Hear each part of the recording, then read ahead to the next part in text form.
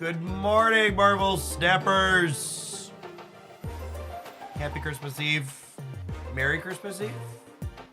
Whatever. Hello, hello.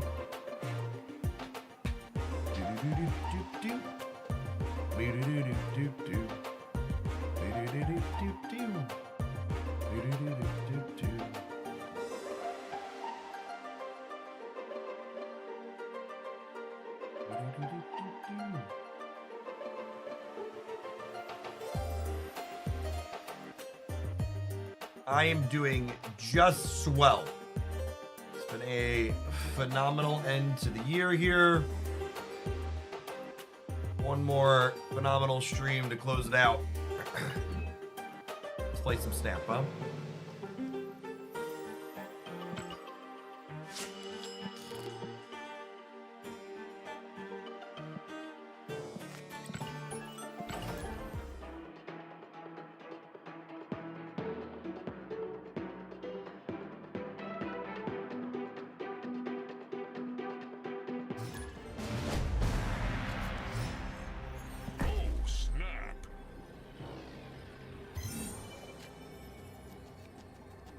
Well, I got gold on Justina Snowguard last night, gamers. You know, a few more boosters to get her to gold on gold, but we've arrived at the promised land. Just need to finish walking across the way.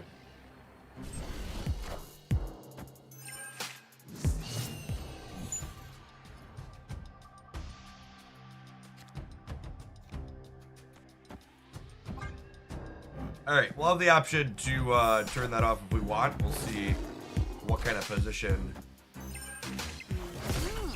we'll be in.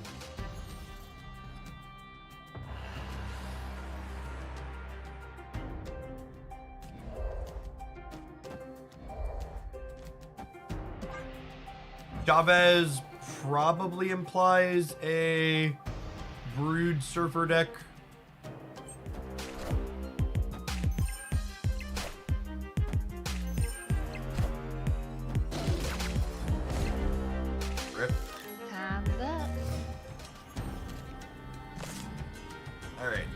Pivot off of TVA it is.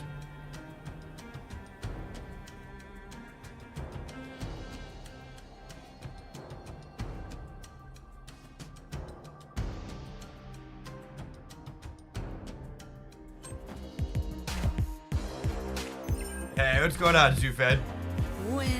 Keep in mind, Zoofed, if you're looking for more YouTube stuff, I've been posting longer videos on the Jeff Hoagland YouTube channel.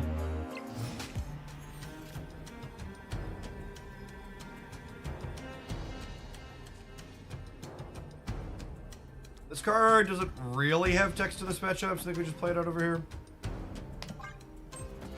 Might get you Sarah. Oh yeah, the good stuff right there, gamers. My friend. Oh. That's a sick interaction I haven't seen happen before. That's lovely. And you barrage their Shaw.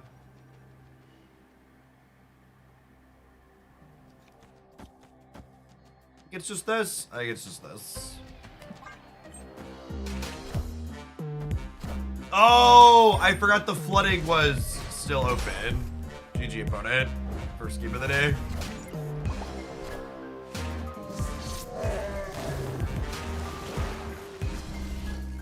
I thought we were playing for here and we were locked up. What's the counter to the Surfer deck? I don't know that there's really a strict hard counter for the Surfer deck. I guess in theory, the answer is probably something like Man Thing to like make one of their lanes super small, but even that's only like one lane, right?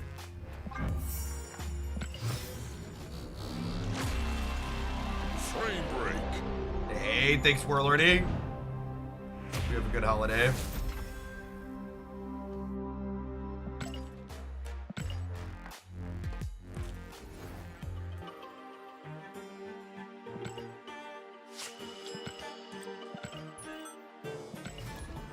Cable will be the best sub for Mirage here. Probably Agent Coulson.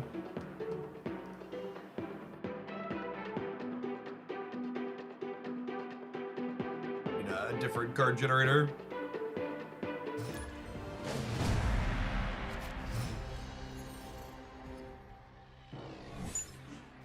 You can... Snap.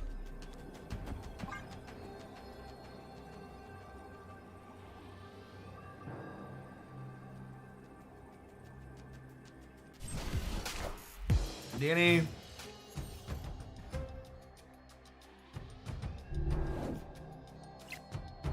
Using another card here in a minute.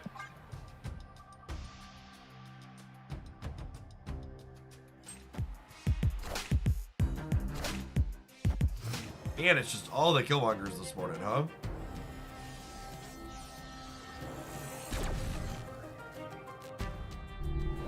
Angela? Pre-recorded, etc., etc.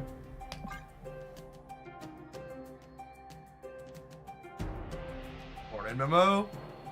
Howdy Pablo. Howdy Mamet and Brandon.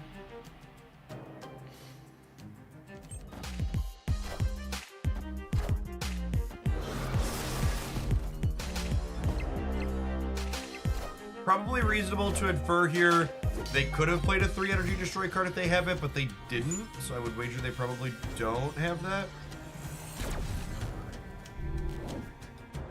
They didn't discard a card, that's lovely. Play out Enchantress proactively here. I guess there's a question of, do I want to try and play for priority here? Probably not, because they haven't Killmongered yet.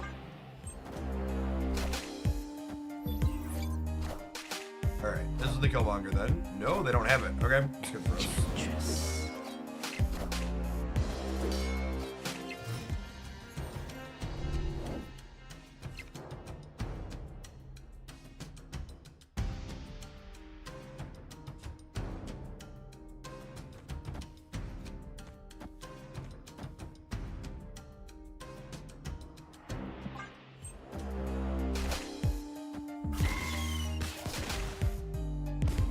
And Zaragoza. Okay, so you have 8 power Deadpool in hand then?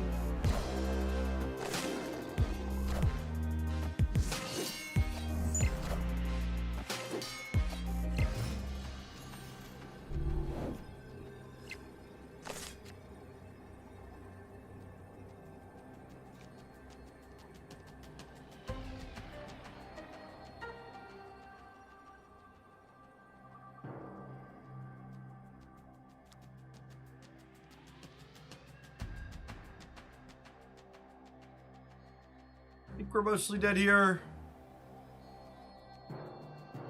Play to win line is probably something like this.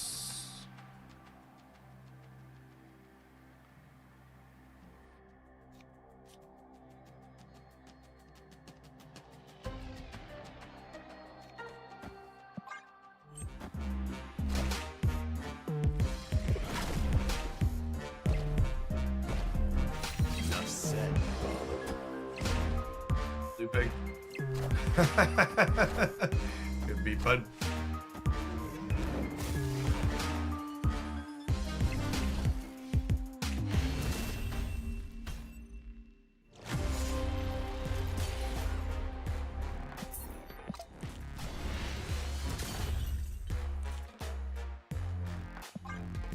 Our collector getting Sokovia in that game just meant we couldn't play to 2 lanes. It's pretty unfortunate.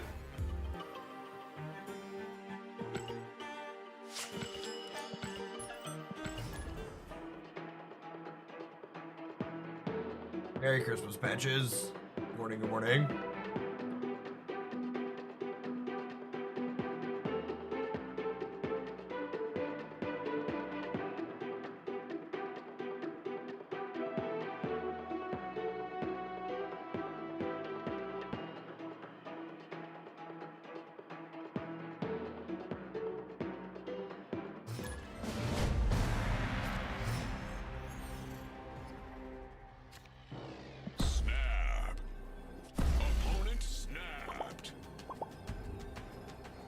How's the PC? There's so much glass inside of the case. I'm just buying a new case. We're gonna transplant the guts when I get over break, and we'll figure it out after the fact. None of the components inside look like they're physically cracked or damaged. It looked like the glass shell took the brunt of it, so.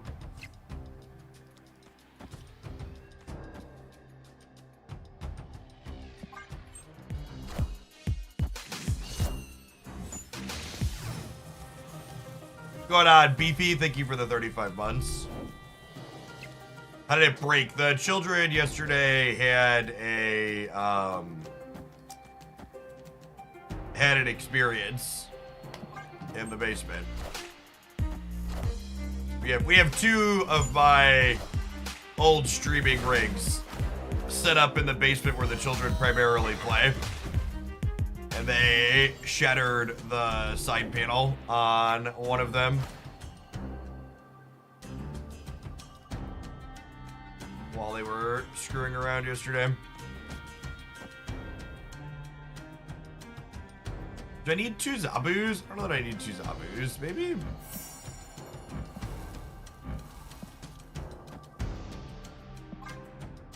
Yeah, everybody's fine. The kids are all fine. There were no hospital visits.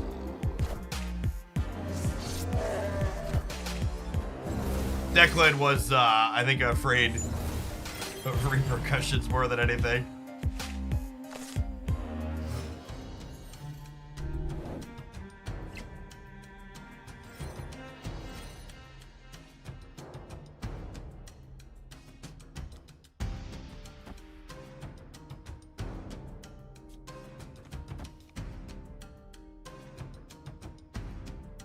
I think I want to shut off Sinister London here. And then try and play for priority. Do yours all.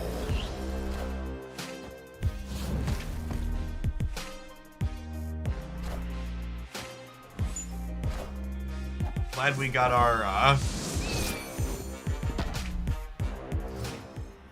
Swumek, thank you for the brand new tier 1. Appreciate that. Our dog, thank you for the 13 months.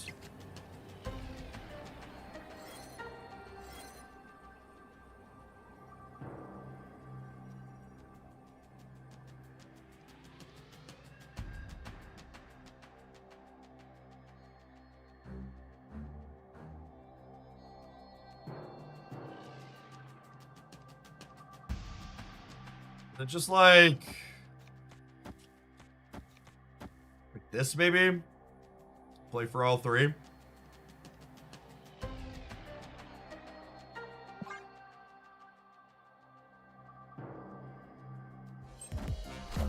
They also played for all 3. Yikes.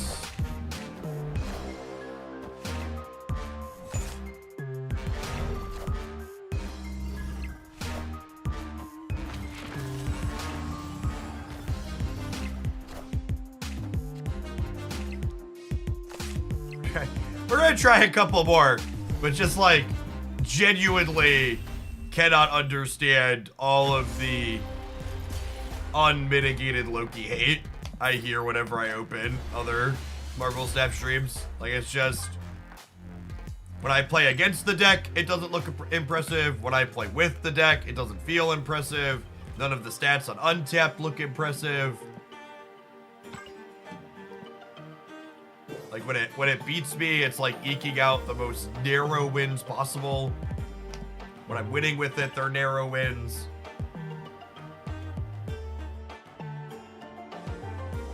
Thanks for the primer tricks.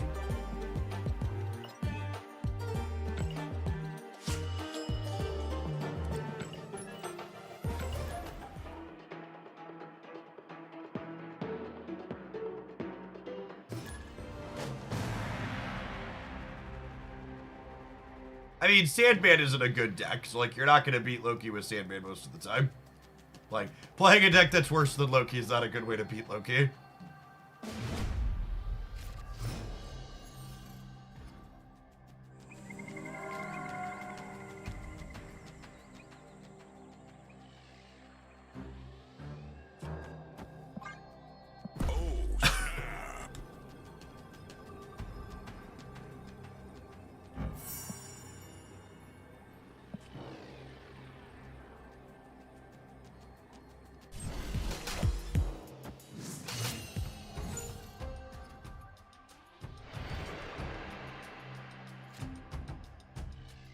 You think Bounce is the better build of Loki? Yeah, I know. Bounce Loki's really fucking strong. Really out there kicking ass and taking names. Fuck my shitty build of Loki. Play that busted Bounce build.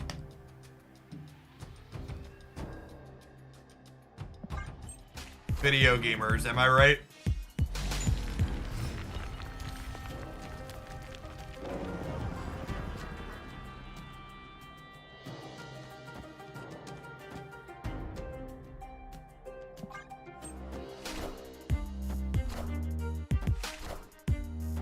Wind, aid my hand.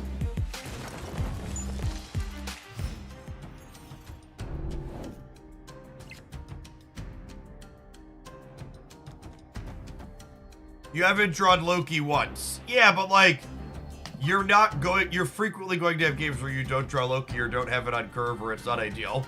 Like, the Loki deck can't be good if you have, if the deck has to have Collector on 2 and Loki in order to be good, then the TLDR is it's just not good.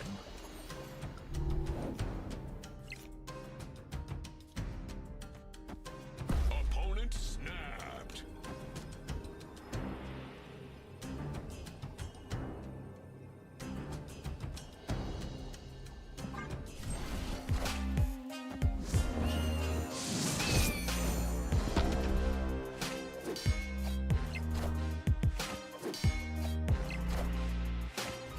You try being luckier. That's a strong line, honestly.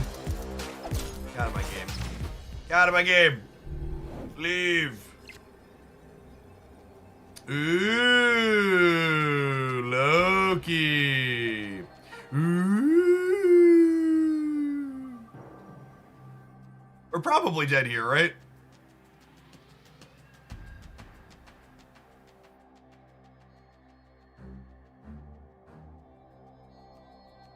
I don't think I can. Without Shang-Chi. It wasn't Loki I needed to draw, it was Shang-Chi.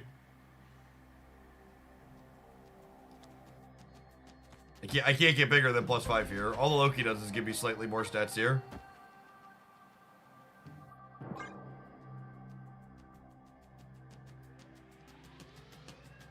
Oh yeah, we also know they have Shadow King.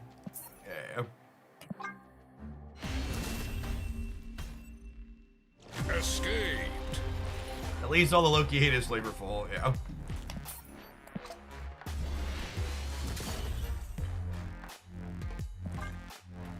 Celebrating the last stream of the year with the most broken game. We literally have not won a game in like 4 games.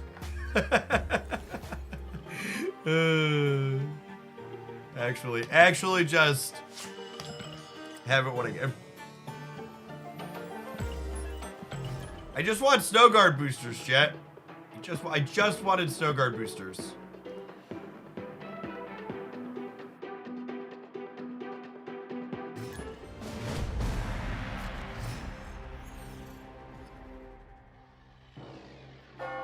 Opponent snapped.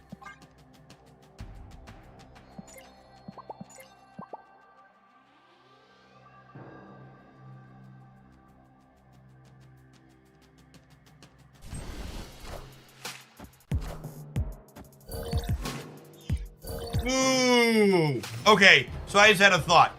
Maybe the reason people want Loki nerfed is because Loki wins the mirror match 100% of the time. I heard that that's true. Loki wins the mirror 100% of the time.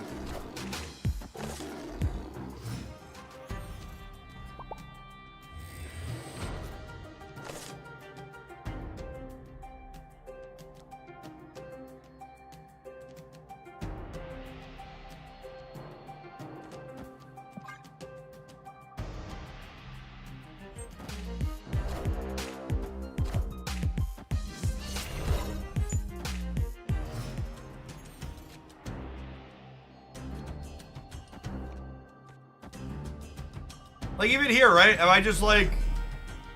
Was I just supposed to Loki for 4 last turn? Maybe we're just supposed to Loki for 4 last turn, so our hand wasn't good. I guess we'll do it now.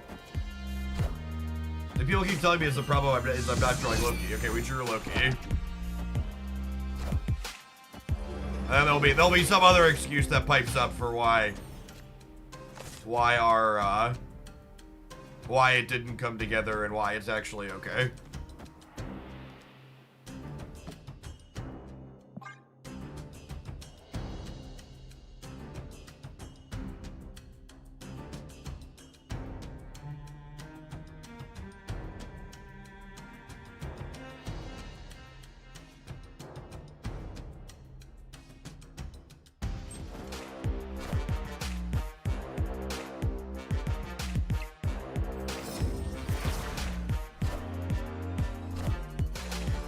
Okay, that's kind of funny.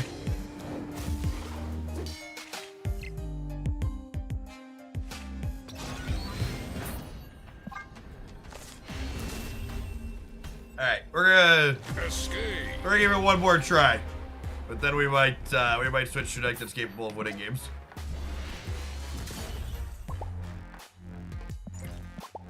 Snowguard boosters! Snowguard boosters!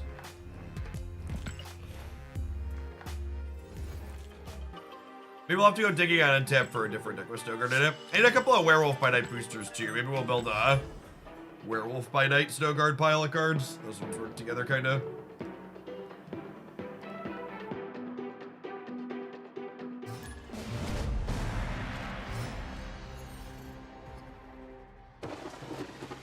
I am looking forward to the new Black Knight variant.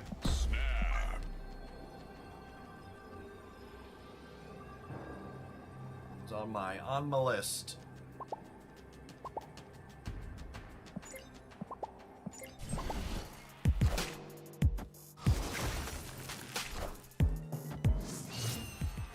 Oh, come on, gamer.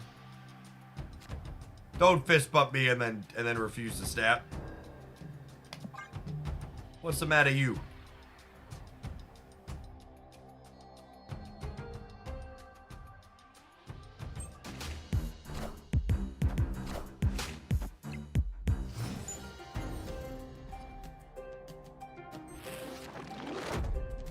That's a good one. Okay, chat. This is not a drill. I have Collector Loki by turn 4.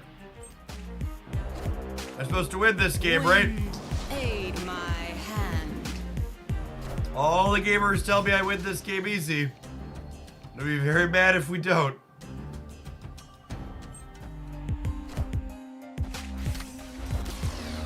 Oh!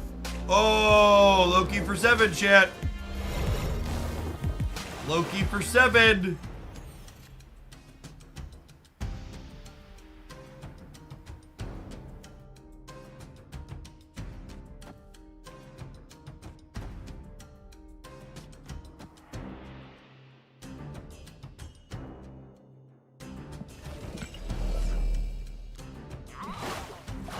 I want to make sure I have priority.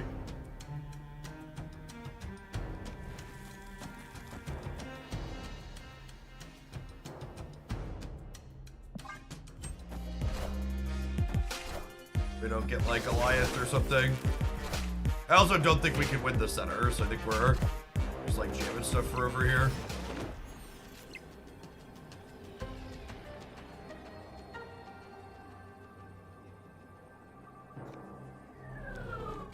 I think it's just this, right? Takes us up to 17. Then we die to like Mystique Backs. Do we not have Mystique Backs? I think we might have that covered.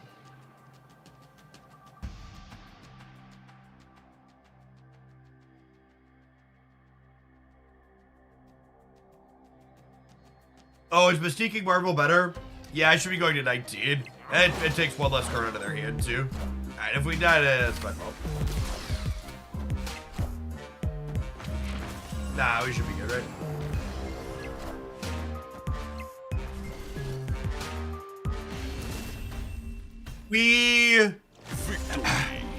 If they would have played Max on the right, we would have lost even with the correct play, right? We would have been +2 here to 19, and they also would have been at 19, and they would have been 26 to 10, and I would have been 18 to 10.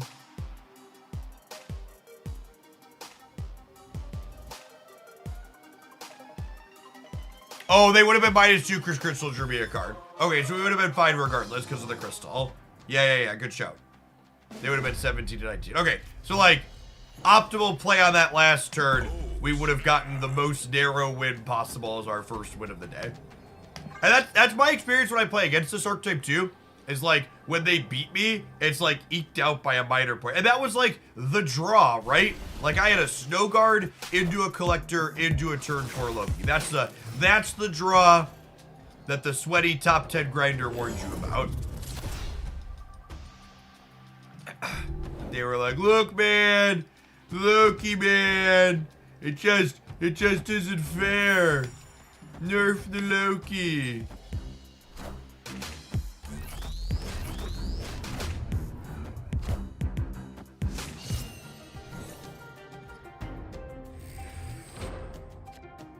LOL.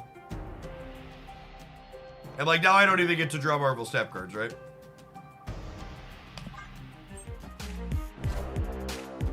Oh, thank you, opponent. Thank you, kind opponent. You have given me the gift of draw. Maybe I should have played the Quinjet last turn to make everything cheaper. I never understood why Master World is weaker than the random sentinels. You and me both. Not a clue.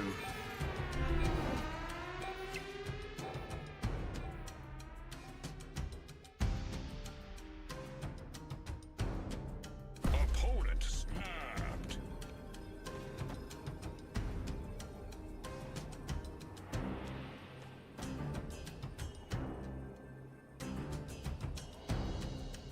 They probably never play around Shang. Probably not.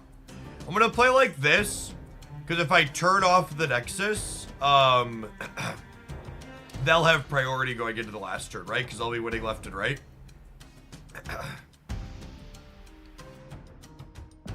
The bird does not turn off the Nexus at the end of the game.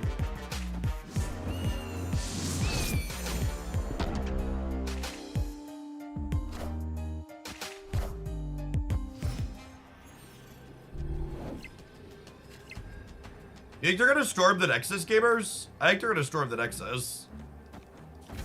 So now we do this. But even this isn't enough, right? I have to put this here if I assume they're storming the Nexus. Because they're gonna be 8 over here still, so I need to be 10.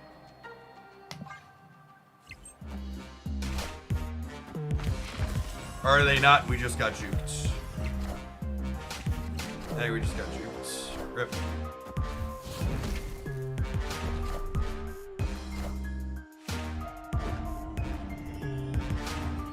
I don't know. I mean, it's very possible that they're playing. Maybe they just wanted to dodge Shang on the last turn. You gotta bet that they're just playing around Shang. Please, dear God, give me some Snowguard boosters.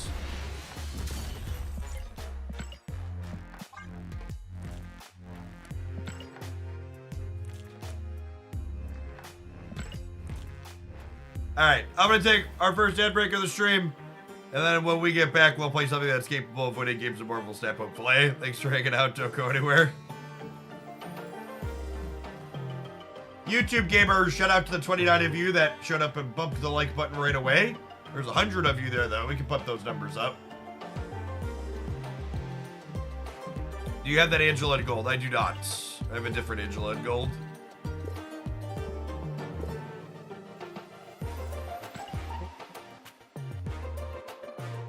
We're enjoying the Hawk Bouncer for Nikki plays. So yeah, it felt really solid for us.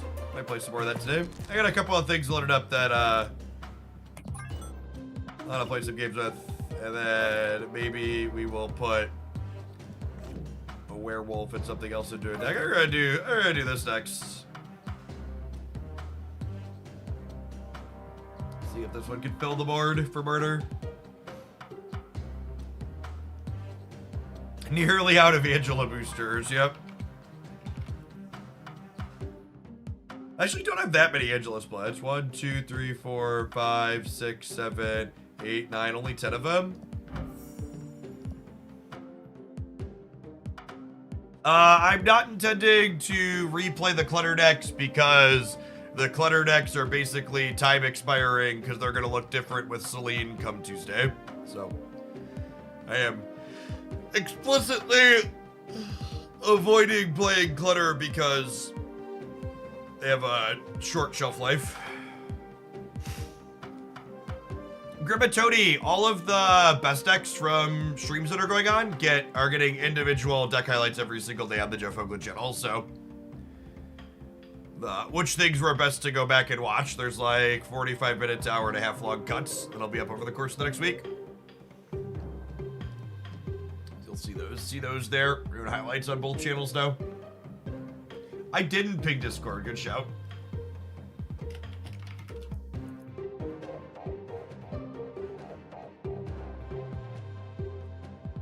Ardog, Ardwag. That W's in a different place than my eyes saw it. Thank you for the gifted subs. It's very generous of you.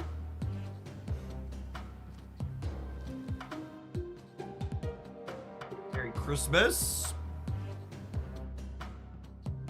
All right, chat. It's gonna be a low bar, but I'm hoping the Shauna deck can perform better than Loki.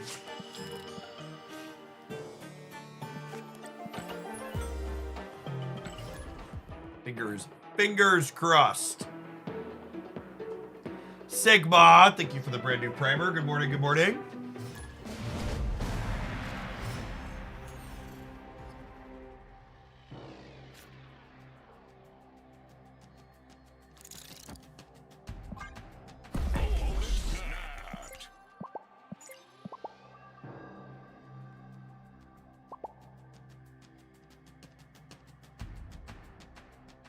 And not Maggot.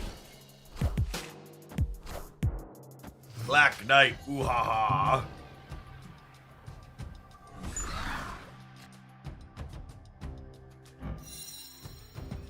Play your next card and a copy to your hand. I mean, Raptors are good for our Martyr in theory.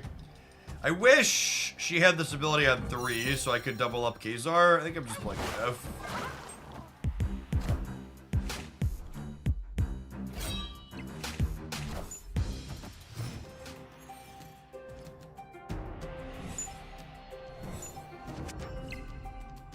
That's a lot of crap.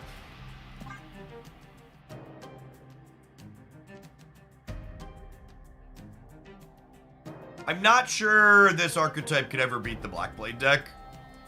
Shadow King does not interact with Blade. I'm not sure our numbers are big enough to go over the top of a 20 statter. Esadeco, thank you for the brand new prime. Good morning, good morning.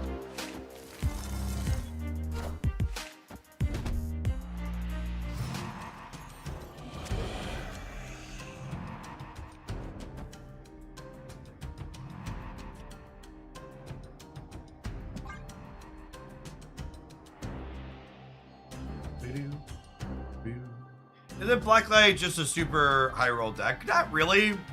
Usually the Black Knight decks have various, backup plans and redundancy.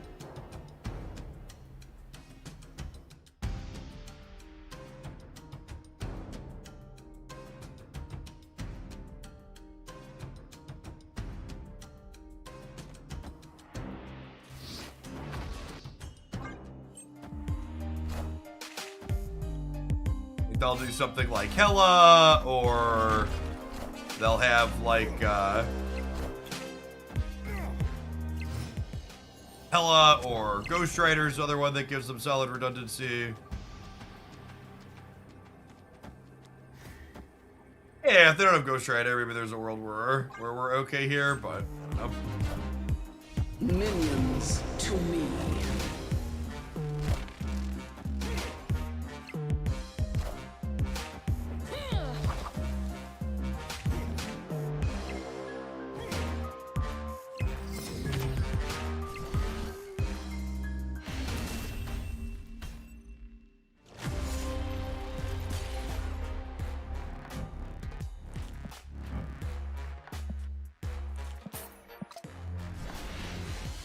Gambit wins, I believe. Well, you can't destroy the Ebony Blade. Can't be destroyed, power can't be reduced. We want to look, we did win a location. This is an accurate take. A singular location was one. Bum, bum, bum, bum. Bum, bum, bum, bum.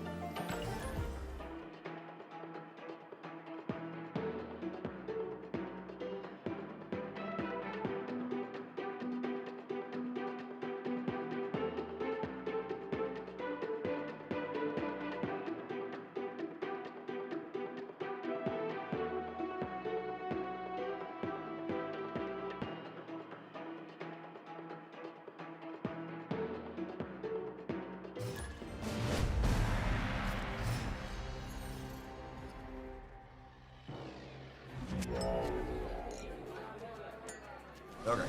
Well, that one's gotta go.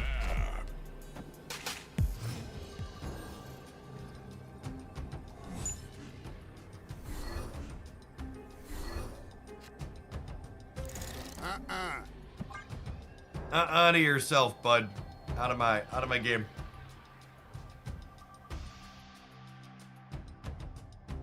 Opponent snapped. Poop zombie, gooey yet firm. It's a reasonable name title combo. Username checks out.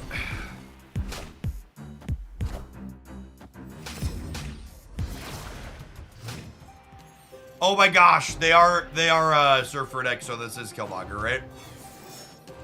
That's funny. Alright, I might have lied when I said this one could potentially get more wins than Loki. Yeah, there's still weekend missions going on, for sure.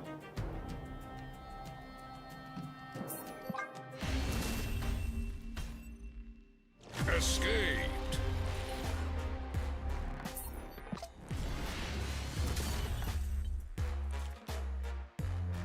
Mulligan on our next choice. I imported some new decks last night. But we're gonna burn through them real quick, it looks like, so might just be back to old favorites.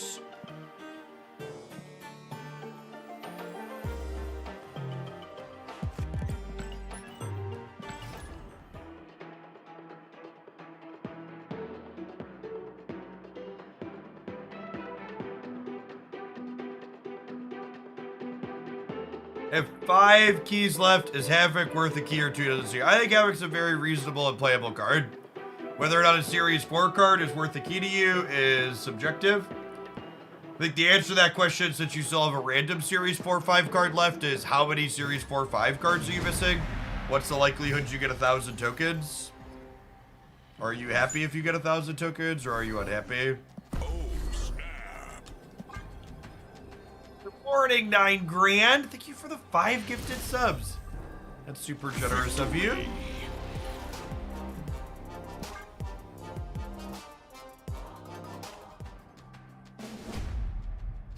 Oh, snap.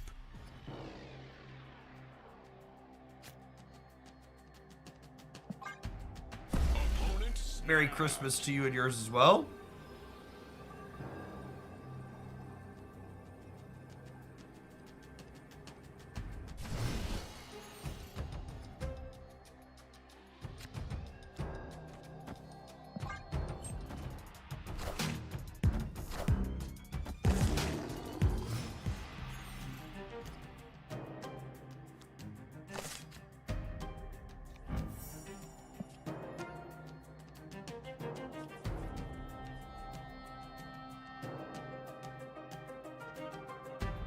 Could be Cravin, could be Werewolf, could be random Nico.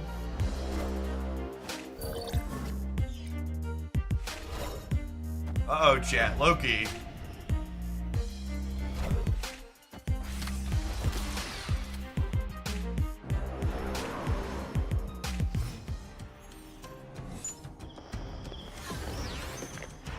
What a disaster.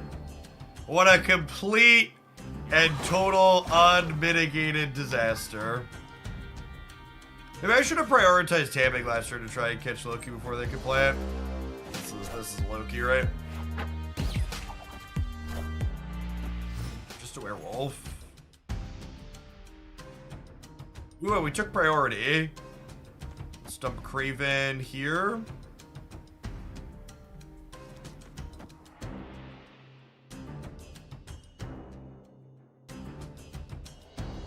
Yeah, I'm taking next week off. It's gonna be our last stream of the year.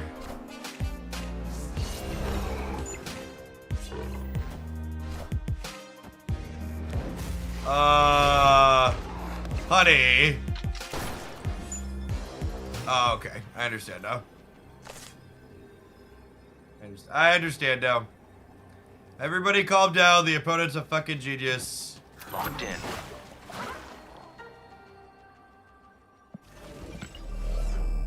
Their brain is too big for my own. Does ever win the game? Maybe, maybe not.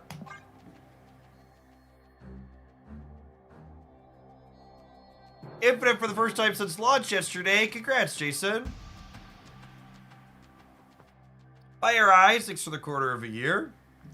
If you're ever looking for decks that I've played that haven't had highlights yet, you can always have exclamation point, oh, not best, exclamation point decks in chat.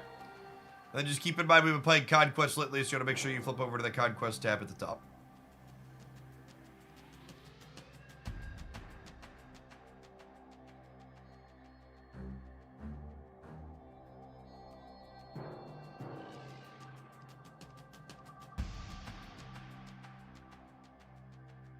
All right, deep in the tank.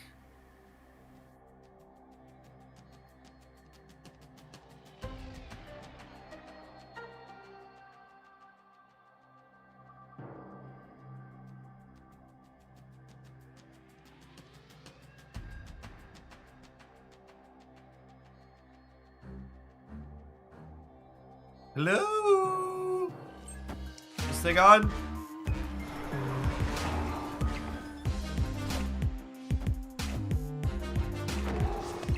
Want to lose the left by one, right? Fortunate. Yeah, let's clean up the center.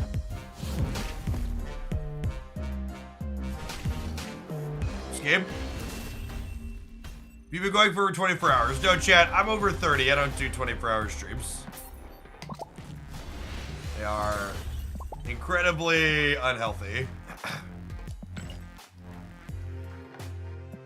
We did, however, do 13 hours yesterday, and then we've been up for an hour this morning. We're also like lagging in the video. No, that's on your end, or Twitch's end. We have 0 dropped or disconnected frames.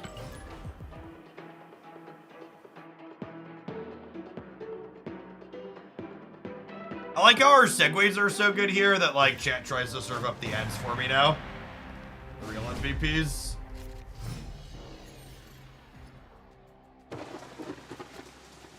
Oh, your Twitch timer is counting from yesterday still. Yeah, it's been bugs on that sometimes. You leave the page up overnight. That makes sense.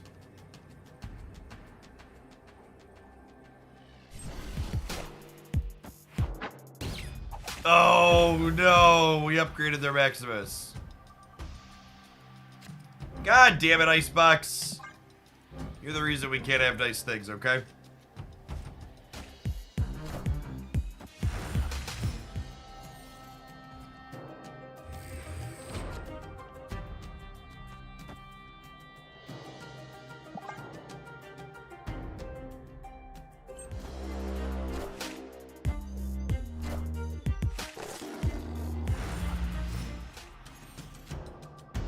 Downgraded their Ronin. Yeah, I guess. Next card becomes a demon. Is that good? I don't think that's good.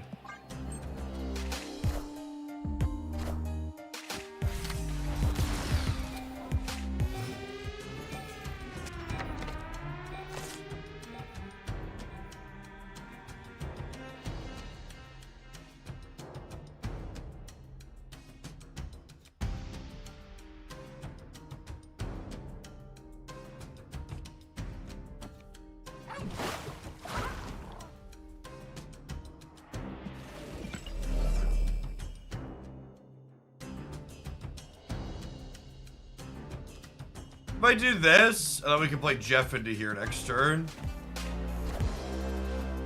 Rip. Seeing Iron Lad jump is funny. I don't think I've ever played that card with Werewolf before.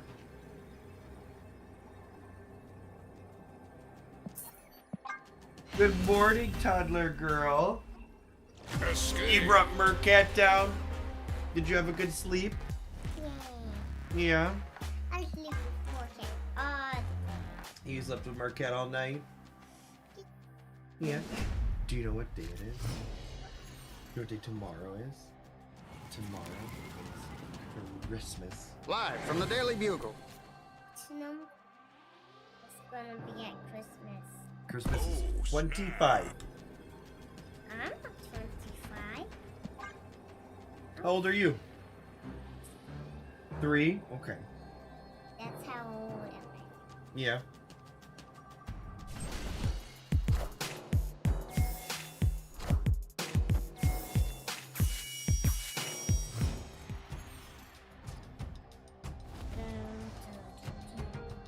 Ooh, piece of candy. Haley, what's your question?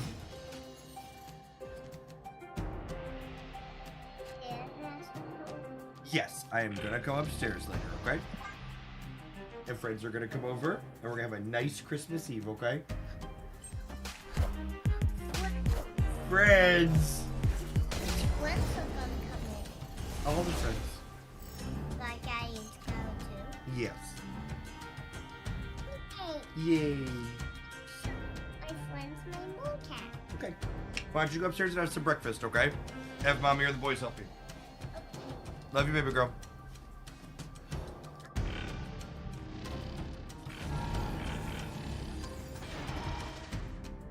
I guess this. That sounds good.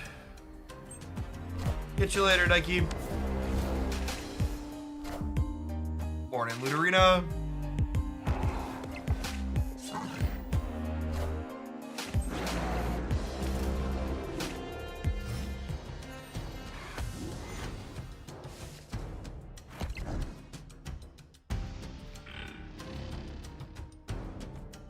It's Shang the Dino, Jin the center. See where we go from there? Yeah, yeah.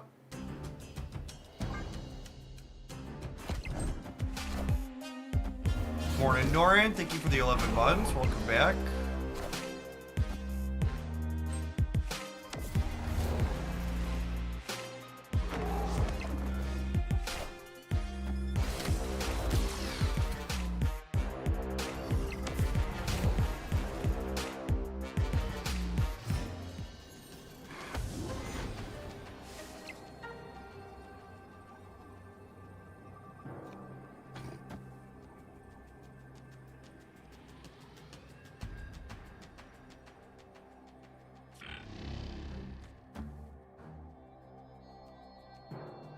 Alright, Miguel wins these all day, right?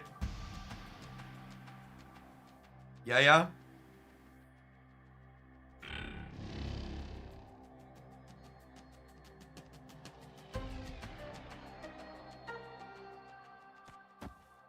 And then this jumps here when this happens. So that by the time this flips up, Wolf is gone. So I can put this here as well. Yes, yes, yes. Okay. Figure out how to navigate these games is fun. Oh, Dokken! Oh, no! You had one job, bud. One job. Was to kill the Iron Lad. Not the time stone. Did we get him anyways? I think we got him anyways. God bless us, everyone. Victory. This deck seems really hard to play. This deck is, in fact, terrible, which means it's very difficult to play to make up for the fact that it's terrible. Hartley, thank you for the 5 months. Welcome back.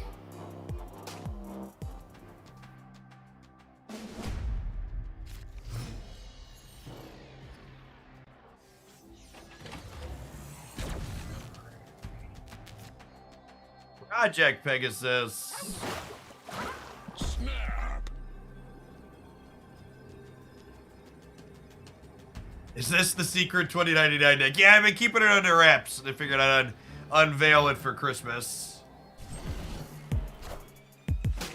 Marvel staff community deserved to finally have the ways of this deck revealed to them.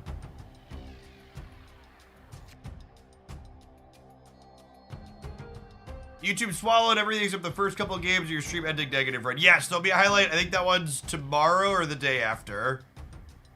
But yeah, the negative deck was good. It'll definitely be a stream highlight. Let's pork to the right, actually, because if they play something into kill next turn, I want to Spider-Man it out, I think.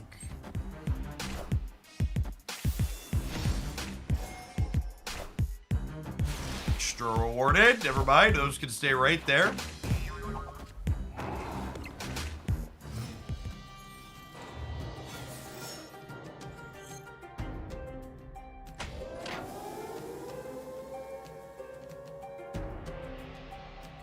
Are you still going to be posting YouTube videos while on vacation? Yes.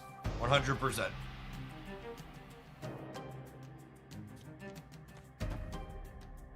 There'll be YouTube videos on the edited channel Tuesday through Saturday this week. And there will be highlights on the Jeff Hoagland channel at least 6 of the days, maybe all of them, depending on how today goes. Depends on if we get good games today or not. Oh, well, that's sad.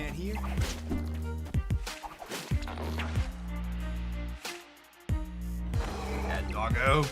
Let's move up to 4 affected werewolf. I feel like it's hard for me to properly evaluate if the move to 4 affected werewolf, in large part due to the fact that the prevalence of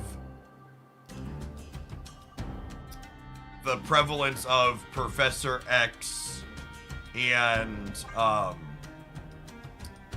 Storm and Lockout decks has just made it harder to play the card.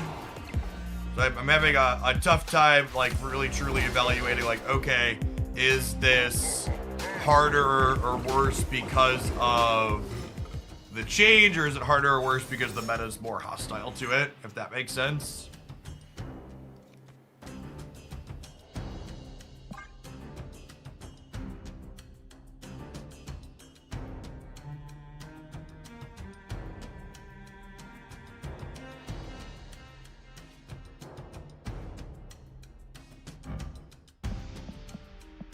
Poye, Jeff, Dino, Max, Rodid, Super Skrull. Hired Blob eats the Blob, yep.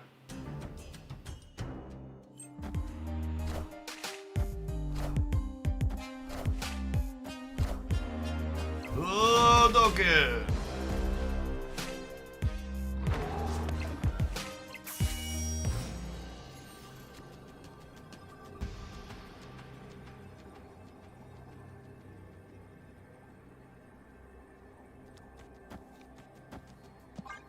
A singular card left in hand. Honestly, we're beating Vision here already. I'm just supposed to Zabu here. It was a computer salvageable, so I didn't have time to, like, transplant the parts or anything last night after I got off, but it doesn't look like any of the components are, like, crushed or broken. It's like the side panel took the brunt of the blow, so we'll find out over break. When 2099 killing the highest power card at the location be too much of a buff? I don't know. That would definitely be a solid buff for him, though. Happy holidays, Joe.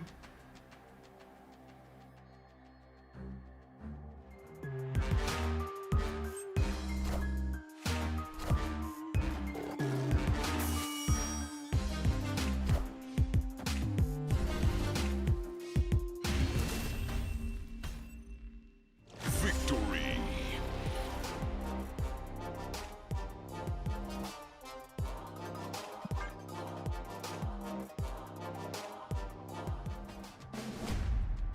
Snap.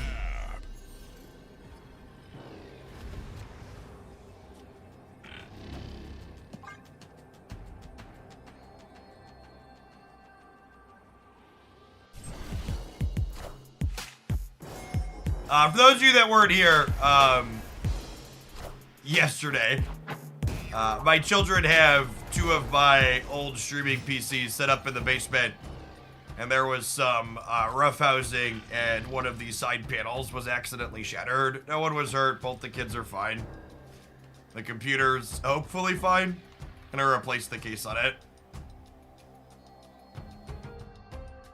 How do you deal with the kids where there was no malice intended? Neither of them got in trouble. They weren't like really doing anything they weren't supposed to be doing. Honestly, it's probably on me. I probably shouldn't. They're probably a little bit young to have computers in their main space like that. It's not like they set out with the goal to break the device. They both like the computers.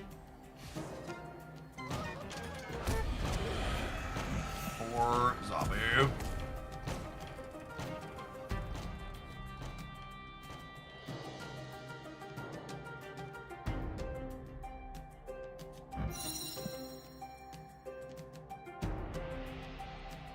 I think we're just vibing, especially with the murder world here.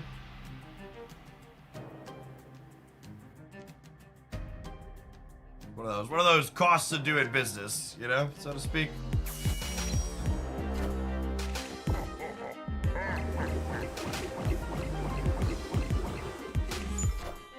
All right, well, we need a Shang-Chi, gamers.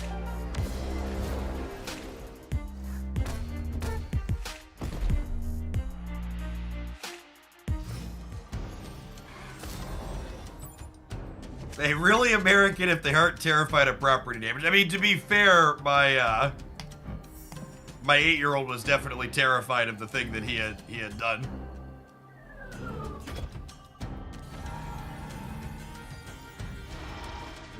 We emphasized that what had happened was in fact a big deal, but also we were happy neither of them were hurt. They really need to consider being more careful in the future. And we're gonna reposition the stuff in the basement to try and make sure that it doesn't happen again once we get it set back up. One Iron Shang, please, game.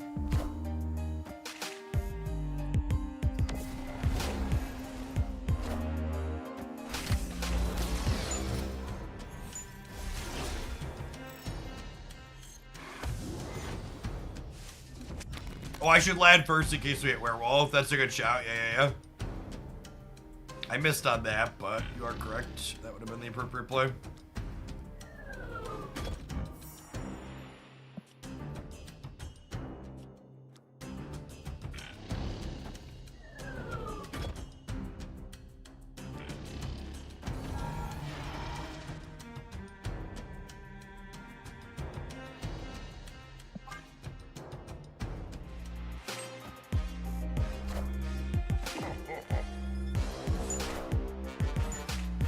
Honestly, kind of hoping we murder the Vision in the center here, so that Shang-Chi can clean up the other 2.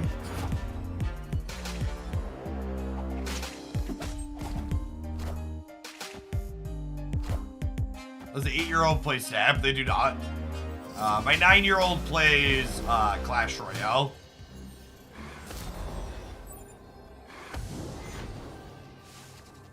Something that I'm sure some of you can relate to. Snap's a little bit. Even Snap cards have a little bit too many words for smaller kids sometime.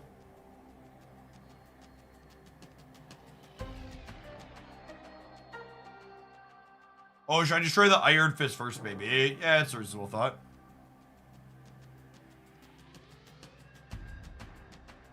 It's probably just... I think we lose to the Vision is the problem. That's why we needed this to hit it. They can't. They only get to play 1 card, but like I can't just play for all 3, right?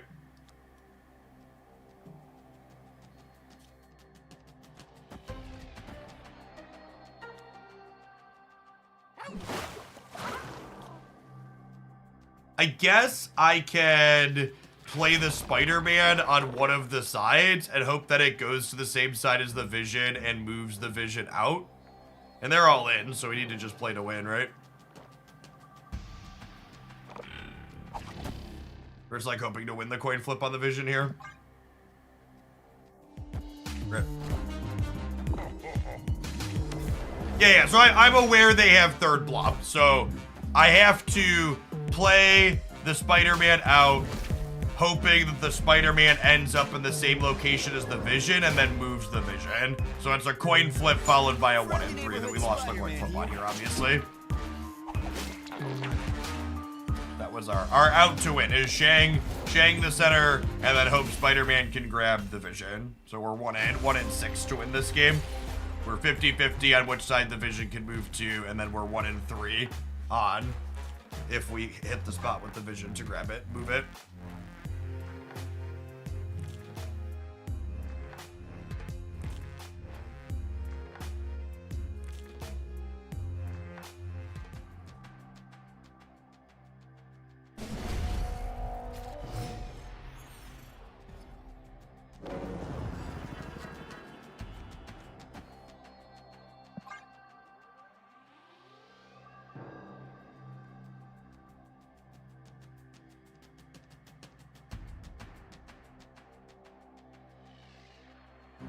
Spider Shag before could have been it out to pull the Blob to the middle. I would encourage you to read the Blob.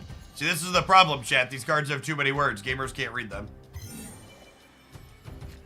Why? This is why the kids don't play. How many words are on this card? It's got 3 whole lines.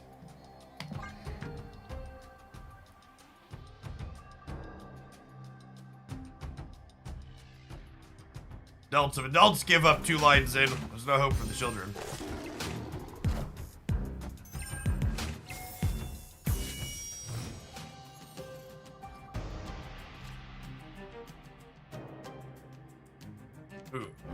Ooh, that's a piece of candy for later. That's a piece of candy for later.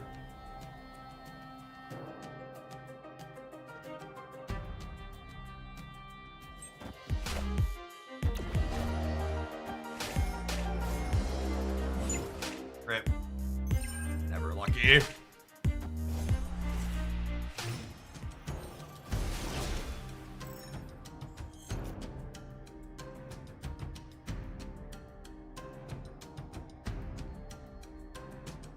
We have priority still. I think it's just Spooderman in the middle. See if we can win a coin flip for the first time in our lives. Nailed it. Easy dub. Oh, we pulled the weak one too. Things you love to see.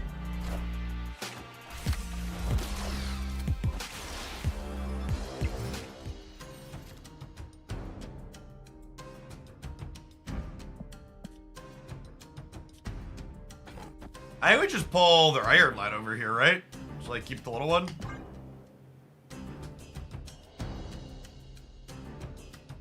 So Arrow pulls the last card played down with her current design.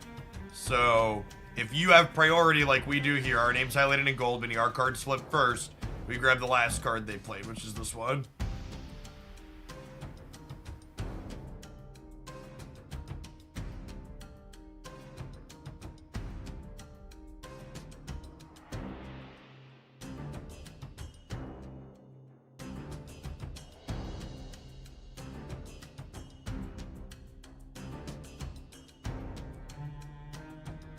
Arrow's a card that I've been really impressed with her as the 5/9 with this slightly updated templating. Oh, was the Soul Stone the last card played? I missed the ordering there. Rip.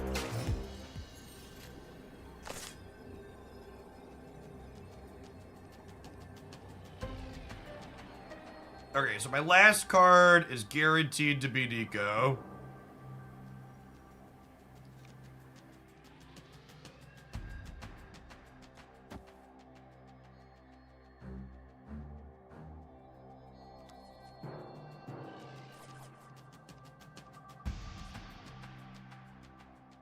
I think it's just this. We kick this into the middle, murder something, we Shang-Chi, the max rebuilding, we call it a day.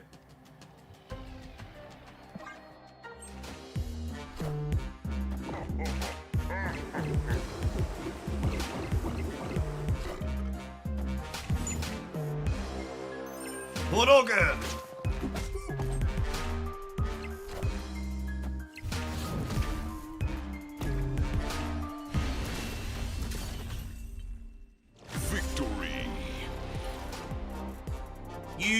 Aunt May's werewolf boosters. Ah, my 1080th Zabu booster. That's what we were looking for. All right, gamers, it's about that time. We'll see you in 120 seconds. Thanks for hanging out. We're gonna play some more of this Werewolf Cravin deck when we get back, because I'm having a good time. Don't go anywhere. Subs, I'm gonna run to the restroom really quick. YouTube viewers, tap the like button. There's 150 of you now, and only 51 button pressers. Let's pump that up. BRB.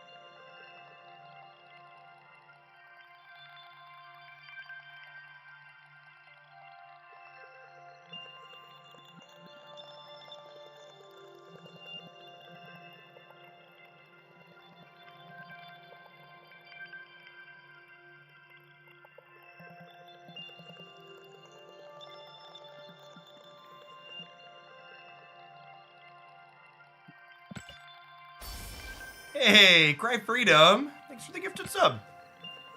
Merry Christmas, appreciate it. Bahadur, thank you for the biddies. Good morning, good morning. Devididity, thank you for the third of a year. Happy, what day of the week is it? Is it Sunday? Happy Sunday.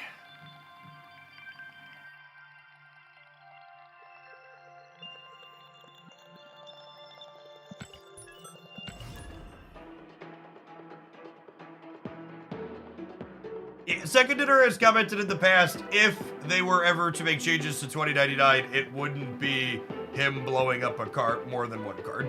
And so that is an unlikely direction for them to move in for design changes.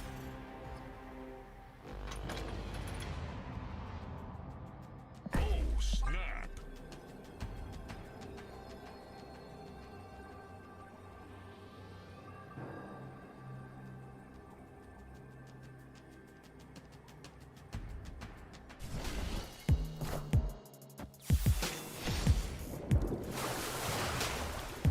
Hey, Coconut Wrangler, thanks for the 10 months. I think if they reality stone into this, it doesn't have an impact, right? My cards still flip up this turn.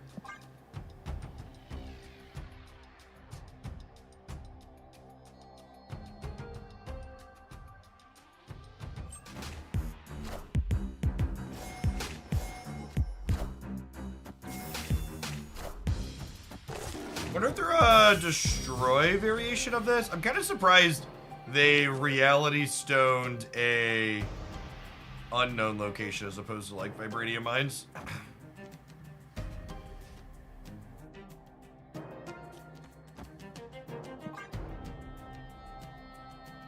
Modnair.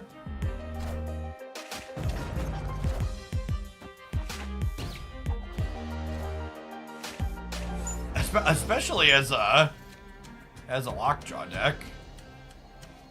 Oh man, I lost the priority flip. That's sad. But flip-flop these. I should have flip-flopped these thinking about playing for priority here. I could have killed the dog before I got to do anything.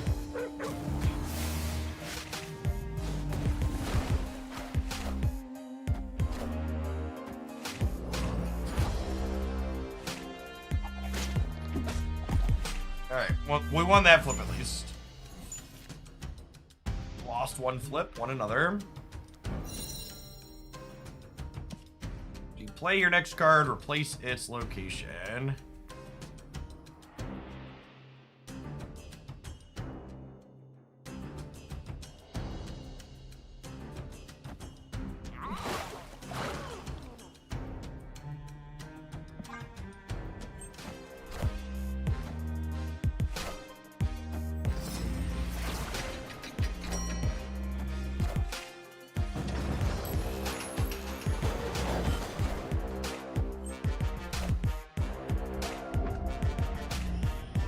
okay. I mean...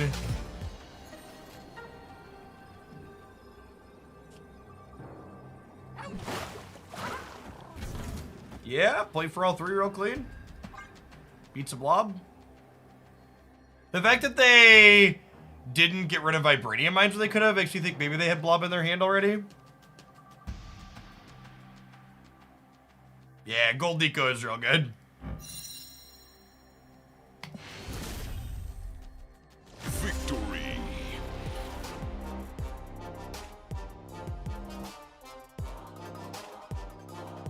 What's the difference between Conquest decks and Ranked? Honestly, not that much. There's a lot of Thanos and stuff in both. Conquest just feels a little bit more freeing because if we hit a matchup where a person who's really slow or obnoxious, I can just like retreat and not feel bad about it, especially in Silver and Proving Grounds.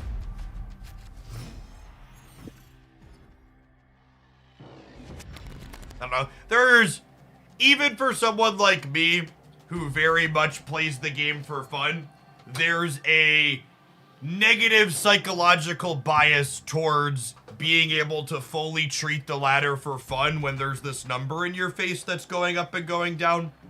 So it feels like it's easier to just enjoy myself in Conquest where there isn't this big number in my face. They got rid of Fist Tower for my movement deck. Opponent, you shouldn't have. No, really, that's great for me. Thank you. I think Havoc will find a place in Zoodex. I would be shocked if Zoodex were ever competitive. A lot of people like to talk about how Zoodex aren't playable because Killmonger exists, but the reality is one-drop Zoodex largely aren't competitive because their numbers just aren't big enough.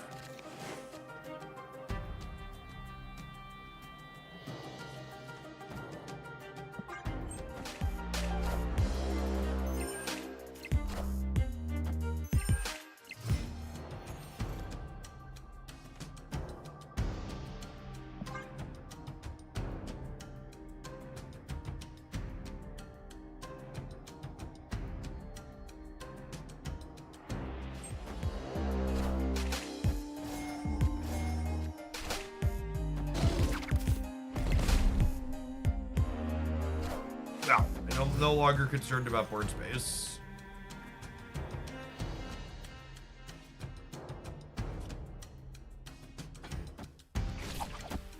Yeah, sounds good. Sounds good. Morning, Evie. It was quite the year, 2023. 2023 will replace my year doing Magic the Gathering content as my most successful year on the platform. Friendly neighborhood Spider-Man here. Got a coin flip too. Look at that. We are getting leeched, but we won this flip, so we got that going for us. Iron Fist is the best draw in our deck. It would let us reposition Werewolf potentially. 50% to draw that, not bad.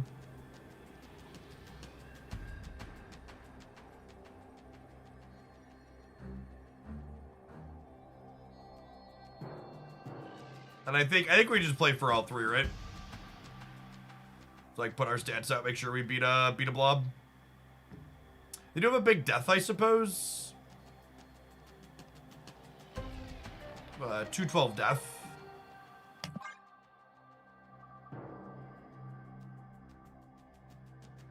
Lose this depending on what the other cards in their hand are. Hold on, I started playing Magic the Gathering, 11 years old. Yeah, but I pigged the death when it was already a 212. So pigging isn't like leeching where it resets the stats. Alright, so this is the death. So we're tying that. So to come to a breaker. We might be good here. We're up 9 over here.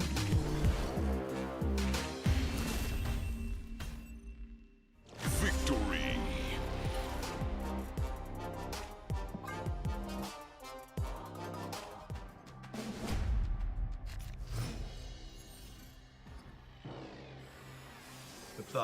Wolf Pup in hand, we will wait on Spider-Ham. It's not the zombie I wanted for Christmas. Sedge. Seven Sun, thank you for the brand new Prime. Appreciate the support. Wonder if I want a copy of Psylocke in this deck. We got another way to rape into Wolf at a time. Sounds nice.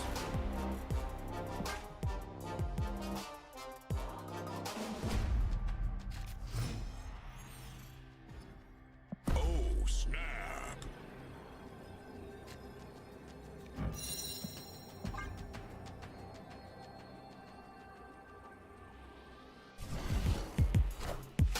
Iceman work for Spider-Ham. Yeah, if you're missing Spider-Ham, you can always replace it with Iceman. I think Spider-Ham's a slightly better generically good disruptive card, but Iceman's fine.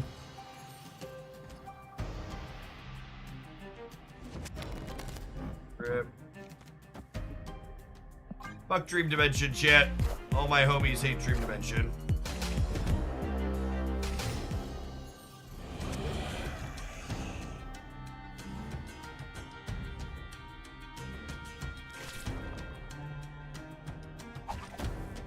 I just do this now, right? Because we're not going to be able to have a big turn because of this next turn anyways. Friendly neighborhood Never mind. Spider-Man here. Whoop.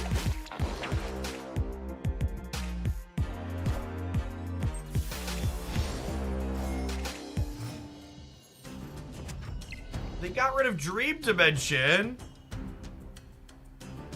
I almost feel bad for having moved their lockjaw. Almost. Not quite. Almost.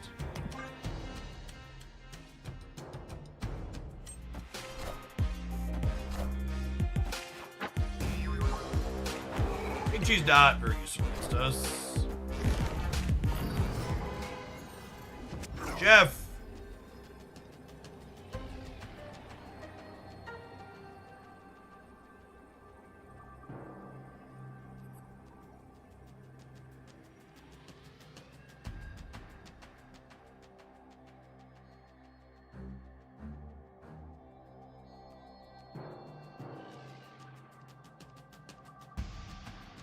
Opponent snapped.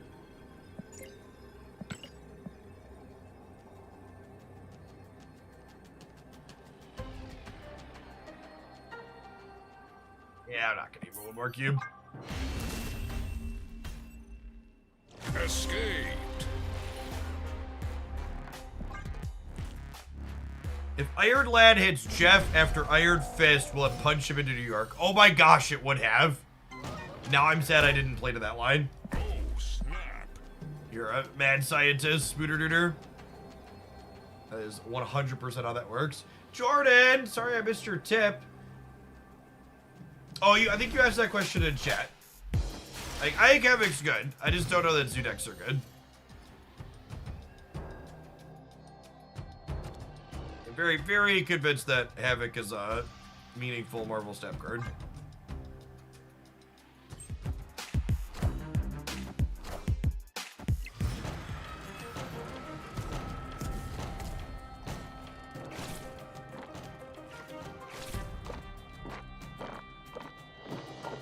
Second dinner showing willingness to buff new cards that are underperforming. Do you suggest getting every new card that releases now? I mean, if you have the financial means to get every new card, you enjoy playing lots of things, getting every new card is like fine.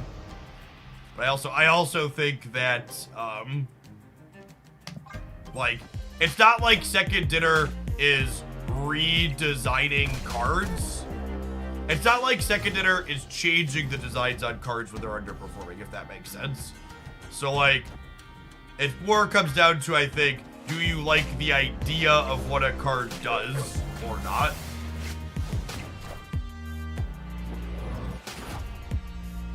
Basically, their willingness to buff cards means like, if you see a card that seems kind of weak, but you like the core design on it, you can justify picking it up because they'll probably buff it even though the current functionality of it is weak.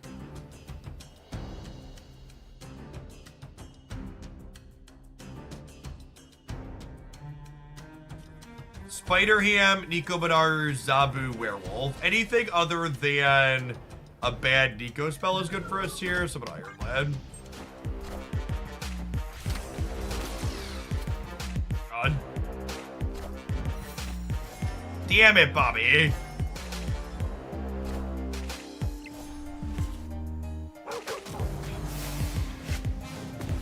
Why don't I see the free Series 3 card claimed to my shop? Because you're Series 3 complete.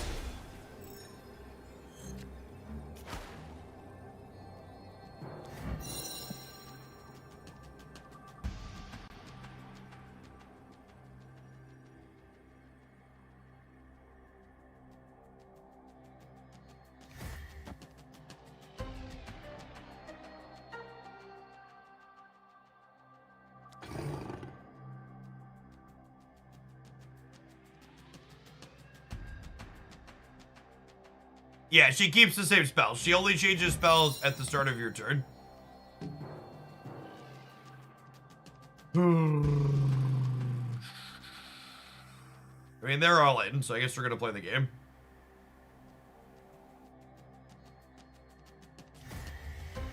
Sorry, Jeff. It's just the way it's gotta be.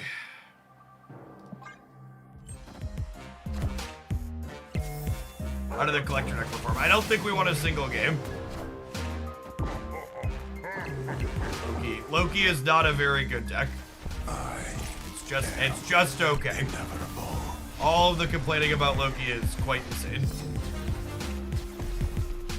Friendly neighborhood Spider-Man here. All right, if we grab Lockjaw and move left, we can win the game.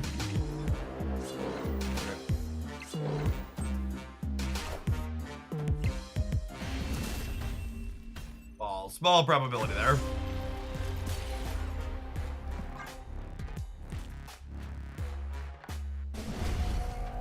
Snap.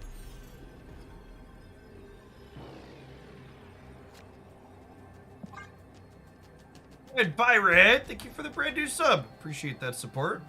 Good morning, good morning.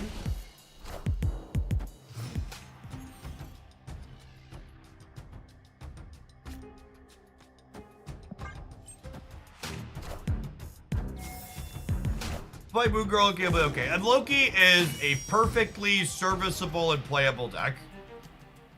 I'm mostly just incredibly annoyed that people keep talking about it like it's the best thing in the format still.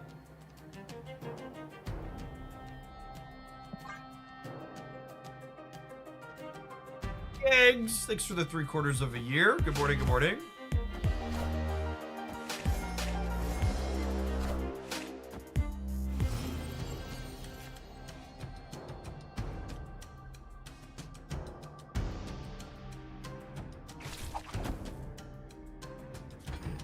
Problem here is they're going to play another card in the middle. Yeah.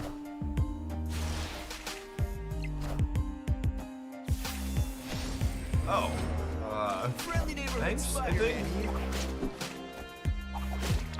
Nailed it. Perfect. W, thank you for the brand new Prime. Appreciate that.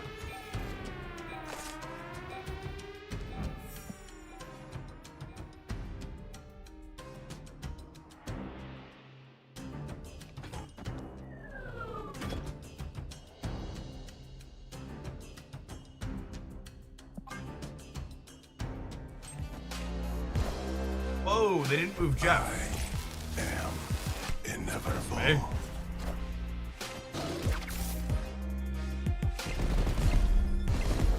I'm gonna go out on a limb and suggest that death is free.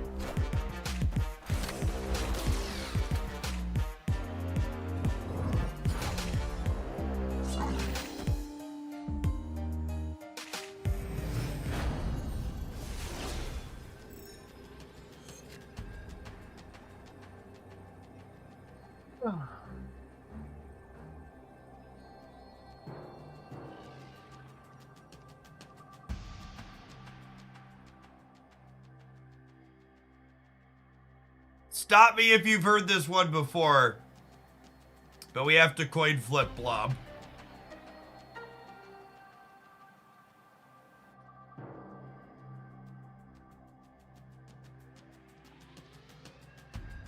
So if we assume they have Death and Blob, we can beat Death on one side and lose to Blob on one side. So we have to...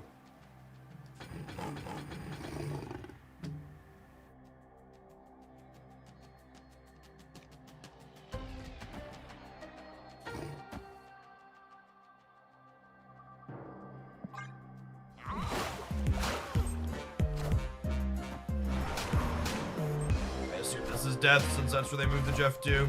Yep. Very satisfying and interesting gameplay. Why is it bigger than Infinite? Why is it bigger than Infinite? I don't understand why it's bigger than Infinite.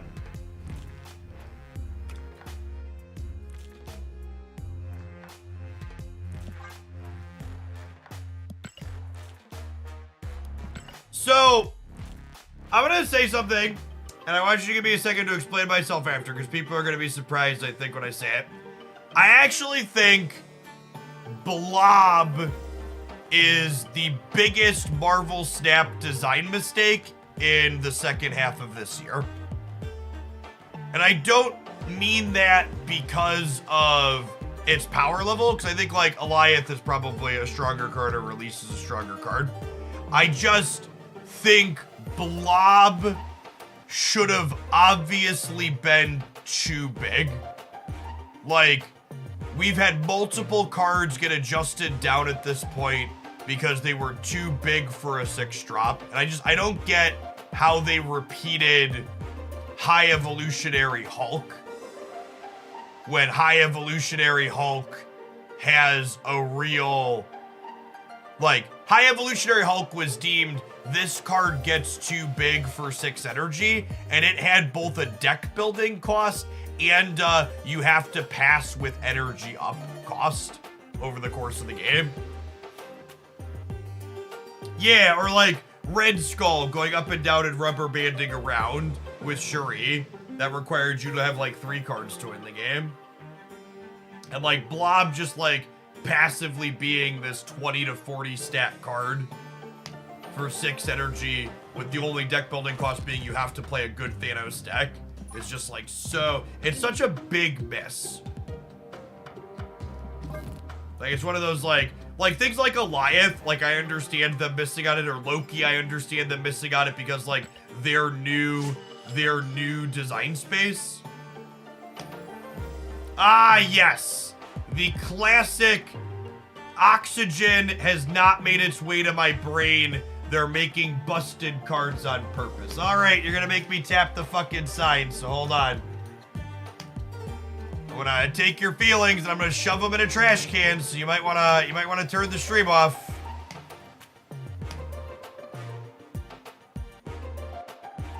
Let's look at recently released cards that they really pushed. Havoc. Better have fucking Havoc or you're gonna lose the game. Gladiator. Modern Powerhouse, they had to buff him, still is only okay. Where's Martyr? Martyr's a recently released card. Remember how hard they pushed Martyr, chat? She's too good. Absolutely everywhere. Just like the revisionist history of like the most recent card was probably too strong, so every card they release is too strong and it's a conspiracy, is like, good God. Is there a brain in your skull? Can you have a memory like longer than the last 30 seconds?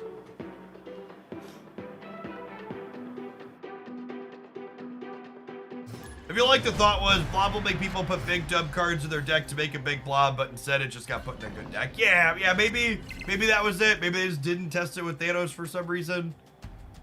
I don't know. I feel like that's the obvious thing though, right? They had to have known it was going to be good with Thanos.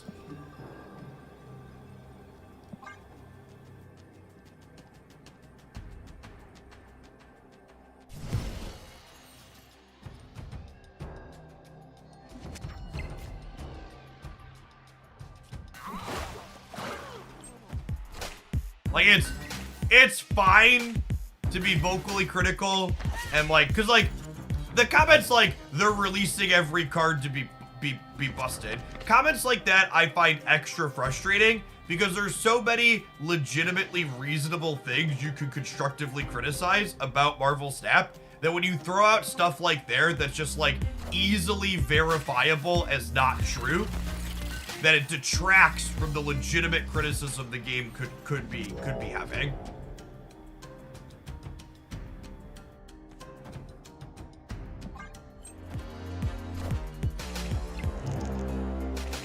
Oh, Miguel didn't stand a chance, chat. Rip. I think putting a generic power cap on Blob is an incredibly clumsy and ham-fisted way to try and adjust the card. And I think that it would be a mistake for them to make that type of change to it.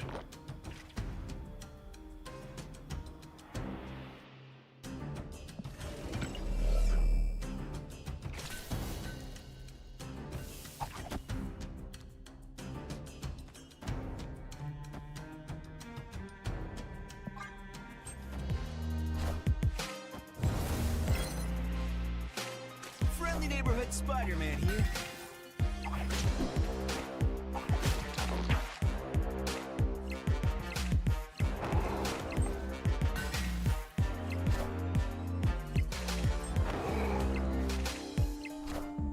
Yeah, I mean, so like the part of the reason why I'm calling out Blob is because it's very explicitly not a complicated design. Like complicated designs like Loki and even Alioth to a degree, like I understand their internal teams missing those, but like at a glance, it feels like it should be kind of painfully obvious how big Blob is going to be on average in a Thanos deck.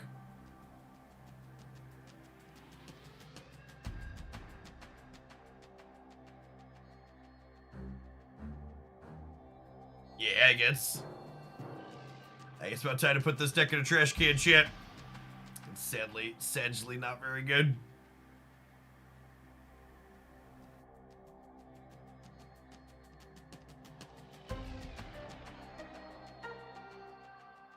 Yeah, no, that's the other thing too. For everybody in chat that's like offering up Blob redesigns, that wasn't the point of my discussion. Escaped.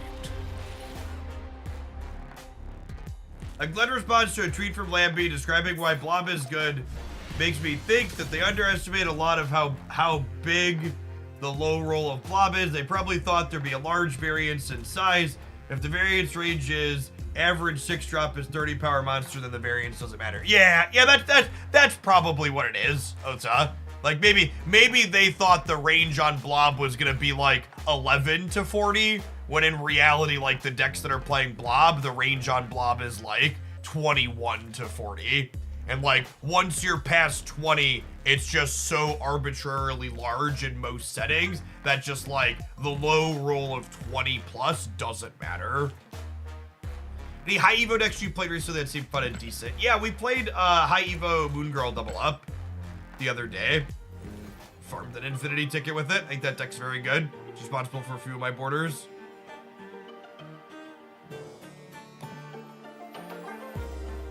As is always the case when I'm talking about designs and misses, there's 100 good fixes, and I think the Marvel Snap dev team in general tends to be good at their job, and they're probably better at coming up with fixes than myself or random people in Twitch chat.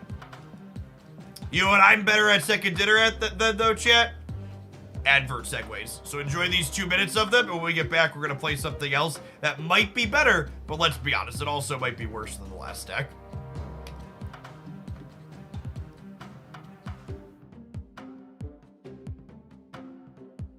YouTube gamers, we're creeping up towards 100 likes on the stream. I think we can get there. There's 150 of you hanging out. Press the button. You gotta stay in your wheelhouse, chat. Wizards of the Coast has a lot of pretty smart people that work for them in terms of the game design space. And something that Morrow, one of the leads on Magic for a long time now, has often been quoted to say is that players are very good at identifying problems with their games, but they tend to be pretty mediocre at creating solutions. I by and large agree with that statement. And past that, even if you are good at creating solutions to problem cards, if you're actually good at something, never do it for free, chat.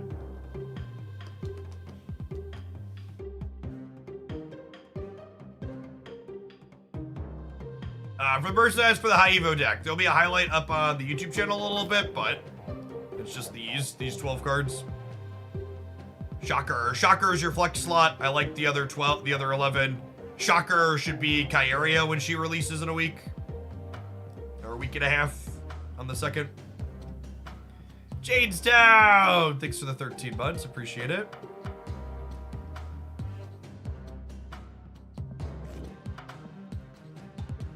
Fun. And I revisit this Havoc list. This is what we put together on the first or second day. I was having some okay stats.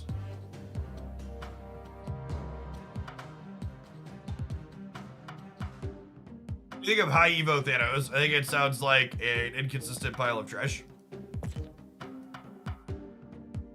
The Abomination double up version is solid too. I don't know if I agree with that. I think doubling Abomination's incredibly high variance because you just don't have control over how cheap it gets. Kyaria will also make Blob better. Yes, that is an accurate statement. You're not wrong. Shang-Chi gets taken off the menu of answers.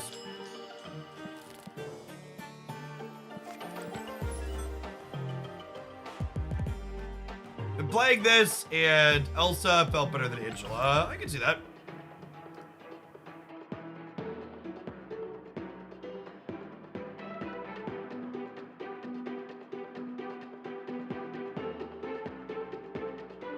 Man, Kyaria is gonna end up supercharging Thanos, isn't it? Isn't she?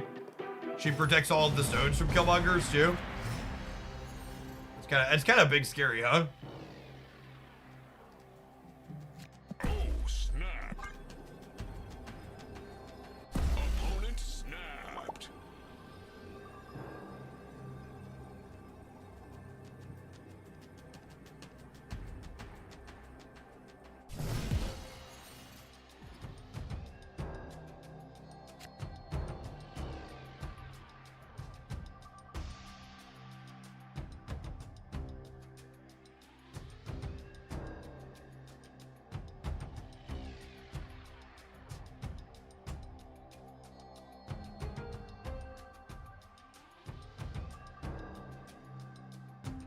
That's a good command idea. Is it Jeff's job nor your job to come up with balance fixes for removal snap cards? Jeff discussing the power level of cards is not him asking you for suggestions on how to fix them.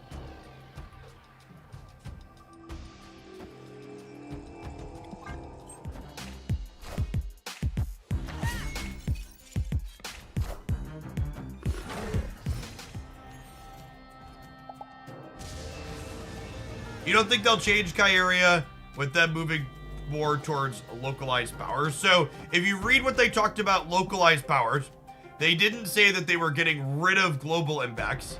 They said that they didn't want 2 energy cards to have global impacts.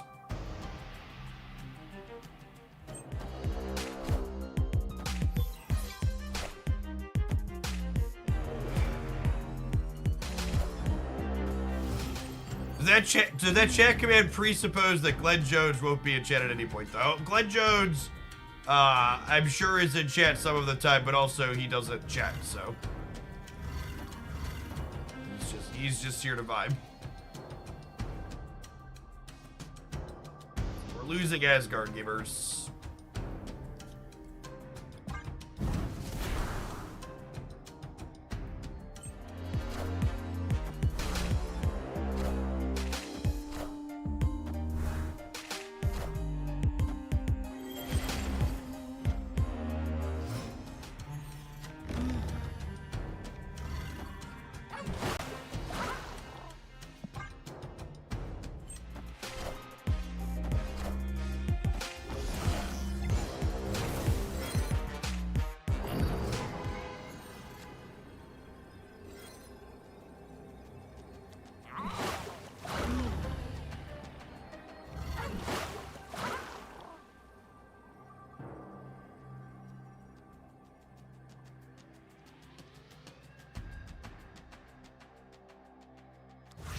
Dead.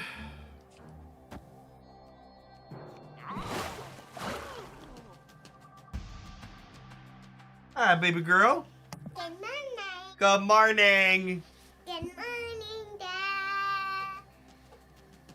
My two favorite girls Yeah, we are your two very good. in my whole widest world. Big Daddy, you're my favorite. And your mommy's favorite too. And you're also brother's favorite. You're also. I think you're speaking for a lot of people there, Gold Child. You're also everyone. Ooh, we might get up with the Cosmo, actually. Also everyone likes you. Everyone likes you. Everyone likes me. I think there's some people on the internet that would take offense to that one. If chat didn't know she was your daughter already, now they do because she randomly brings up the song. Chat. Say, hey chat, what's up? Chat, what's up? You're precious. Thank you. Hey, you guys here. Yup. I want to see. Victory. No, you're not in the camera if you sit on the bottom, though.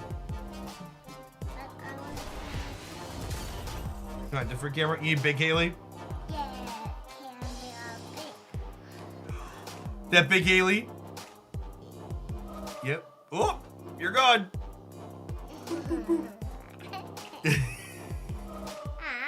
Eh?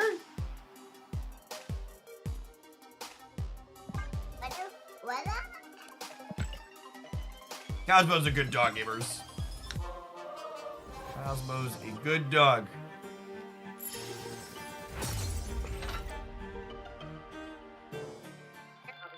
She has words and opinions and stuff, gamers. She's huge. Buckle. Buckle, get buckled. I'm all buckled. All buckled up. It's hard to drive with not another arm inside. Oh, you need another arm? So you're buckled together? I'm here to Daddy. And now I'm going to the bus. The bus stop? Buckle me. Buckled. Your car's making a bad sound. Maybe we should get that checked out. You wanna come help mommy? You help mommy for a little bit? Huggy. Be a good helper. Puppy.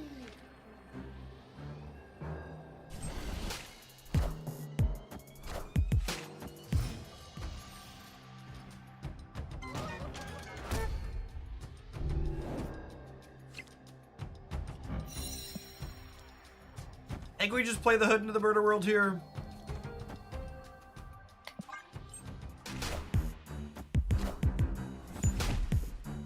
Hey, just an average geek. Thank you for the quarter of a year. Welcome back. Appreciate it. We take a pause for the cause and get Bishop down here. And then we could goose up Avengers Compound next turn.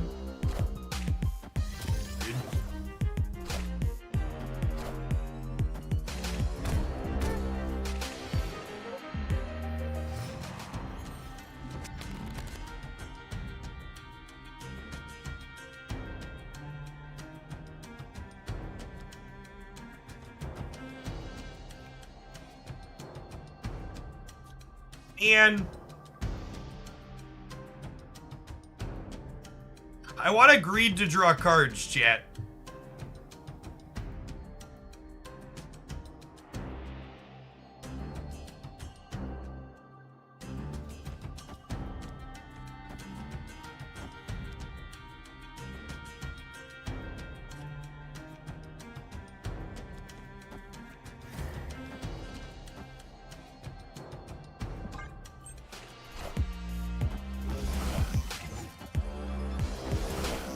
Fast stocks go up once lead releases, baby. Maybe I was supposed to sack the kitty so I could fast what we drew. Could have been a reasonable thought.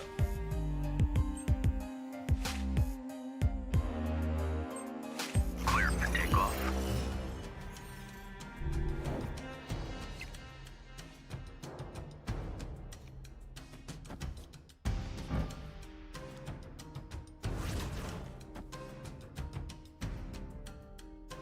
If I do this, and then next turn we draw either Angela or Jeff, and then we go Mysterio, Kitty, plus whatever 2-drop we pick up.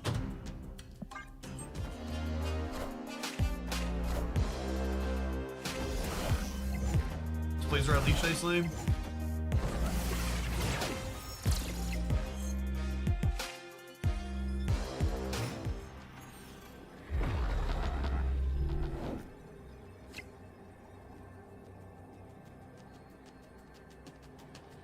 It's gonna come down to a breaker, right? Well, I guess they could soak some energy here.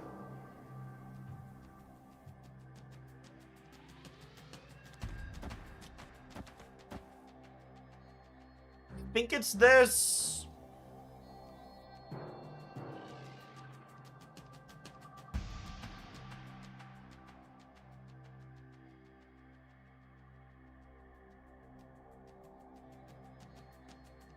This puts me to 13 exactly over here. I think if they're soaking energy, 7's probably good here. Famous last words. So I don't think I can fully punt this lane. If they just play Hulk, playing to tie here is ideal.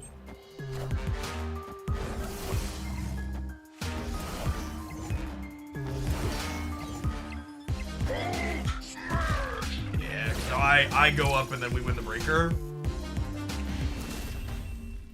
I think the way they played that game was like big Hulk on the last turn is their likely play.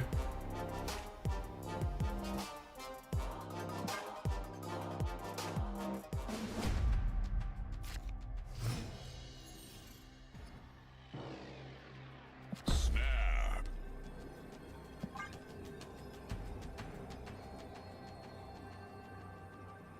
Opponent snapped.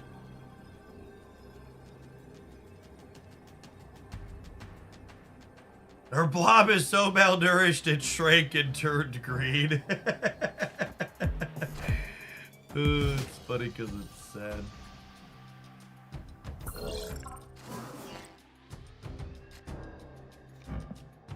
That would actually be super useful this game. Don't mock the Shaka.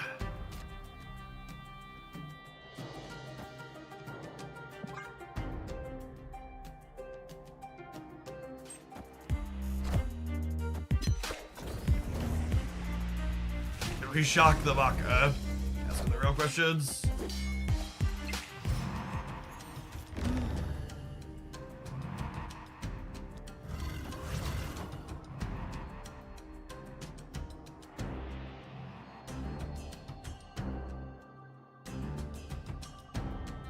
Is this crazy? Call me baby.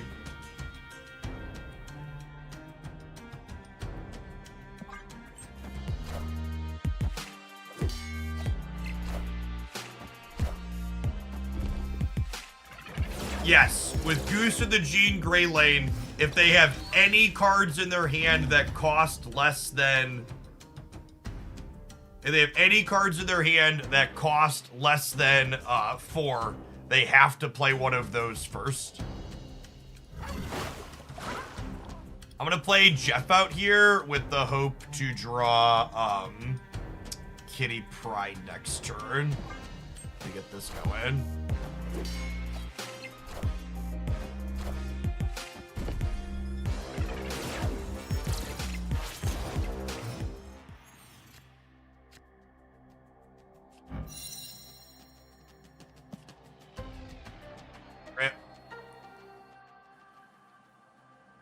Oh.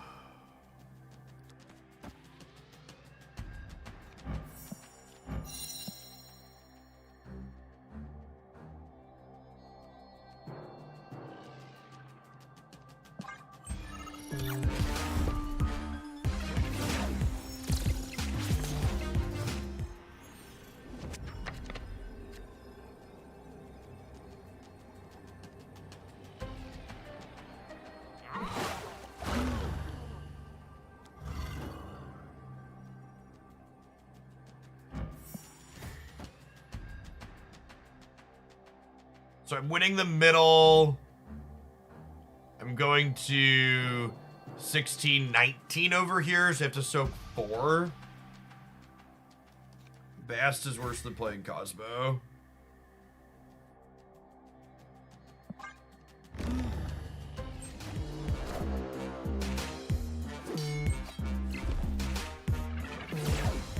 Yeah, this is She-Hulk and then we're dead.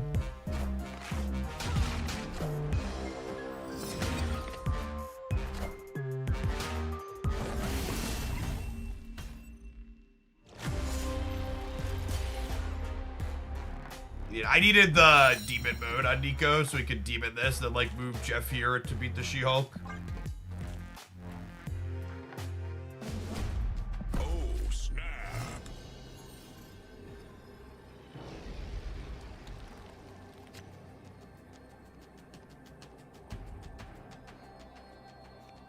Instead of Bast on 1, it's not as good as it gets. Snapped.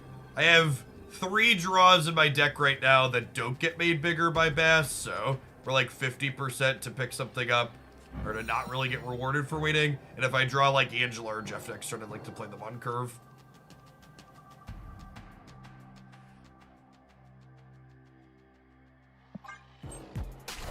Classic, +6, +6, +3. 16 power Bast.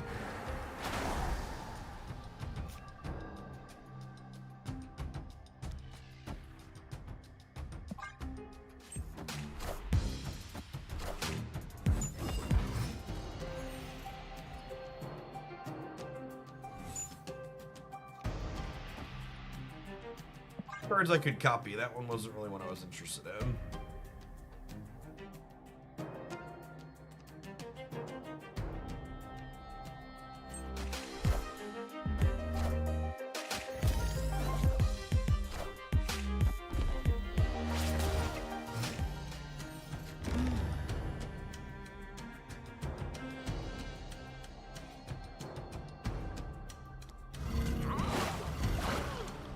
Can't play your first card here this turn. Players must play their first card here. No, I don't think I will.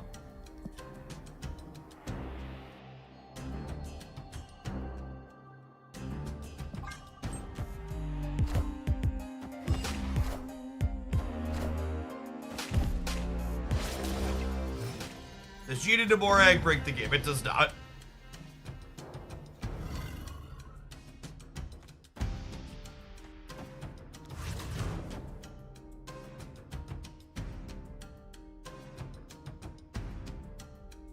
Jeff's just a little card that says I do what I want.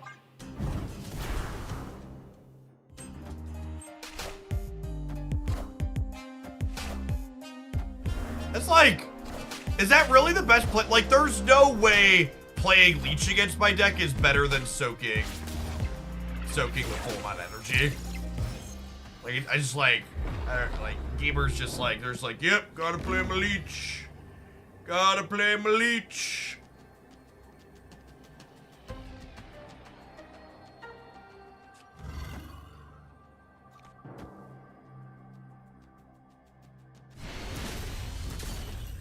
Game, bud.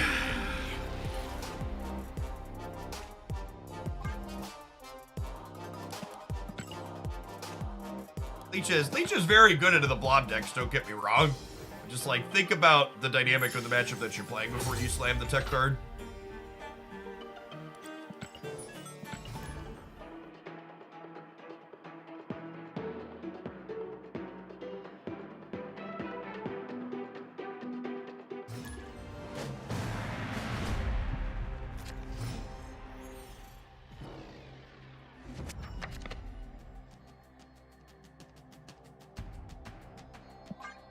Snap.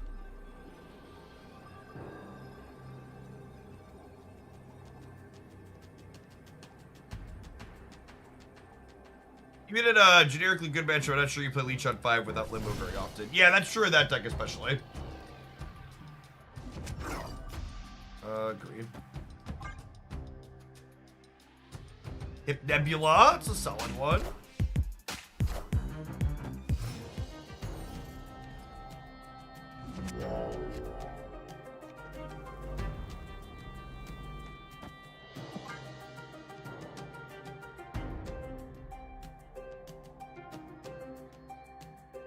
If we can snag priority here, Jean into the Angela path, then we can follow it up with a Cosmo. Probably do some damages.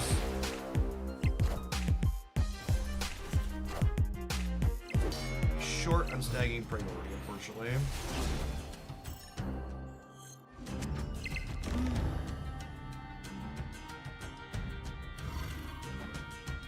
This play does mean they're obligated to Professor X here if that's what they want to do. I think we're waiting on the Hood one more turn still because Nico hasn't hit Demon or Sacrifice spells yet, both of which would address the card. There's just like, there's one play in their brains, chat. It's the only play their brain is capable of making. And they just windmill it down every single time.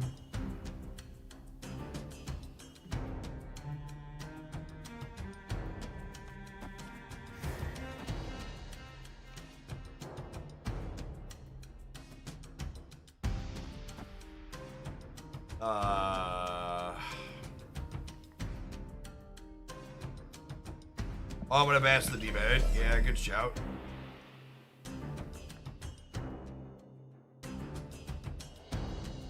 Might also bast everything else. I don't know.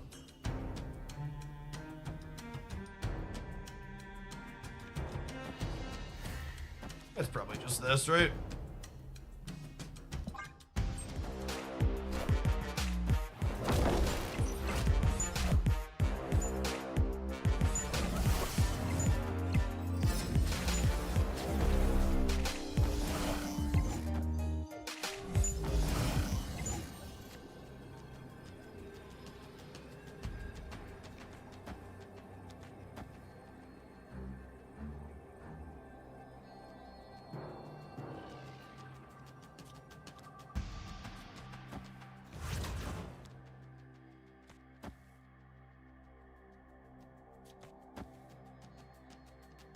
Is 4 cards. I go to 12 in the middle.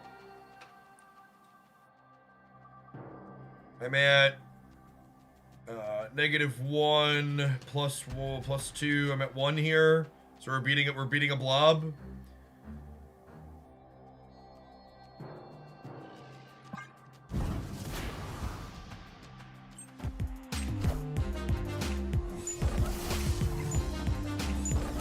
The 12-point matter. Yeah, maybe it does that, and I should not play the kitty. It's a good joke.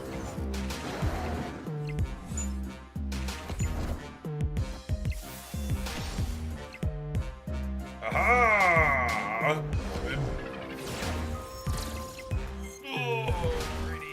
Alrighty, Diego.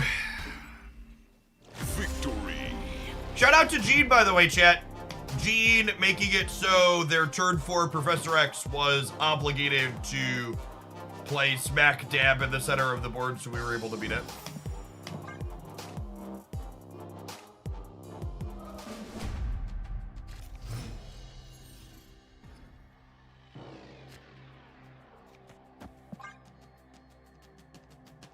Oh, snap.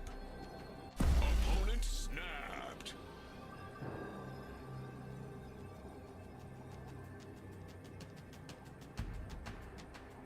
CO! 4 months from realizing my lifelong dream. Thank you for the 65-month resub.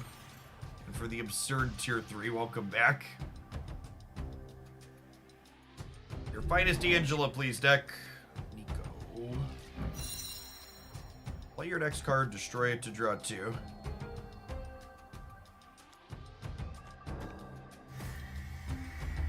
When your new favorite card destroys your previously favorite card. Sorry, hun. It's for the greater good.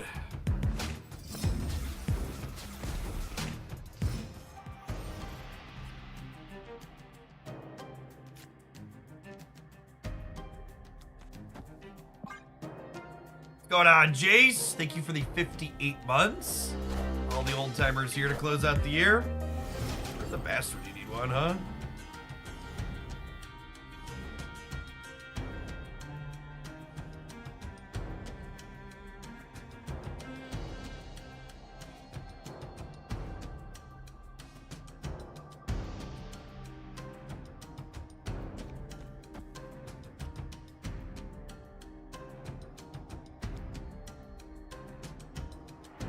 feel like I need to play here in case they try and Professor X cheese it.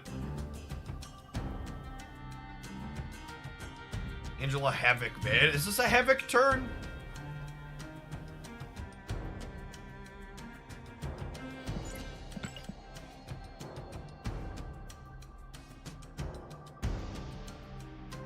Rage Academy just makes it such a disaster.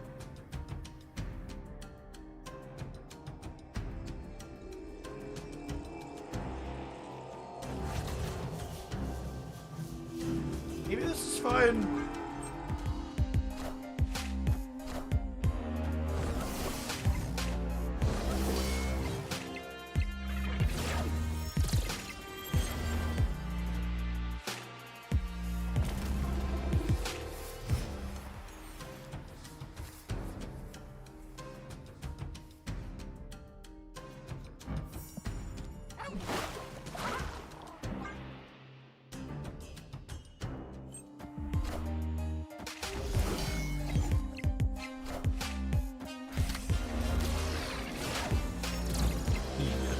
Please be the destroy mode. Power rip.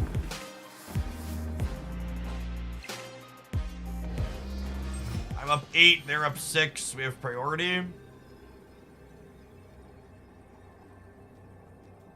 I think we have to go, right?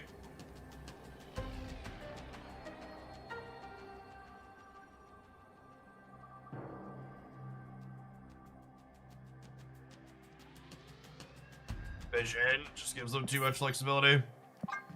There's no point in retreating later. Gamers like this have never retreated in their lives. Escaped.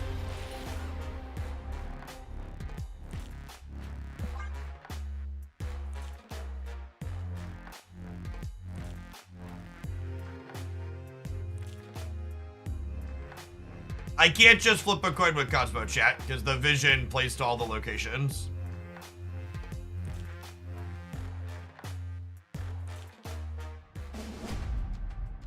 I think that's an incredibly narrow and bad take from chat.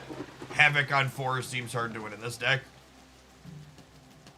Snap. I think you just watched one Dream Dimension game where I played it on 4 because I wasn't sure if I should be playing around to Professor X because I failed to draw Goose and Jean as other tech cards to play around Professor X.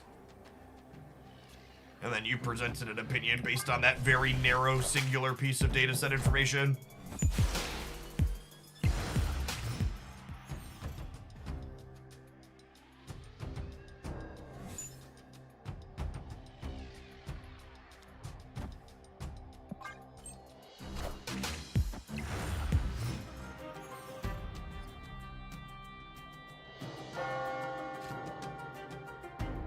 On 4 is fine. I think Havoc on 4 is correct in some situations.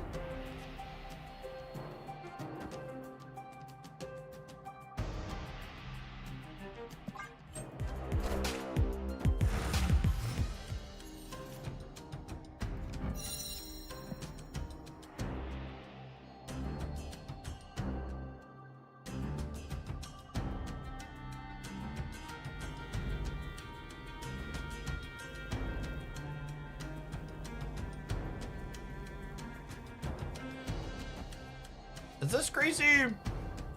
It gets +3, it ends up at 0.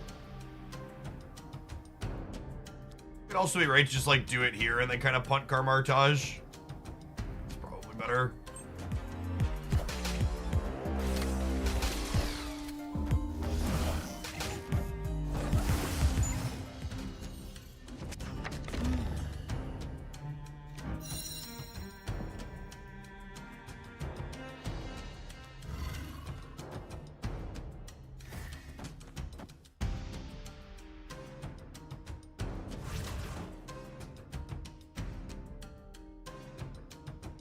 It's literally just oops all demons, right? Actually, I think I'd rather Havoc here because they have numbers here. Just like make sure we get really big.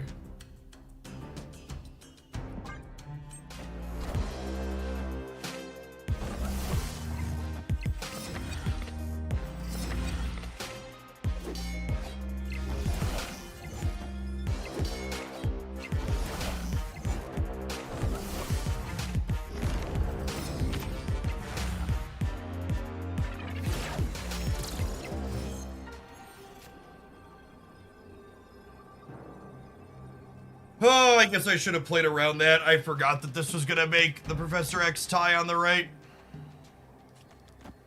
Probably just lose the breaker to a blob now. So we didn't draw Jeff, he's in our bottom 4 cards. Oh, I guess they might just like be singularly bigger than us here anyways, right? Just like Dino or whatever.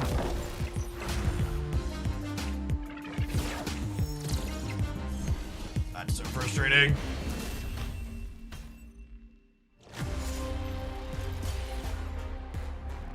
You needed exactly Power Stone to be able to go over the top of us there.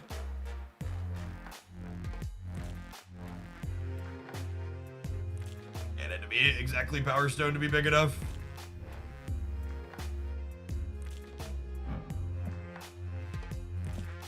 I really am very surprised this card hasn't been made a 4/5 by now. What are the stats on that card? I'm curious. I don't think I've looked at that when we've scrolled before. It feels like it's been omnipresent in so many things for so long, and it has the premium 4/6 stat line. Like, why is that card the same size as White Queen and Spider-Man 2099?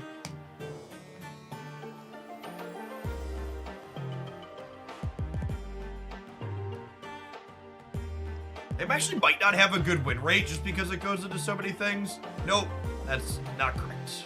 Yeah, I really feel like this card should have been Scorpion by now.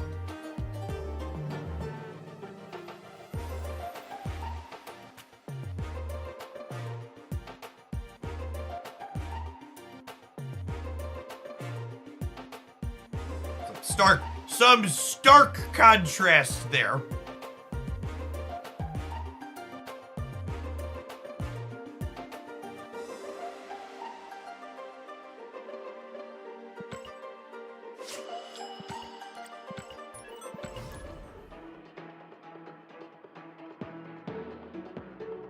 D tier for the best. Yeah, she at least has better stats than 2099.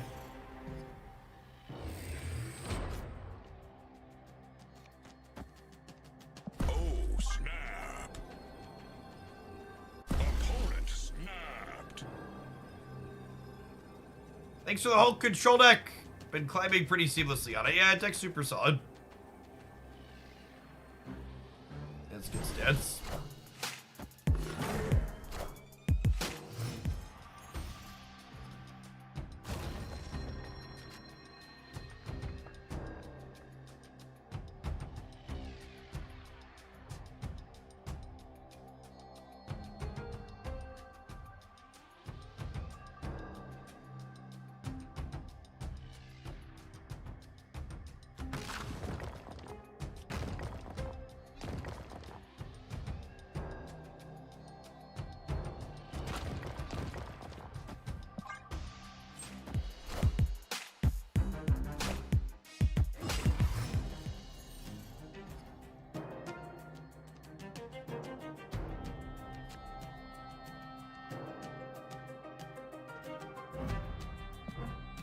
Yikes.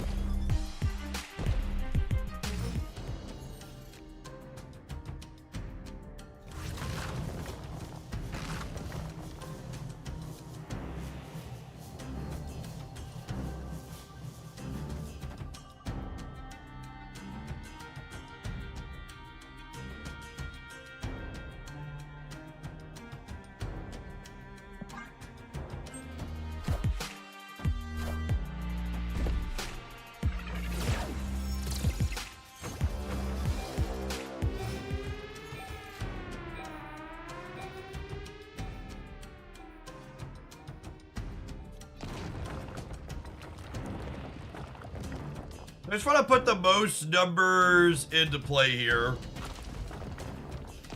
I think it's this.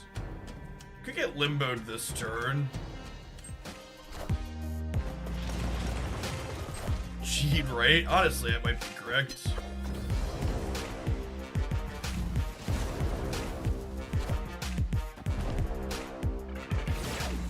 Oh, they didn't limbo the rickety bridge.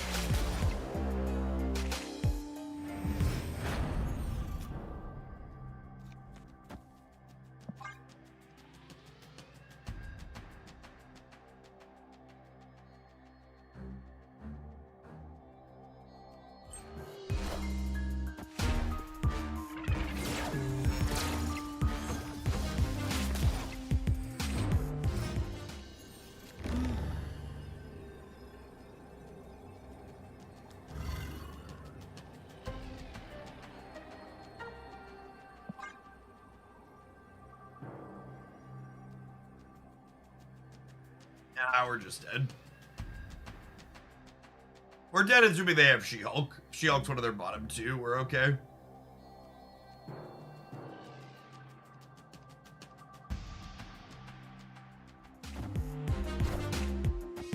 Ah.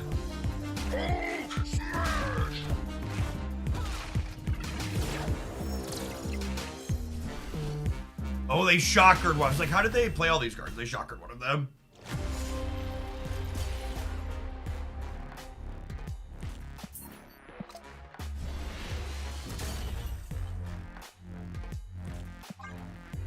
Going on, Big Dash? Thanks for the quarter of the year. Welcome back.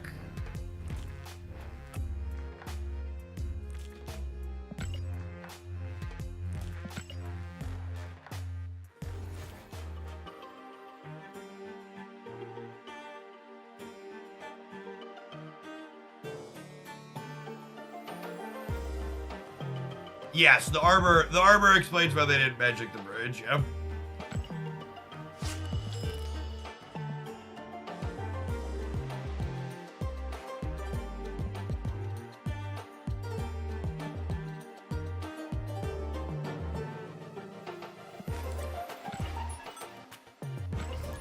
Alright, I think I'm out of new deck ideas.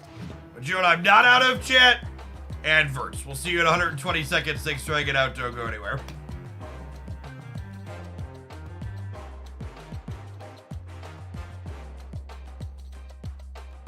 Last day before break. Let's just do some replays of other things I've enjoyed.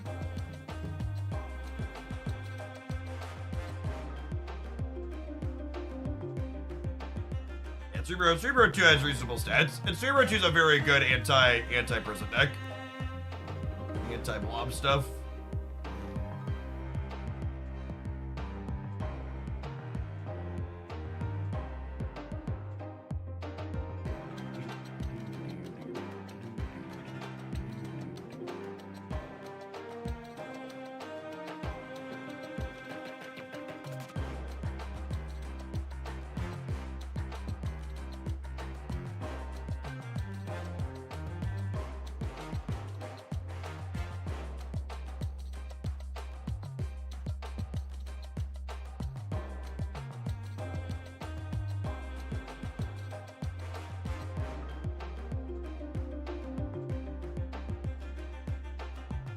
Playground Secret 2099 deck, yeah.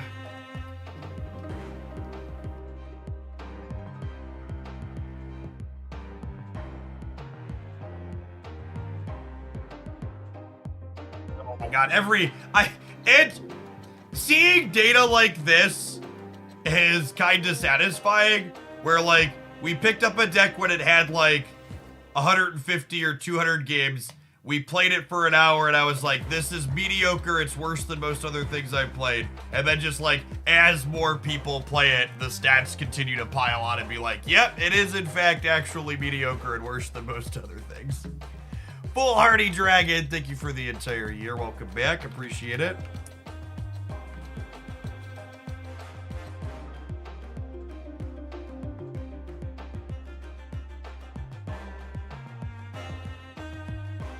Destroy doing okay at least. Lockdown and Thanos being the two most successful decks is oof.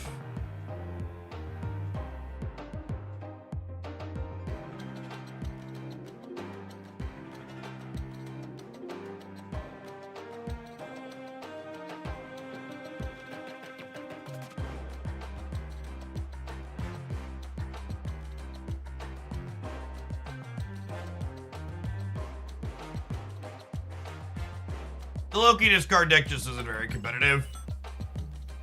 It's a Gambit deck, so it's extra bad into Professor X.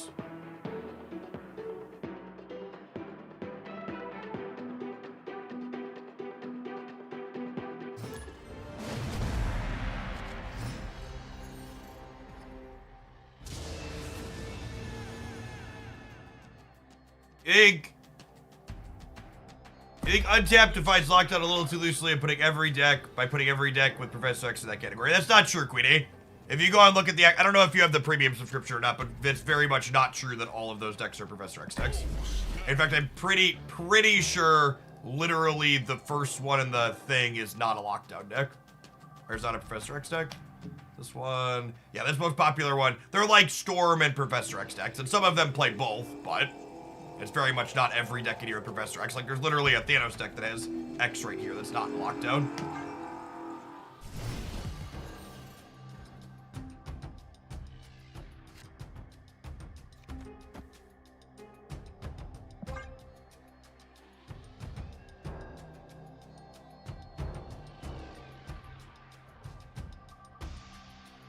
Galactus is pulled out into its own archetype as well. That tends to be a Professor X deck.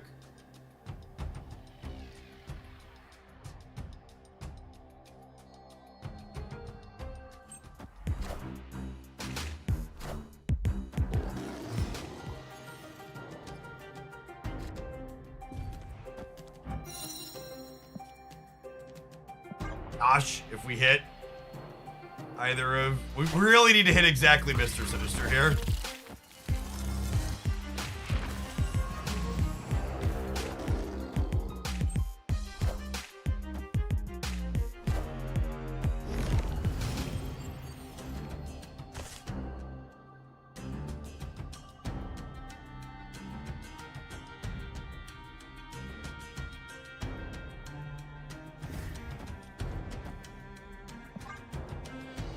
Are you sure we're playing against Mr. Negative?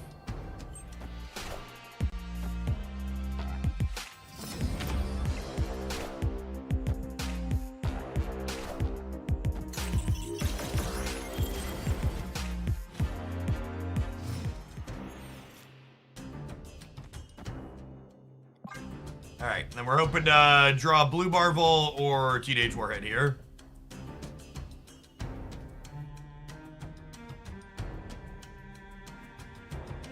The good news is, with nowhere here, Echo probably means we're good.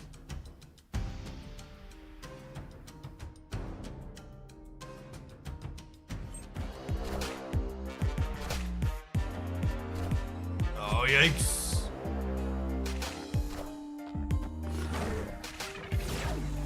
Oh. Yeah, with them filling center, we're more than good, right? And we spiked the Blue Marvel just in case. Man, I thought we were dead here, but their draw was super awkward. Sakar was also not kind to them with the Professor X. I'll take that, I suppose. I am Iron Man. Actually, just get the triple here, thanks to Echo.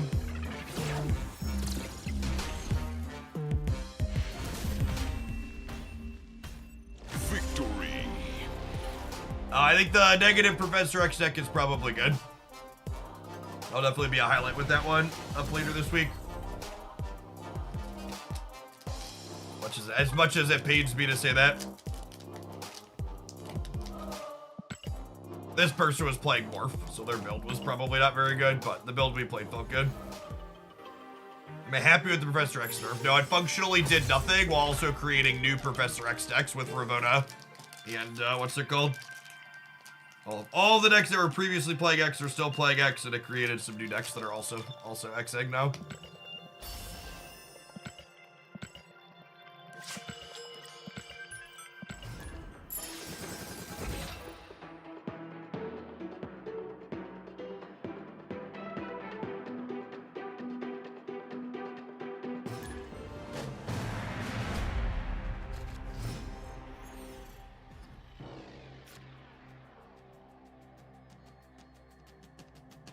Make videos of all the decks you take to Infinite this season. Not really. There isn't really anything special about a particular deck that goes to Infinite. a player of any reasonable skill caliber can take basically anything to infinite, especially because once you hit a certain MMR rating, you start playing more bots than anything sub-infinite. Like my climb to infinite in a given season is probably like 20 to 30% bots, which if you know how to play appropriately into those and like snap and retreat, you'll farm lots of extra cubes.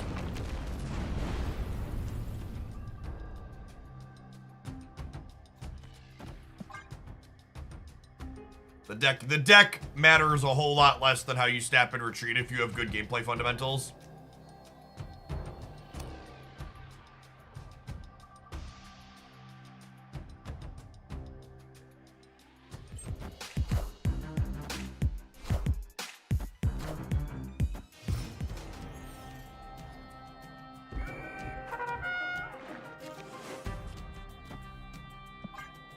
Infinite Conquest, mostly the same thing. In terms of fundamentals being the most important part.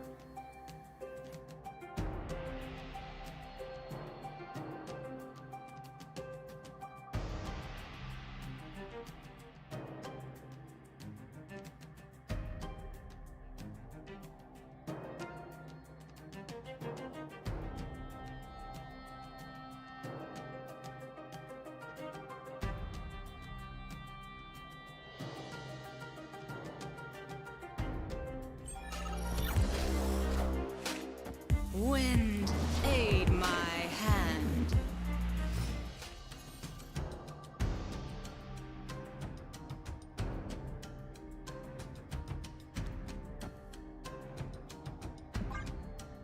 So we're probably good here at this point, because they didn't move Jeff to take priority, so Warhead gets to pop whatever this is. Then we have Shadow King into Cerebro, into Mystique to Cerebro. I guess we'll do this to make their tiebreaker worse.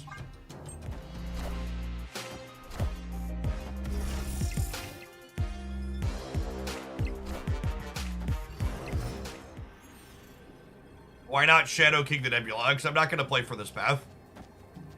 I don't think they can beat 12 over here. I'd rather just have 6 more points to Lamentus. In case they have small things they can play.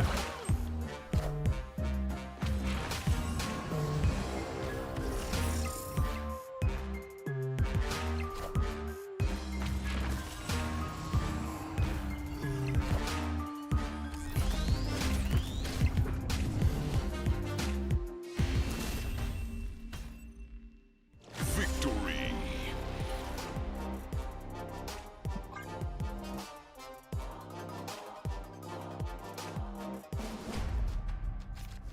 Oh, snap.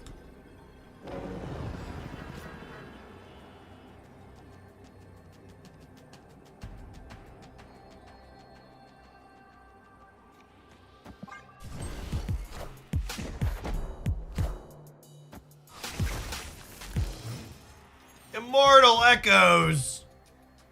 With the nicest resub of them all. Thank you for the 69 months of Prime. Welcome back. Good morning, good morning.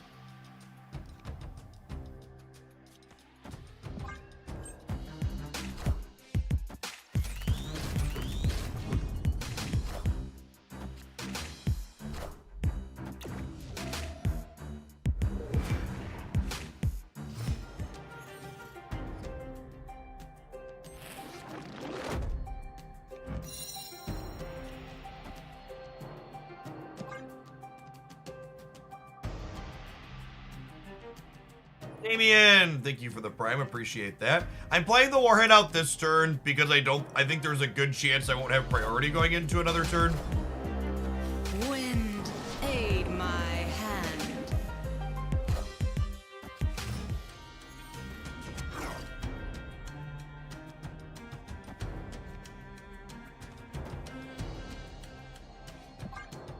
I'll do it again, I swear.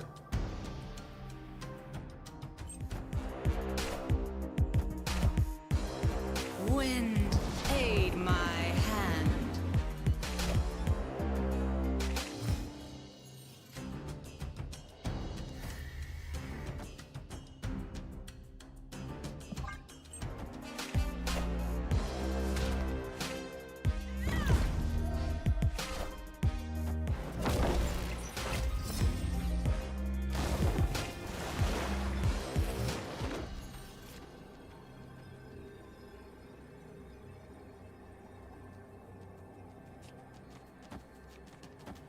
I think these Ronin decks are better without going in on the Ronin package, just playing Maximus and good cards like Miss Marvel. Yes, Ronin himself is not actually very good.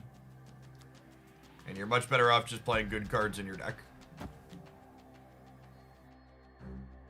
This card might be Doom. Yeah, it could be. I don't have priority. It could lead to an Goliath too, I suppose.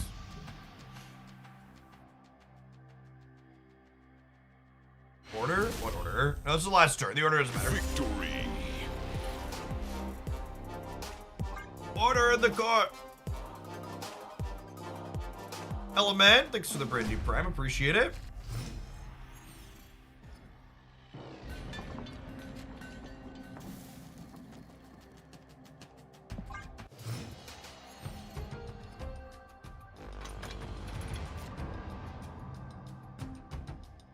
This card doesn't really have text to this matchup, so I'm just gonna go ahead and play it out for tempo.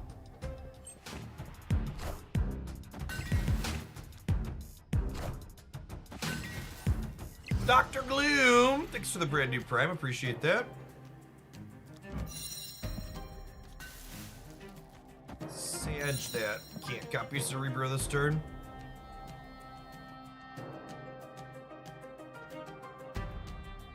Storm Bruin. Snap yet.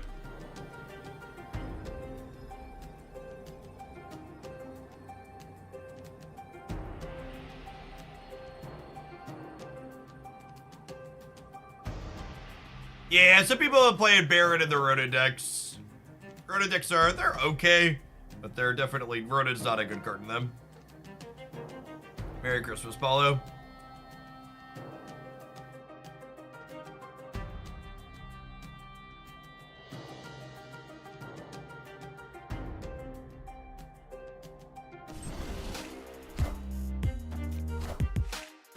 Thanks, I guess. Wind, aid my hand.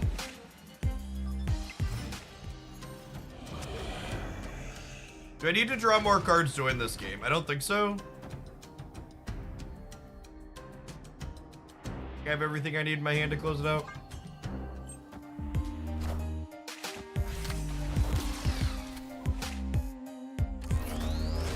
Joke's on you! I wasn't planning to draw any more useful cards anyways, but it.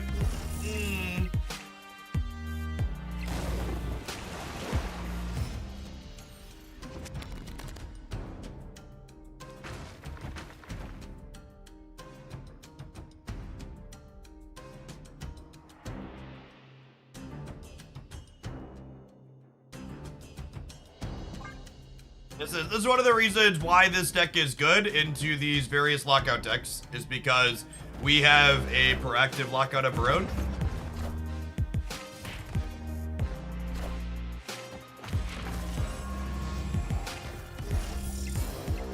You have Quake. I think if Quake was maybe a 2/4, she could be reasonable.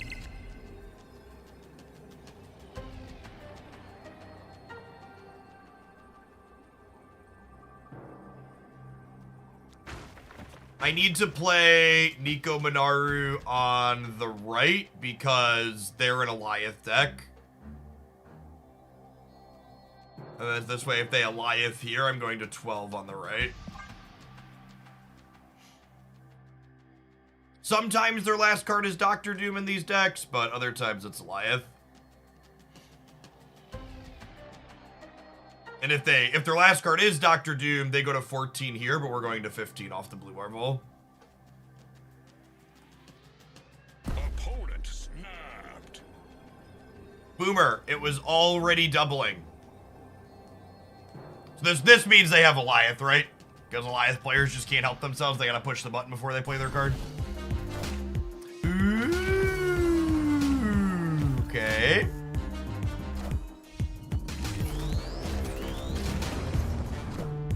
Sure thing, boss. Sure thing. As you will. Got that one covered. Victory.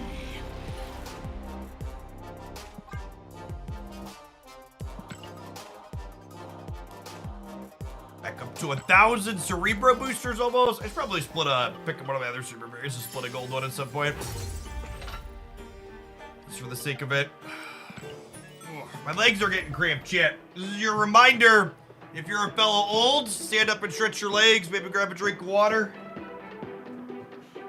And if you're thinking, fellow old, Jeff's not talking to me, is he? I have a very simple test for you to tell if I'm talking to you right now. If you have ever woken up in the morning and felt injured because you slept funny, I'm talking to you. Stand up and stretch your legs.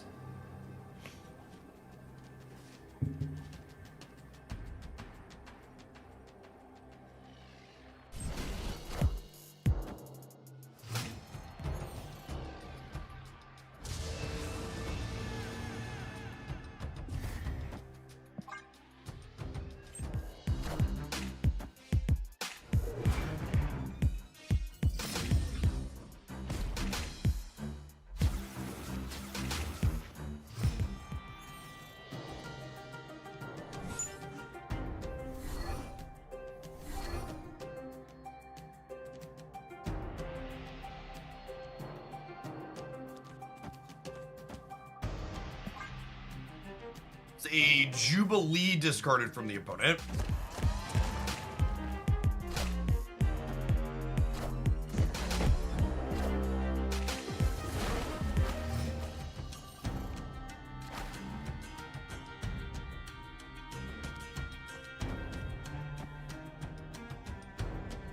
Hello, hello.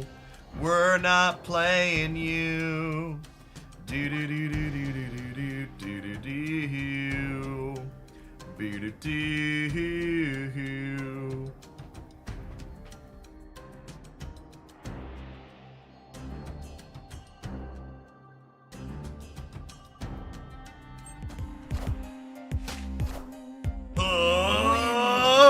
Come on, come on, give me a smack. Give me a smack. Give me a smack. My mighty Boop. Boop him. Boop him on the nose. Yes. Things you love to see. It.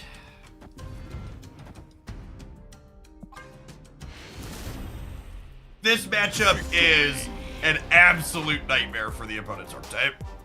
The goose echo storm just like bats him around.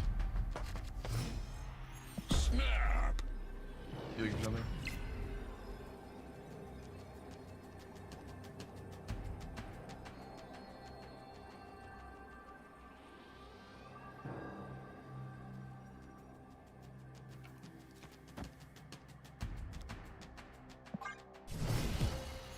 Even Teenage Warhead plays here as well, yeah, especially in combination with all the other things.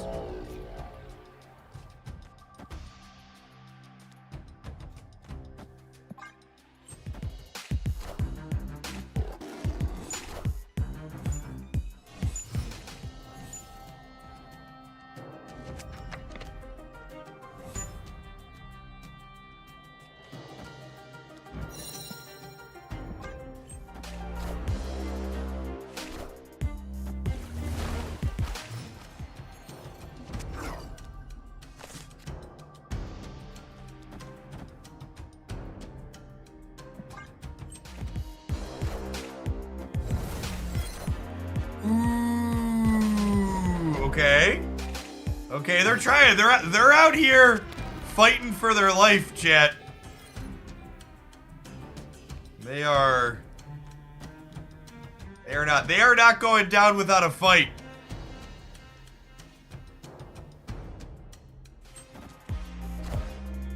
The cats have been assembled. The cats in the cradle and the silver spoon. Storm blew out the limbo at the moon. Do do do do do do do do do do do do do do do. I think we're actually not rug pulling here because they have a 1/6.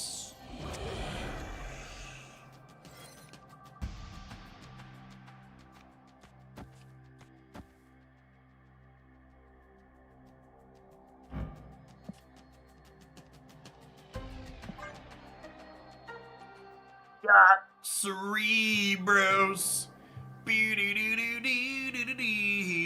Quad Cerebros. All right, gamers, we're gonna make our two power cards swole like they've never been swole before.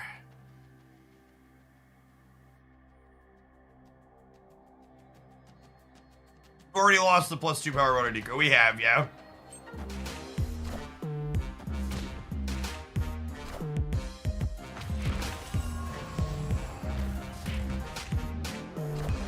Okay, so like they have a lot of stats here, but at the same time, they can't play. They can play a 4 here.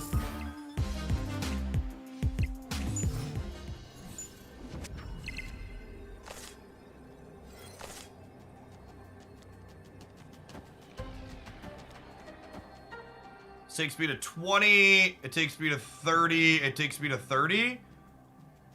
I think that's good. Which Cerebro deck is this one? The good one.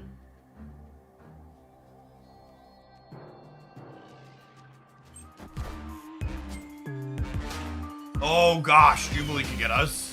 Behold my mighty hand. Nah, not even close. Honestly, I think this is a good stay from them. Because this matchup is so hard for them that like a Jubilee variance flip potentially winning them the game is like the best they can do. They also, like, we have to have a 1 energy card to go with it too, which they didn't know that we had, so. Goliath and Goliath usually isn't in their output range.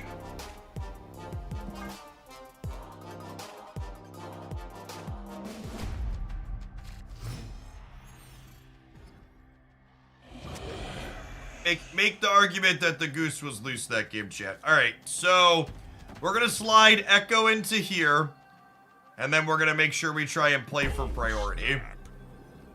We'll set up the old trifecta lockout, Echo Goose Storm, and then if we have priority going into turn 6, we'll get this one.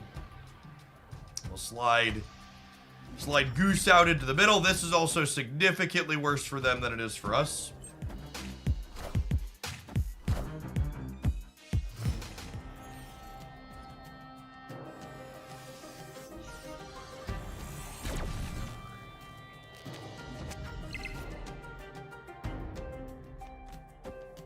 Good follow-up to Storm on the right, but I just want to restrict their board space as much as possible. Oh, now I can Blarvel. Wind, aid my hand. Yeah, this is the new stock version of this deck that's been going around. Is the one with all this cost reduction. Okay, Magic's good for them. They're not as restricted as we'd like, but Magic is also in a location where am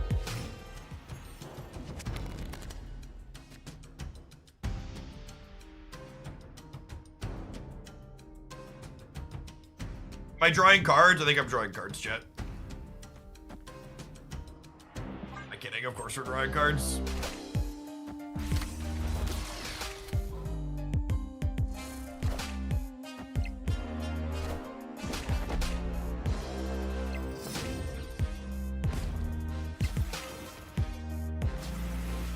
Some of you will have to die. But that is a sacrifice that I am willing to make. Yeah, and then we get to tee the Warhead up over here, and teeing the Warhead up over here should guarantee we have priority going into the last turn, so Echo can mess up whatever they do in the Dark Dimension.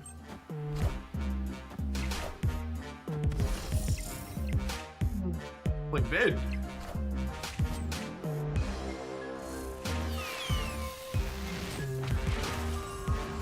Okay, that one doesn't matter.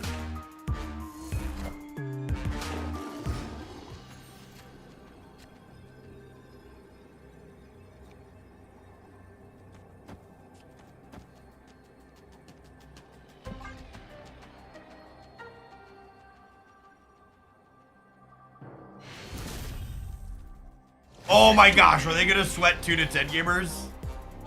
Feels like they're about to try and sweat 2 to 10. Oh, snap.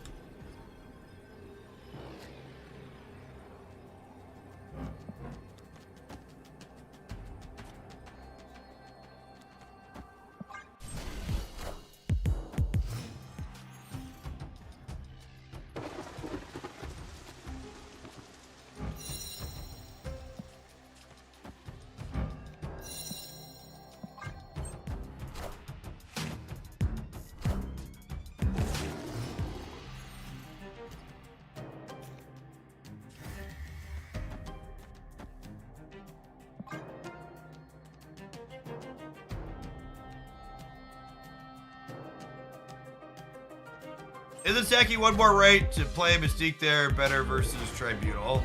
Yeah, maybe Gap.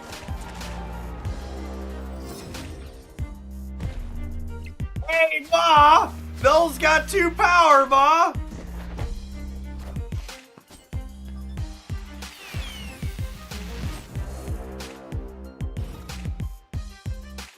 Time's up. Pretty good Jubilee gamers.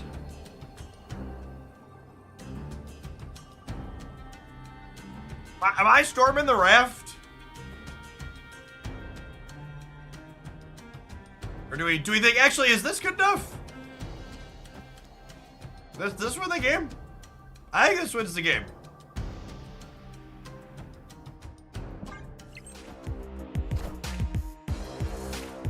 Rip.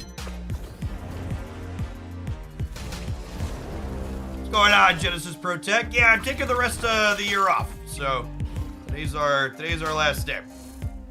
Figured up to almost 2,800 people in here. Probably gonna do a good solid stream today. I think it's, oh yeah, it's just Blarvel into Storm Cerebro, right?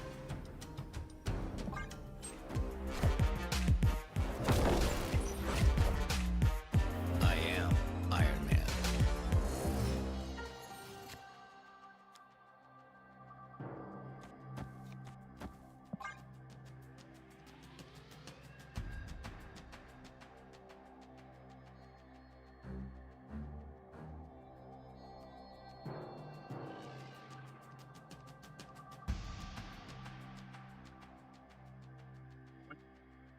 Living Tribunal players chat. They wake up in cold sweats in the middle of the night thinking about Cerebro 2.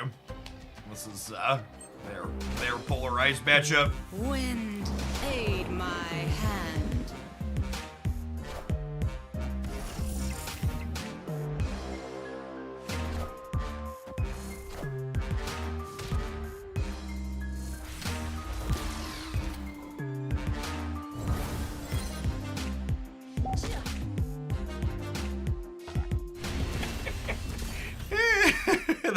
that echo animation gets me every time. Just like, no, stop that. Bad Living Tribunal player.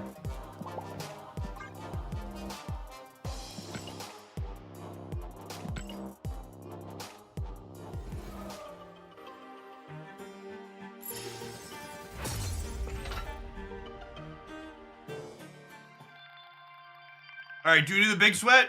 We play the old gold conquests. E's weak, arms are heavy. Do.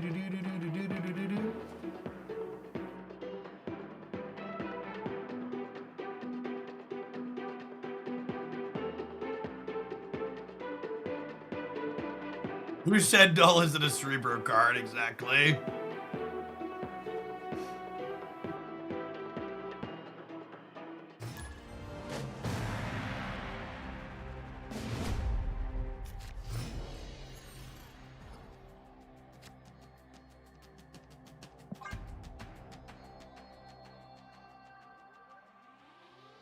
Not Thanos here. Opponent is playing 12 cards. Hood. Like to happily goose that.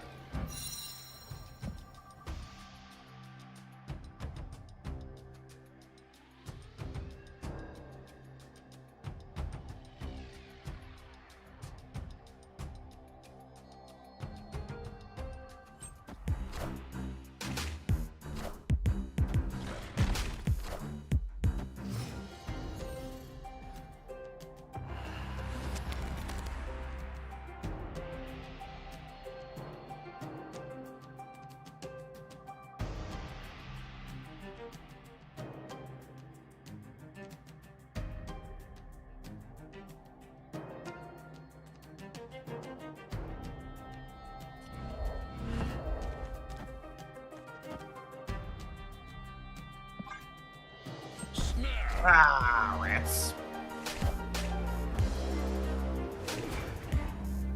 My wiener, thank you for the 27 months. Welcome back, appreciate it.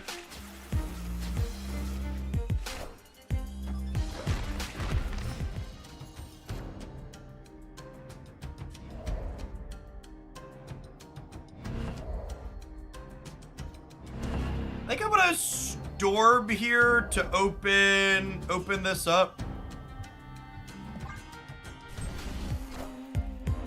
Wind, aid my hand.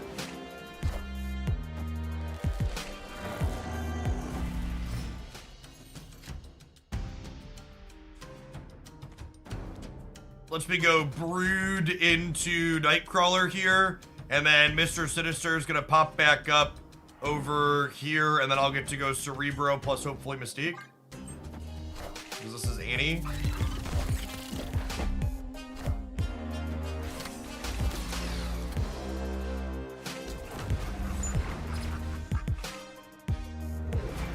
And they're gonna get a negative thing back here too, right? Yeah. Annie? Annie, are you okay? Are you okay? Are you okay, Annie? Annie, are you okay? Are you okay? Do do do do do do. Victory.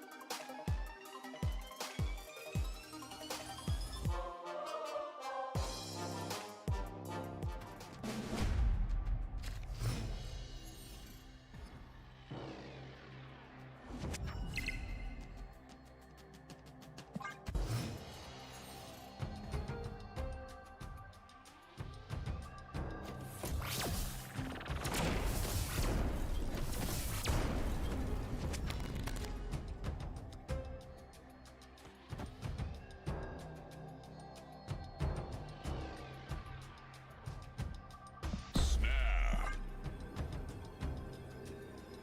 Opponent snapped.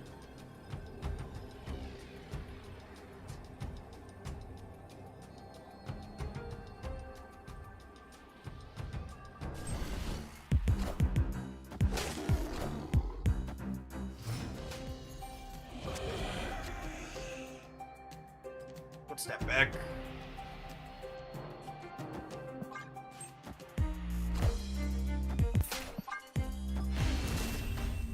Escaped.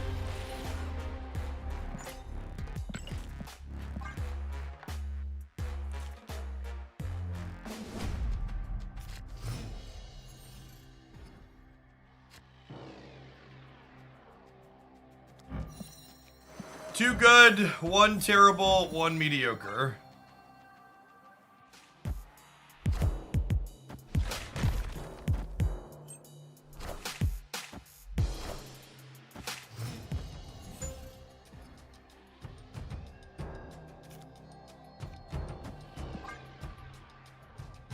Opponent snapped.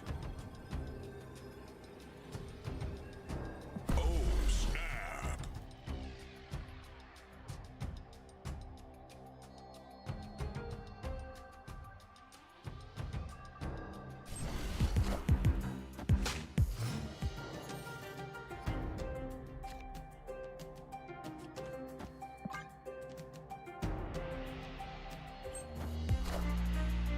Wind, aid my hand.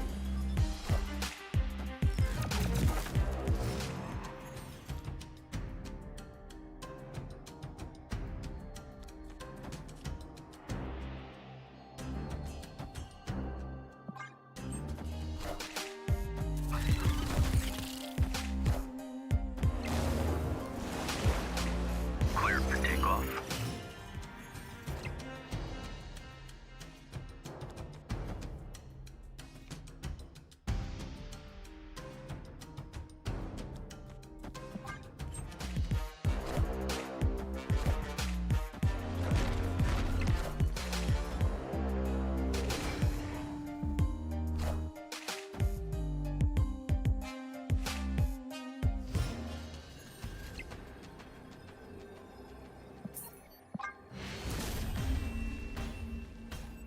Escaped.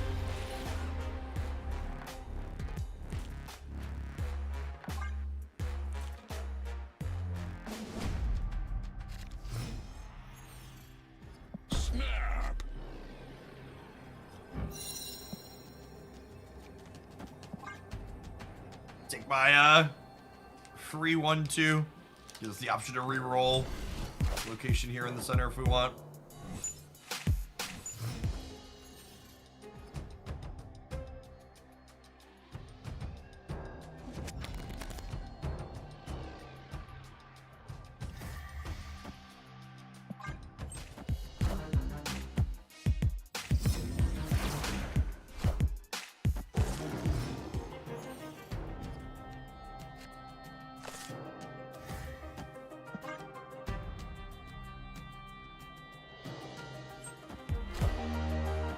Wind, aid my hand.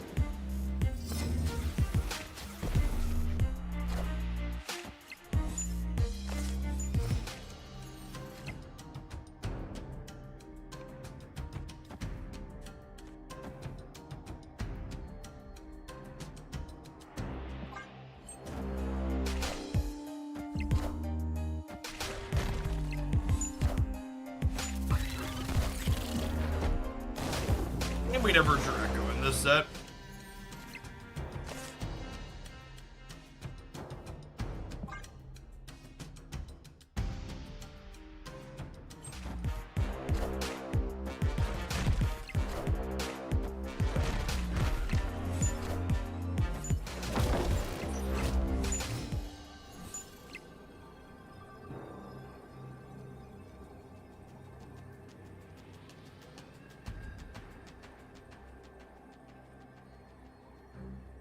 Don't have priority.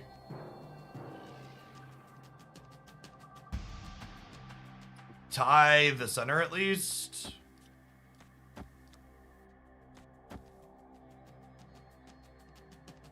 I mean, they're a deck that disrupts our draws, so not finding Cerebro is not that surprising.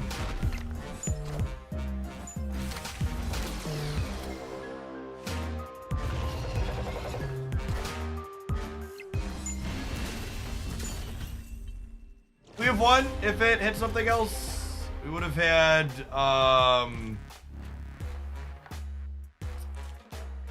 we would have had 13 over here, 16 over here. Nah, we'd have lost anyways. It doesn't matter. I know it's like actually like singularly one of the worst feelings in Marvel Snap is like experiencing that happening to you, but we were gonna be short the tiebreaker regardless. If it hit Sentry, we would have won. Yeah, because we would have been 13 to -2. We would have been up 15. They would have only been up 12. But that's pretty unlikely. You know what's not very unlikely though, chat? These adverse, which are coming up right now. We'll see you in 120 seconds. They're gonna play a little bit more Cerebro 2 when we get back. Thanks for hanging out. Don't go anywhere.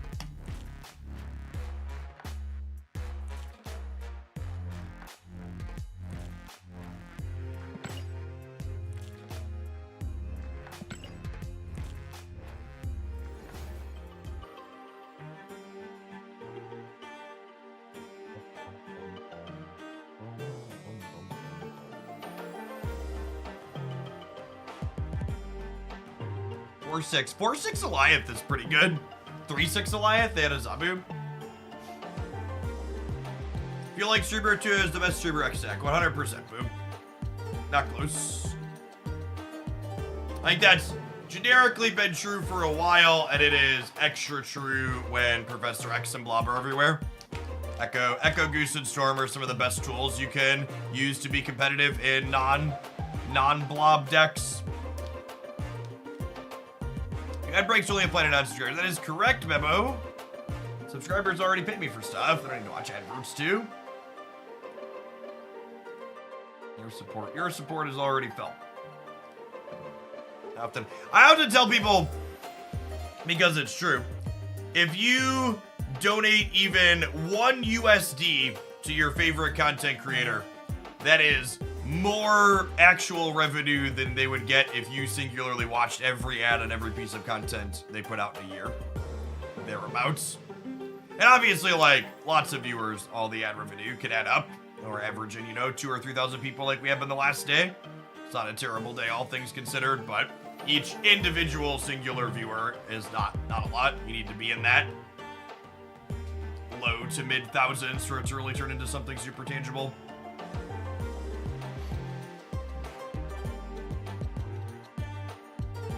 Trying out the statue deck you played yesterday. I love it. Yeah, we're gonna play some more of that today for sure. It's very reasonable.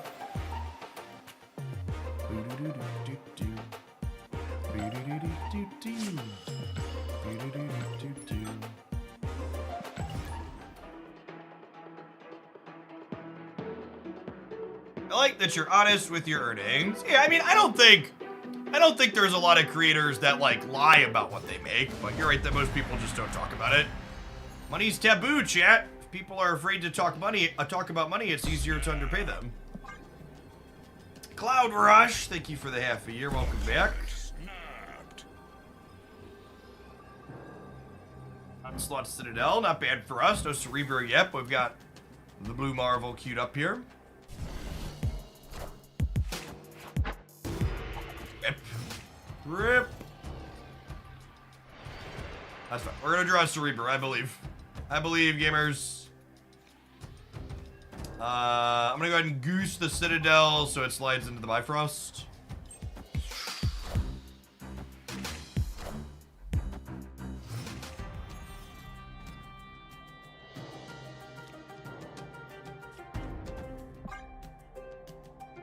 They're going to change a location here. They changed Onslaught Citadel in their Zabu deck? Well rewarded for making excellent decisions there, our opponent. As you will, gamer, as you will.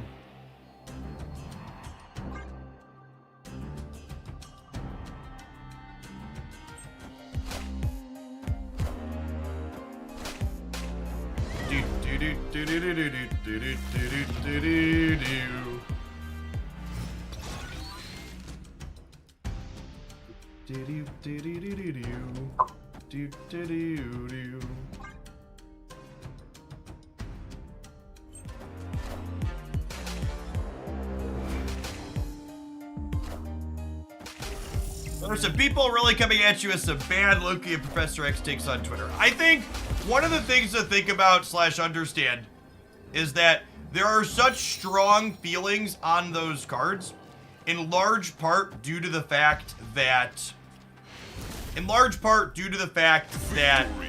the types of play patterns they allow you to have are very different. Professor X decks, when they're good, like Professor X Alliance stuff, it's one of the simplest, most straightforward decks you can play, and it's power trippy because you're taking choices away from your opponent. So there's a certain type of player that really gravitates towards both that simultaneously. This gameplay is simple and powerful for me to execute, and I get to have a power trip while dictating how my opponent's allowed to play the game at the same time.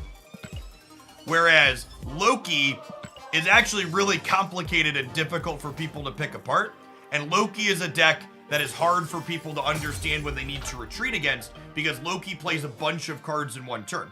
And it's much easier to keep up with and figure out playing one card on turn 5 and one card on turn 6 than it is to figure out how do I play 3 or 4 cards correctly, or how do I play against someone playing 3 or 4 cards correctly.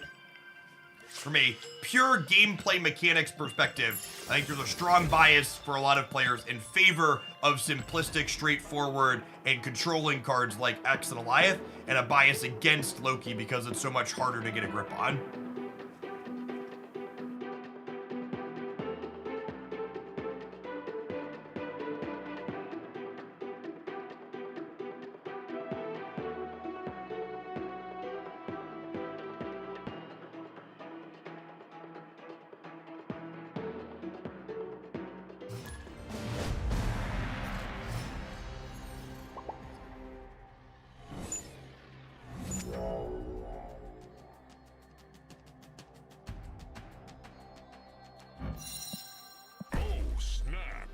Yeah, I'll take a random location to roll. Want to draw a card here?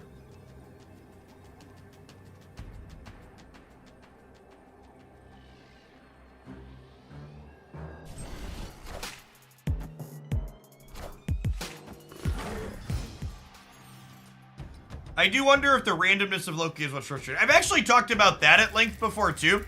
I actually think people complaining about the randomness of Loki is really silly and fails to really comprehend what the card is doing.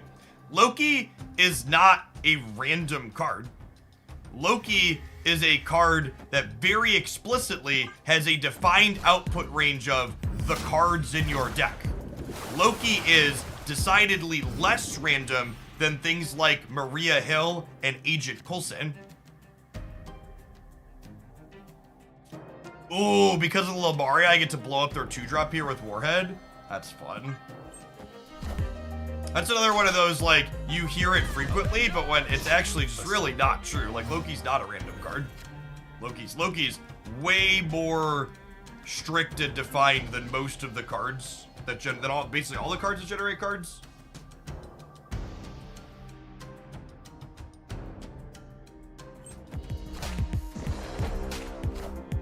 I think, and this is the part that I think people fail to articulate when they complain Loki is too random.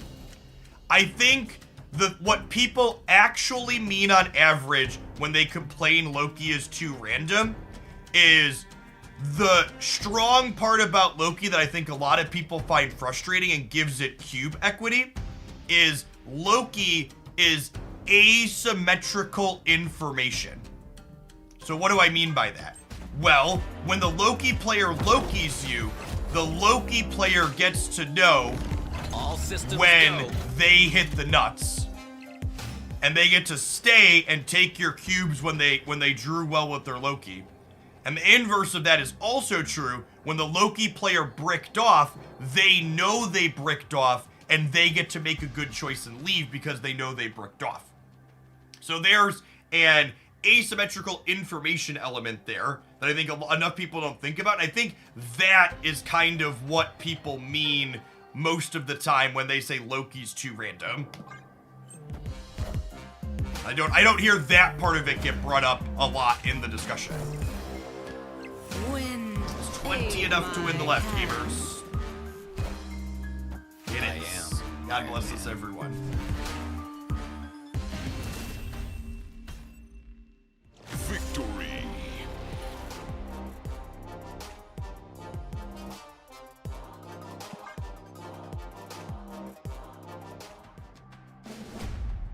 Okay, so cards that were actually in my opponent's deck were Bast, Iron Man, and Professor X, so probably a Mr. Negative deck. Snap. Cue this echo up on the Baxter building.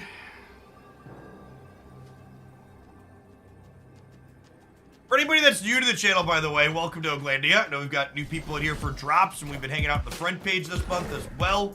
My name's Jeff Hoagland. I stream full-time here on Twitch. I'm something of a relic here on the Twitch platform. I've been streaming for over a decade now. I've been doing it as a full-time job for the last 6 years. Before Marvel Snap released at the end of last year, which is now my full-time focus, I played a lot of Magic the Gathering, some other turn-based and strategy card games like Runeterra. In a former life, before I was making content for my job, oh, well, that's phenomenal. Maybe it's phenomenal. We'll see. This expansion might ruin us. Before I was making content full-time for a job, I have a graduate degree and undergraduate degree in mathematics. Spent time teaching at both the high school and college level. Moved Nightcrawler and Brood to fill. Maybe, I don't know, I kind of want to be greedy and try and duplicate my Cerebros. Let's just get lucky here.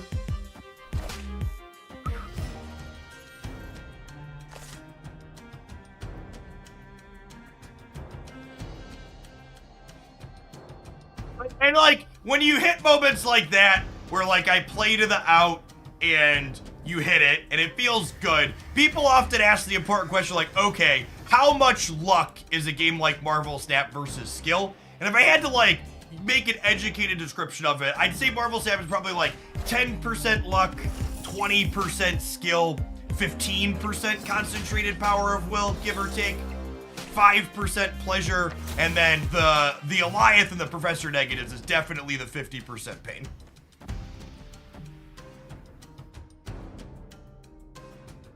I think we want to goose the Quantum Realm here, so that way if they have an on-reveal that's bigger, they can't get it in there.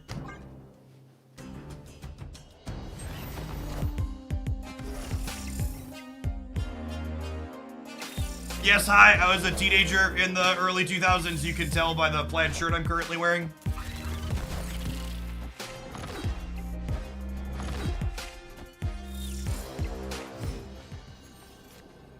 Oh gosh, I drew the Mystique. Rip. I did them in the wrong order. So Mystique copies the ongoing of the last card that we played. Oh man. So what happens if they surfer here? They go plus 12 here. I'm still winning, right?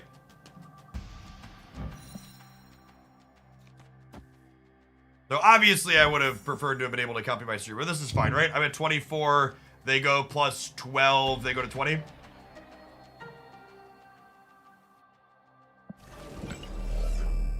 Put Nightcrawler here, so we're bigger here and just not contest the center. We're too busy doing a bit. We sequence strong. Wind, aid my hand. Talking and clicking at the same time is dangerous. We're looking to dodge. I am Iron Man. I am. How big is this last one? No! Oh, GG. If I would have sequenced correctly. Actually, would we have lost regardless? I think we would have lost regardless, right? If I had sequenced correctly, we would have Mystiqued here, and I would have been 32, but I would have only been 24 over here, right? I could have gone Mystique here, leave the Nightcrawler here, Brood here, and not play around Surfer, but I think I have to play around Surfer every time.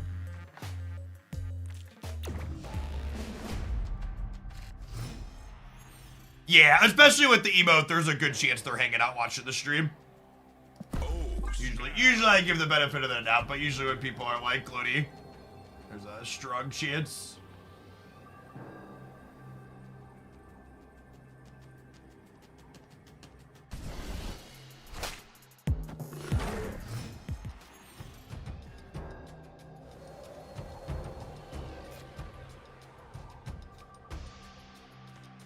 I'm gonna echo here, because we're gonna storm here, and then they don't have a long path. Yeah, punting the left could have been a sharp play, or it could have been them cheating, and we'll never know. But like I said, I remove all benefit of the doubt once you decide to be a dickhead with the emotes.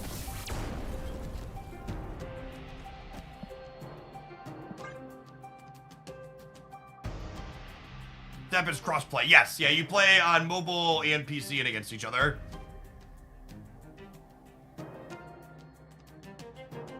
Alright, so we're gonna storm here, and then we're hoping to draw Nico or Nightcrawler next turn, so we can go Cerebro plus one of those. They do have Wolfsbane in their deck here, so they could like fill and then have a Wolfsbane and get us.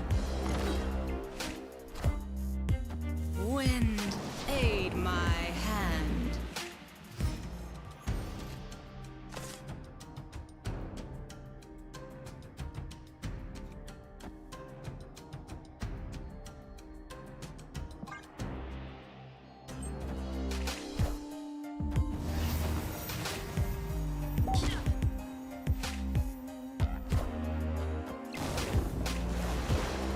There's not a Jeff the Baby Land Shark in their deck. Victory.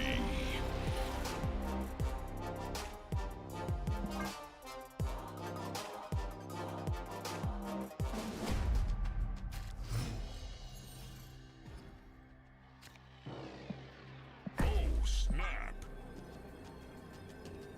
Opponent snapped. But we're in silver. Let's put all the cubes in the middle. I'm not snapping because my hand is good. I'm just snapping because it's silver. The stakes aren't particularly high. I just want to play the games. What's going on, Dim Artist? Thanks for the 2.5 years. I appreciate that. Welcome back. It's a very unfortunate second location for us when we don't have any of our six cards in our decks that are 1 and 2s. None of them.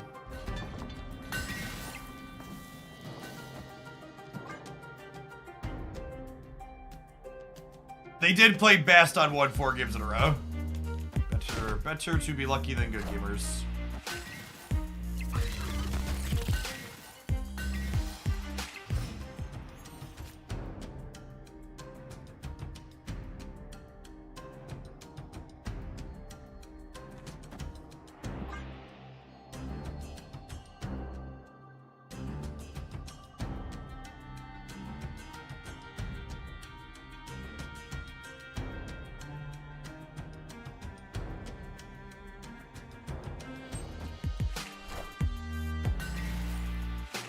Ooh, do they just get rid of that for us? Thanks about it. Appreciate you.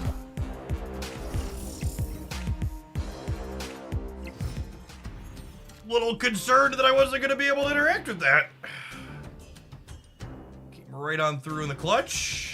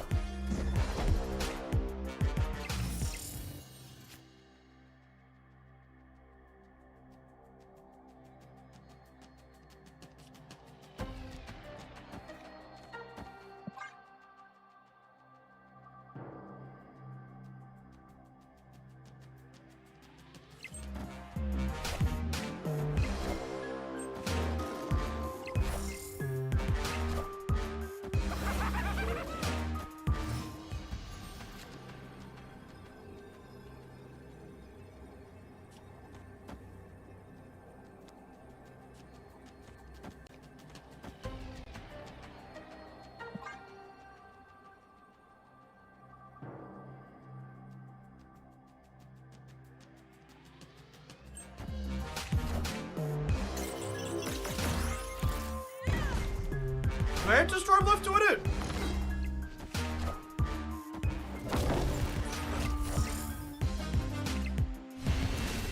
I think so.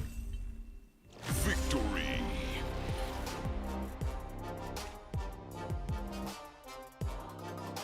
I think the Shadow King plus Warhead.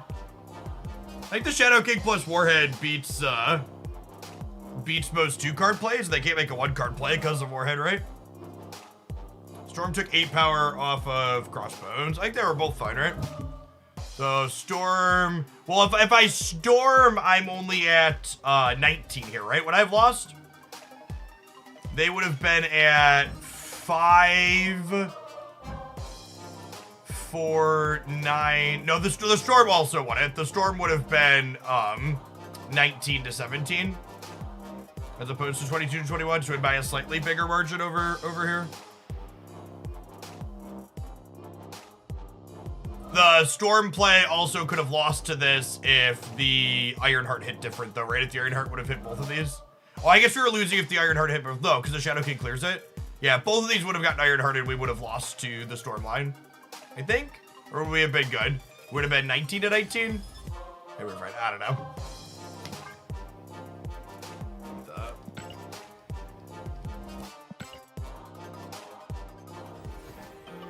They even got their free Professor X path cheese, chat. How did they lose? They got a free path.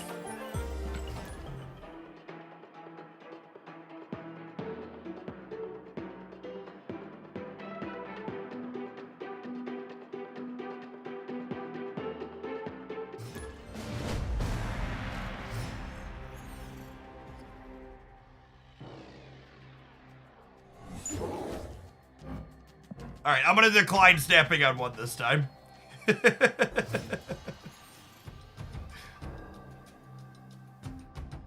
This isn't an auto lose location, especially like this with Blue Marvel could be okay for us, but I'm gonna go ahead and leave. Not only is Monster Island here, but they're snapping Citadel, and I don't have Goose or Echo. So without Goose or Echo, them snapping Citadel is scary. On top of Monster Island. Is Teenage Warhead necessary? She makes your Blob match up better, but you can play the deck without her. I think Echo's more important than...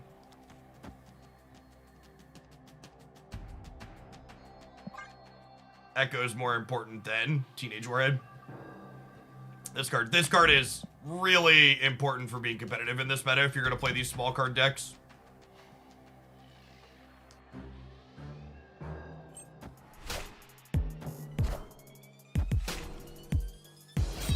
They're a discard deck, really? I was not... Username checks out.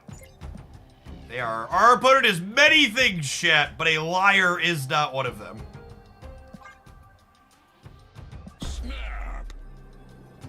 Oh, you know what? This snap is bad. They're gonna snap me back and I'm gonna leave because it's discarded Swarm, right? Yeah. Wait, did they just do nothing? Okay. Sometimes lucky.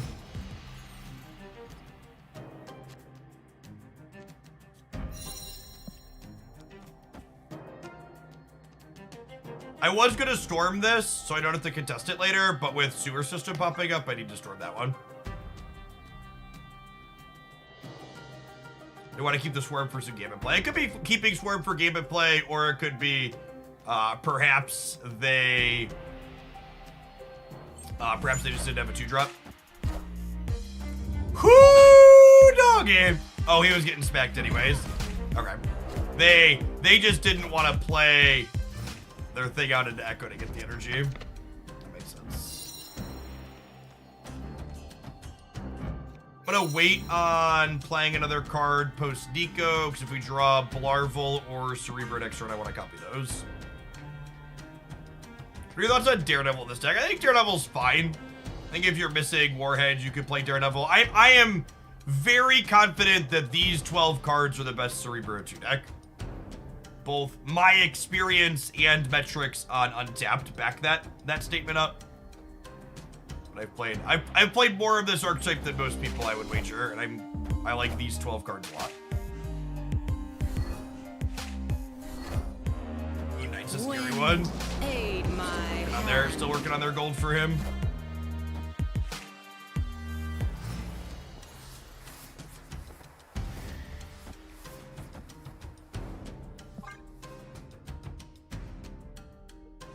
Hoping to draw Brood next turn. Brood or Blue Marvel are our two best draws. I'm missing Echo and I'm playing Daredevil. Let's be going great, honestly. I think, I've talked about this before. I think Daredevil is an underexplored card outside of Professor X decks. I think he gets a bad rap. People are like, oh, he's only a Professor X card. But like, just having information on turn 5 is really good. Angel, thank you for the quarter of a year. Welcome back.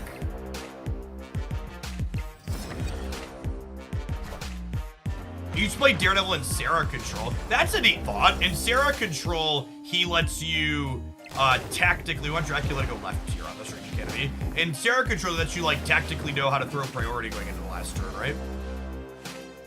Some slick. God, what an easy game, chat. That's how we drew it up. Look at him.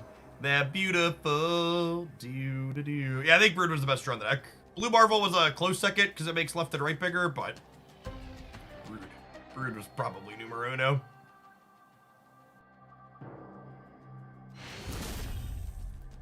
Victory.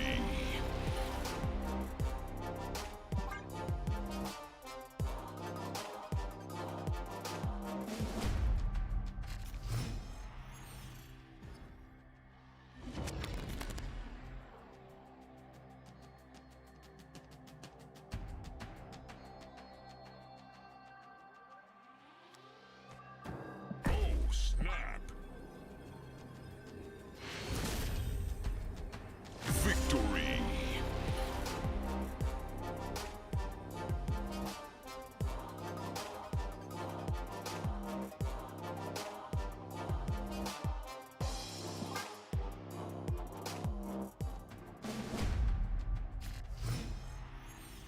Opponent has been stepping and retreating very well.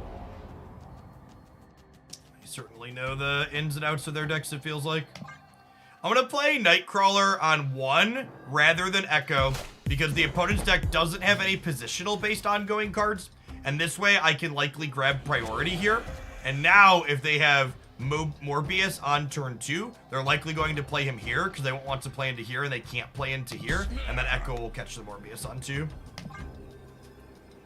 Or maybe they won't have the Morbius, and then the setup was for nothing, but it's just something that's worth thinking about here as we get started.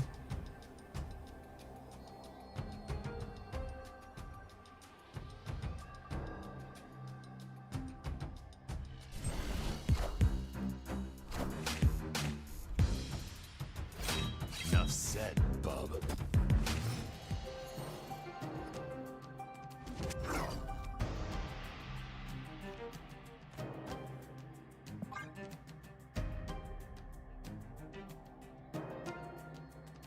Warhead's not really going to generate any value here since they took priority. I think I'm going to leave. I think the locations are more awkward for us than them. Escaped.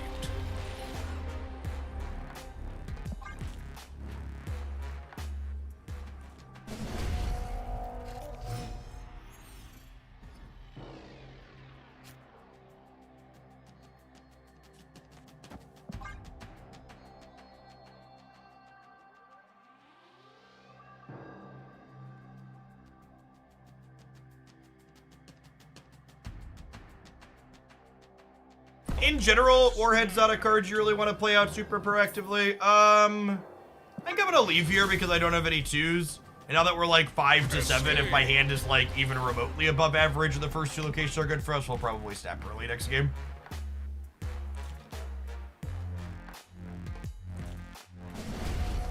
Anyone have the opponent's deck list? I need a good Dracula deck in my life. So I actually was explicitly looking for a discard deck to play today on Untapped last night, and they all are just terrible. All of the metrics and every single iteration of them are aggressively mid-lane. We talked about this a little bit on stream yesterday, but Discard as well as Shuri are 2 of the decks that really got power crept out of the format by Blob. Because Blob is just such a, like, Discard deck was good because it made really consistent numbers across 3 lanes. But doing that isn't a thing that's competitive in Marvel Snap anymore post Blob's release. Because its numbers are just so much bigger than everything else. And it's popular enough that it just puts you in a trash can.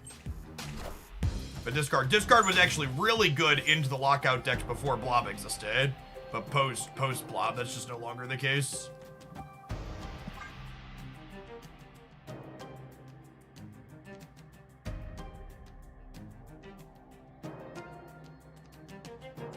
Jury and Discard both ran Chavez. So there was a window where Chavez was changed, but Blob hadn't been introduced yet, where both of those decks were still fine. So I promise you I've spent more time looking at the data and the timelines than you. The difference is not Chavez, it's the fact that Blob now exists is what has edged them out.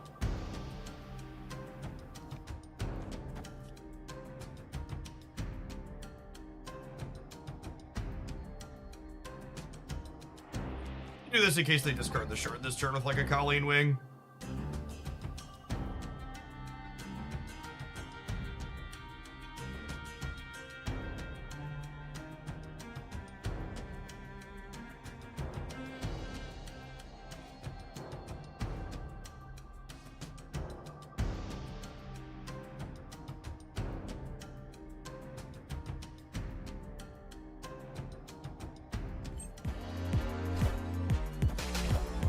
Dracula's really scary here.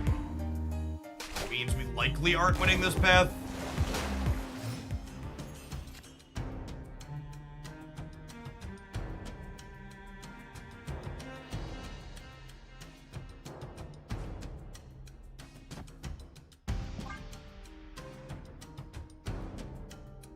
I think I blue Marvel and hope that I have priority going into the last turn, and that Warhead with priority gives me the tools to win the other 2. Yeah, Warhead might get us across the finish line. We'll see. Depends on if they have like the MODOK plus Apocalypse here or not. They might also have Swarms. The presence of Swarm makes Teenage Warhead have pretty diminishing returns.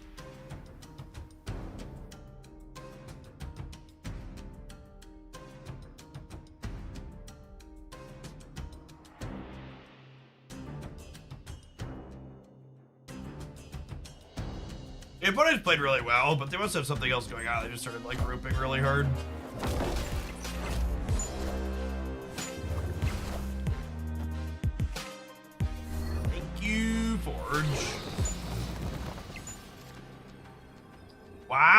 they could have had MODOK and they declined to play him. That's weird. Were they planning to like turn 6 MODOK and their Moon Knight just like bit him on the 1 and 6? It feels like that was like we were gonna try and turn 6 the MODOK here. I think this is just like Mystique Cerebro, ship it. Went to win here and here now. Yeah, I think they were planning to turn 6 MODOK. Maybe that's why they were in the tank, hemming and hawing over whether that was the right play.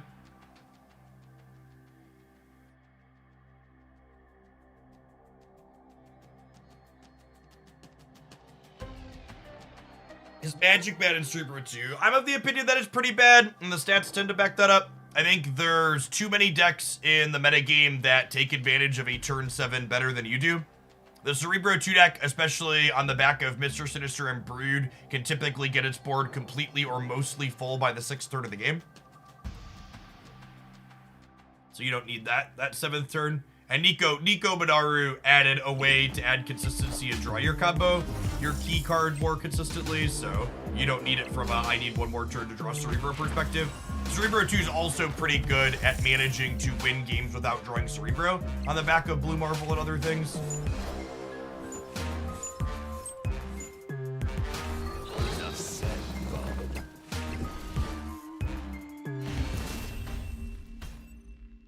Victory.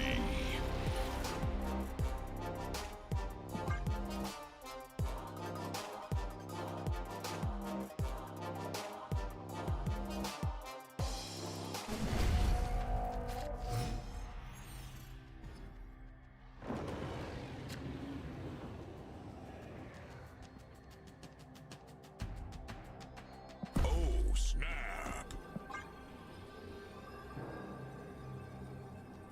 Let's get them to step on what I think. They've been retreating pretty conservatively here, so if their hand's weak, we might push them out.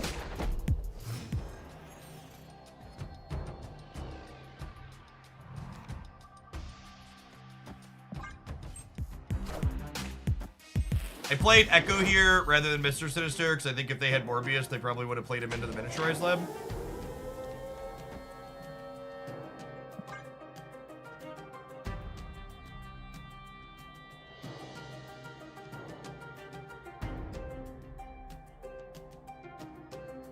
I don't think I've seen the Dead Hip Cerebro. At least one doesn't pop to, a piece of art doesn't pop to memory when you mention it.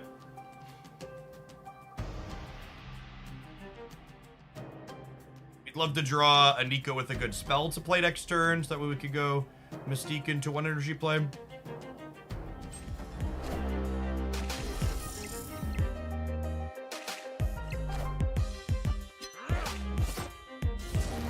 But it really slowed down the rate of play in these last couple of games. It's unfortunate.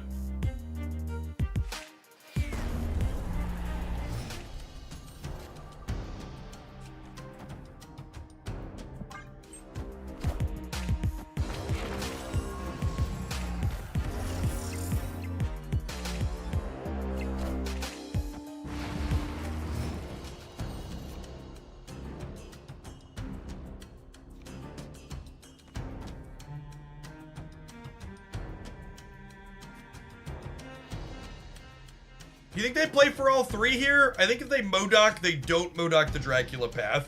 I don't really feel compelled to Warhead the Dakin path because I want to...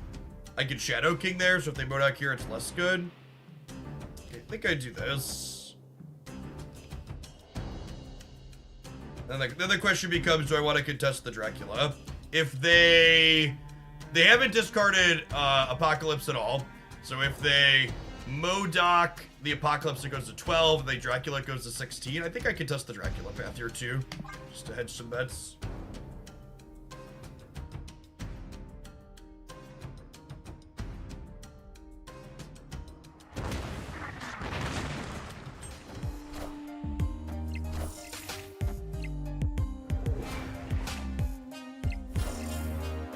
Such a weird positioning. Enough said. Go left.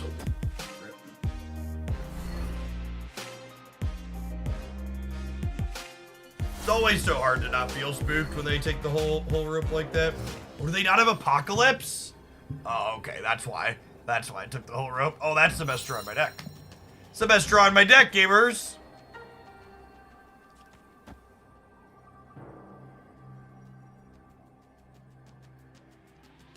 This goes up to 12 at most now. I gotta just spread out, right? This is 12 and puts them to 4. So you don't think Peel Apocalypse? Yeah. Coolio? I don't think they have anything that covers me.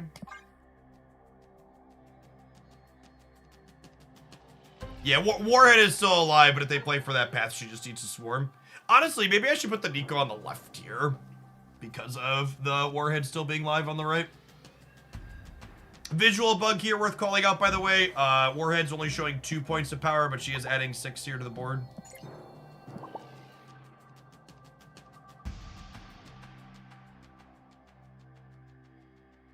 It's not quite there yet.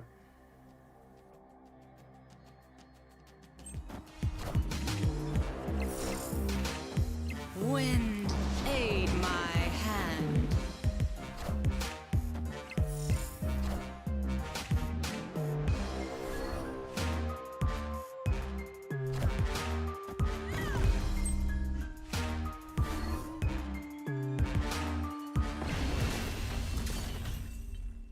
Victory. Alright, gamers. Looks like it's about that time. We're going to take a 2-minute ad break. When we get back, we're going to play something else. Thanks for hanging out today. Don't go anywhere.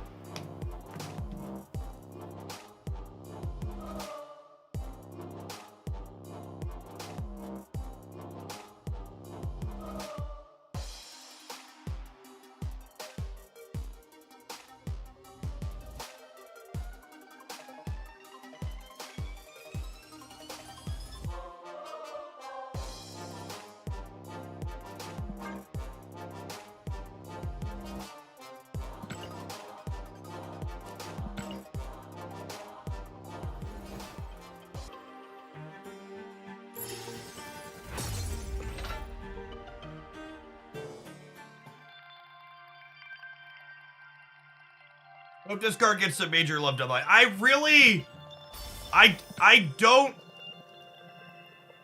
think this card is a symptom of Blob being bad right now. Like, genuinely, the week before Blob released after Chavez was out, this card had fine stats. All of, and it's part of why Werewolf, like, it's easy to be like, they nerfed Werewolf and Werewolf is clunky because they nerfed it. But it's literally just all of the cards that just make numbers have been power crept by Blob. Because the decks that just make numbers have to either Shang-Chi or Shadow King the Blob. They can't just contest the lane. Like, a lot of these decks were good because they were... A lot of these decks were good because they could contest all 3 paths with reasonable numbers. But with the existence of that one, you just, like, automatically lose one of the paths. It's the tough part for them.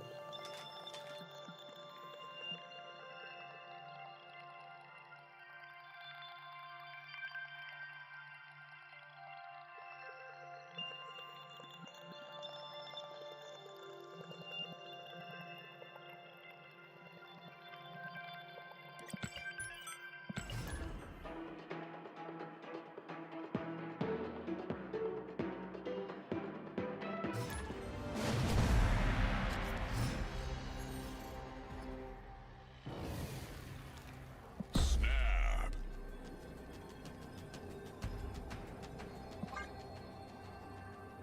Opponent snapped.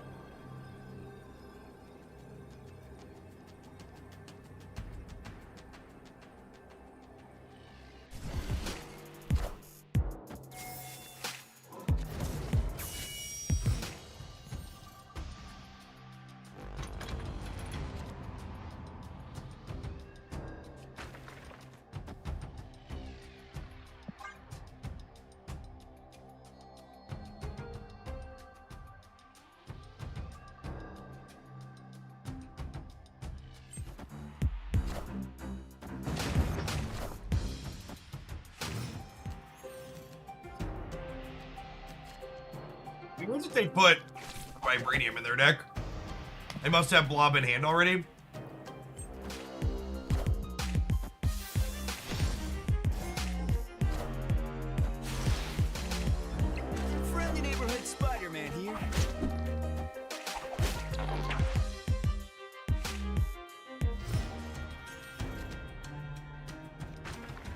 It's that coin flip, unfortunately. It's coin flip.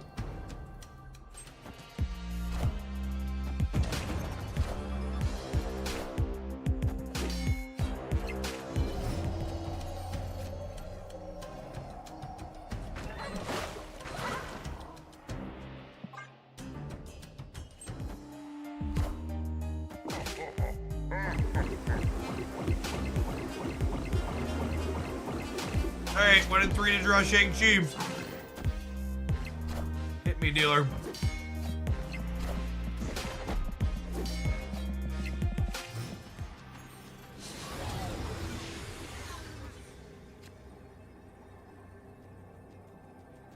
We're dead.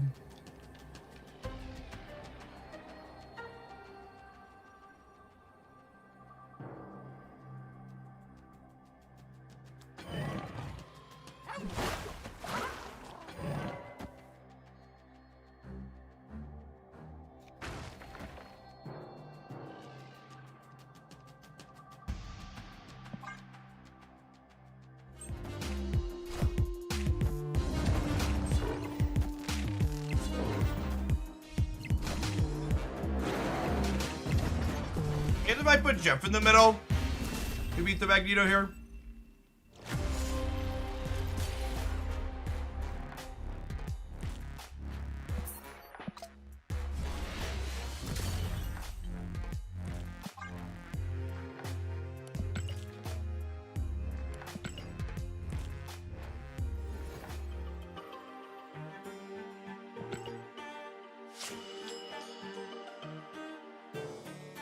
You know, Quasicoodle? I haven't thought about that term in a long time because we've been so far removed from Magic for like a year or more. But that is exactly what Blob is, isn't it? It's removal check gameplay. What for people that aren't familiar with Magic the Gathering, removal check gameplay is a common descriptor there of a number of formats Magic has had over the years. That basically refers to there's a lot of must-answer cards where if you don't have a card that removes them from the board instantaneously, you lose the game. And Snap doesn't have like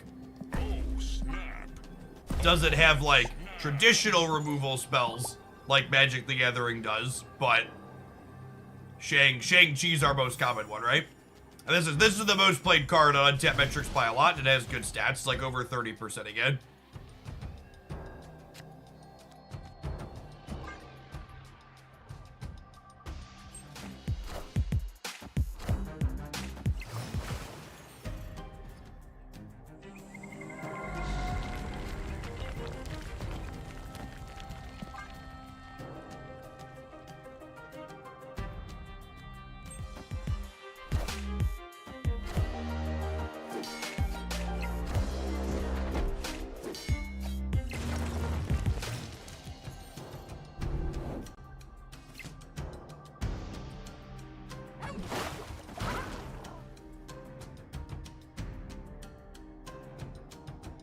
We're gonna stream playing friendly matches against subs, so the wait time to try and coordinate that is just a little bit high, unfortunately.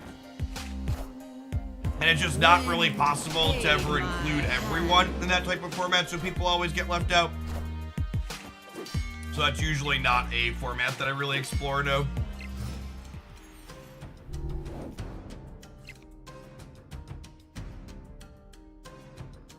I think Elsa works instead of Silk. I think without Silk, your Cravens just aren't consistently big enough.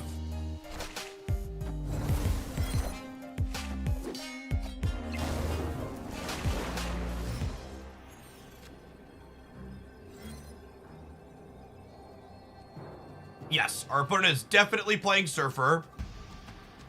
So if they Surfer plus Killmonger the Nova, they could go up to 8, 10. The Jeff could move as well. Have a little bit of chicken here. It's also tough to compete in DC because they're a brood deck.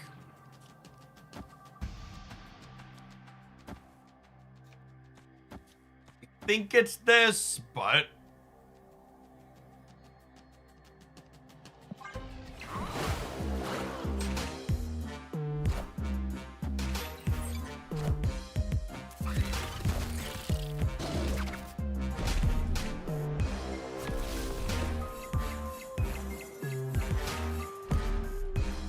wow, really surprised they didn't play for the center here.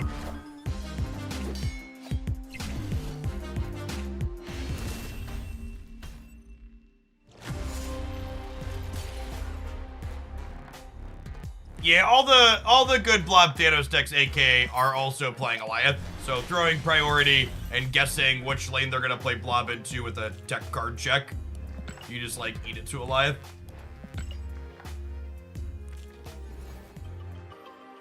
It's the unfortunate reality.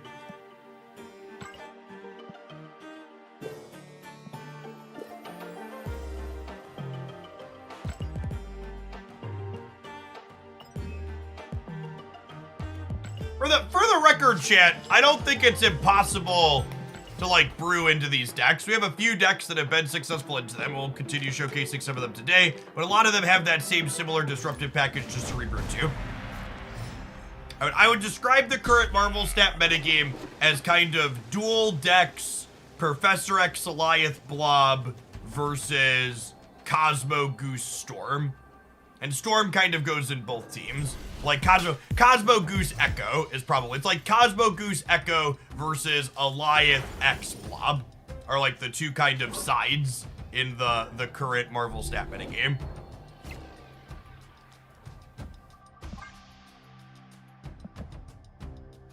Opponent snap. Going on, color. We were, it looking like we are gonna finish out. 2023 is not quite over yet. But as of this morning, when I looked at the stats, we were 600,000 watch hours above the second most watched snap stream for the year. Probably a safe bet that will be numero uno.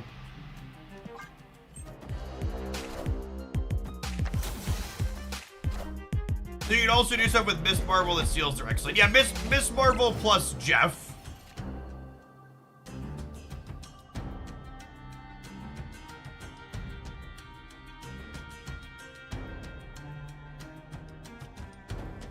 Yes, we are 600,000 watch hours above the second most watched Marvel staff stream for the last 365 days.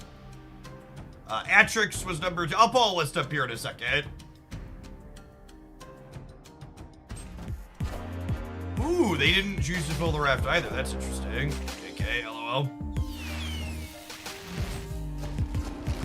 It's a damn shame that we didn't try any of our cards that let us fill this.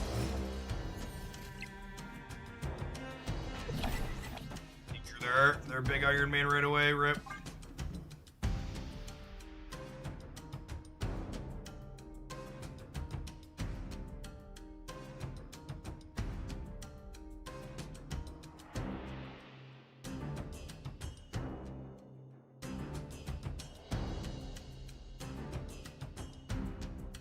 I think our movers probably let us play for Luke's bar. We'll see if they have a limbo this turn.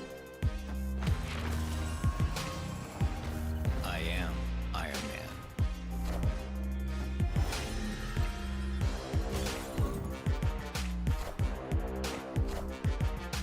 A very good raft hit, opponent. Very good raft hit. So they're gonna get another 4 over here. Super dead, they drew Professor X, correct. Tale as old as time. Beauty and the Beast. Hey, congrats on Infinite with Shaw Surfer.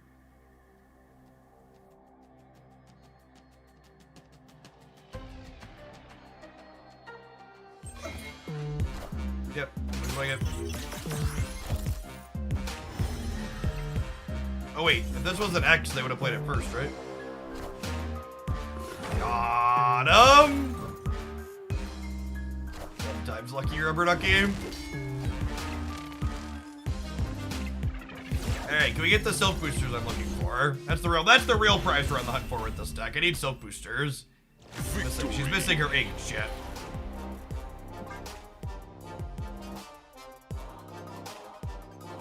I feel like there's a number of folks like myself here that couldn't give less than a crap about Snap but find Jeff funny. I try. Thanks. Thanks for being here, Cytex. Oh my gosh, are they sweating or did they click the wrong button?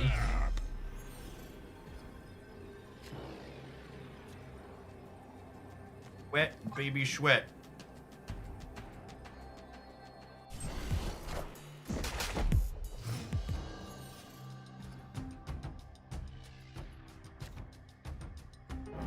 Yikes.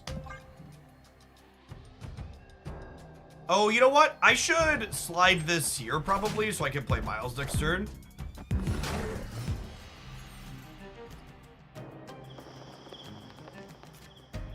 Rewarded, I guess. Your 6 months in advance come through yesterday. It says you're currently sub Jedi, but I think I have an indicator that tells me how much you're like in advance you're for.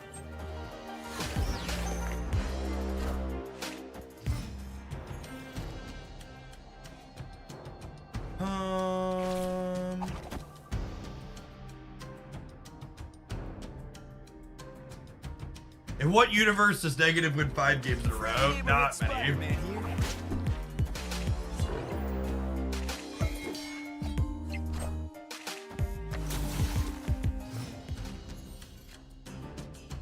Hey, that's a lovely draw.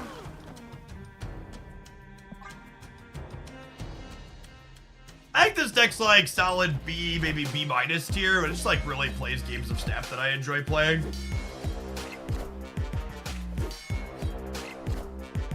Fun, tricky cards. Iron Man. Chat, you want to see a trick?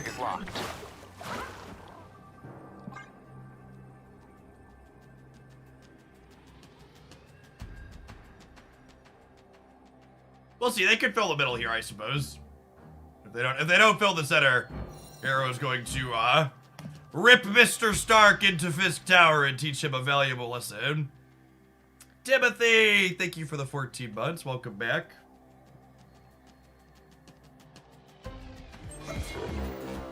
Here, bud. Step into my office for me. Boop.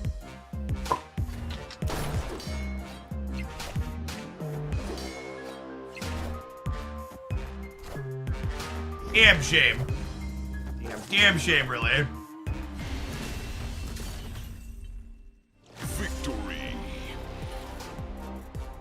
So folks were asking who are the other most watched Marvel Snap streamers on Twitch for the year. So as of this morning, these are the stats for the 10 most watched Snap streamers for the last 365 days.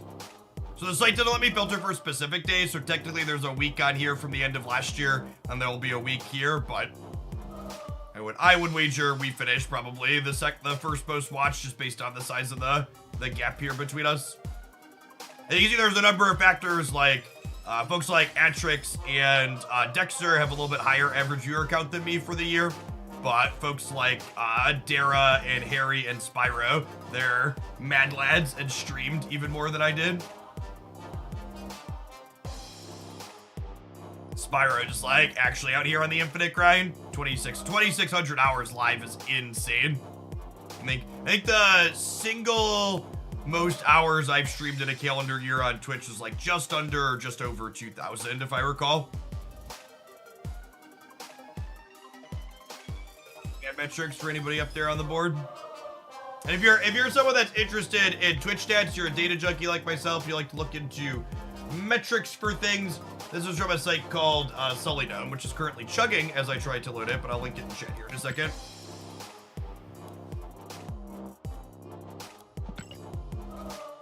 It's an average of about 51 hours a week. Yep. It's a lot.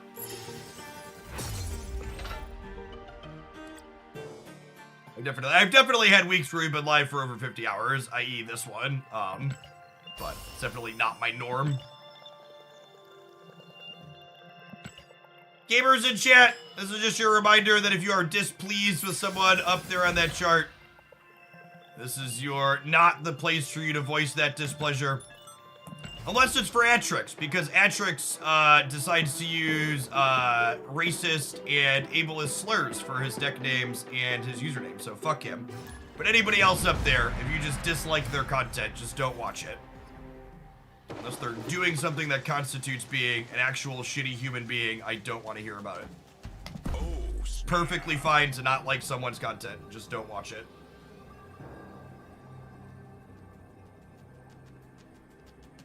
Hey, what's going on, Elites? Yeah, if you've been away for a little bit, this is Snap's PC UI. The only thing I've added extra here is this is Untapped Tracker is third party, so the deck showing side to side is technically not there by default. Poor Solidome is having a whole server outage. I was gonna link them here, but can't get the URL for the stat page to load.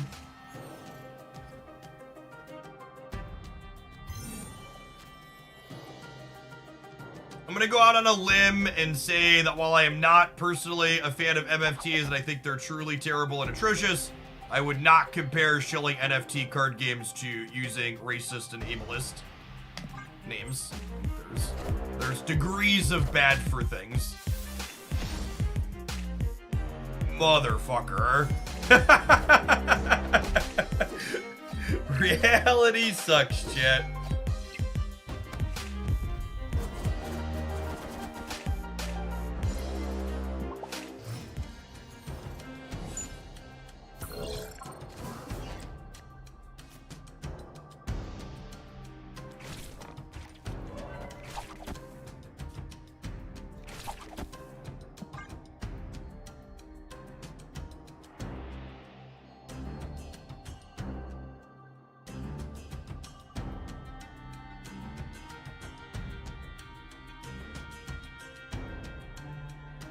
At least you get the thing as a consolation prize, something like that.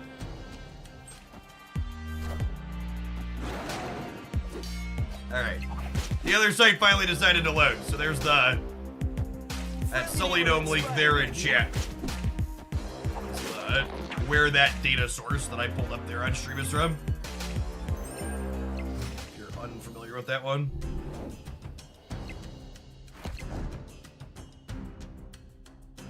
I think I'm just supposed to Shang, so I can then Arrow and Kitty next turn.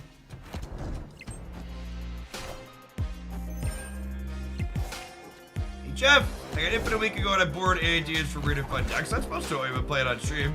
Average guy, average geek. The weirdest and most fun make the highlights on the YouTube side.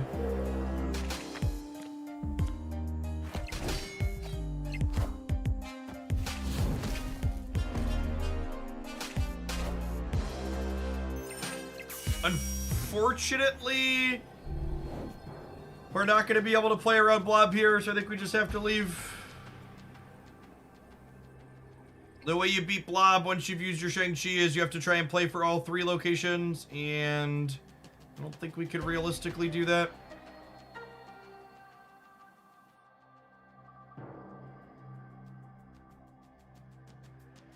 opponent snapped. Giving you 8 cubes, bud. I was thinking about being a fish and giving you 4. Escape. It's certainly not happening.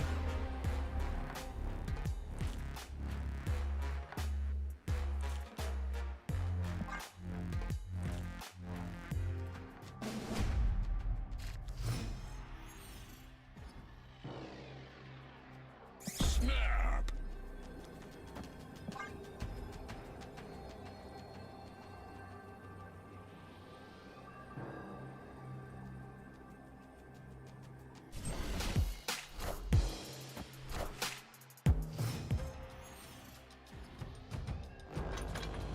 That is essentially how they behave, Socio.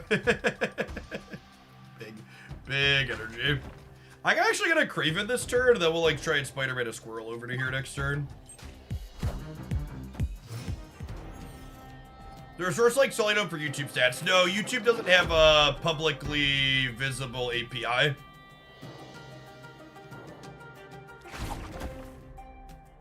Unfortunately.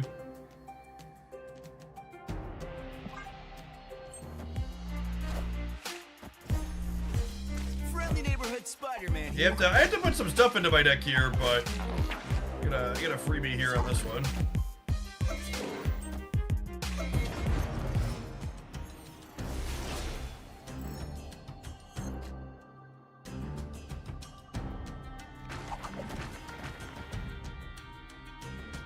We're gonna draw some Vibraniums this game, chat.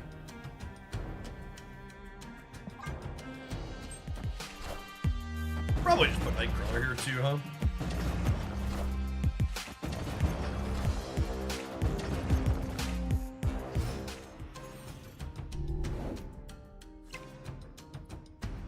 Actually, if I just assume I draw Vibranium next turn 2, I'm gonna have 1, 2, 3, 4, 5 slots on my board. Oh, and 5 slots in my hand. So we should play the Nightcrawler out this turn. It's a free roll. Although, actually, I should put it... If I'm gonna fill the board guaranteed, I should do this. So that way, when this moves left, it gives me a bigger tiebreaker. How close are you to splitting Silk? Not very. Like 100 boosters, I think.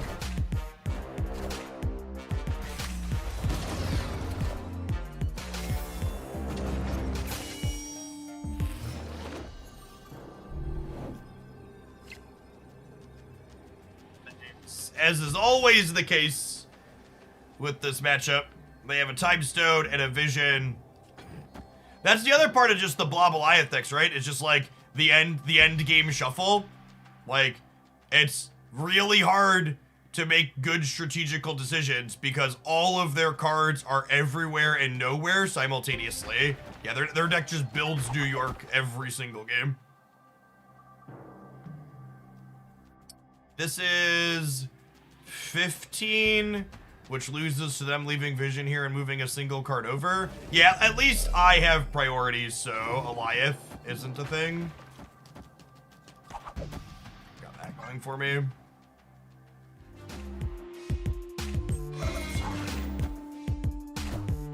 Do they just play a Blob and stay?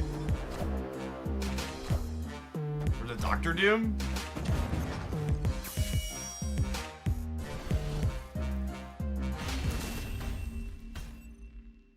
Victory.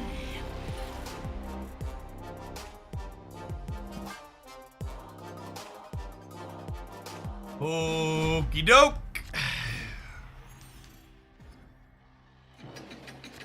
As you will, gamer, as is your Thanos given right.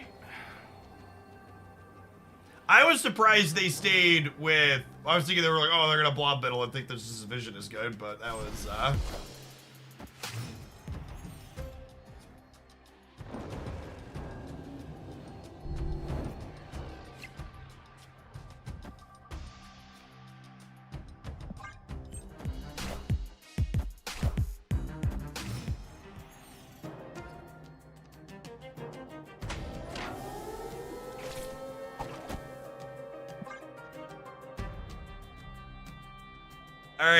All right, Peter.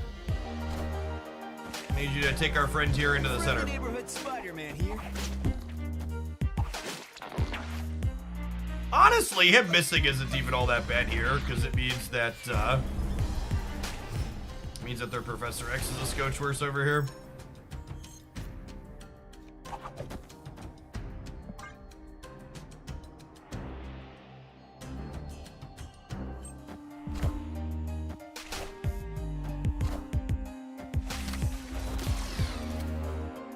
Good. Kill their hand at least. Still strong.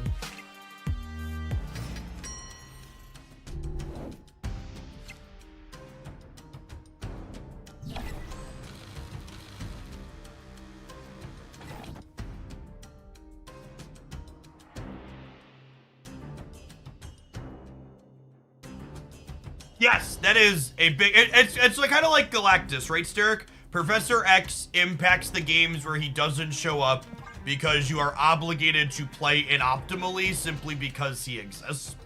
So every time they ramp into it, you're like, okay, I gotta spread eagle so I don't get fucked by Professor X. And then they don't have it and they do something else. It's just like, lost my Shang-Chi here.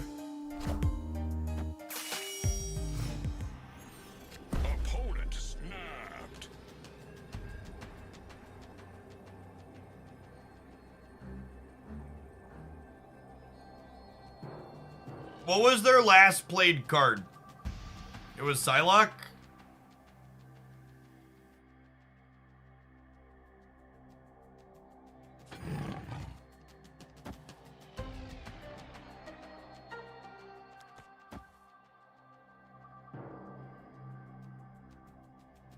Does this ever win the game? I feel like I'm gonna lose to a Blob is the problem.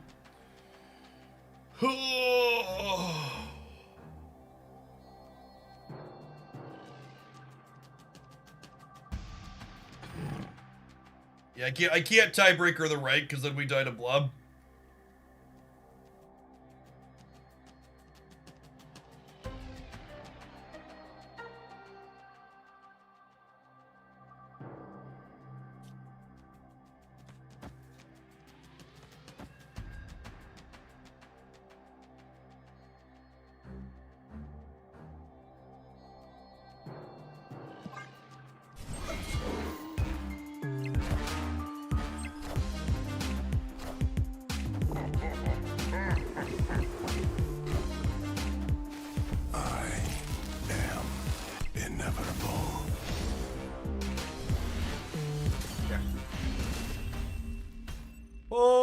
Okay.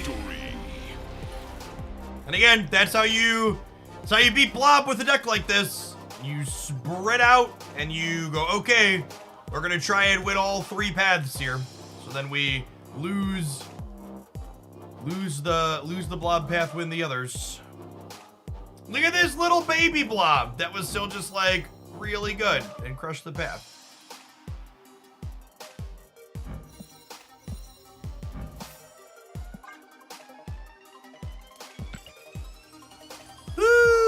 Buddy old pal. I would love a legendary border. That's the real winner, gamers. Shiny logo. We need ink on her real bad. Need 90 to get all the way up. We got 15 more. So we need 70, 75 boosties.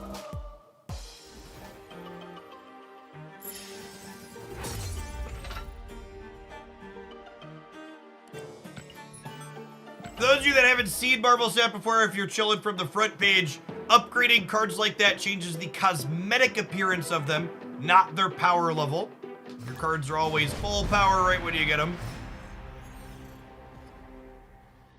You simply get to find more rare cosmetic impacts like this monochromatic or my Jeff the Shark if he shows up as golden. Oh, snap.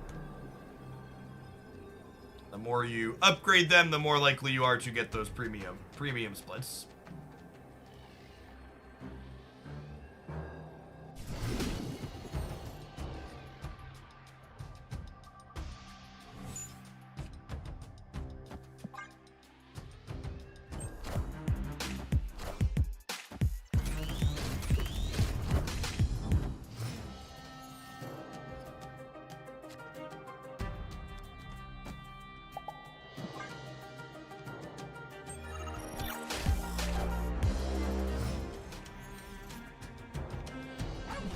Cards out of my hand here.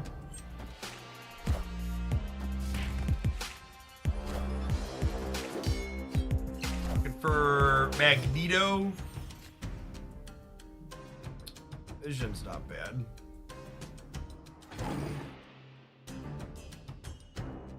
Why am I hoarding my caches? Because I'm not gonna play much the last week of the season, and I don't want to open gold tickets when I'm not gonna get a chance to use them. I'll open them once the season rolls over. I'm gonna move Jeff this turn because Miles gets cheaper if something moved the previous turn, so I want him to cost 1 at the end.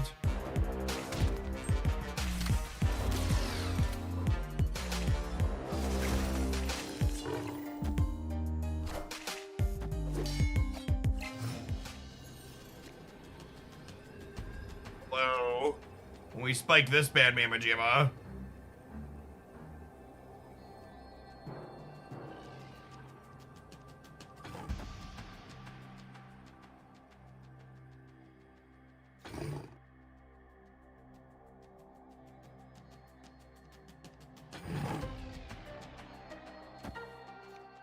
I do this,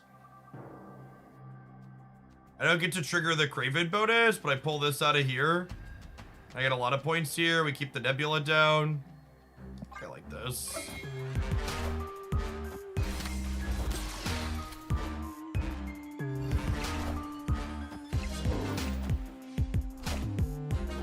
Maybe I didn't need to move this if I was grabbing the Miss Marvel.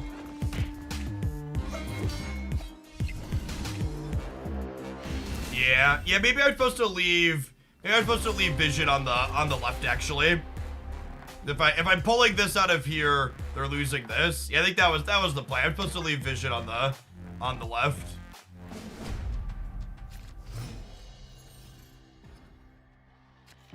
So I was too caught up in what's it called? I was too caught up in getting Craven value.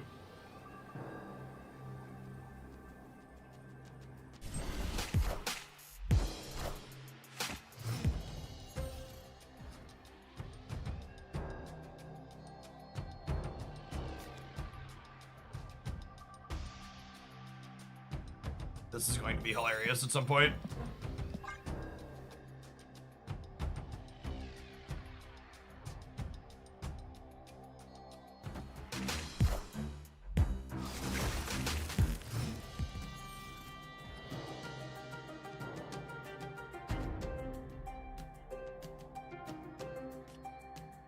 I don't even know that I played the Silk Out.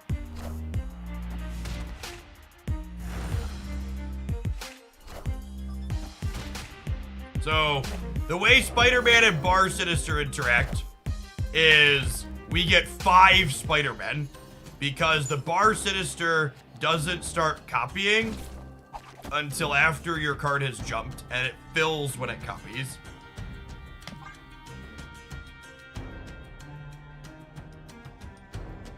Peter's gonna move all the Kabalas out.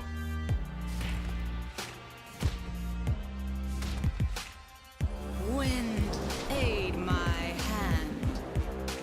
Friendly neighborhood Spider-Man here.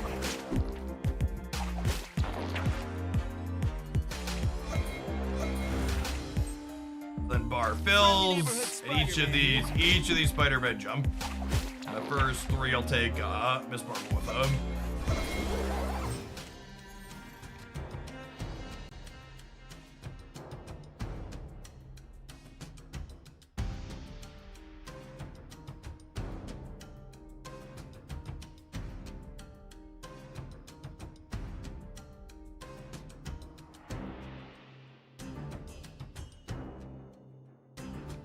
Do I just pull their Storm to the left now? Their Jeff can move.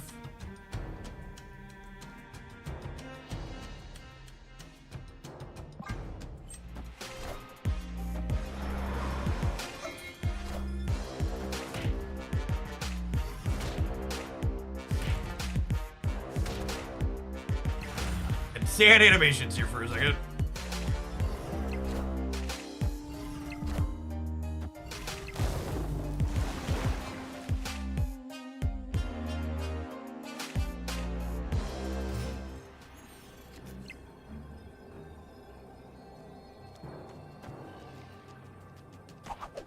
Suppose this lets them tie the right.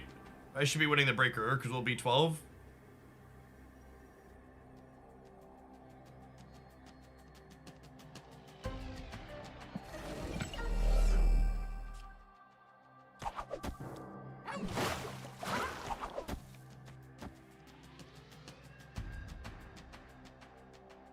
We did it. Okay. Fun slash sneak game here.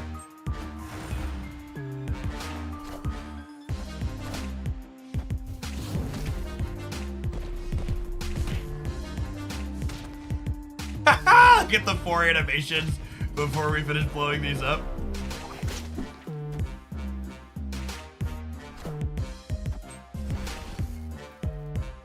That's the good stuff right there. Victory.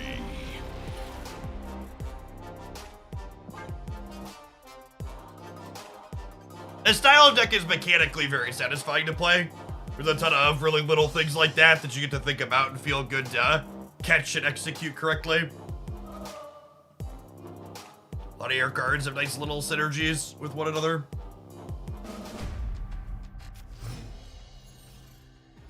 Snap.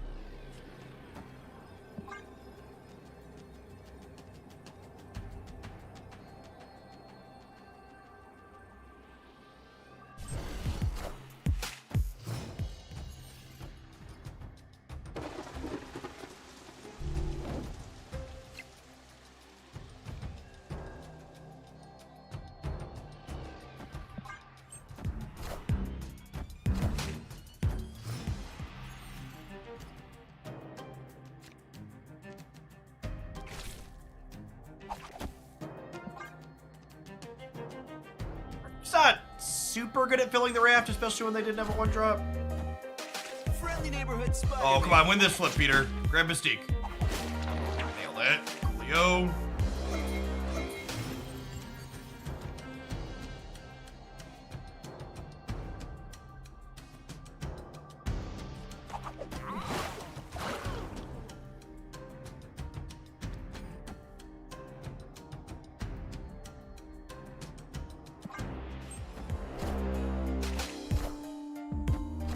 They just didn't play for Asgard.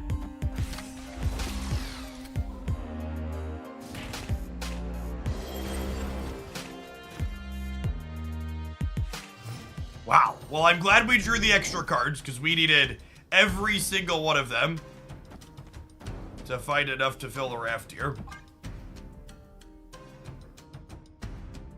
Holy.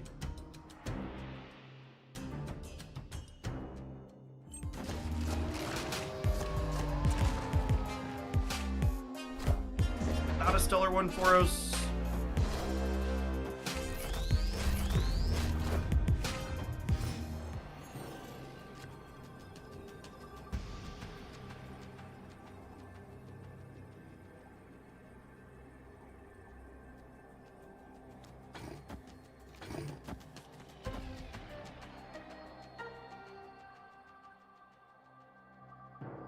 It's just this, right?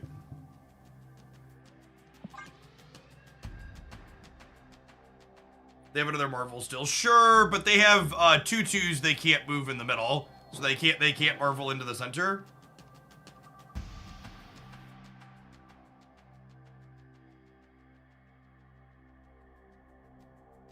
How strong their 6-drop is could be the make or break moment for this game, but I think I like our chances here. Some uncertainty, not 100%, but I think we're favored.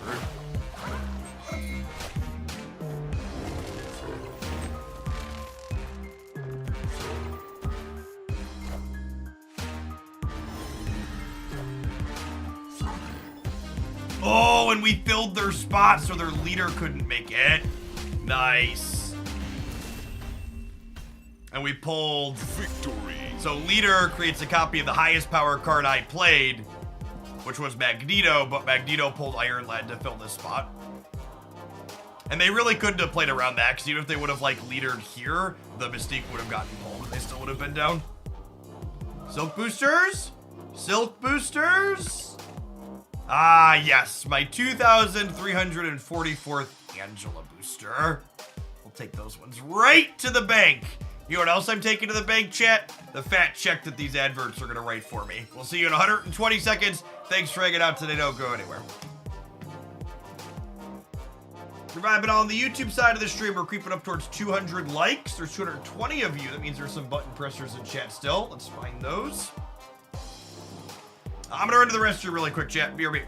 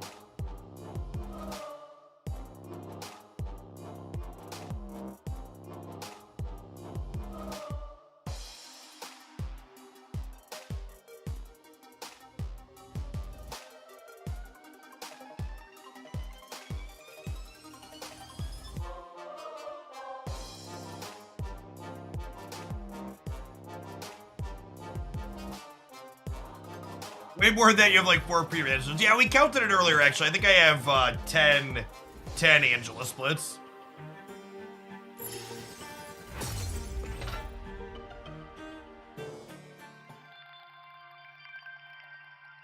Is that our second gold ticket waiting?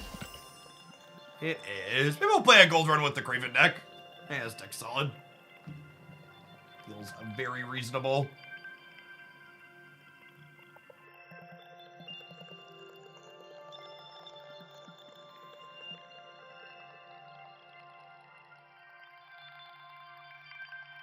Fire it up. Dance with the one who brought us.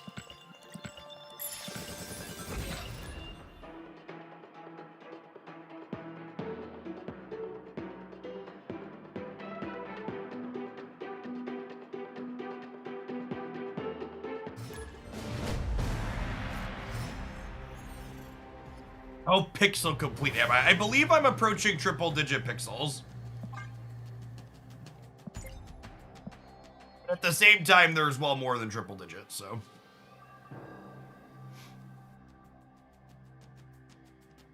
Many pixels.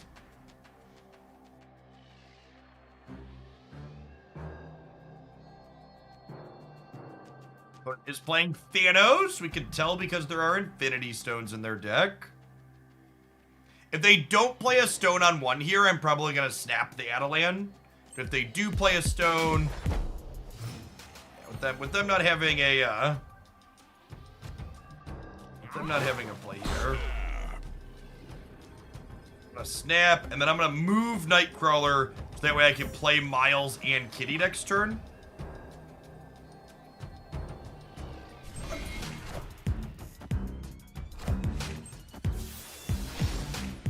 Top deck from the opponent.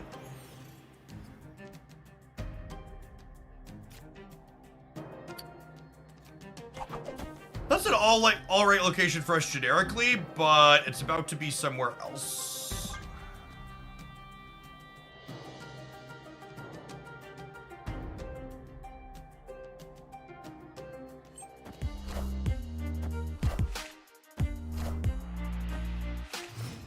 Ooh, and then we have priority here, meaning our cards flip first. So we get to go ahead and drop old Peter Parker here, front and center. And swing this lockjaw off to somewhere else. So they can't get a card out of it this turn. Puppy. Oh wait, this could be lockjawing something they didn't want to lockjaw potentially too. Yeah, okay, let's see what happens. It's a good hit for them. Oh, come on. Oh, I gotta leave when they step back now, huh? Or do I have vision? I have vision. Okay, wait. There... I have to vision if I want to move into the left. I was gonna say I could Magneto the dog back and like catch a blob or something this turn, but I have Shang to deal with the blob anyways, so there's no reason to get cute.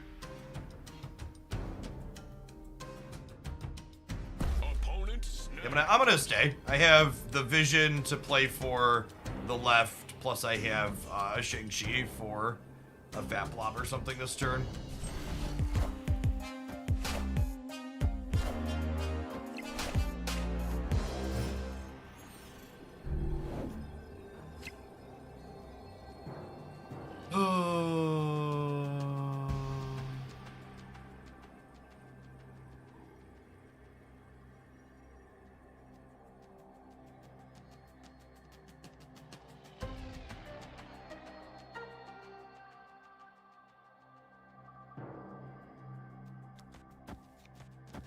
All right, gold ticket. Easy come, easy go.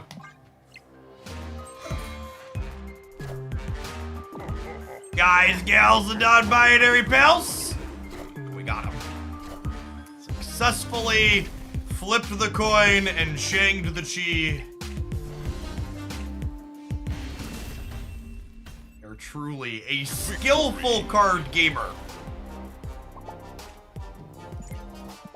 Definitely the power of our brain to win that one, and not just Well, I guess they'll play middle.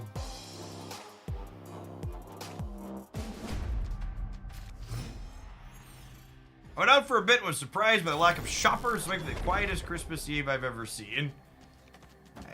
A wife and daughter are currently out shopping.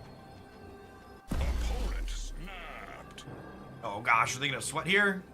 Let's go Conquest. It's alright. Win one of the next 5. That's fine. We're just looking for silk boosters anyways, Jay. I don't care who we're playing against. I wanna hang out and play the entire time. Let's do it. Stores are open on Christmas Eve? Yeah, it's pretty common. Up until like 3 or 4 o'clock or so typically.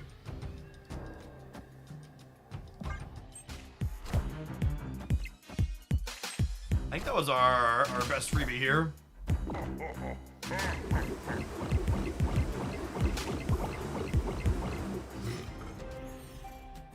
I can't tell if that was their best or worst. I feel like it's one of the two.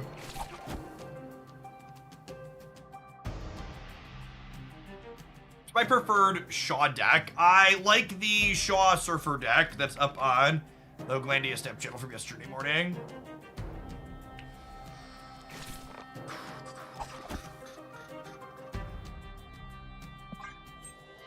Friendly neighborhood Spider-Man here.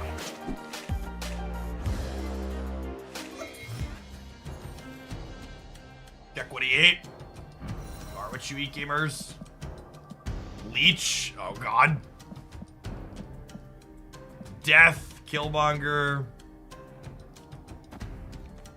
I'm just gonna shake some cheat chat. Just gonna let them know what's up. Oh yeah, there wasn't an Goliath in there, was there? That's a good shout.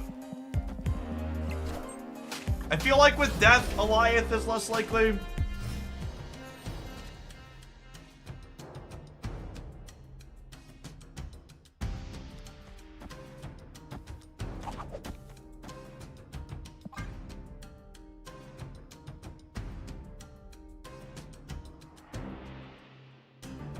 Is it Peter holding down the Dark Dimension, the old Dream Team?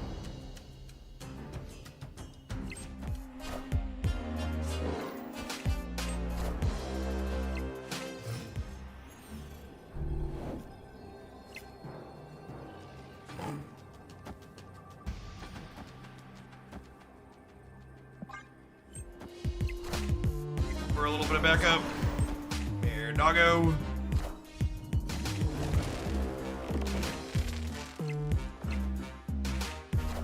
Nobody's cards are where they played them the card game.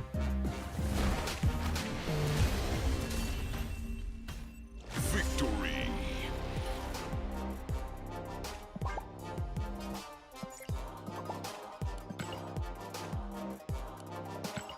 Edo boosters. Merry Christmas Eve. Take that.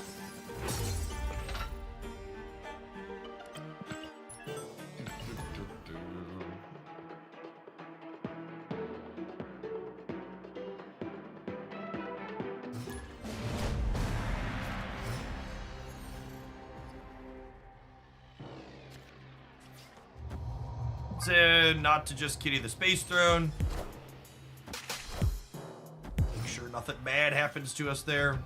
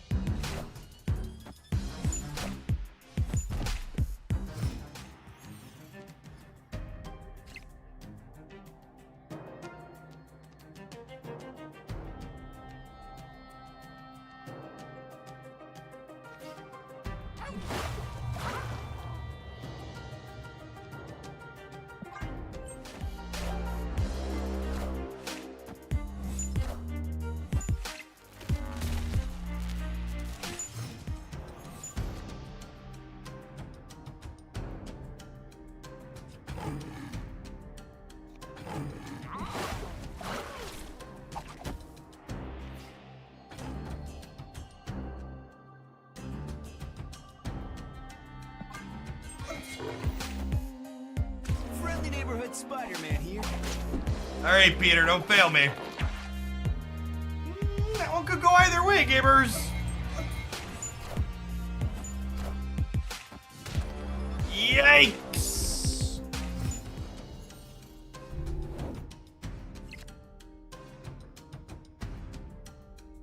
Opponent snapped. You leaving? I think we're leaving, right? These locations are real pits for us. No reason to give up a second cube. Escaped. Miss Cravin, I haven't seen him around too much lately. Yeah, he's a really solid card. I did not get the Tragic Magneto variant. Like that. I have a gold split on the grayscale one, and I have ink split on this one. Sure. Enough Cravens for me. Actually, with Angela teed up in my hand, I'm going to wait to play Nightcrawler until turn 3, so that way we can use him to power her up. Getting to play my Angela out into their Nebula path is a huge, huge deal. We'll pass on that. Unfortunately, it gives them a point there, but it is what it is.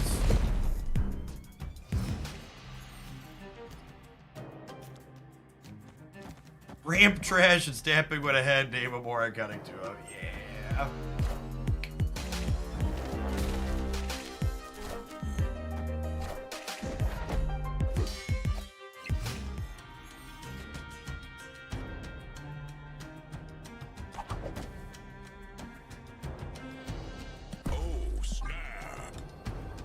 Guess they could Sandman me and I'd be a little sad, but even if they Sandman me, Jeff gets to ignore that, so I'd still get to go Miles plus Jeff next turn, which seems fine.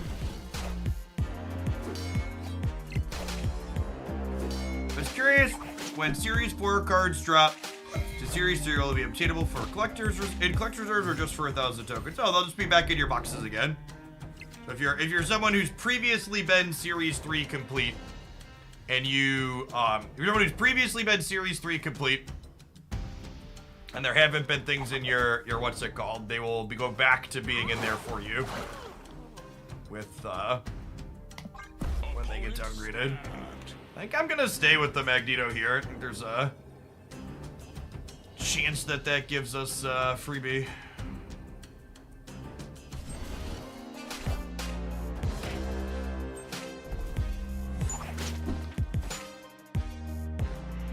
We have priority here, so we don't have to worry about Alliance. I just gotta count and make sure we don't die to Doctor Doom.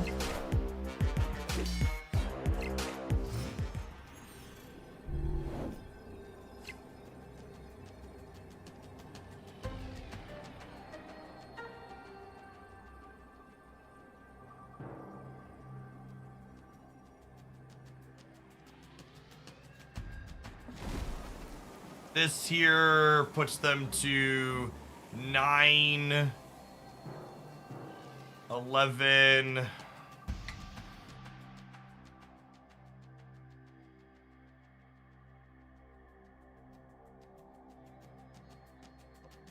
I can't Magneto them anywhere that doesn't lose to Doctor Doom, right? I guess Magneto mid beats Doctor Doom.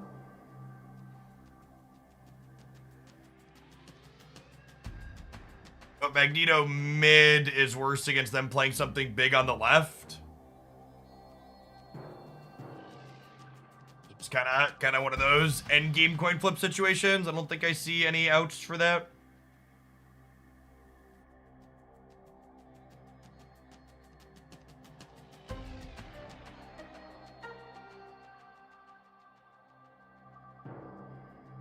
Yeah, I suppose if I do this and then also move the Jeff, if they don't play Doom middle and move the Silk, we could be okay.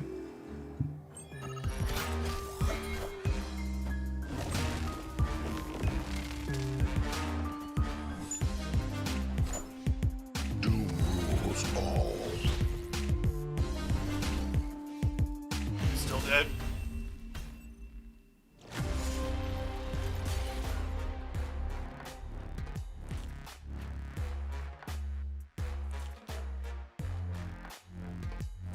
Bye.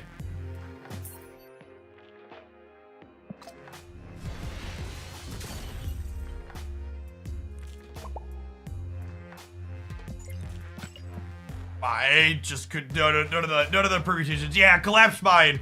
Collapse Mine was a bigger deal for us than them, right? The Collapse Mine gave them 2 points on the Nebula, and it took me off of tempo. If the collapse mine hadn't happened, my Angela would have been at a minimum one bigger, and I probably would have had one more card on the board. We lost by 2 points. We missed a tie by 1.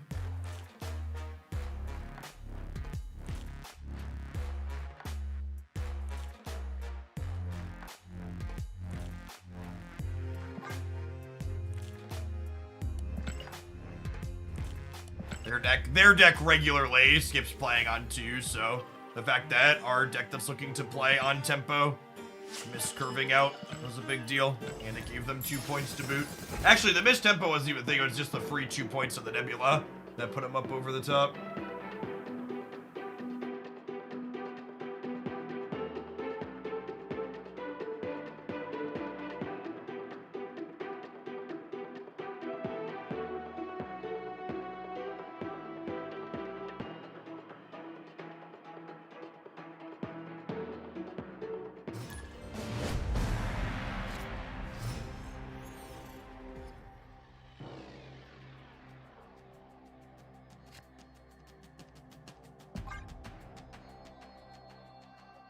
Is a rancid for us. We're gonna infinite using one of the super scroll decks she played yesterday. Yeah, tech card's pretty good right now. They're not Thanos. This location's bad enough for us that it's probably just a fact-finding mission. I actually know what deck they're playing, so I'm gonna leave here rather than let them see something off of the card. This is a high evolutionary Misty Knight, so we know a good chunk of what they're doing. Would you recommend this deck for hitting infinite? I mean, if you're looking for a deck based on pure power level, no, I don't think this is one of the best decks in the format. I think this deck is like a solid B, maybe B-. I think if you like the cards that move around the board and you play well, you could hit infinite with it, but it's definitely not a, okay, this deck's gonna carry me type situation.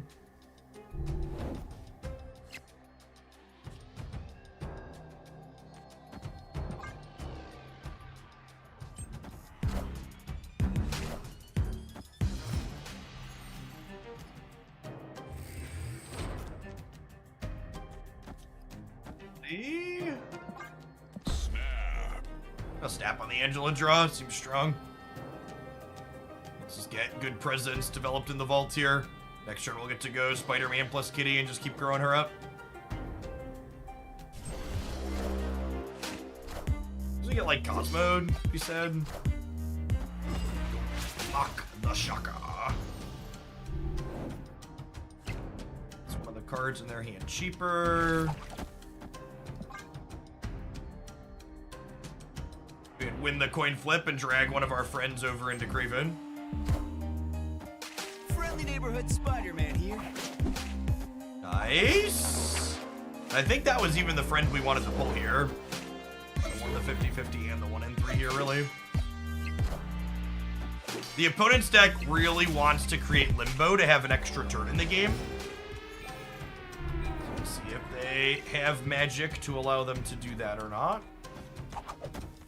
The one downside to putting Cravin over here is that I can't Arrow or Magneto into his path, but I think that's fine. And if they do create Limbo, the vault is closed on exactly turn 6, but it actually reopens on the final turn of the game. By getting leeched, Arrow's still a 5/9, who's very fine.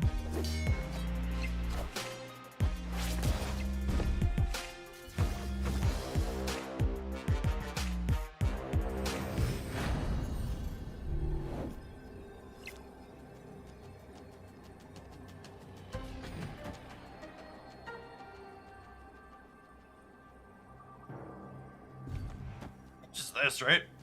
We pull Cyclops out of the left. I had 4 there, up to 13.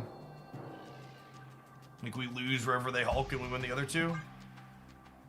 If we put more than one card, it's a little scary. But I think with pulling Cyclops out, we're probably still good.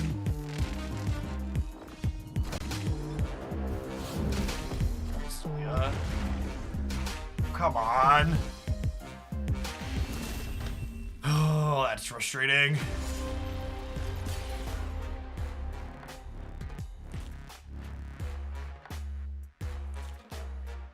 Isn't Kitty Arrow more power? I wanted to explicitly pull the Cyclops out of their thing. Oh, Cyclops was their last played card. That's what I'm missing. So Cyclops was the last played. Yeah. Like, say that part, bud.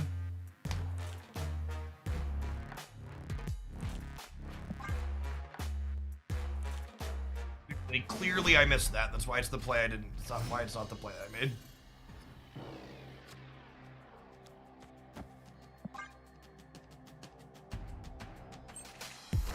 I feel like the #1 sign that the format isn't really in a healthy spot overall is the fact that, like, even Surfer and High Evolutionary decks are, like, all playing Shang-Chi. Like, the fact that this deck card is in absolutely everything has just, like, so cripplingly warped what you're obligated to do. All of these other decks that were previously just big number decks just aren't big enough numbers anymore.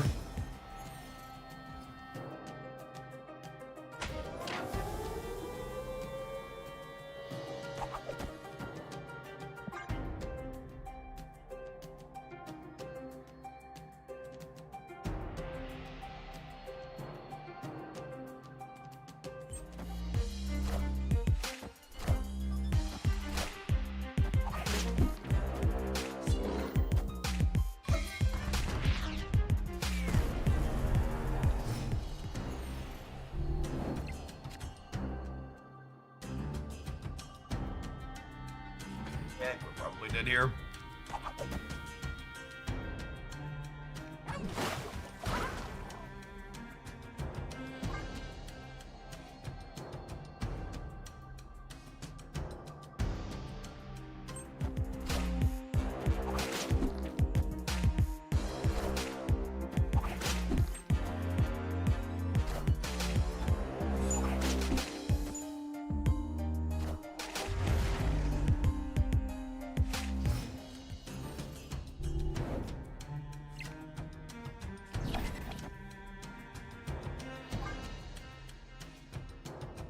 And we line up a Silk. Howdy, Loopy.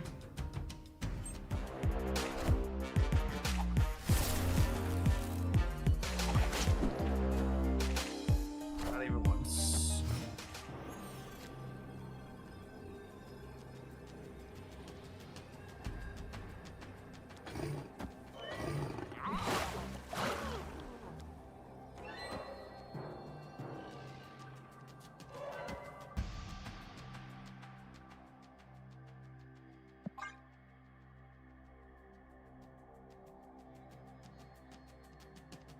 You know what? If I expect them to only play one card, maybe I'm supposed to just, like, arrow them to the right.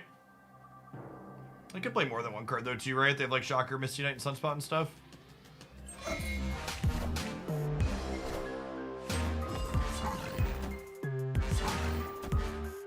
Yes, I mean, I guess they were only staying for one more cube, but that seems like such a limp stay from them. Feels like they tried to level me, like they're like, oh, he's not gonna move the vision right because it's the obvious play.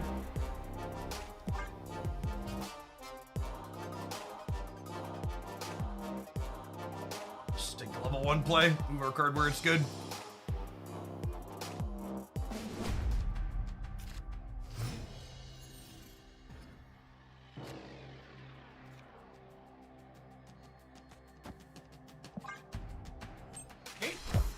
Small mistake in the first game cost us. We're back 5-5 now after a good flip in that one.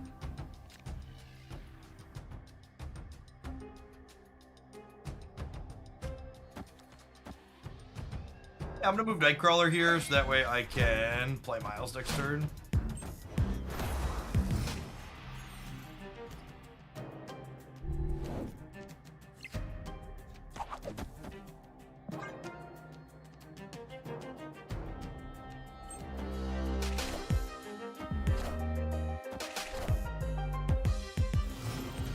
Shang-Chi healthy at destroying 10 power cards, you feel it needs to go back down. I think Shang-Chi should probably eat an additional nerf. Like, I think Shang-Chi should probably go to 1 power. Card's the most played card in Marvel stat by a wide margin. It's like a must-play in almost every deck. And part of that is Blob's fault, but another part of it is Shang-Chi's just kind of jacked up. Friendly neighborhood Spider-Man here.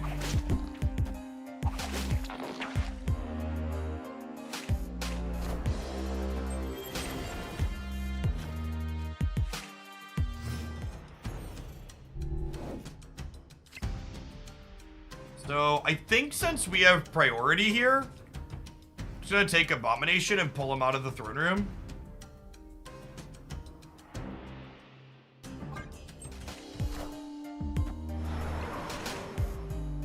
It's clobbering time. And then them playing another card that Magneto pulls here is actually great, right? Because now I get to go ahead and grab both of these out of here, and then we're still at 2 in the middle. Then I can play this to hedge here, since it looks like they can compete here. They have priority, so I don't have to worry about getting Shang-Chi'd. I'm gonna Boomer Step them. I wonder if they stay. Based on their play in the first game, they strike me as the type of person who will stay. We'll see, though.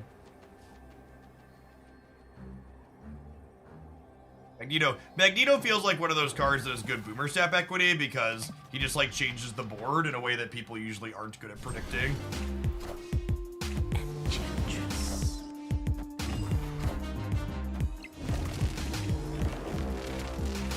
Actually get the triple, right?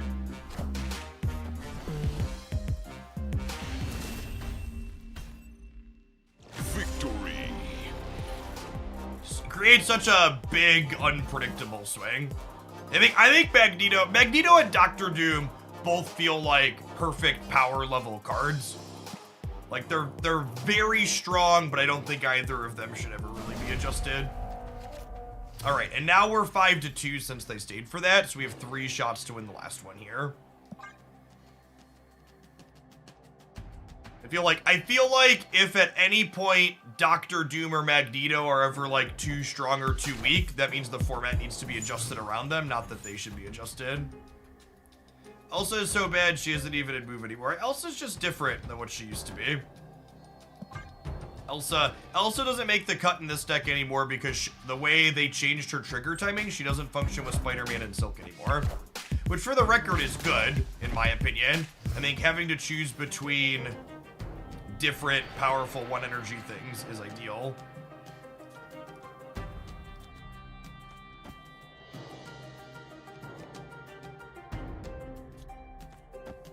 Do I do this, and then next turn we go like Craven Crawler in the middle?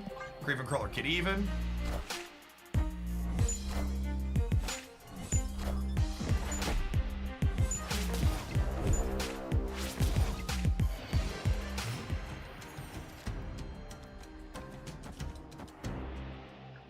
Comfortable location for us here.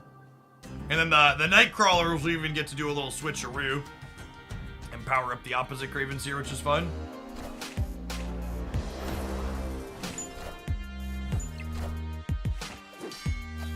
Our Cravens are going to be Shangaball, but at that point they're trading a 4 energy card for my 2 energy cards, so that's probably fine.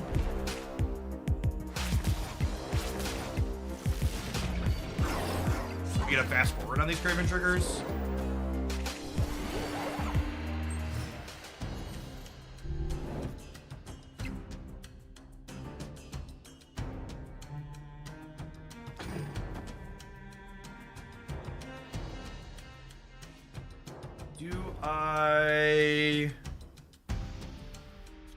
I feel like I just want to do this.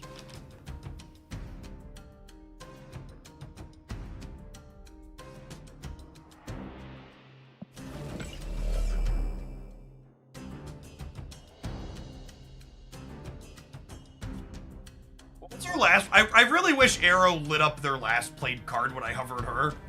Did anybody remember what their last played card was? Probably just Vision. Asking did anybody remember what their last played card was and immediately getting 2 different answers is peak Twitch.tv streaming. For the record, I don't remember either. That's why I'm asking, but it's just funny.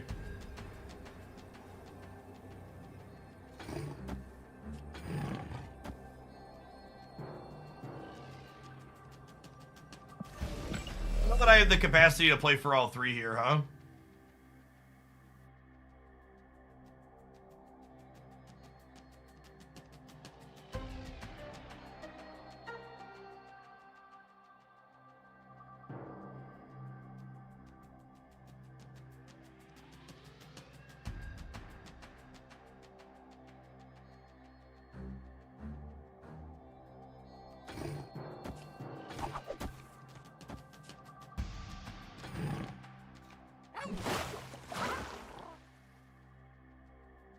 I don't want to do this and just like ping pong it back and forth through the middle.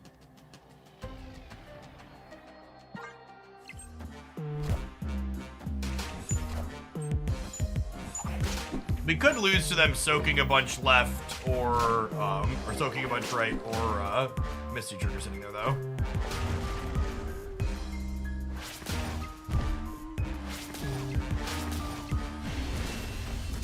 Sometimes lucky, rubber ducky.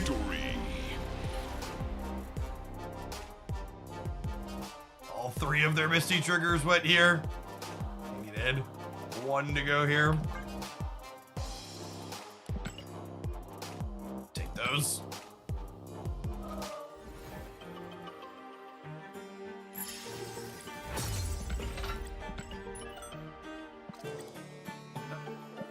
One. All right, we scrub the other one hard.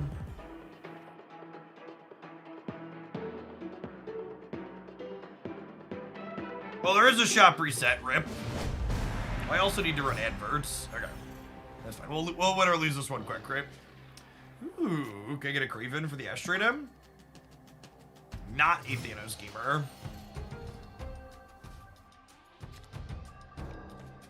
Let's pick up.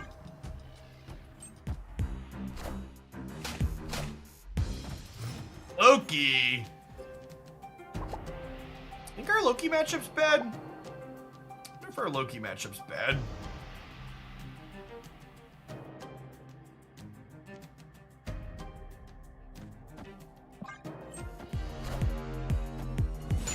I think she's like okay against us.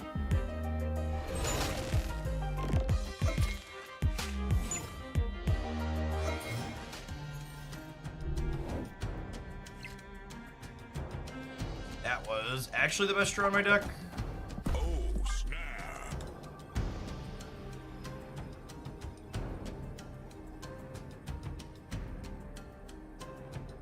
Favorite time of day to see if I'm spending money. Shinies.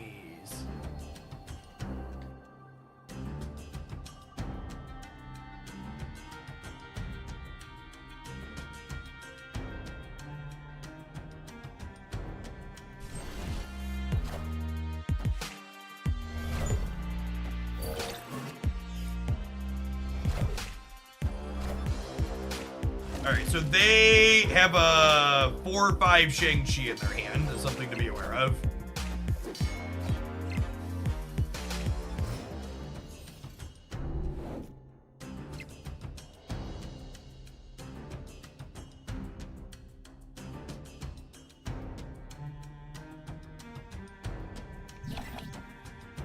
Just vision.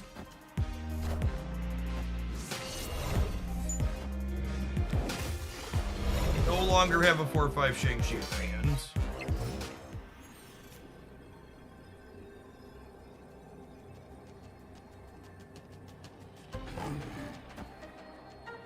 The absolute biggest thing they can play out of my deck here is Magneto. And that would take them to 21. I'm gaining 10 up to 19. I can Shang them here. I could Kitty here to hedge Magneto. They Loki'd 6 cards, so... Coin flip to have my thing. They have priority. I'm only going up to 9 here when I Shang the Collector, though. Shang will move left. He will not. They have priority.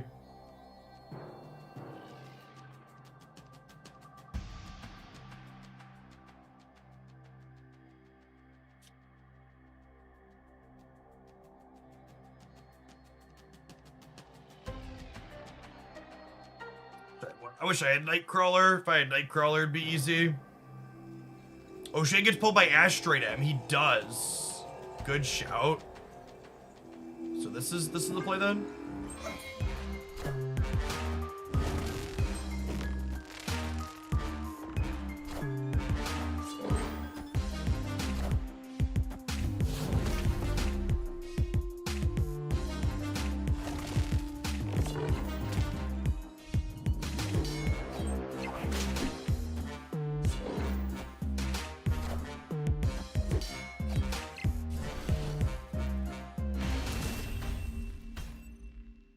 Victory.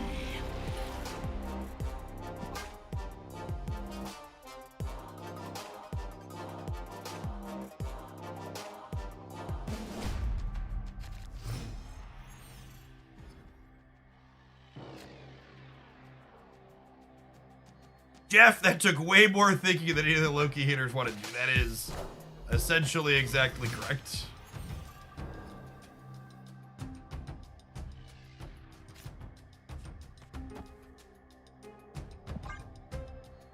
Gee, why would you want to have to think that hard about a game of Marvel Snap?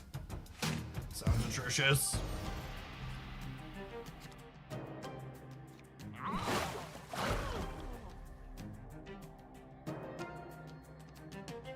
I think Mobius is a very reasonable tech card right now. I think the change of Mobius to a 3/3 probably left him in a pretty good spot. I think it is a very fine card to put in your Marvel Snap deck at the moment.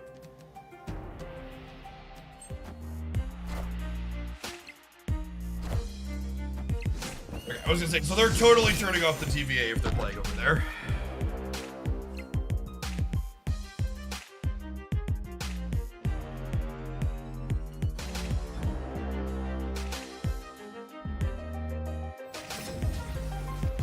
Do I snap them here?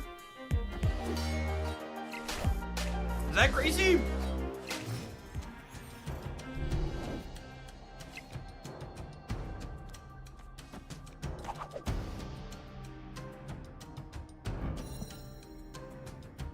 Snap. We're in a good spot.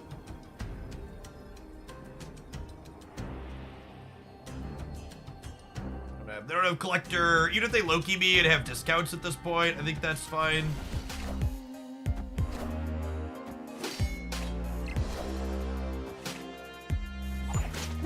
I can't believe they stayed. The Agent Coulson for a singular card.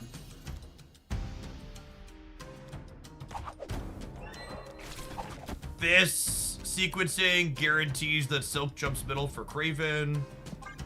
Miles was an excellent pull here.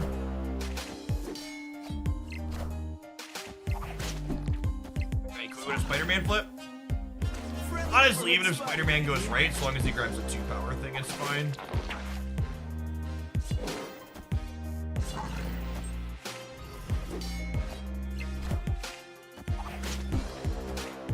When you added all those stats to the middle but didn't technically play them there.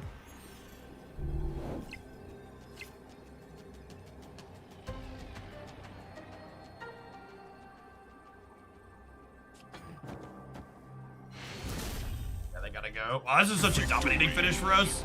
Is it like play this here, we get to arrow, pull the Mirage into the negative zone, and kick Silk into the center simultaneously?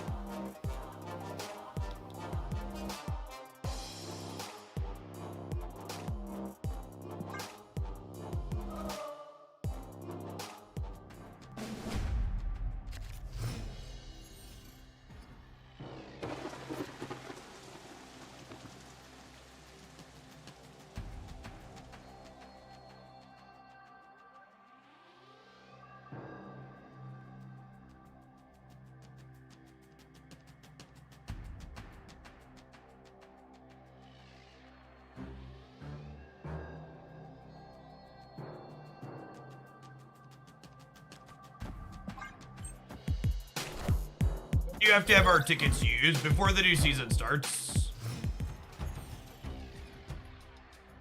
Is a here? Thank you. Happy holidays to you and yours as well.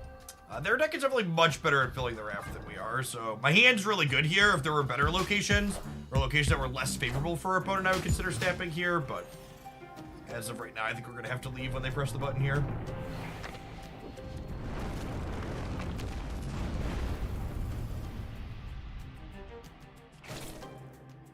But he uses look out. Unfortunately, this session is not gonna make the YouTube channel because I already have a highlight teed up from when we played this yesterday or the day before.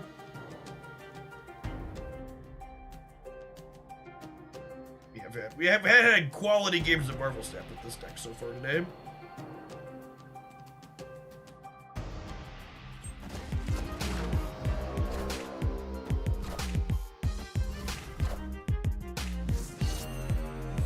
Friendly neighborhood Spider-Man here.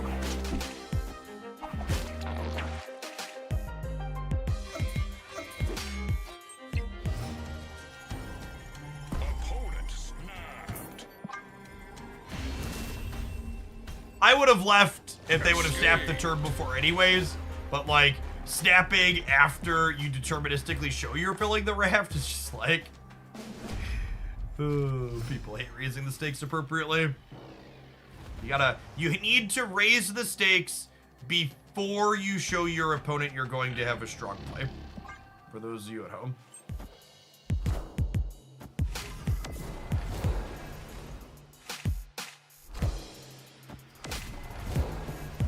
Once you put your good play on the board, I get to simply leave and not care.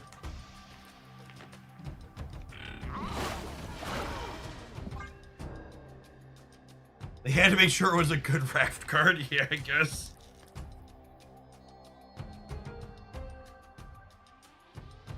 Hey, thanks, Big Fish. Hope you have a good rest of your holiday.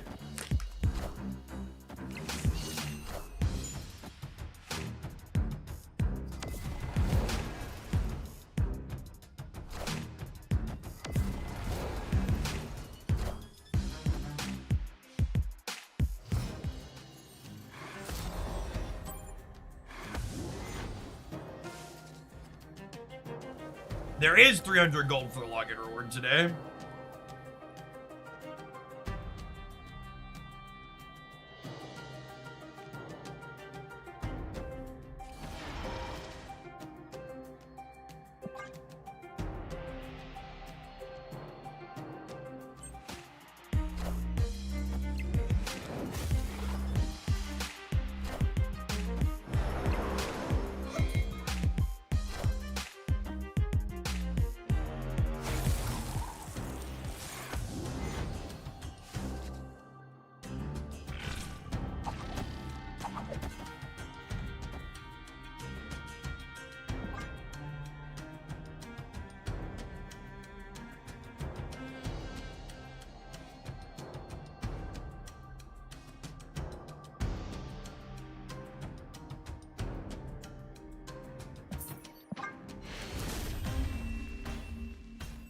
Escaped.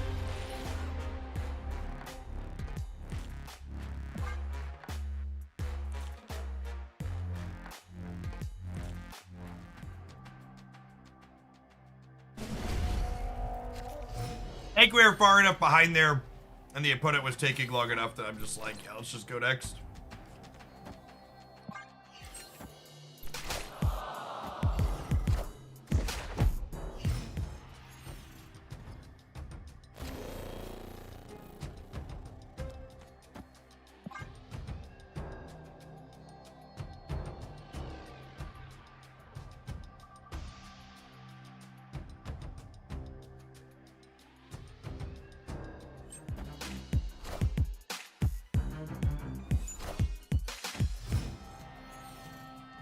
Jeff is scary from the opponent.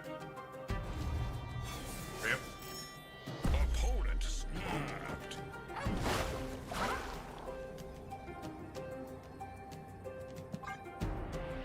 It's probably an I have a Loki snap. I think I'm staying. Let's make this the game, sure.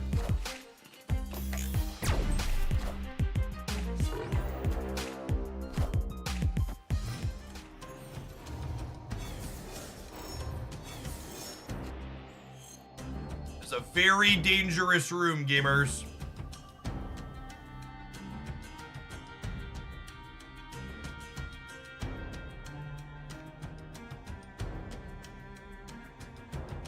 We think I want Superflow turned on next turn. Probably not based on the context of my hand.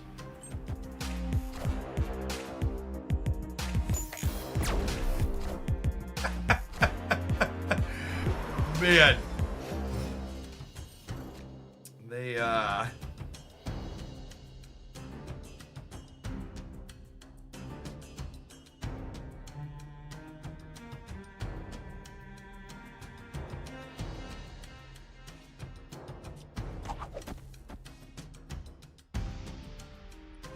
it's a little bit of a dangerous game.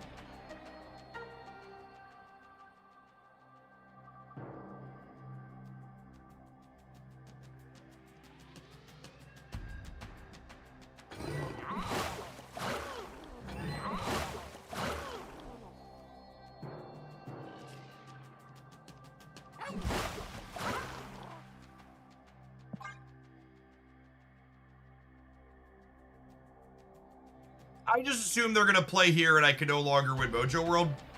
So I'm gonna play Magneto here in the middle and hope that Silk bounces to wherever we need her or that Danger Room plays for our team one more time.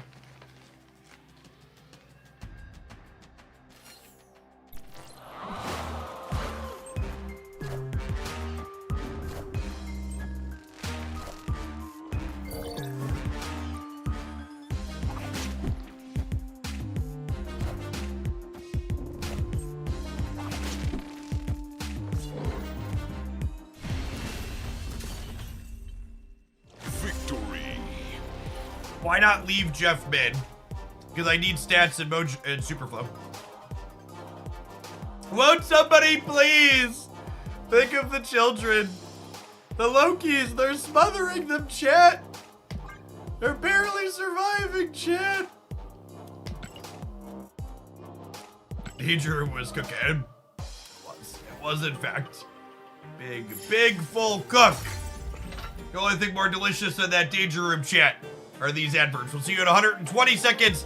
We'll finish out this gold conquest with this silk deck, and then we'll probably play something else. Thanks for hanging out. Don't go anywhere. YouTube gamers, we're 23 likes off of 200. Can you press the button if you're hanging out over on that platform? Appreciate you. Bum, bum.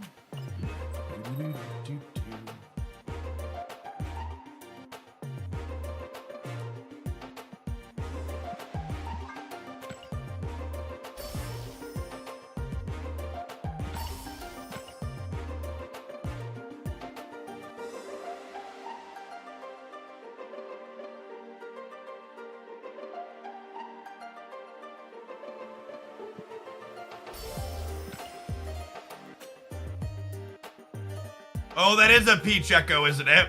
I said I was gonna buy her, didn't I?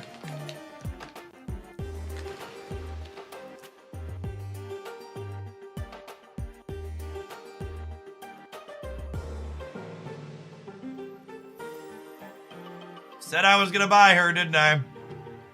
All right. All right. She deserves it. Yeah. Definitely said I would buy her.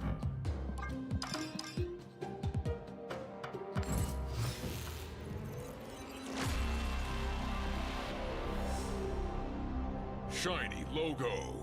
Shiny logo.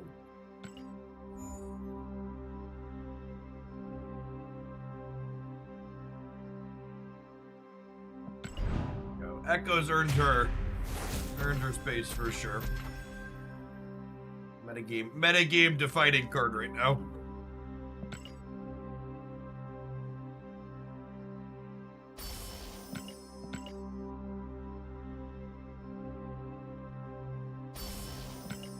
have to split for ink on her? 442 with 442 boosters with 2 at orange borders. I need 490. Is it crazy to buy her for 6k tokens? Is having her 2-week suitor worth 3,000 tokens to you is the question you have to ask. A returning player who hasn't played since deck and season pass, I'm still somehow series 3 complete with 13k tokens. So they actually just announced that they're gonna be. They just announced that series drops are coming back January 9th. And Echo's one of the cards that's gonna be dropping. So she'll be dropping from 6 to 3. She's very, very good right now. I agree. I'm not remotely disagreeing with you. She's very, very good. Echo, Goose, Cosmo are like the little cards we can survive package. For sure. 200 credits out of a season pass cash. Cheating.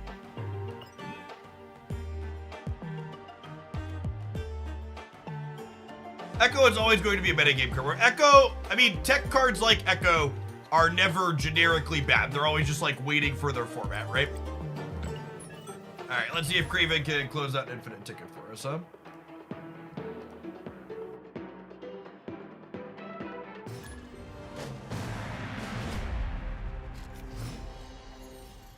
Not Thanos. That's a strong start.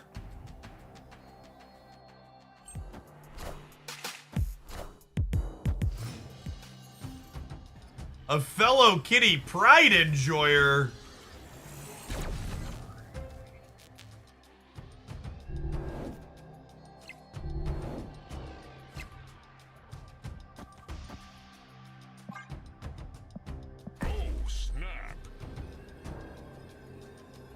Even if it's a mirror, our hand is stellar to start here.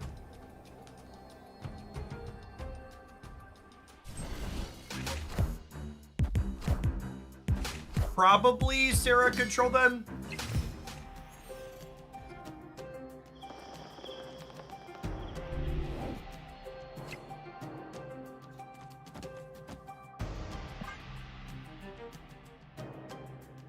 Trade a point on our Angela for a card here for sure.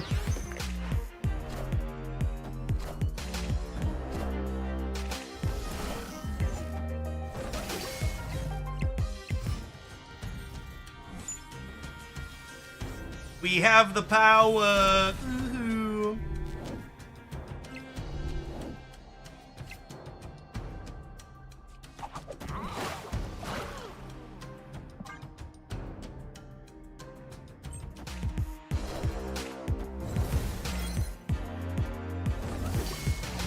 Sarah.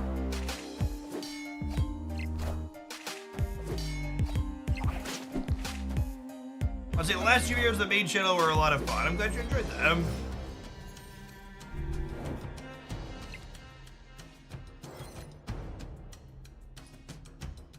So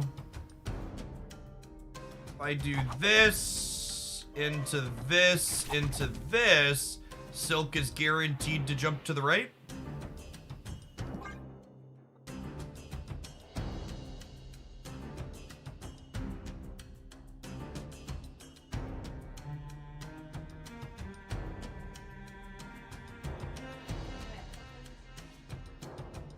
Yeah.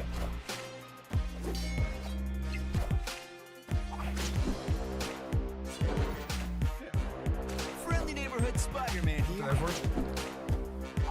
Pulling Bishop into the Craven path, I think is good for us.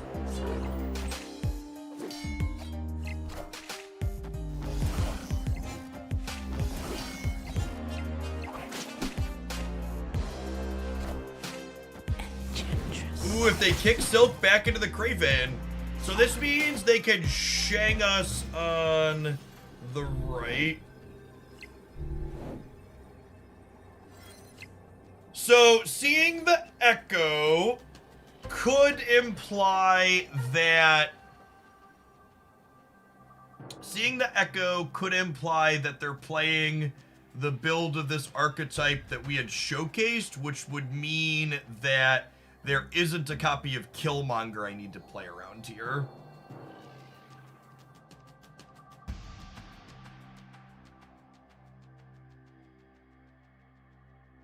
I don't remember if their last played card was Enchantress or Kitty Pryde.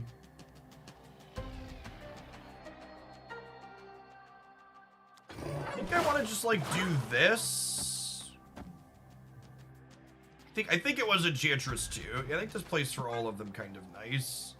Sarah's pretty scary though.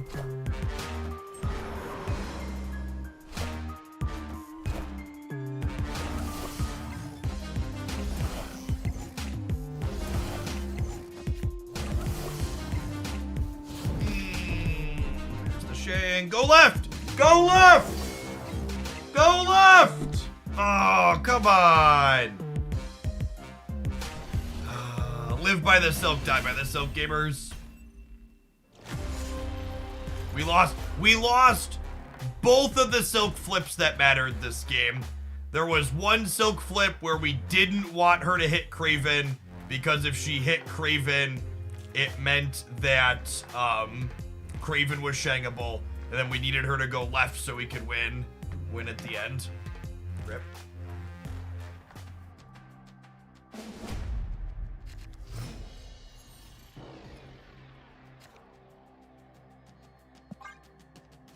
Yeah, it looks like it's the Sarah list that we had featured the other day. I think that means we're favored into altar. Oh, snap. Opening hand's good here, especially with this kitty draw, so I'll press the button again.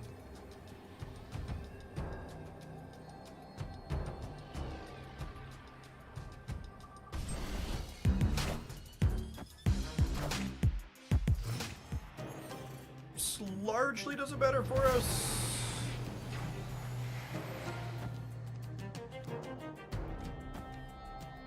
I'd rather have Kitty than Crawler in play.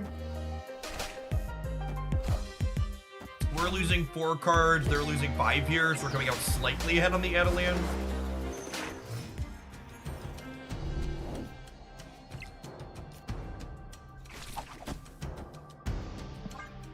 Hey, Supernova Me, thank you for the brand new Prime. There's a ton of great people you can send that to every month here on Twitch. Thanks for sending it this way this month and keeping me around.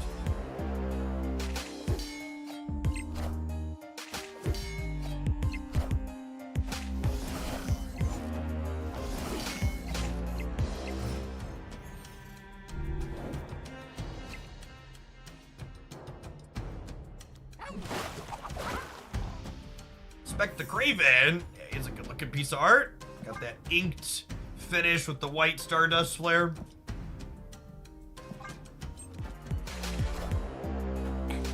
Tempo Enchantress as opposed to Sarah is real good for the home team.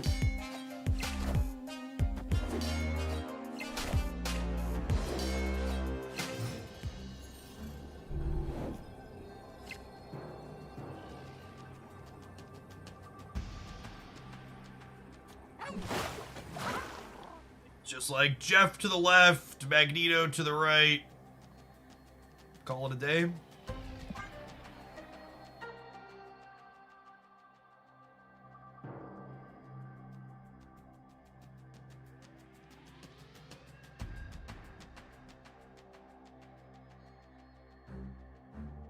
Stuck in the middle with her. That's fine.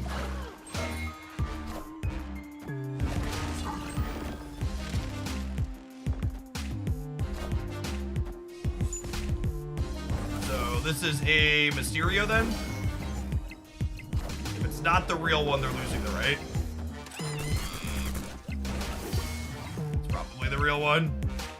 It's not! Sometimes lucky. That one broke our way. Victory. I'm surprised they thought 8 for the Bishop was going to be enough there.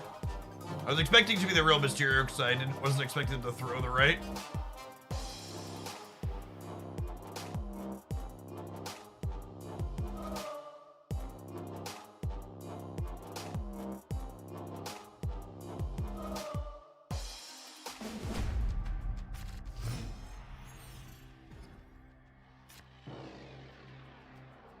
I have Angela in my opener. I always wait to play Nightcrawler on the last turn. Howdy, hit streak. Merry Christmas Eve to you and yours as well. Speculatively, do I need to play Angela here? Nah, I think she can grow up nice and big in the middle.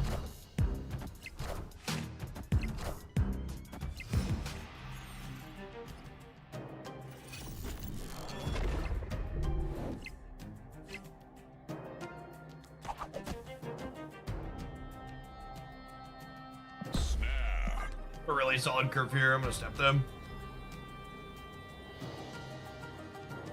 As a zombie stature choice, still the best choice to put Lockdown in a box. I don't think there's like a determined best deck against Lockdown. One of the reasons why the Lockdown archetype is good is I don't think it has any like genuinely bad matchups. I think there's decks that are less bad against it like that one. But there isn't anything where you're like, oh, okay, I'm 100% in the Lockdown, or I'm like 90% in the Lockdown. This and Vision were actually my best draws here, because I just get to go 5 into 6, which is really clean. How do you decide whether to play Magneto on 6 or play out Kitty plus something else? I don't know, which of the two is better. Neighborhood Spider-Man. I actually want to Spider-Man mid. Yeah, I think so.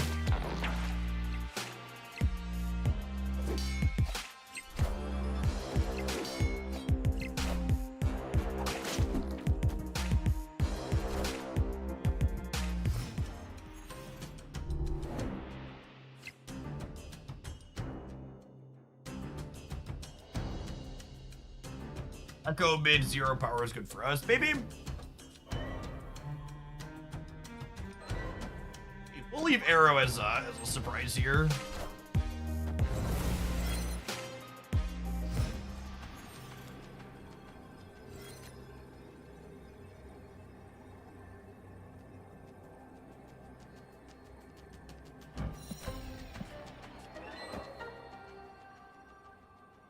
Think they try and shake me in the dark?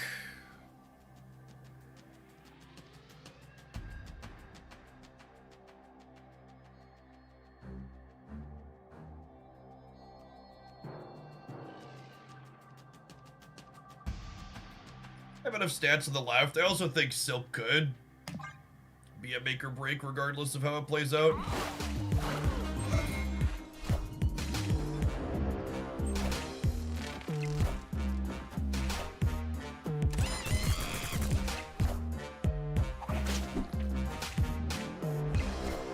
Looking like we're gonna be good here.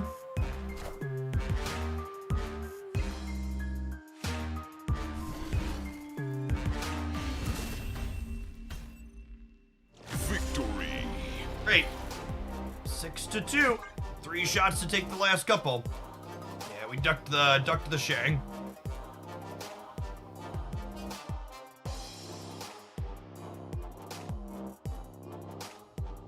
The real prize we're looking for at the end, chat. This has been a long set. Hopefully we hit Silk boosters. Oh, snap. And I think at 6-2, I just snap anything reasonable. It's fine. Not a powerhouse, but like this is like, yeah, let's play.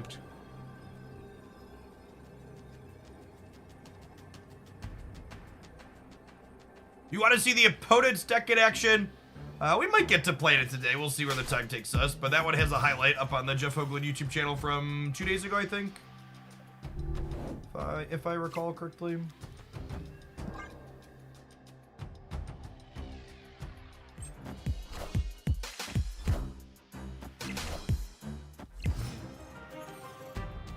You're at 99 and 6 out of 7. May your next opponent retreat.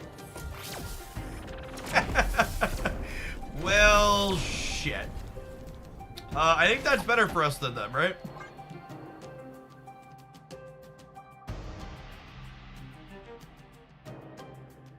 This is our 3rd world ship in 5.5 hours of the stream. This is an ultra rare location, so that's statistically far above average. Friendly neighborhood I think we Spider-Man. want to draw Vision, so we could just like play a bunch of big things that don't die to Shang.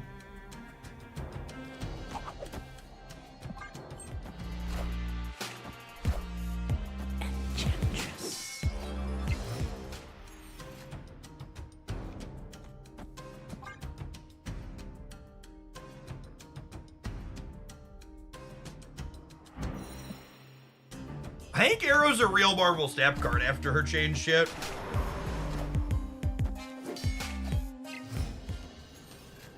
Yeah, I don't think they have any cards that beat the Vision here. Victory. Tough location beat for the opponent on the last one here. I feel like all 3 of the 4 cubers that happened to the set on rounds 1, 2, and 3 could have gone either way, which is a slightly different break. The opponent played that set pretty well. Got a little bit fortunate to end up where we ended up at. It's another infinity ticket for the bank. Missions completed.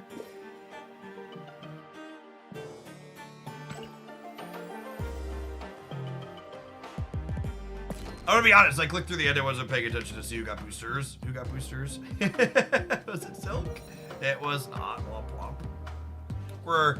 There's a lot of that deck though, so I think we're gonna bounce to a new one.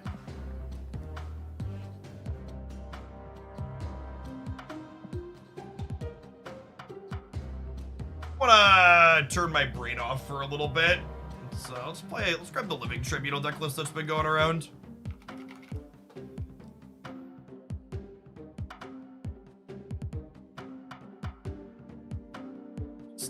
Hyper linear never beats a tech card deck. Wait, is it this one or is it one? There was one that was playing Wave. I think it's this one.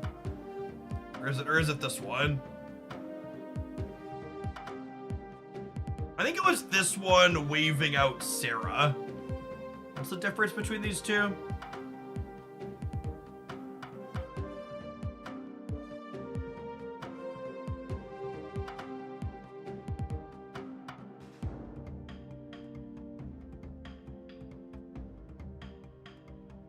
This one's missing Iron Lad.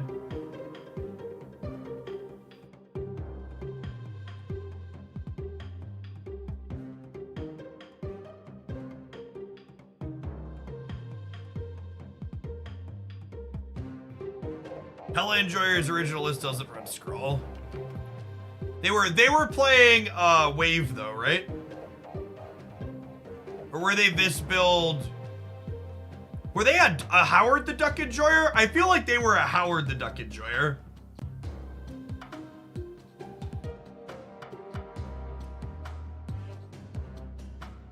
The old Jubilee Iron Lad Howie deck.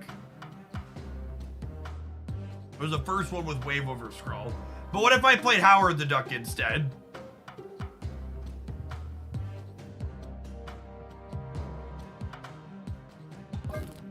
Have we considered playing Howard the Duck?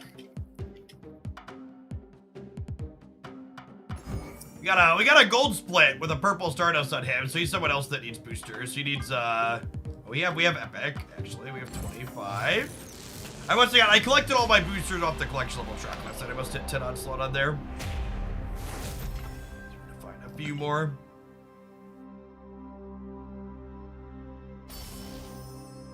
I had so many things waiting to be claimed on the track chat. I claimed 9 spotlight keys last night.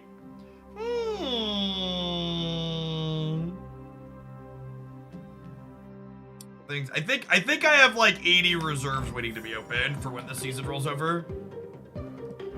You see the Howard the Duck variant? Yeah, Mr. Hip will provide the duck. 86 boxes now. Why save? Because they have gold Conquest tickets in them. And today's the last day I'm going to be playing Conquest that isn't Infinity Conquest for the season. So I don't want to open them all and then have like a dozen gold tickets that get turned into boosters. So I will use the gold tickets next season. So once the season rolls over, you lose all Conquest medals and Conquest unused tickets at the end of each season.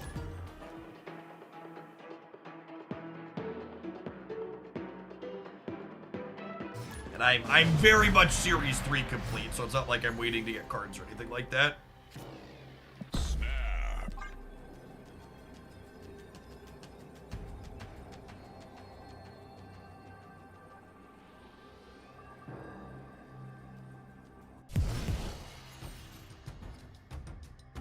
authorities with him. I like the old, the season pass variant from the closed beta.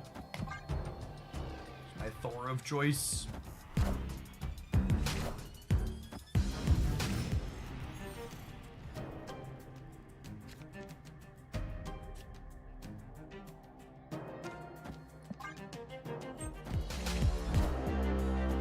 Wind, aid my hand. Oh, did fun ever do to you, opponent?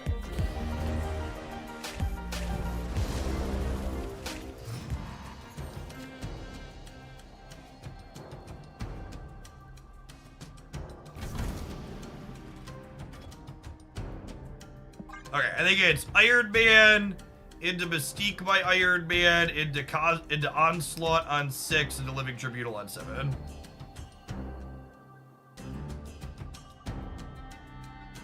Actually, is it more right to Iron Man into Cosmo into Onslaught? Just to have counterplates interaction?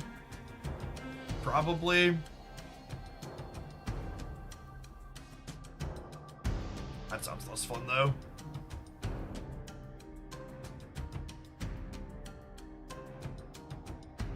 Merry Christmas, Wombat Combat. I am Iron Man. I am Iron Man. Okay. Well, now we got a Cosmo, so they're Annihilus can eat shit. Makes that decision real easy. Avengers Compound forces them to play it right, so. Who's a good doggo? Yes, you are. Yes, you are.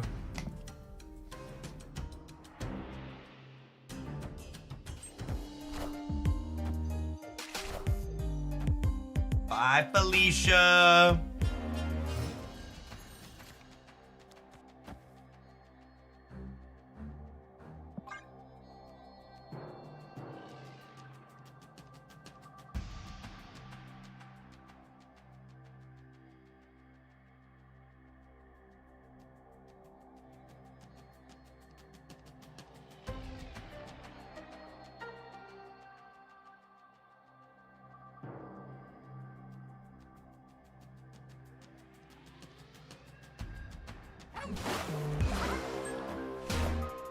Behold my mighty hand.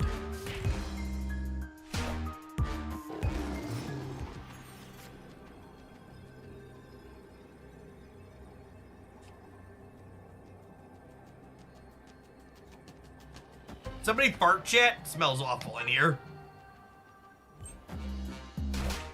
Ah, it was the opponent. I knew it. I knew something smelled off.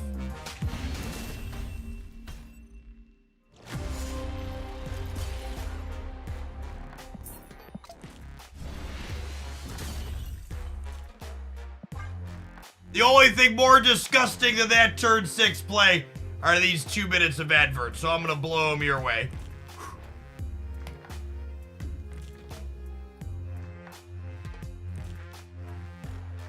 Hey, whoever sent the $1 anonymous tip, by the way, I missed that one.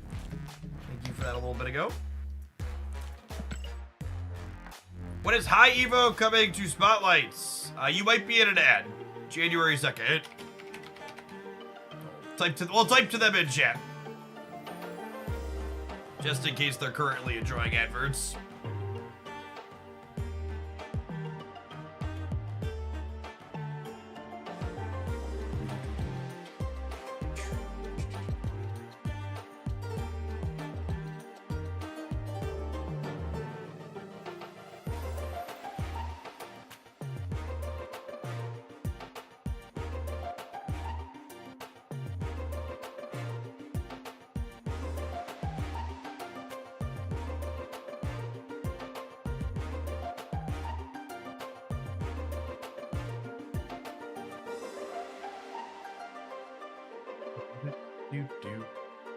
We're gonna play some more Zombie Riot? Yeah, let's do we're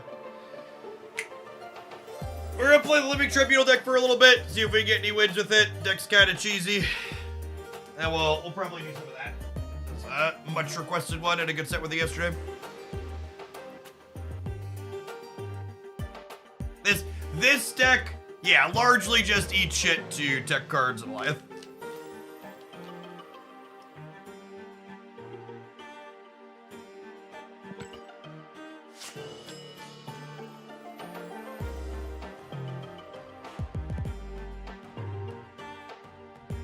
You have a link to that one, Hobbit? I might try a range of Tribunal piles.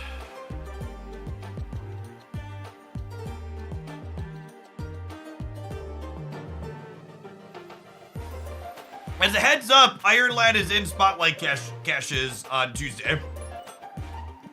Tuesday's a banger. Tuesday's got Iron Lad, Celine, and Black Knight in it. Yeah, I'm planning to stream on New Year's Day on January 1st. So we'll get to do Infinite Conquest on the 1st.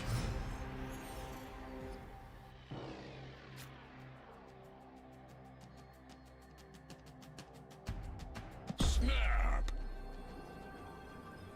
I think it's hard to fit Silver Samurai decks, or Silver Samurai into decks trying to play Black Widow, is the TLDR mistake it. Because Silver Samurai has, like, a deck building restriction around it. Hit streak! Speaking of restrictions, 10 people getting unlocked in the chat. What a gamer. Thank you for that generosity. Merry Christmas.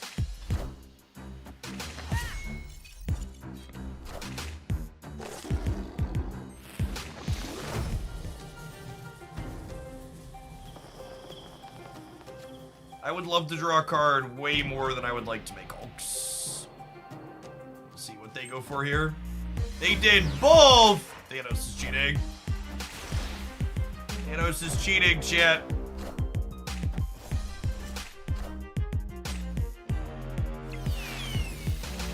And now they get Professor X, the center, because they played Time Stone.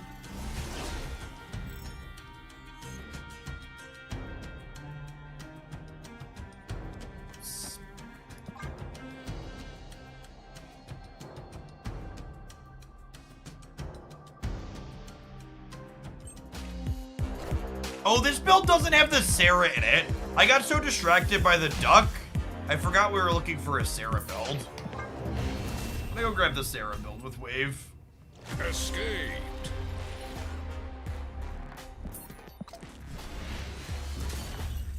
Originally intended to play. Said it was this build with Wave over Scroll. Let's do that. Hold my mighty hand.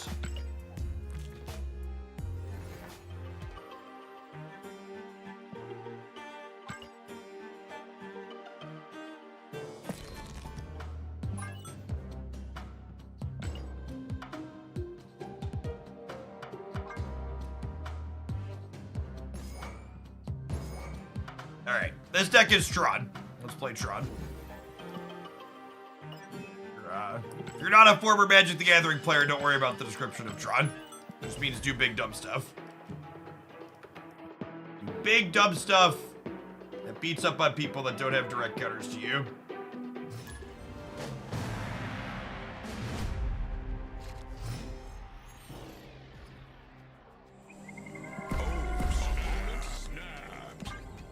It gets it.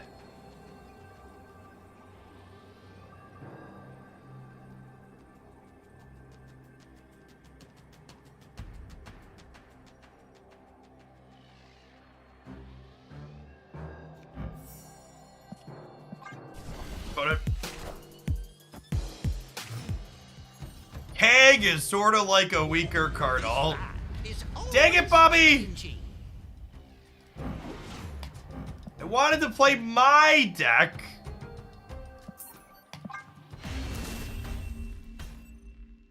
Escaped. That is true. We did completely and utterly bully someone this afternoon who was playing this deck while we were playing Cerebro 2. Cerebro 2 is an unwinnable matchup for this archetype.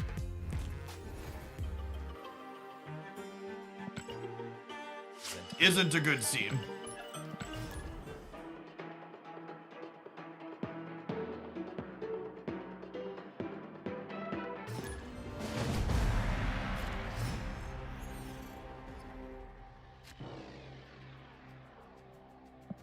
Doke?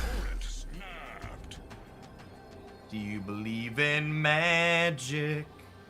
Do. With Crimson Cosmos, we probably don't want to be cost reducing too much this game.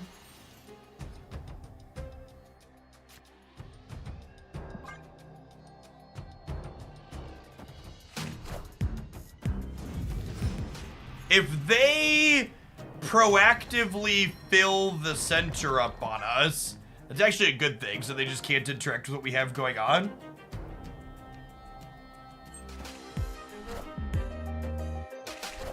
Cosmo, don't mind if it does. Rewarded for not trying to purge the White Hot Room.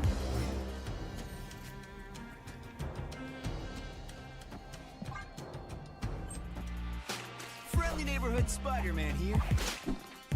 A coin flip here too? Running hot?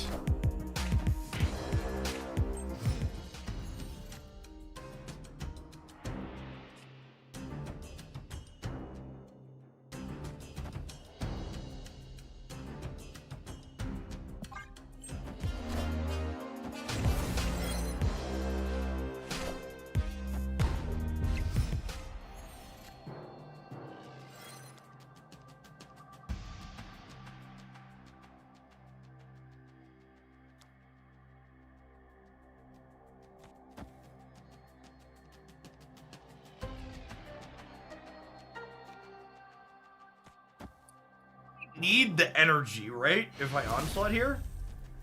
Victory. Excuse me?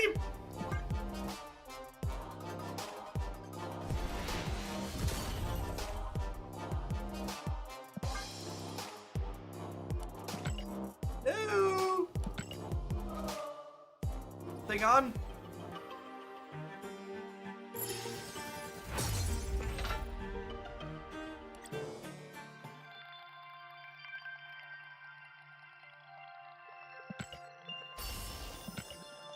Calling, gotta go. Bye, guys.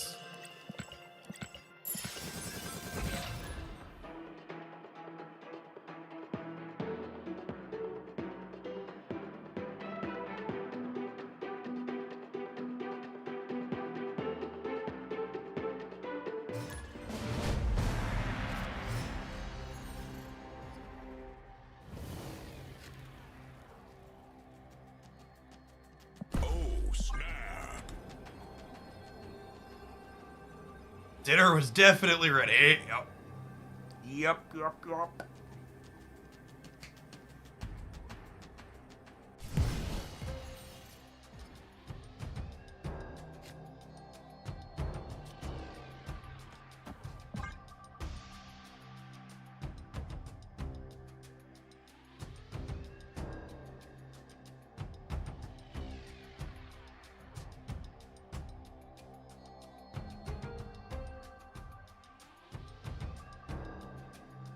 Taking their good sweet time.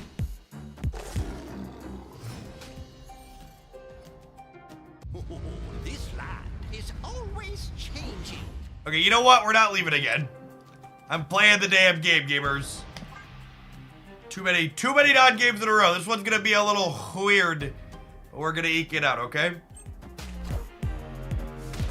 A6 also thrown in. Unfortunately, I don't think any of the Ronin decks are very good. My mighty hand.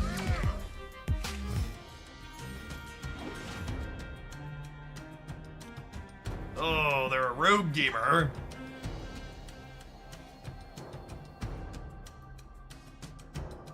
That'll be good to know. Surfer, it looks like. Rogue, Killmonger, Gladiator. Gladiator buff did get us.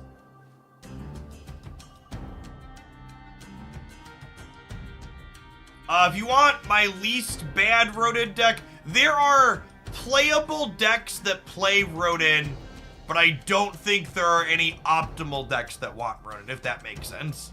So like, there's a lot of the lockdown lists have been playing Ronin as like the best way to use him. I don't think those decks are bad by any means. I just don't think Ronin makes them better than like the other cards you could be playing in those slots instead, if that makes sense.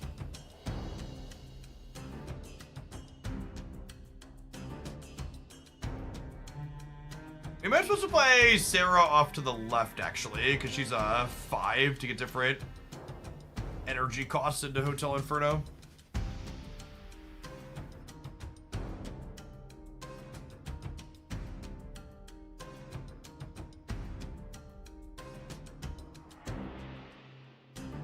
Fuse to play lockdown at incapacity. Yep.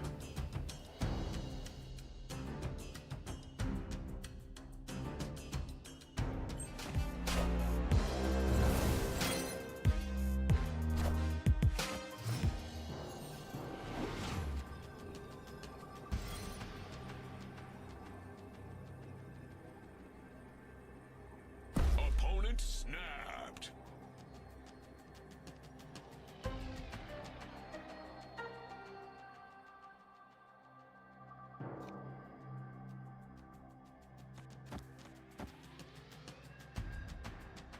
Good chance we're dead here.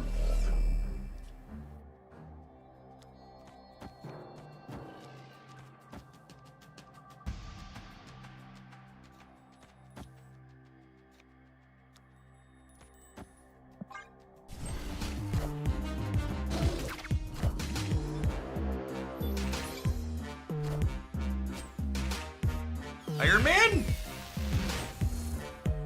Monk a living tribunal. Alright, I assume we're torched. We really wanted to play for 2 lanes there, not all 3.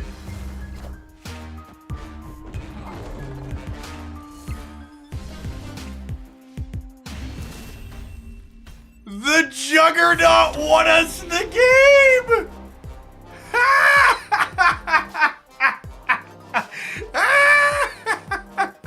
So the Jug kicked the Forge into the center, which let us tie Weird World. That's glorious. Oh my god! And it only won us the game because they missequenced. They Juggernauted and they Surfered and then Juggernauted for some reason. They'd have won if this would have been a 3-5. Hilarious. The tank into Boomer Snap into still not play your cards in the right order. What a gamer.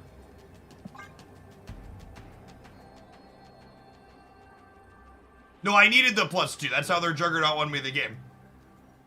It gave us exactly enough.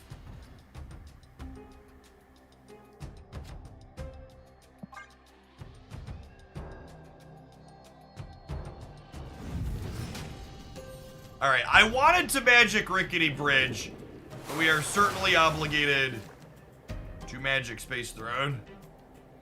Or I could start with Wave into Sarah, that sounds good.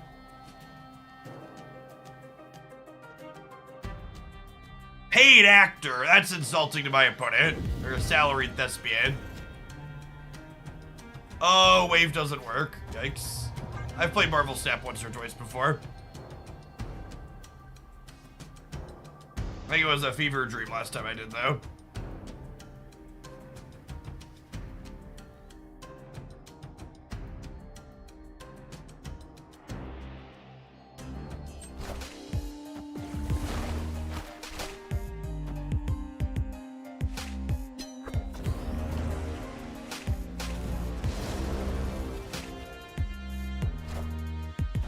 Wind, aid my hand.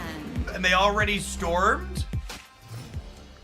So we don't have to worry about that. That's lovely. Well, now I just Onslaught into Mystique by Onslaught, right? Then we throw Miss Blarvel out there and call it a day. Kryptonian Vol with the 5 gifted subs. That's incredibly generous of you. Merry Christmas. Happy Sunday.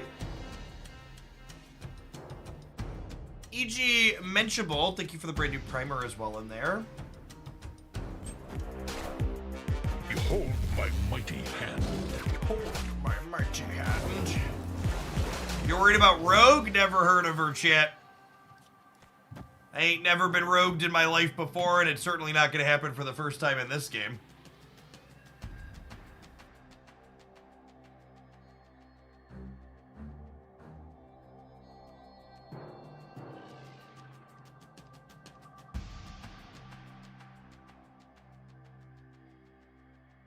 Loki started already seen.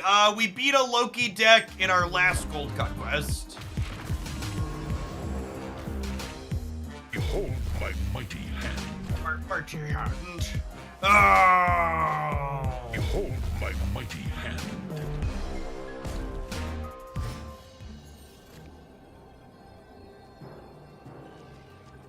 I believe we've died, gamers.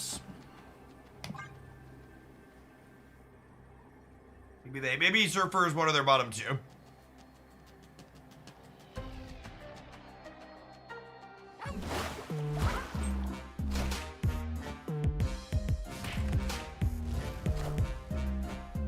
Oh, Wongers. Oh my gosh, they have our onslaught? That's hilarious.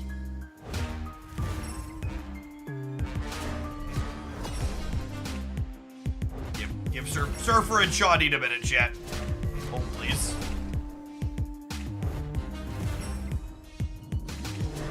Alright, you win this tiebreaker, but you only get 2 points for it, so we'll go next. Unironically, this deck is so terrible against a single piece of interaction like Rogue. I think there's a chance we lose 5 in a row here. Hey, congrats on sneaking in high voltage. Snap.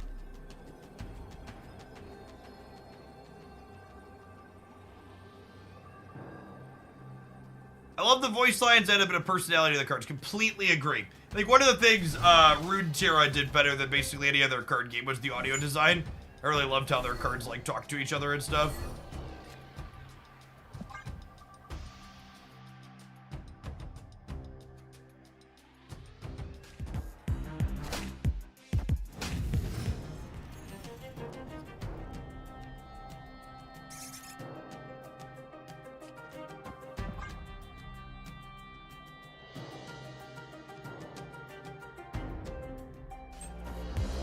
Yeah, there's like 3 on-reveal cards in this deck, right? You have Jubilee, Iron Lad, Magic, Mystique, Cosmos. Cosmos not free.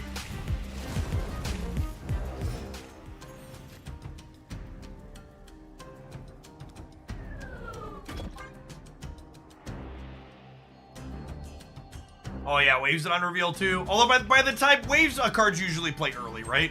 I don't know that she's this is certainly a good comparison for.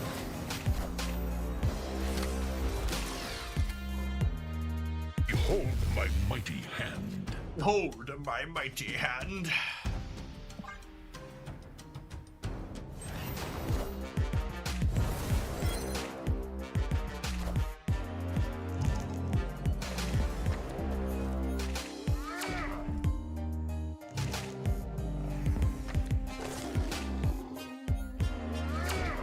Okay, well, they successfully murdered 2 cards I don't care about.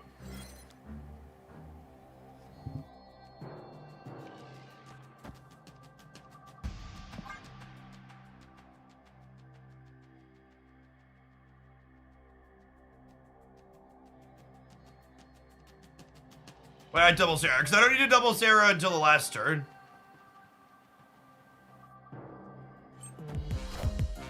Behold my mighty hand.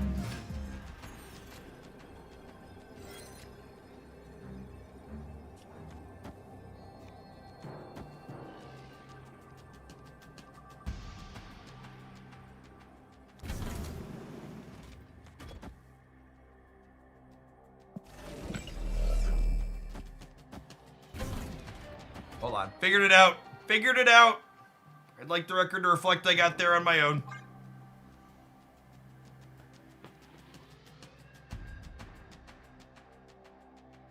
Even if they have Rogue here, we might still be good.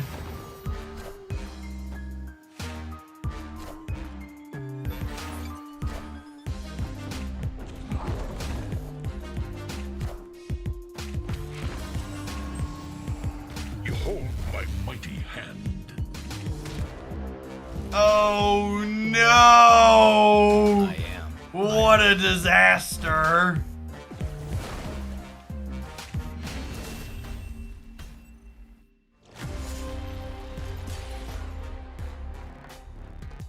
They eked out their sequencing that game. They needed every bit of that Buffalo. Juggernaut's a very real disruptive card against our deck.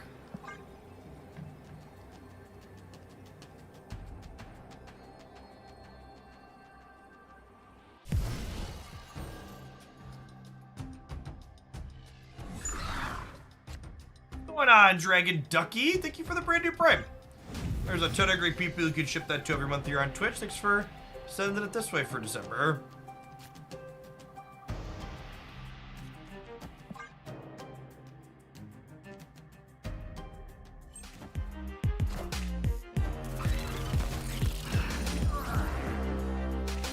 Wow, got me.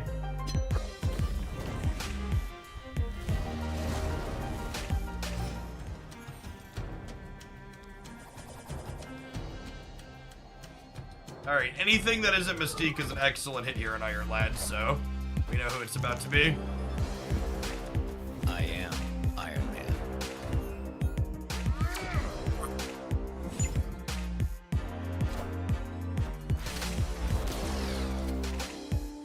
Behold my mighty hand. Wait, that actually doesn't do anything anymore, right? They murdered Miss Marvel and Iron Man? Oh no.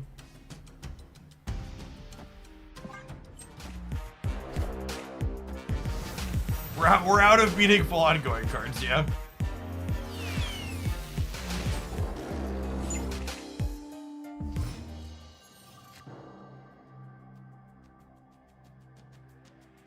This is one of those decks where every time I play against it, if I'm not playing like a direct hard counter, you feel helpless. Like, I feel like this deck is like basically incapable of having a good game of Marvel Snap. Aid my hand. Like either you get absolutely put in a trash can because someone sneezed in your direction, or you absolutely trash can them because they elected to either not play interaction or they didn't draw it. Yeah, there's no reason to retreat, gamers.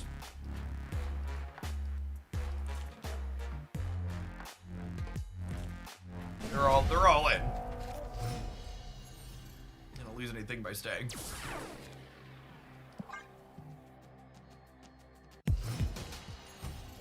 There's no tiny edges or critical thinking or back and forth.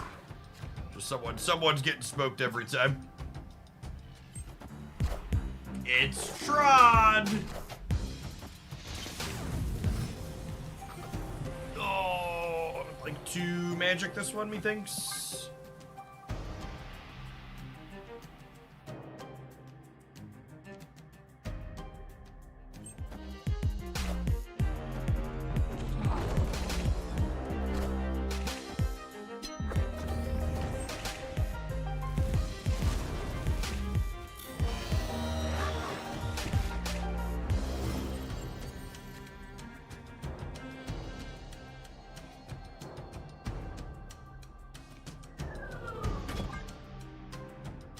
The good news is that uses up their Juggernaut.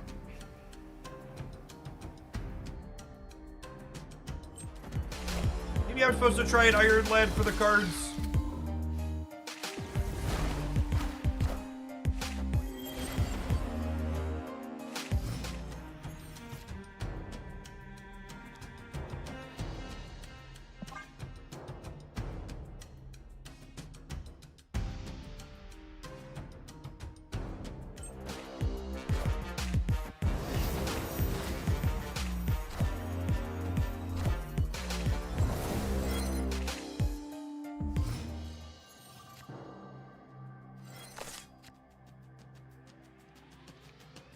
Absolutely no space for Jubilee.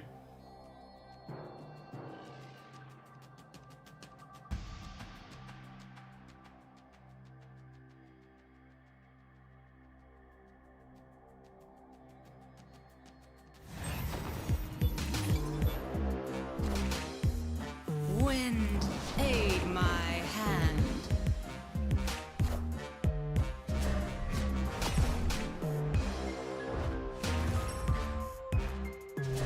Alright, I'm not gonna bother with the last one.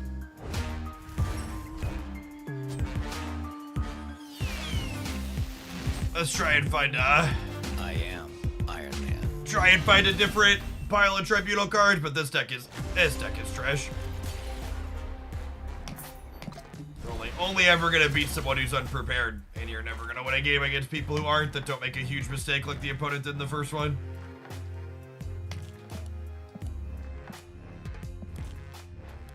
You need Howard. I don't know that we need Howard is true. We got our onslaught boosters at least. Someone said there's a hella Blob version. Shiny logo. So what does that look like?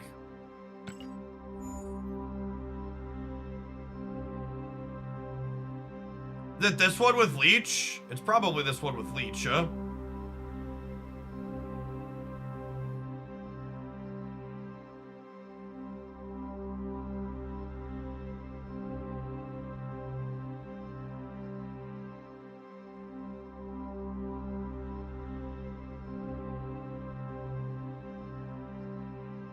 What is it, Hella? Where's the Hella build? Is it much worse?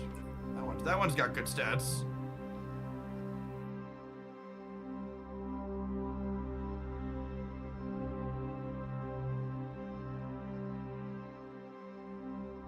I guess that looks fine. Sure, it's been a while since we played with the loaded dice. Let's do it.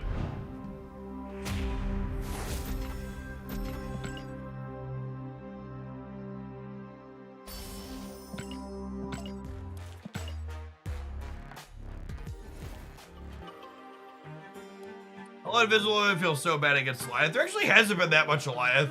It's way more Professor X than Goliath lately.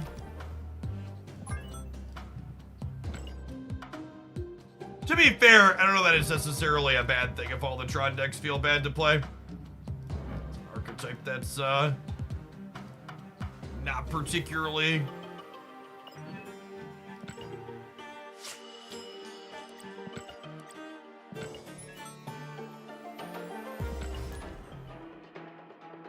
This build is great because we can blame every loss on RNG. Now you're cooking with gas.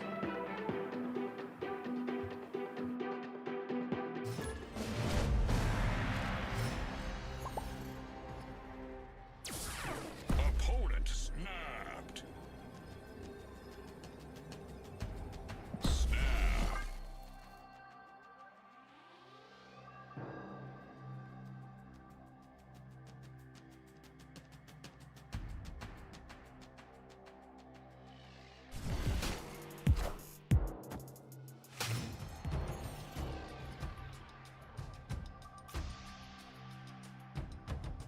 Gamma Labs, our personal feature location recently.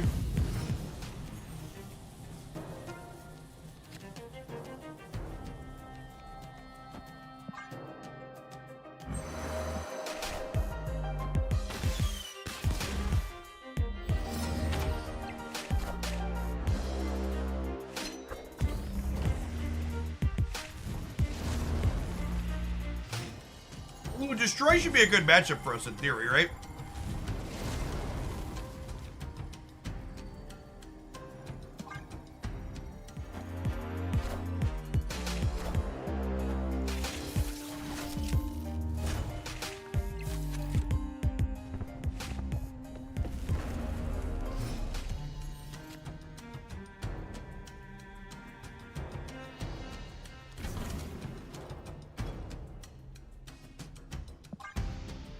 I don't know if this is big enough here.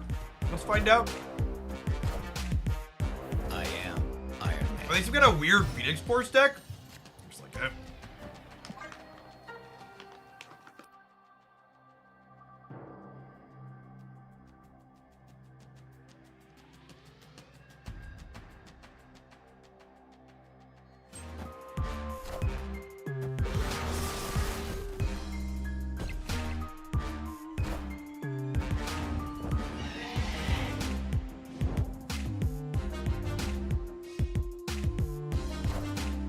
Behold my mighty hand.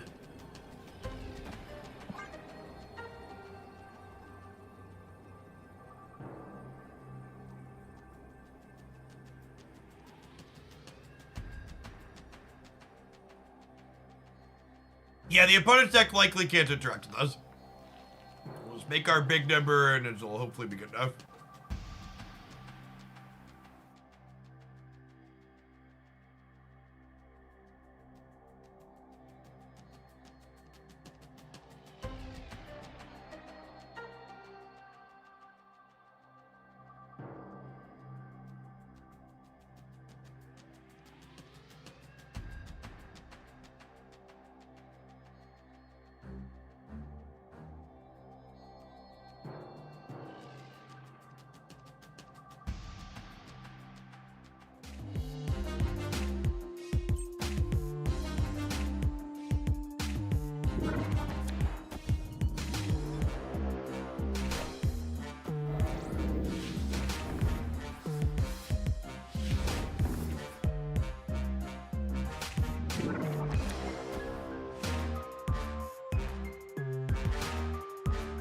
Okay, 28, 26, 26. Cut off one head, two more shall take its place. The mystery intrigues me.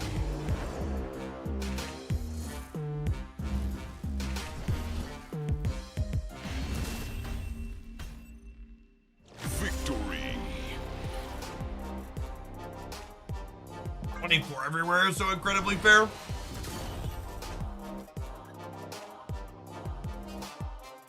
Is that putting actual food on her plate plates? Yeah, why are you doing that? They're on my desk. What do you think about that?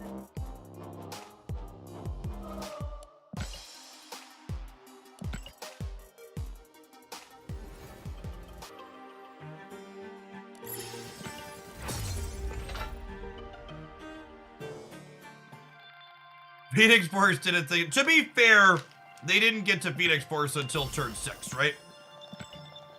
So they actually only got to do their thing because we gave them an extra turn to work with.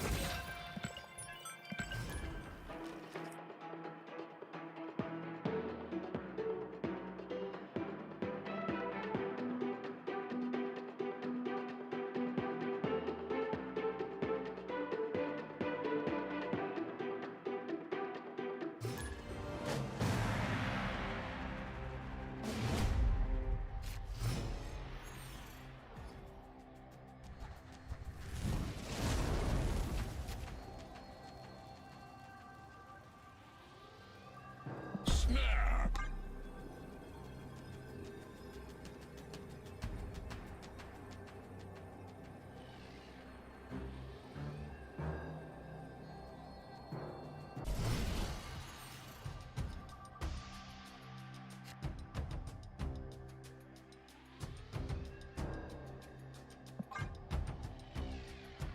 Probably getting rid of this. We don't really have cheap things unless we draw Electro to play into here.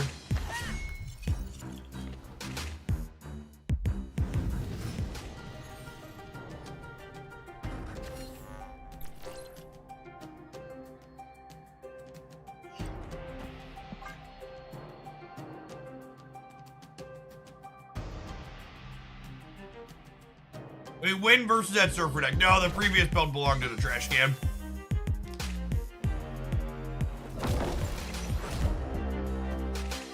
We got properly 10-0'd.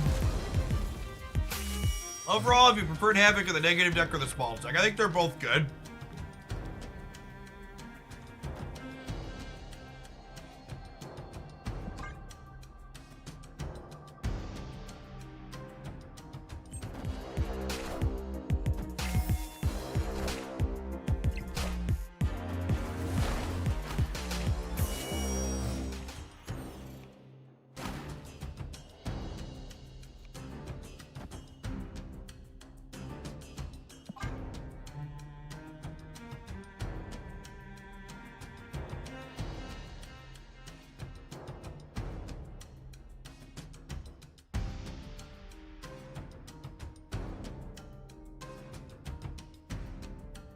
But I wasn't expecting discounted cards here and it's caught off guard.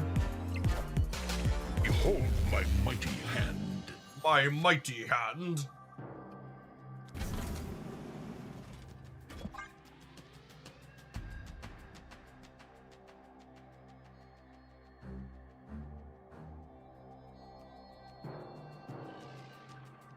lack of an Iron Lad in here is wrong. We can have another redraw at the end of the game.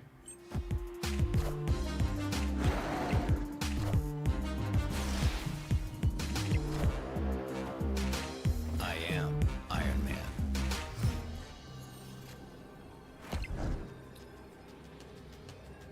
Well, we're really winning on the right.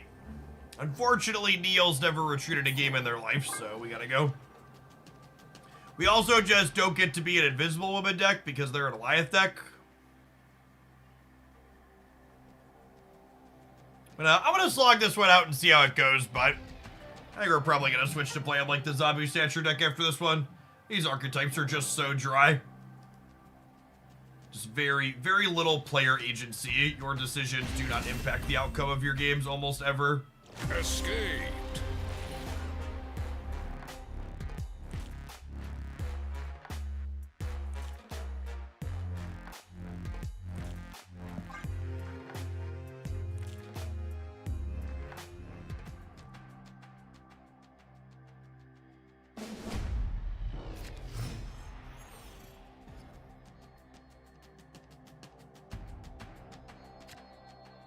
Oh, snap.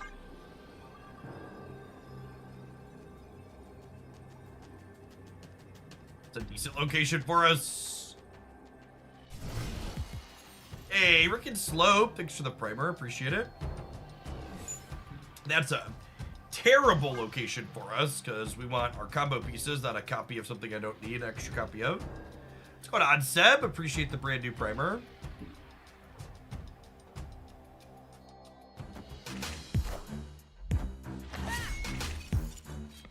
Hey, thanks, Winseth.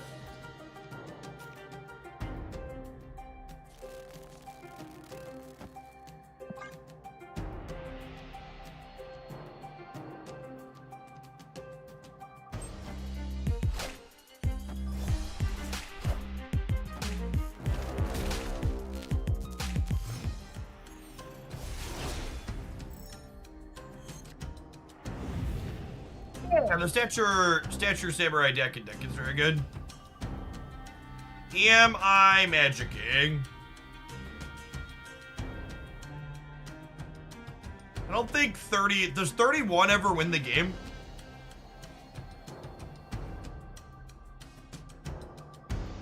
Can I go past Infinite Tribunal? I think 31 might win the game. Hello, hello. Hello, hello. Place called Vertigo.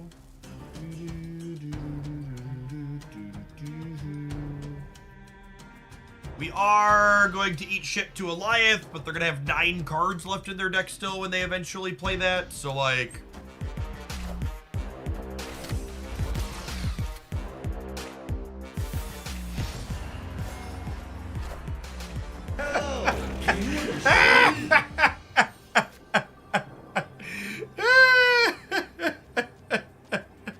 what a RNG fiesta.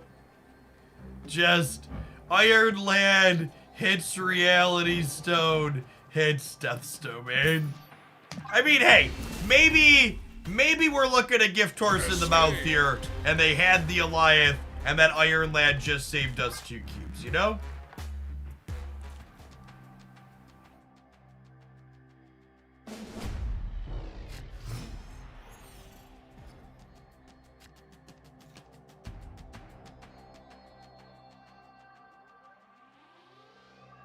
Oh, snap.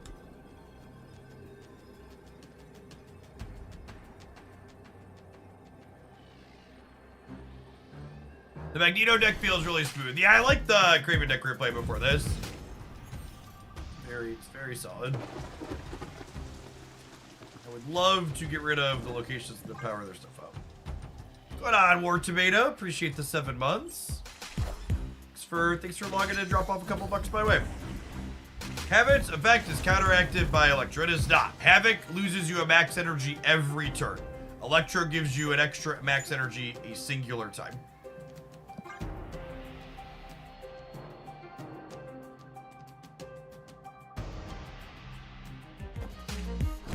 Alright, gamers, if we don't draw Hela next turn, you know what time it is.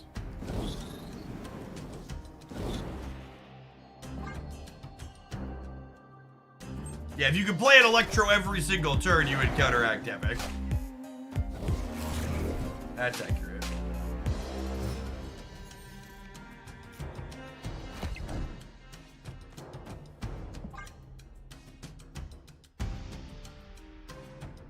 Like Magneto in this deck instead of Giganto. It's actually just not been relevant. I'm a big fan of like Magneto's disruption in general, but I feel like this is not a deck that's really gonna get to leverage that skillfully. Or in most situations.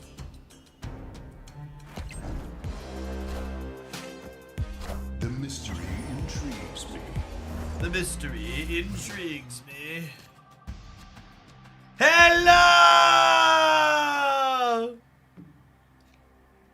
I think we need to Hela this turn just in case they run pull. Guard yourself! Thank you for the sub gifts. Happy Sunday. Happy holidays to you and your family. Thanks for the raid the other day. We ended up raising $1,000 for Extra Life. That's awesome. It's always great to see good people doing great things for a good cause. So, doing this proactively exposes us to Shang-Chi. We also skillfully dodge their Goliath, which feels good. Come on, give me a fatty in the middle. Yeah, there we go. Alright, we missed on the onslaught, but I think that's fine. Lucky enough. Alright, we can't play old Cheeto figures out here, but I think we're gonna win this, says local man about to die to Shang-Chi. Snap!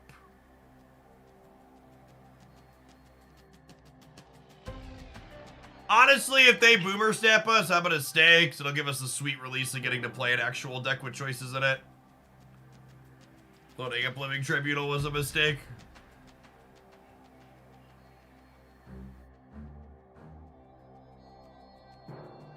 Master of Tricks, thank you for the 11 months. Appreciate the prime.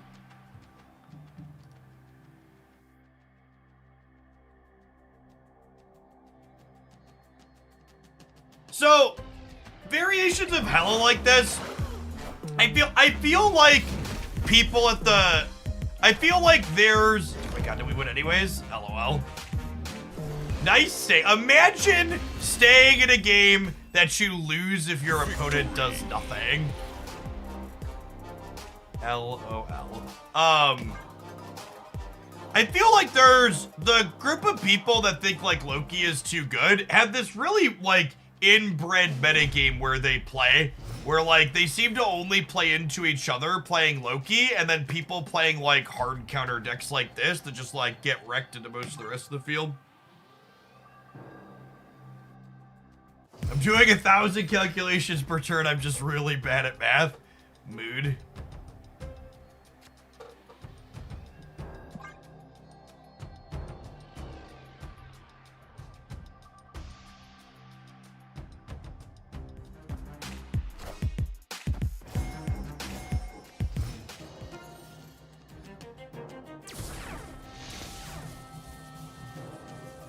What a hand. It's like a hand only a mother could love.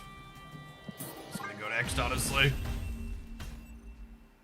Escape. We can't even draw Invisible Woman as an out because they're an Goliath deck and Goliath just beats.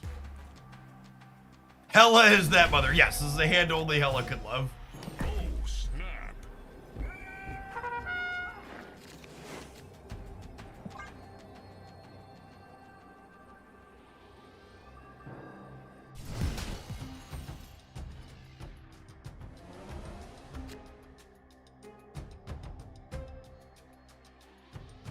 Most vocal Loki hater I know goes on 20-minute rants about always facing Loki when they get on average less than an hour. That statistic doesn't surprise me. We played against Loki twice today, finally.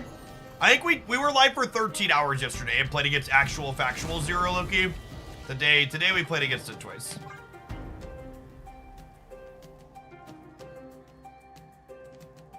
your first time watching Twitch and doing drops. So if you haven't linked your account before, the first thing you need to do is get your accounts linked up. If you click on into this inventory page here, it should let you know you've got Marvel Snap Drops coming and give you directions on how to get it linked up over on the Snap site. So that way they know where to send your drops to after you've watched.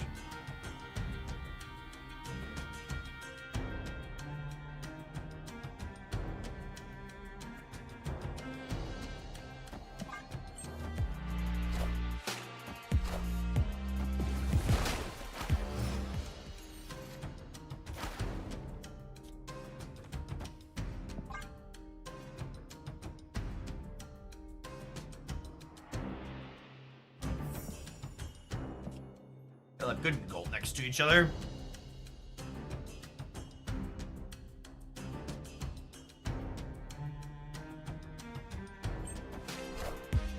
Behold my mighty hand. Is this deck problematic, Whoopball? I guess that's my take. So like, you have to have a perfect hand. It's a bit like, I really just feel like I lose fucking brain cells every time someone talks about Loki. Like it doesn't have meaningful statistics on Untapped. It's not popular in terms of the number of times you play against it. And the handful of times I've played against it or played with it, it has not felt powerful or problematic. So I genuinely feel like it's just like, I genuinely don't understand what people are talking about when it comes to it. It feels like they just don't like their tech cards being used against them, and they're salty that their opponent gets to beat them with the Shang-Chi that probably shouldn't be in their deck. PK Fire Spammer, thanks for the brand new Prime. Because, like, what happened there, right? What happened, that description there? And I'm saying Loki isn't beatable, but the card is still a problem, relatively speaking, is even if you have to draw well enough to beat it. That's how card games fucking work. Do you see the deck that I'm playing right now? This deck is a pile of trash, but you have to draw your tech cards to beat it, or it's gonna run you over, right? So, like, is this deck problematic? Because you have to draw well to beat it and draw your good cards? The Alliance trying to tag my Living Tribunal there and then losing to Blob was a little satisfying.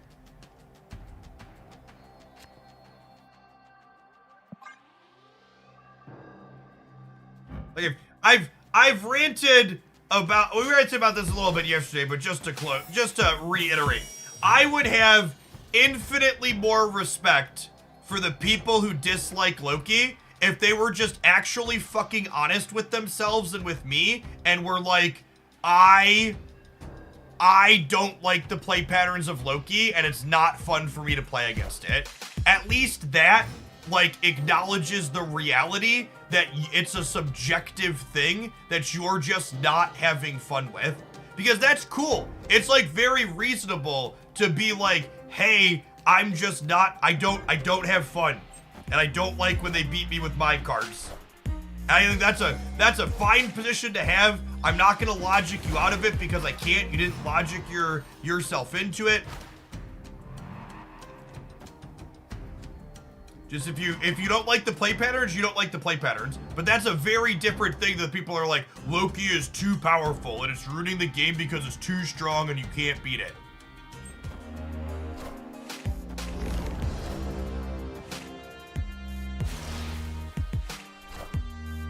Goliath now.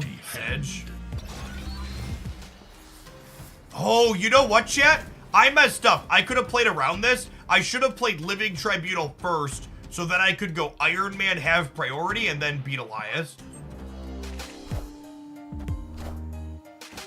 I am Iron Man.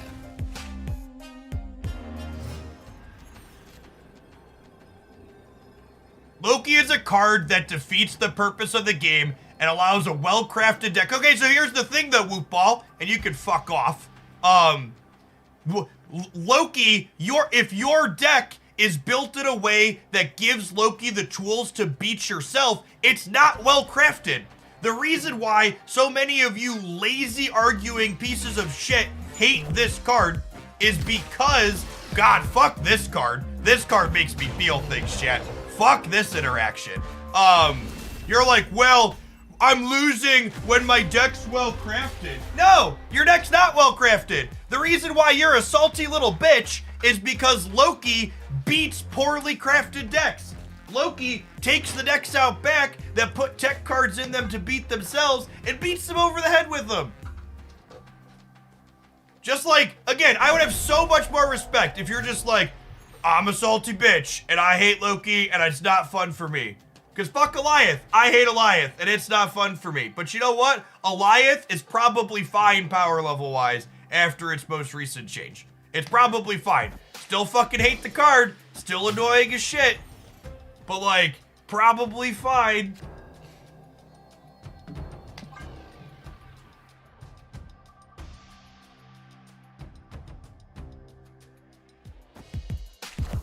And for the record, Alioth has infinitely better stats than Loki per all the public trackers. If you look at the actual data and push comes to shove, Alioth is significantly better than Loki.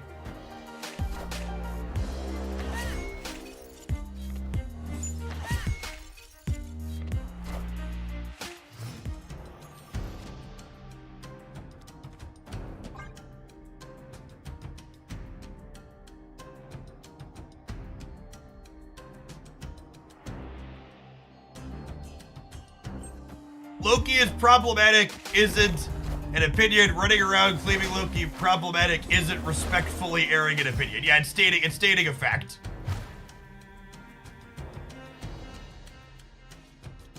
I'ma just do this so I can try and not die to Alioth here. Yeah, that too, Drethmar. Like, a lot of the people that are complaining about Loki are just like only playing Loki mirror matches. Which is extra funny, because they're like, well, it takes 2 people to play a Loki mirror match. I think their Blob's bigger than my Blob and we're dead shit. Hopefully their Shang-Chi isn't here, and then my Iron Man isn't even good enough. Their Shang-Chi is in here. They have a Shang-Chi in here. I saw it go in. But I can't even do this, right? I'm only going up to 50. Because their Blob is fucking 60 points of power. Holy shit.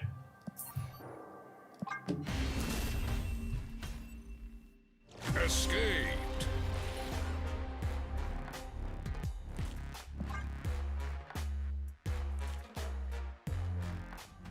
But you didn't listen to the words that I said, Derek. I didn't just say the trackers were wrong. I didn't just say it's fine because the trackers say it's fine. I said the data on the trackers says it's fine. My own personal experience playing card games professionally for a decade and Marvel Snap 60 hours a week says that it's fine. The play rate says that it's fine. It's not, the tracker is one of like a handful of things here that is like, yeah, it's one of the many things that you could be like, yep, this is a point. This is one of the points that I'm gonna make here. So I did not explicitly say the tracker was the be all end all, but I used it as one of a myriad of ways to illustrate the point that I'm talking about.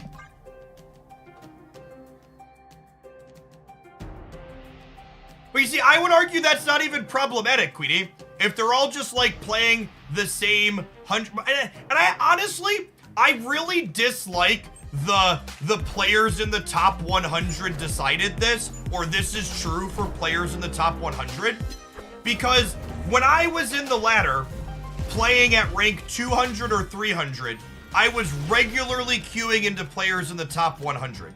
So like, that was bullshit then, and I would wager it's bullshit now as well.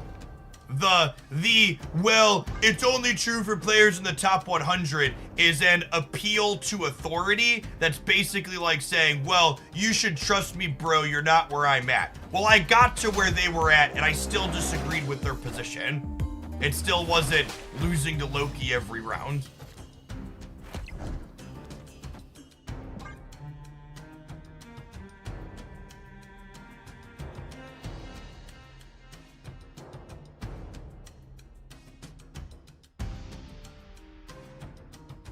It's so, and there's people in the top 100, plenty of people playing not Loki decks.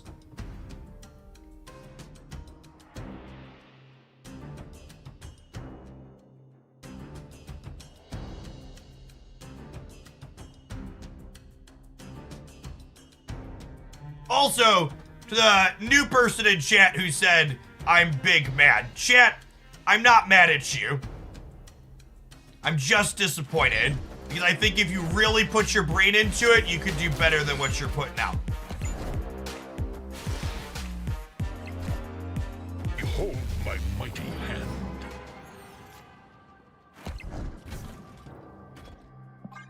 I believe if you put on your big kid pants and really thought it through, you'd be like, yeah, I could probably beat Loki, but I just don't like the card.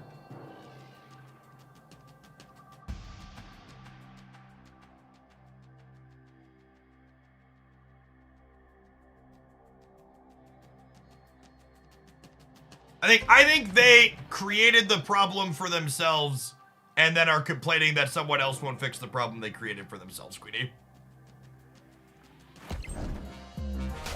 I'm having a fantastic holiday, Hunter. Thanks for dropping by. I am Iron Man.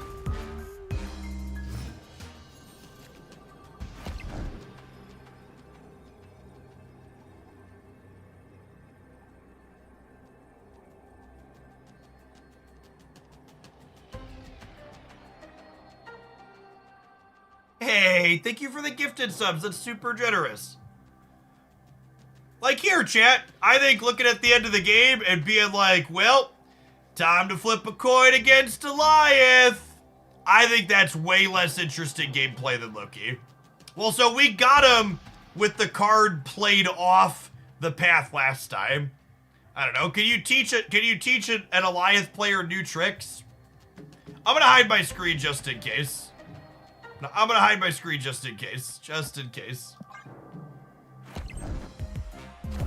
Nope. Can't teach an Goliath player new tricks yet. Blade it to the left. And guys, gals, and non-binary pals, we fucking got him. Oh, yeah. That was awful, and this deck sucks, and I never want to do it again. I feel like I lost brain cells playing this match. Woo! And the biddies too, Hunter. Thank you, thank you. All right, let's go play a deck. Let's go play a deck where I can make actual meaningful choices. Where is it? Zabu Statue. This deck was fun. Oh wait, hold on. Sorry, chat. Speaking of choices we get to make, I'm gonna choose to run my ads right now instead of while the gameplay is happening. We'll see you in 120 seconds. Thanks for hanging out.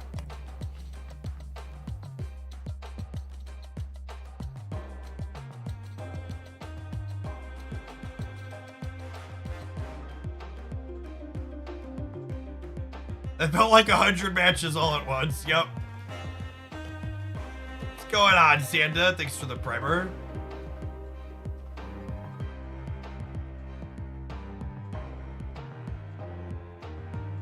So we actually played that build first, Dark King, and that one felt even worse than the one we were just playing with Hell in it. They're all just like super soft to any form of interaction. Am I planning to play offline while on vacation? I don't know. I haven't decided yet. I might just take a full week off. We'll spew some credits. How many credits do I lose not playing for a week? So I can do, I'm gonna be back on the 1st to stream on the 1st, so I can do my weeklies. It's what, like 450 credits a day? Oh, I'm definitely gonna do my anime dailies while I'm on vacation.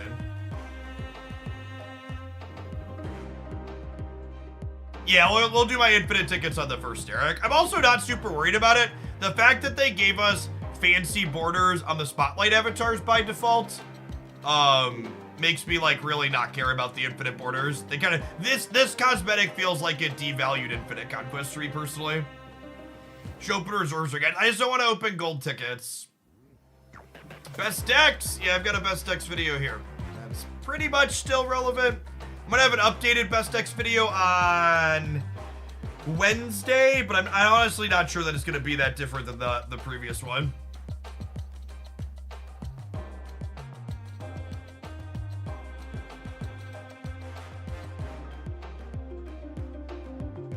Hayo announced the 1.6 patch sure makes tutorial deals easier. Nice. So deck users new track decks. That's untapped. They're great.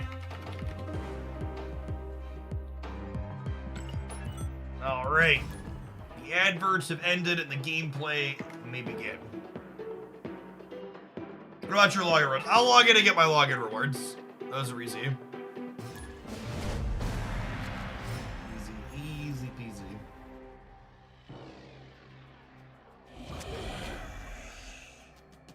How do you feel about the new Werewolf? I think Werewolf is in a really bad spot, but the fact that it's in a very bad spot has basically nothing to do with the fact that they nerfed it.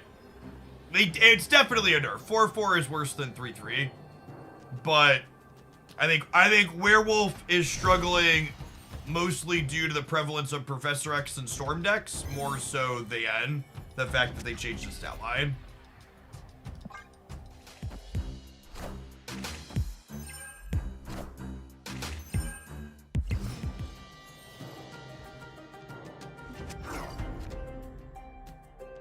Super awkward.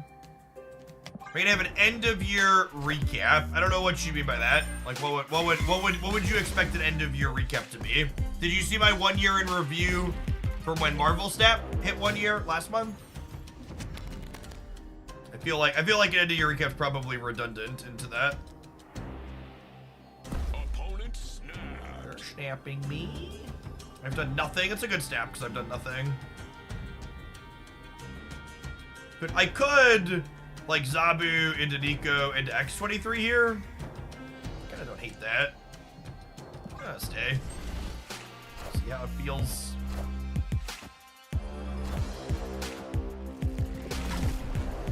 Oh, I should Zabu the Onslaught. Yeah, it's a good show.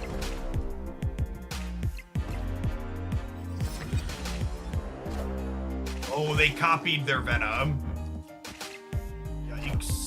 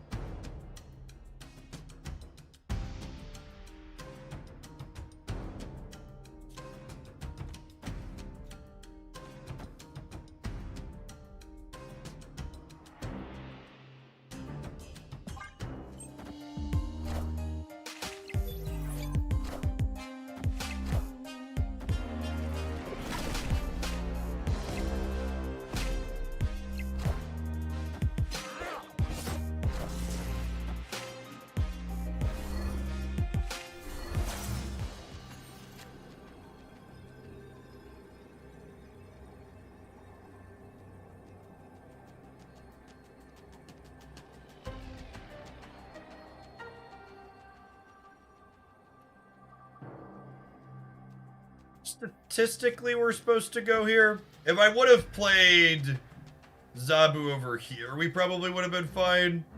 I could, like, do this, and then there's some permutations of this that we win. Yeah, fuck it.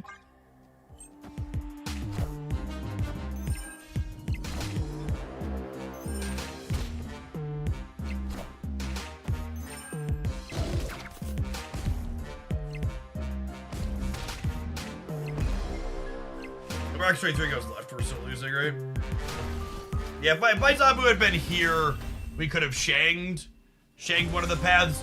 It also would have meant I could have shanged here, and then we could have like played Miss Marvel and other stuff too.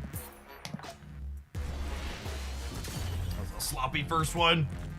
We just got done playing the autopilot deck. We gotta readjust and reposition for the deck that has meaningful sequencing decisions.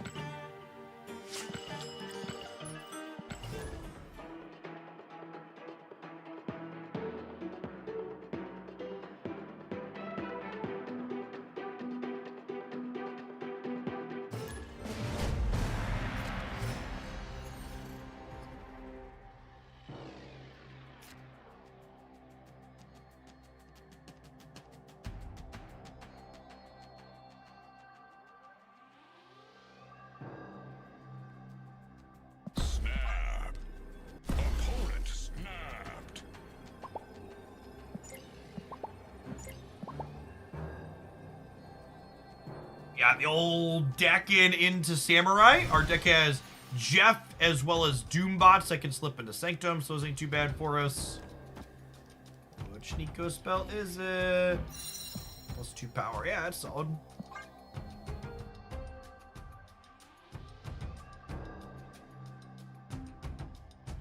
I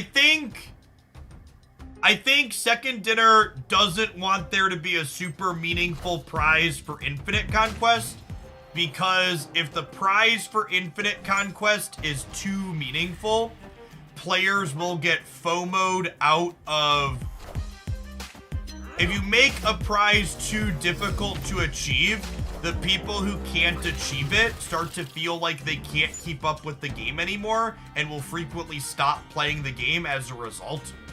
So they have to be careful with how many actual prizes they give out for things like that, because they don't want people to feel obligated to play Conquest if they don't enjoy it. You don't want your players being like, oh, I need to do this chore, because if I don't do the chore, I'm missing out.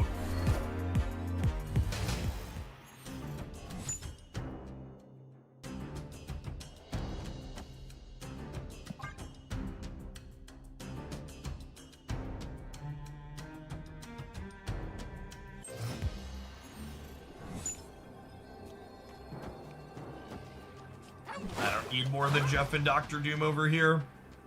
I'm adding 10 over here up to 29. Doom rules all. It's a major problem with Destiny, Bungie's first version MMO. So much of the content was gated behind high skill content that becomes difficult for new players to even feel like they can approach the game. Yeah, well, that's very common in RPG settings. Games like Raid Shadow Legends have a big issue with that, where, well, and it's not, honestly, it's not even just an issue for new players. Like, one of the things is, Victory. I'm feeling that it was Star Rail too much not fun. See, it's kind of funny to me to hear you say that, Larsheep, because Honkai Star Rail and Genshin actually don't do what a lot of other games do.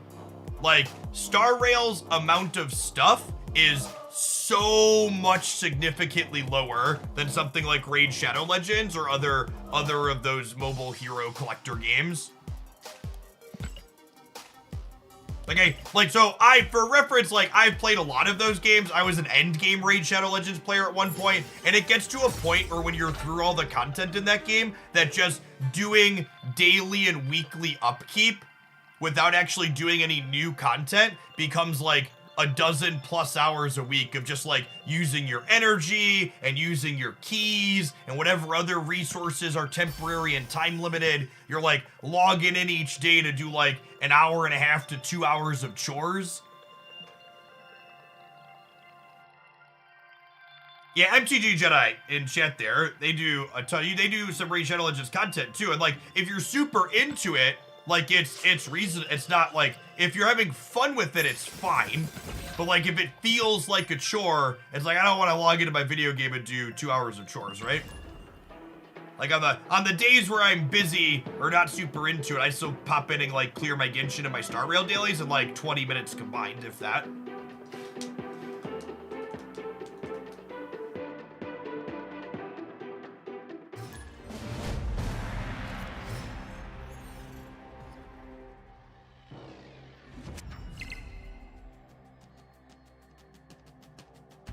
It's annoying.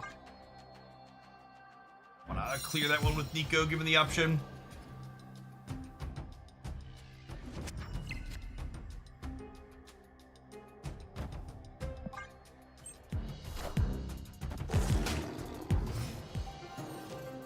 While I like Zap to begin with, when Infinite took a bit of work to get, I preferred the 500 gold to be attached to 90 and card back for Infinite. Yeah, I think Snap does a really good job of making it so players don't feel obligated to engage with modes that they don't care about.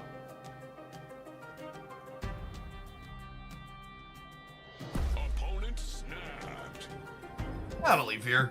I think it's kind of mid. Mindscape sucks for us. Escaped.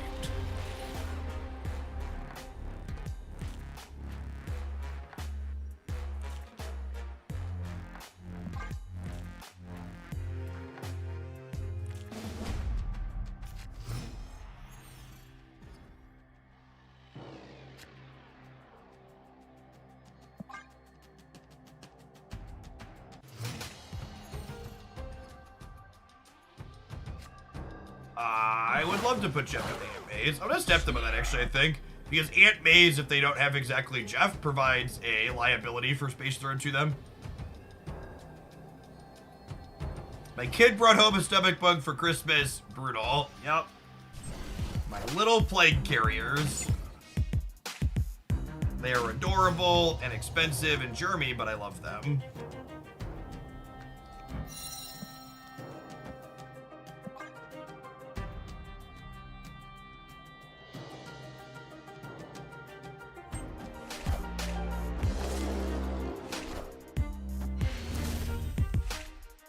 Victory. I realized they'd made a mistake there. Hey, thanks, Zegda. Appreciate you hanging out here for the start of your Christmas Eve. Snap. We are a Killmonger deck against a Debris deck, so on average, I would wager that's good for us. Anything like a remotely average hand, I'm gonna snap. Man, I'm getting so close to all of our good playable cards being inked. Feels good, man.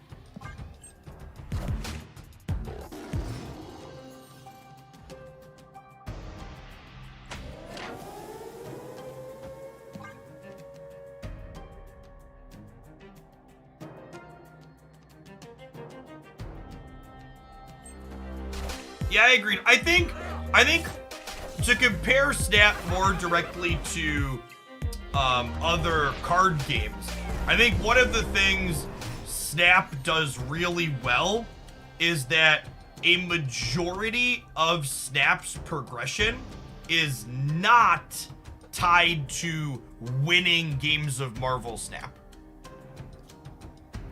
And I think that's a really big deal. Like if you look at, like if you go look up a how do you min-max Magic Arena free to play, basically every guide says the same thing. Every guide says if you want to get the most out of your Magic Arena free to play, you need to be really good at draft and win a bunch of draft. Or you're not going to get anywhere near the amount of resources other people who are good at draft are. Whereas like Marvel Snap, the answer to how do you min-max the gameplay experience is just like, do your dailies. Make sure you're not spewing on your missions.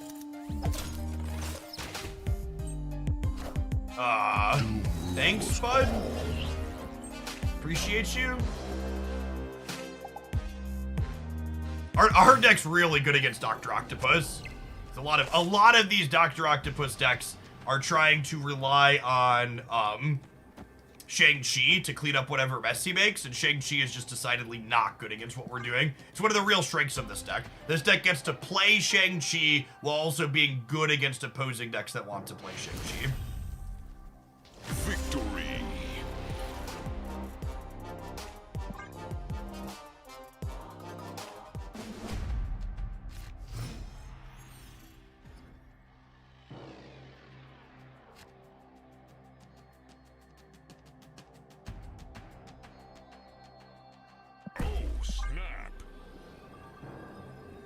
Sounds like a deck that puts Loki in the trash bin. Yeah, this deck is very reasonable against Loki. Sometimes they'll get you with like a Doctor Doom, but like one of the other things too is like Loki has kind of a hard time enabling their own Miss Marvels, which gives a deck like this an edge there as well. Is deck playable without Samurai? Unfortunately, I don't think Samurai is optional in this deck. I think Nico Minaru is probably the one card where I'd be like, yeah, maybe you could get away without that. But Samurai does a lot of heavy lifting. Your Dakin is much worse without Samurai.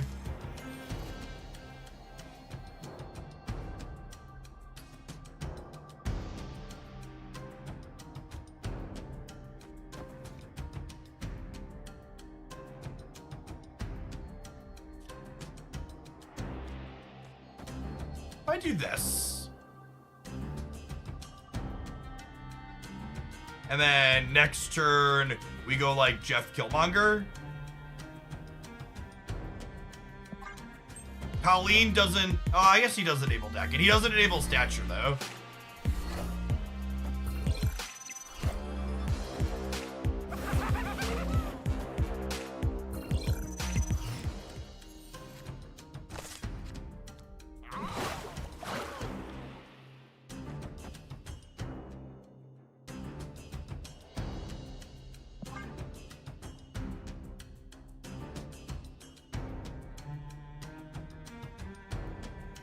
plop the sword down over here for 2 power. And then, should they Doc Ock us somewhere this turn, we'll get to Shang-Chi it and then Black Bolt them.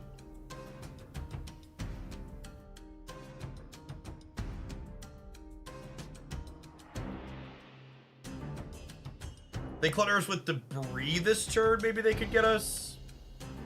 If they play anything into Shuri's Lab, though, basically it's gonna die to Shang. Anything big.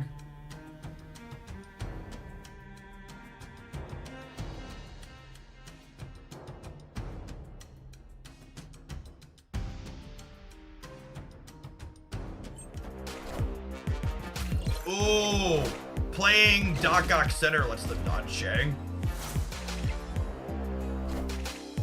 They'll still get Black Bolted though, huh?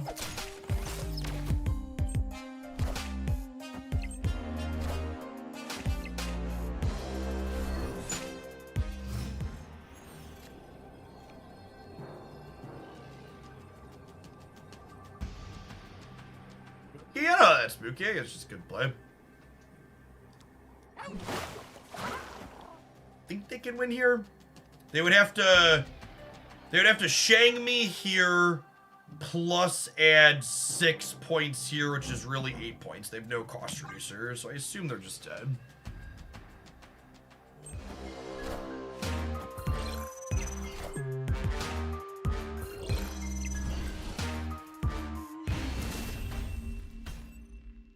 Victory. Okay.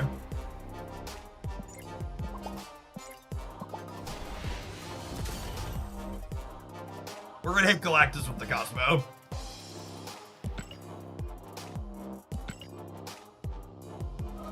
The classic debris Galactus deck, yes. Tried and true. To be fair, I think they try to curve like debris into Sentry into Annihilus into Galactus, so it's probably fine. Post Annihilus, it seems fine.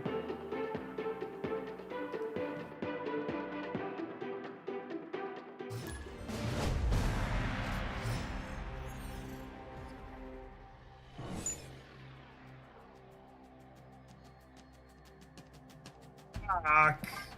Boo.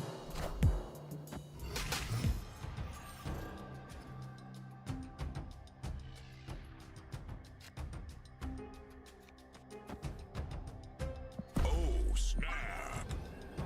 Opponent snapped. Alright, hold on. We've queued into Loki. So I need to ready myself as a competitive Marvel Snap player.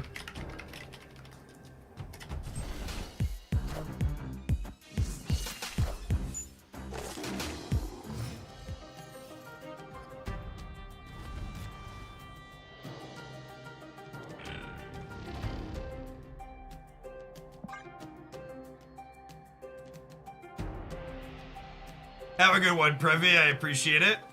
Welcome back.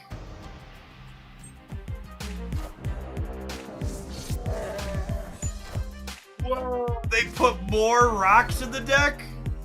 But I woke up and chose violence this morning.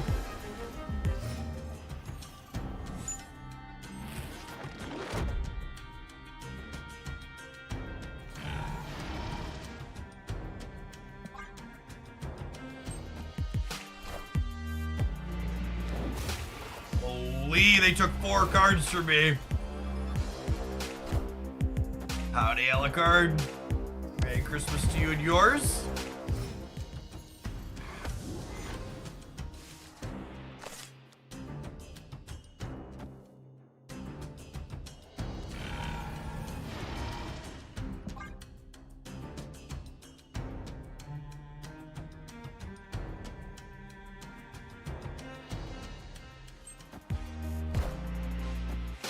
Oh no!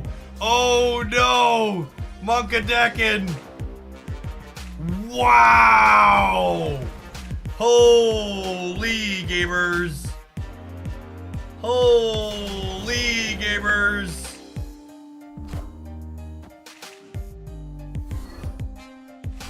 Oh, I should Jin left in case we draw Marble. No. That's fine, we're not drawing Marble anyways. There's 7 rocks in my deck. We've been a bad boy, chat. They sent Loki to punish us. We got all these rocks for Christmas. I'm going straight to Reddit to let them know that it's completely unfair.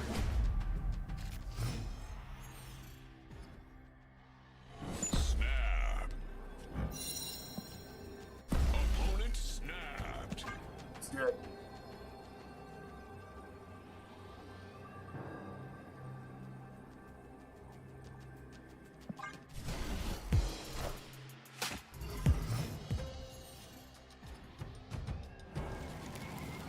This just in. Rip.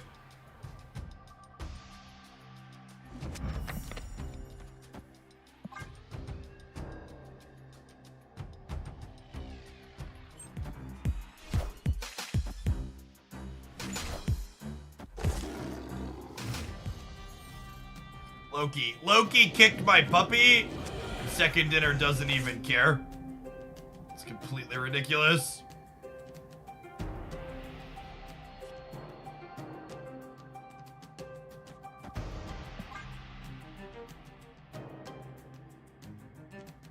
Loki only copies cards that started in your deck, so he's guaranteed to not get rocks. Loki stole my catalytic converter. That bastard.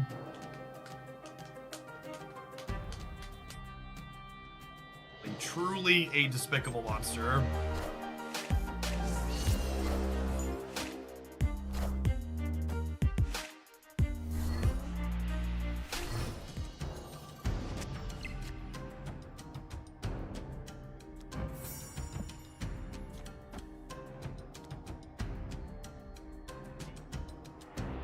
Killmonger teed up yet. We could draw one. Loki stole my girlfriend. She wasn't that into you anyways. It's fine.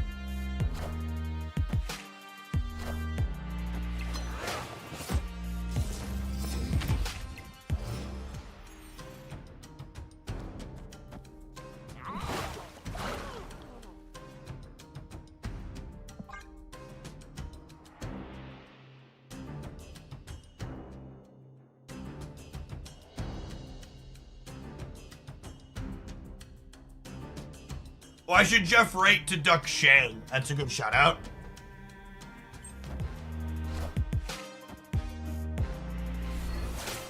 Alright, he was gonna die anyways. Oh my god, they discarded their own Shang-Chi. Oh, and they discarded my X-23! What a Chad. Absolutely Chad Loki gamer. Thanks, bud. Appreciate you, bud. Look at how unfair this deck is. Hunter Wild with the big biddies. Absolute Chad Loki gamer. Oh, you know, I should probably, maybe I should move Jeff. No, I want more points in the middle, right? Doom rules all. Doom rules all. Oh, and then we Killmongered to kill half of our own board. Here are some big brain fucking strategies here. No, I don't know if the rest of you are ready to be on the same level as Loki gamers.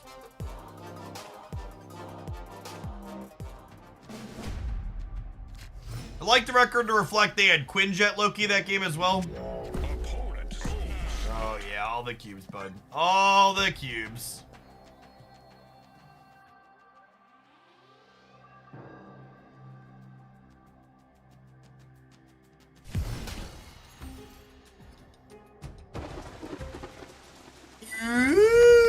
Oh my god, wait, is that? It sure is. Oh, baby. Oh, baby. Why wouldn't it let me press the snap button again, chat?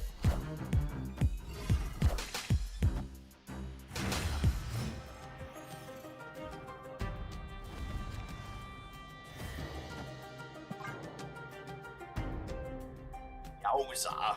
Yowza.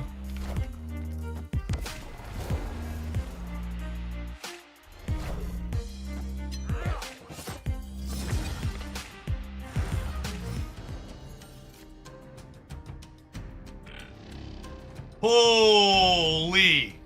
Now that's a piece of candy if I ever saw one.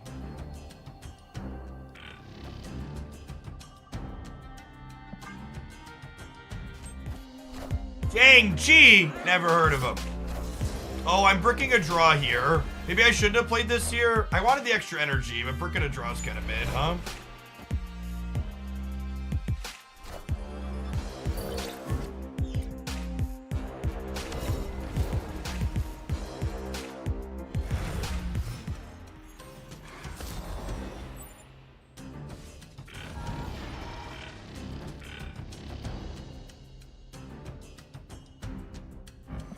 I want this one to discard this, right? So we do this. Yeah. Final answer. Final answer. Hold. Hold. Hold. Yeah. Okay.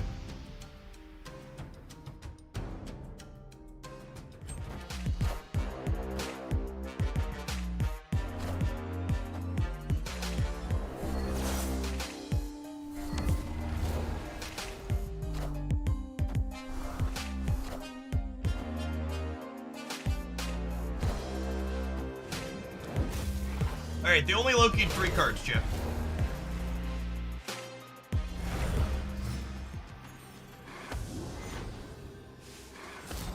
I need my Shang or them not to draw my Shang.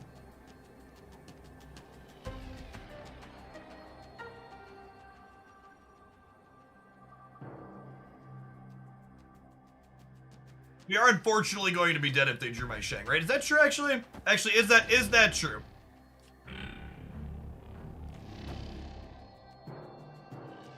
If they draw my Shang, they'll be at 12. Yeah, we're dead. We're dead to my Shang.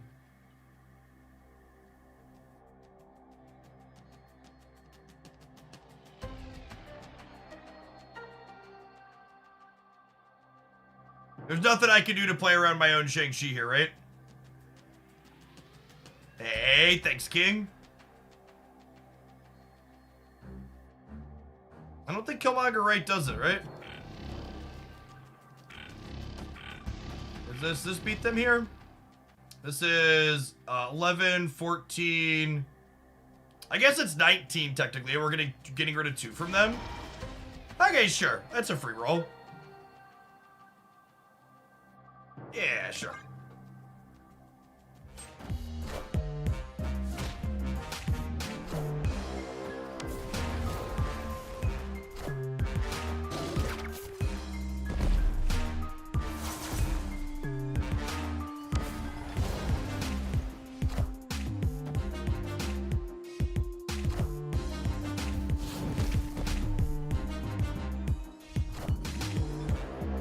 Wow, chat. And this is the other side too. Like, we can win 2 in a row here still.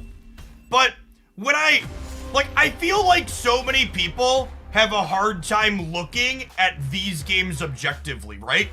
Like, I look at this game of Snap, and it's like, they had one of their best draws possible, and they still only won it because they top decked their Shang-Chi on the 20% or whatever, right? Like literally their best possible. It was Quinjet into Collector, into Loki, into play a bunch of stuff, and we still only eked it out. 80% of the time we're there. Maybe it's 50 because they could have had our Loki, our Shang, or theirs, but still, it's like those games are at like the best possible. Is like I look at it, I'm like, oh, we lost that flip. And it's just like I don't get how those types of games are like, this is problematic. This is too strong.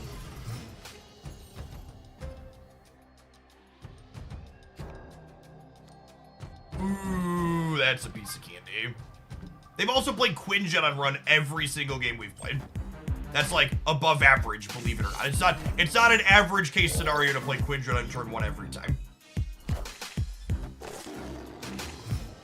Yes, and that was one of the rare instances where, because of what the location was in the center, Shang-Chi happened to be good against our deck. A lot of the time, Shang-Chi isn't good against us. My Kingdom to draw a Killmonger next turn, eh?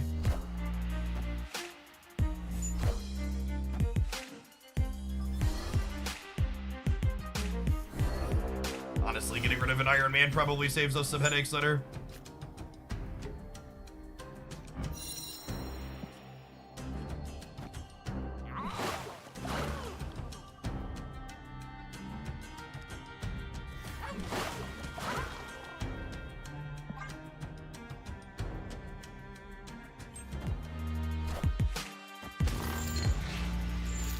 I am Iron Man.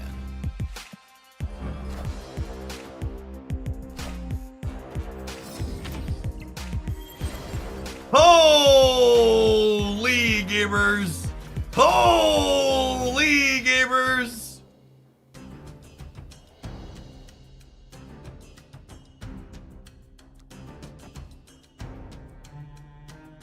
I'm not salty, you're salty.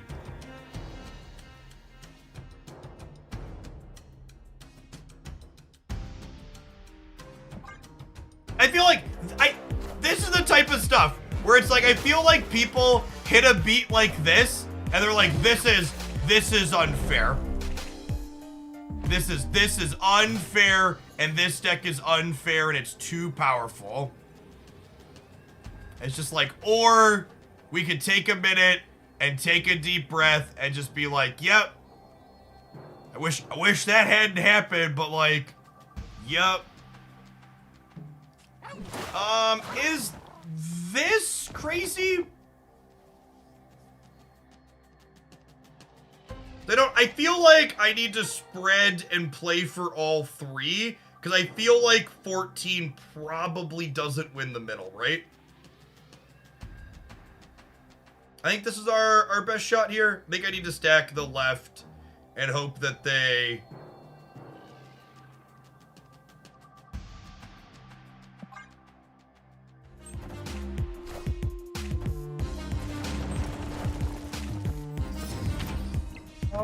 No! So close. So close, and yet so far away.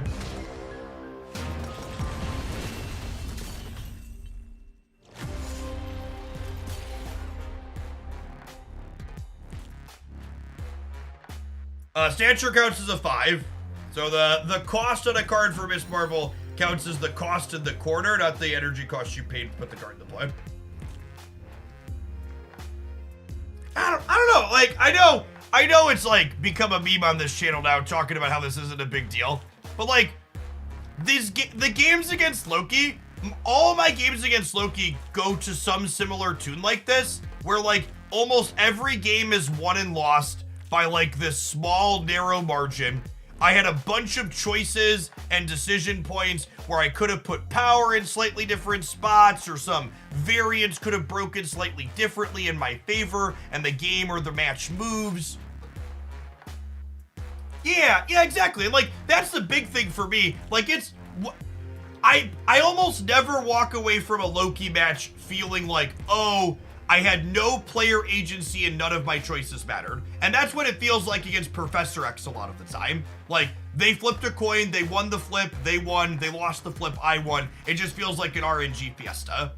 Whereas like here, I'm like, I played out a ton of cards. They had sequencing decisions, where my tech cards went, where my points went, they all mattered. I had this big flourish on the final turn where I had a bunch of choices. Yeah, the games feel close and there's choices for me to make in them. It doesn't feel like one player's just getting shit stomped. Yeah, exactly. The Loki deck doesn't stop me from playing Marvel Snap. It just also gets to play Marvel Snap, and we interact with each other a little bit, but there's no prison lockouts going on. I don't ever really walk away from Loki matches feeling cheated. I walk away from them being like, yeah, there were things to think about there, and they were genuinely good games. And we didn't even win. Like, walking away, I feel like that's my number one feeling. It's like, if I can walk away from a match where I lost and be like, yeah, that was fun. I enjoyed my time playing my cards. Like, that's very reasonable.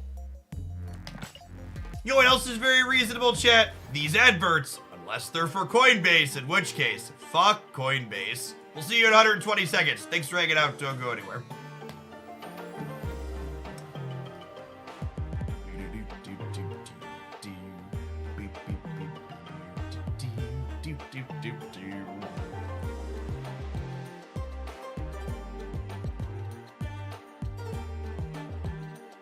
Win or lose, I often leave a lockdown match really miserable. Yeah, the inverse of that is also true. Anytime I win a match and I feel more annoyed than when I started, even though I won, it's like, man, these gameplay patterns are awful.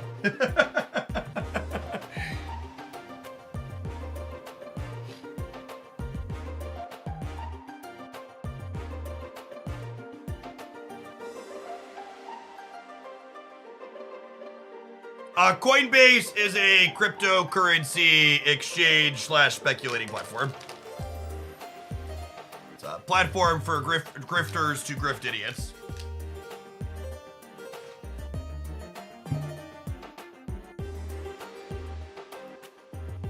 We got new people in here for drops, and because we've had some front page time this month, so you gotta throw in the pop shots at the crypto bullshit so they understand what the tone of the channel is.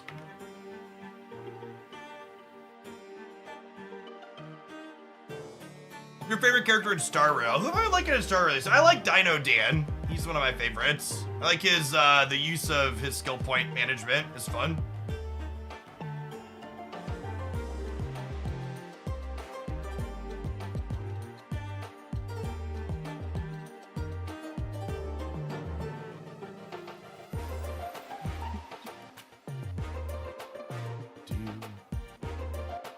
Who plays more of the zombie statue deck?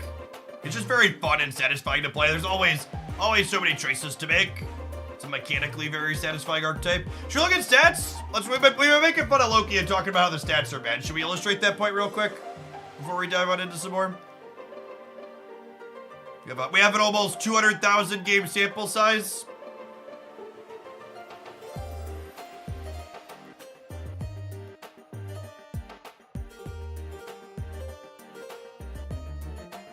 I think that's what deserves a screenshot.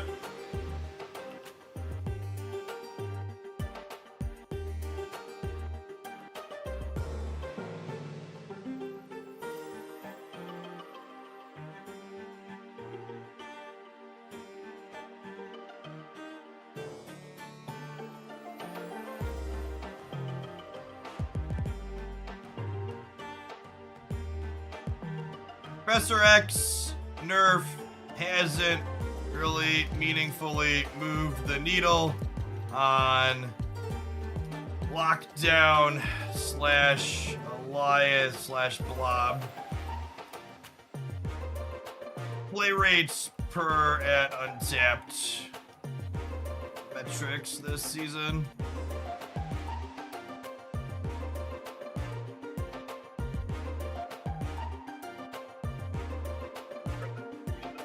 Threads as well.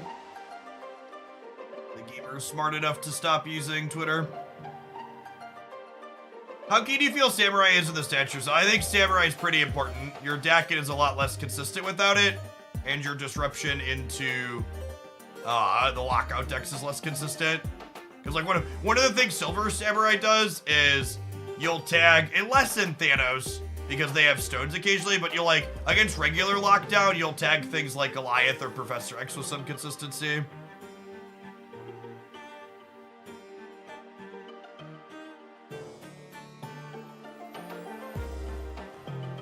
My brain is just not built to play these decks. Or maybe they just queue into less Goliath than I do, because like, I can't imagine. I guess we won that Conquest match, but man, was it a slog. Galactus still putting up. I'm actually curious, so this is, when you're looking at the untapped data, something that's really important to look at when you have all the full stats is the most popular build, is it drastically different than the section average? And in this case, it is. So like, what are the other Galactus decks doing that are terrible?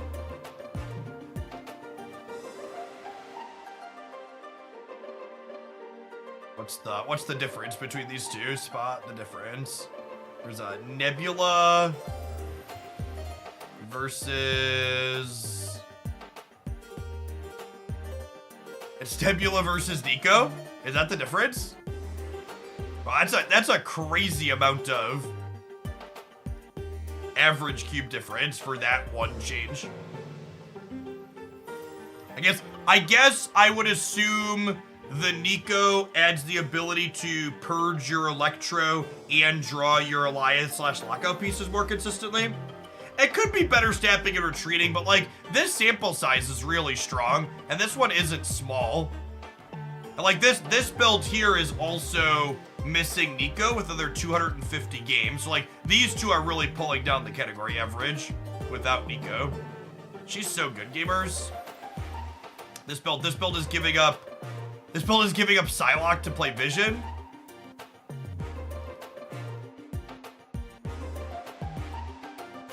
Oh, you know what I wanted to see? Does the Mr. Negative deck still have good stats? We could play some of that.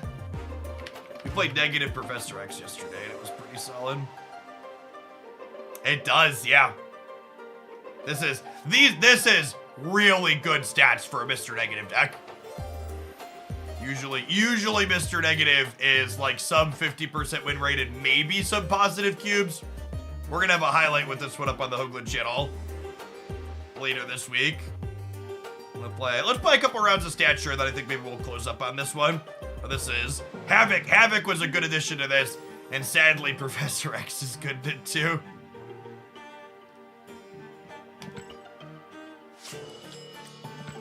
Yeah, we ran a Proving Grounds all the way up to an infinite ticket with that Havoc Negative deck. He's real good, yeah.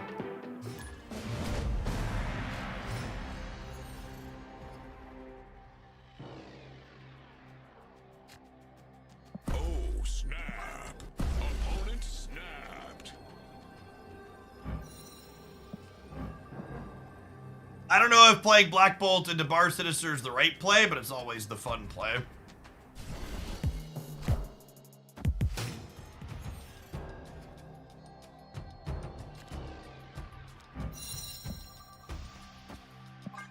Now it might be better to just Sinister London. Ginger Wookie, thank you for the 3rd of a year. Appreciate that primer. Welcome back.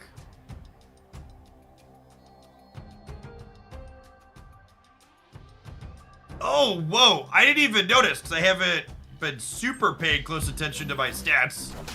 With a couple of sub-gift bombs we had from very generous folks, they actually pushed us up over 3,300 concurrent subscribers at the snapshot in time. That's wild. I think that's a local peak for the year, if I recall correctly.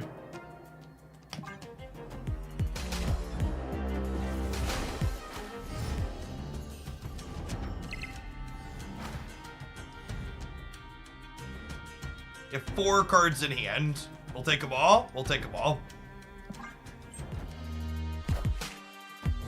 Oh, you're gonna make your cards cheaper, huh?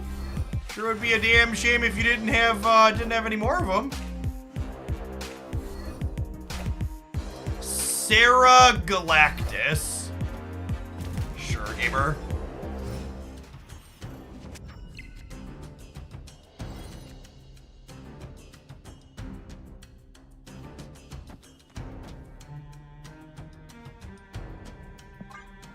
All right, let's draw Silver Samurai or Killmonger here, huh? 50%?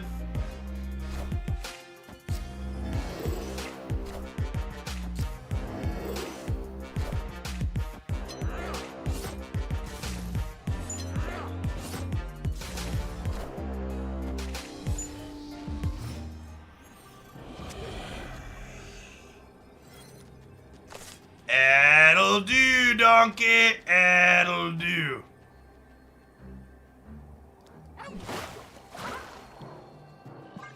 Copying Dracula is one of my favorite things to do in Marvel Snap.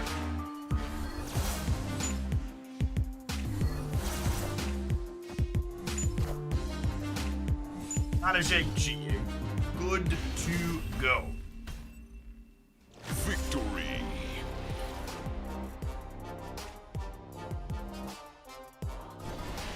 Over 3,000 concurrent subscribers, and all it took was a large group of people desperate to avoid their extended families on Christmas Eve.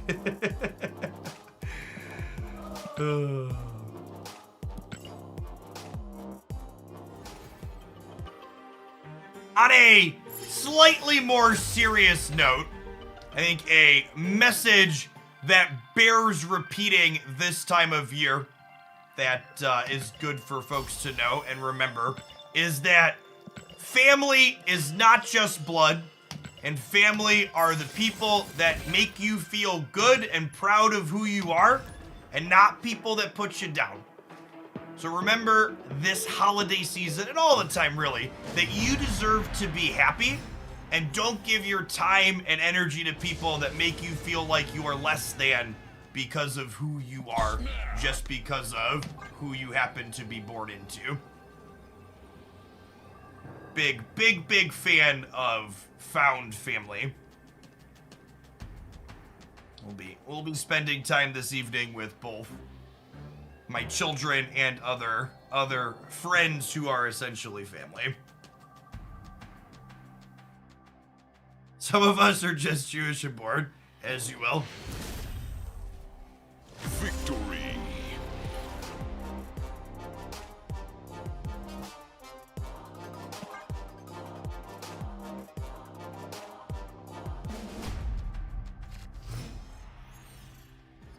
All right, Nico, can we copy a deck in? Well, that's the second best thing. I would love to draw some cards. Oh, snap.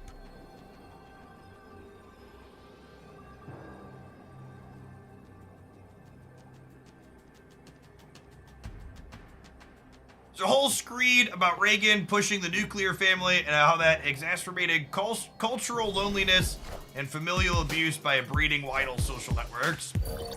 As is the case with many things in modern day society, if something went to shit, you could probably trace it back to Reagan in some way, shape, or form.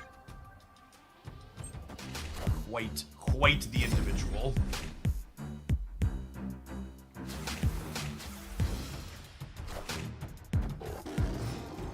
Zabu Loki. Love to have some power here. Another Loki matchup. Last one was close. Those were some incredible draws, to be fair. Next year we get to go Dakin into Samurai. Oh, is it a Maria Hill Zabu? You might be right. No, it's a regular Zabu. Doesn't say created by. Oh, there's a lot of the Loki decks are actually playing Zabu inside of them now.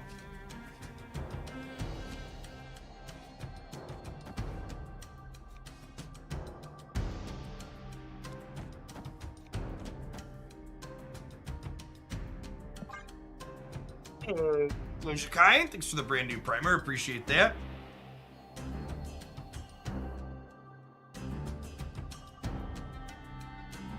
Zabu for Wolf, Loki, and Miss Marvel. Yeah, a lot of times they play tech cards too, like they play Shagger and Enchantress inside their deck. Yeah, taking their ninjas not all that great.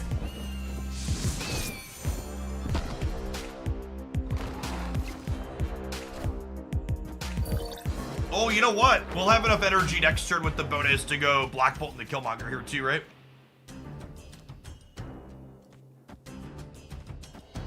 Which will clean out their ones that they have in play, a couple of here, and also chew at their hand and give us another power next turn. Not that we really need another power. I'm enjoying the Gladiator destroy your opponent's deck. Yeah, that one was sweet.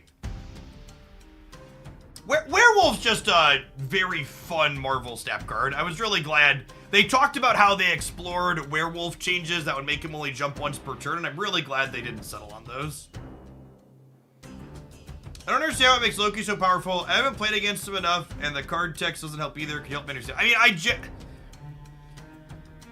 mean, none of the metrics currently make Loki seem like he's that over the top. The crux of why Loki might be powerful is because he makes the cards you get cheaper than their base cost, and cards being played for less energy than is printed in the corner is good a lot of the time.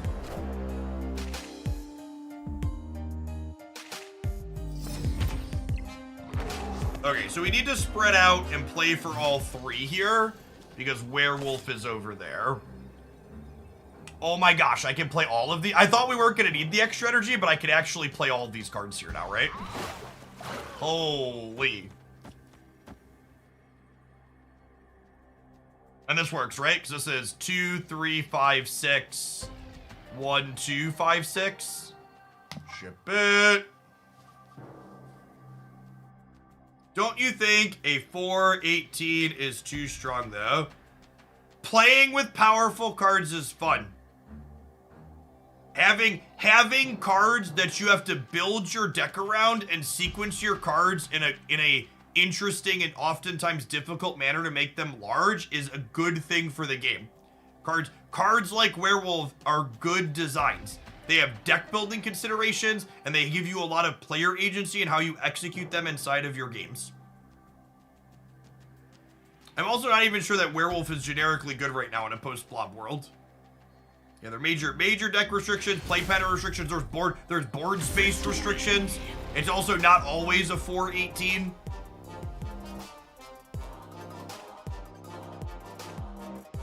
Wolf is significantly harder to scale up than something like Darkhawk, for example.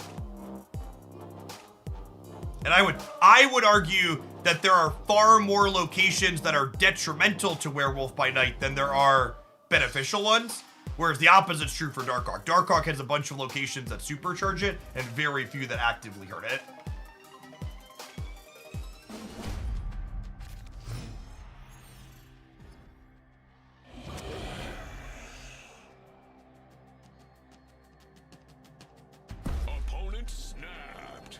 Yes, Wolf is also very bad against the current style of deck that's very popular. Crimson Cosmos kind of sucks for their deck, and my hand's all right, so I'm going to stay for their snap. Honestly, I might snap them back. I'm going to wait and see. I'll take a draw. I think if I wait a turn, they still stay. Snap back on the Zabu pickup for sure. Yes, the things that power up Darkhawk also disrupt the opponent. And to be fair, some of the Werewolf things disrupt the opponent, but not all of them.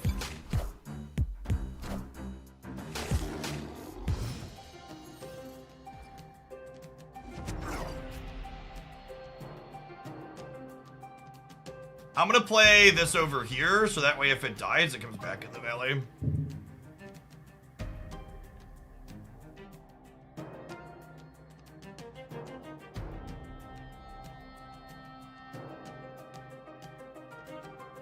More cost cards are oft designed to be massive with the right setup. Yeah, exactly. Nailed it.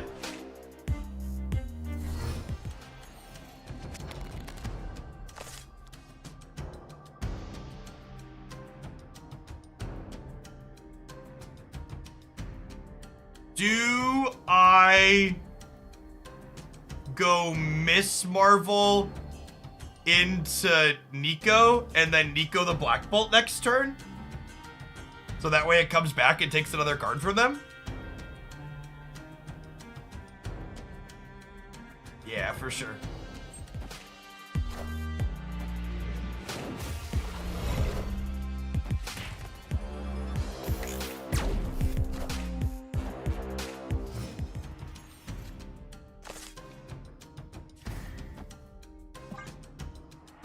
No, chat. They have Collector into Loki.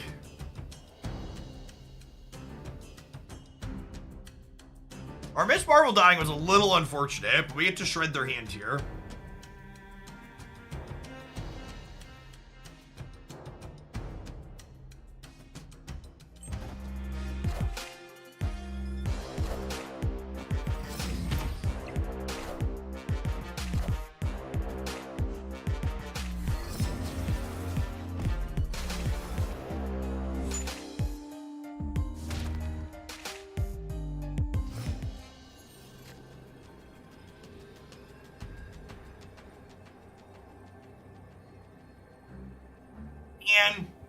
We come up a little bit short because they played around the double Black Bolt. We got cute and we lost because we got cute.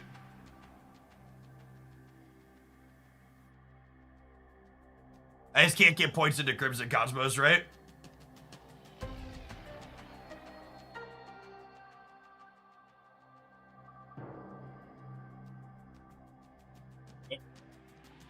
We needed Miss Marvel to live.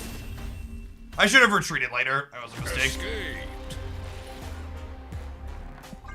Yeah, Marvel deck. I think my cube play was fine if we win the 75% on the Danger Room.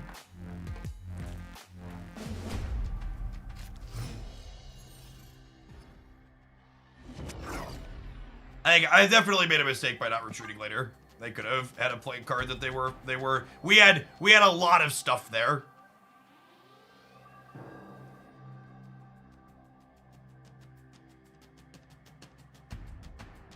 Yes, it lost us both board space and power. That's exactly correct.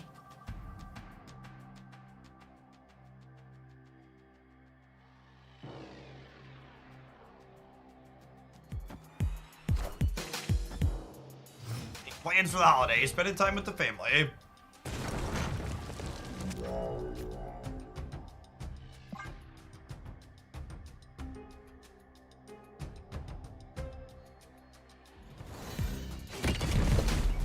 Taking a week off from work, yeah. Well, I'm taking a week off from streaming. I am We're no Ego, stranger to ego. and this is my You know the domain. rules, and so do I. We wouldn't snap it for any other guy. Ego is playing all our cards out. Don't think he understands how the Marvel Snap works.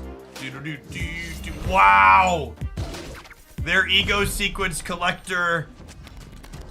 The collector in order. What a rip. What a rip. Alright, we got Silver Samurai. We got Silver Samurai at least, and we got Silver Samurai, and we didn't Nico destroy our own card when it was bad. Alright, I believe. Ego is cooking, chat. He knows what's up.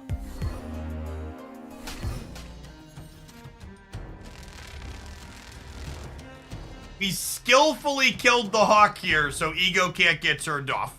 Silver Samurai is making sure that Ego gets to play this game all the way out.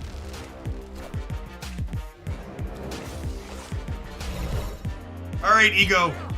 Miss Marvel in the middle, Jeff on the right, I believe. Oh, Ego! Ego, you were so close to greatness, Ego! We missed it by this much, Ego!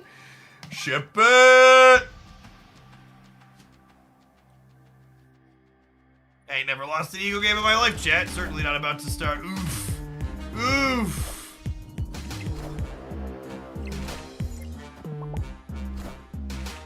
Oh my god. Oh my gosh.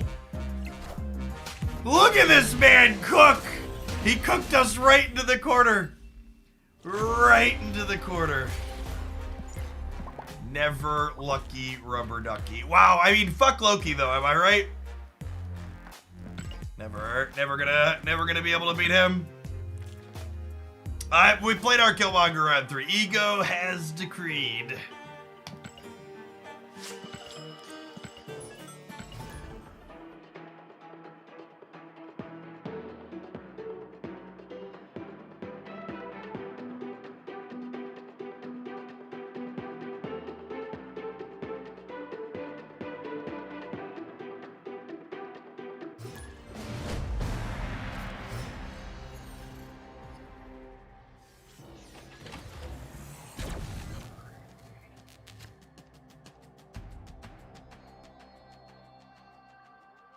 Opponent snapped.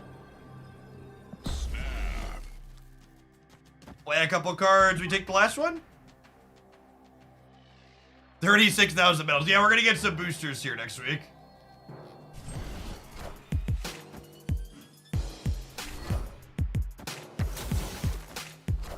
Ah, it's a pretty good one, yeah? Alright, turn 1, Mr. Negative. I think this is a sign, chat. I think after this game, we're gonna take our ad break and we're gonna play some Mr. Negative ourselves.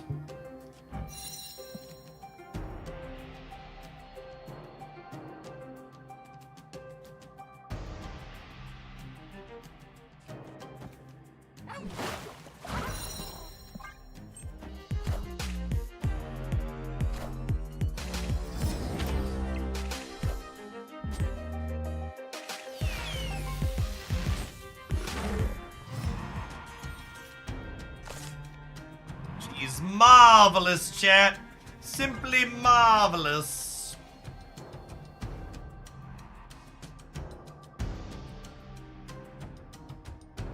They might not be able to compete in Mojo World, and Kiln is closing up here. We have a real shot, I think.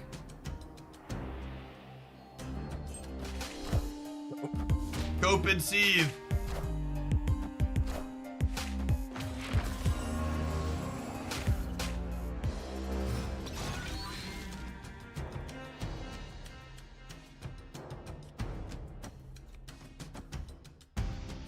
Honestly, we're gonna compete in all 3 paths, right?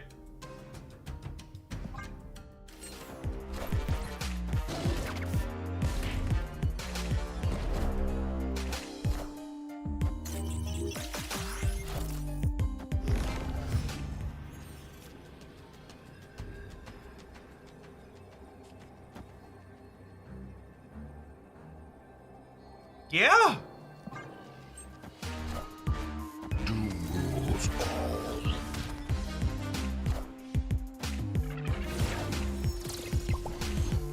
Is it a side we're supposed to play negative chat? Or are we just supposed to keep pushing people's stuff in with this? Holy. Turn 1 Black Bolt for the win. So it was certainly a side, but after working our way through the details a little bit more, it wasn't saying quite what I was expecting it to say.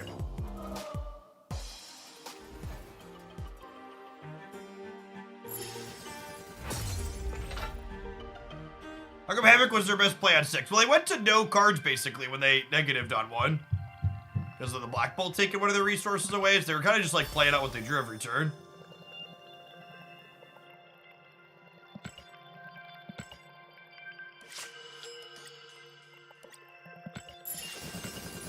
Alright, I'm a Zabu Stature has saved its play session. We'll continue. Continue to jam.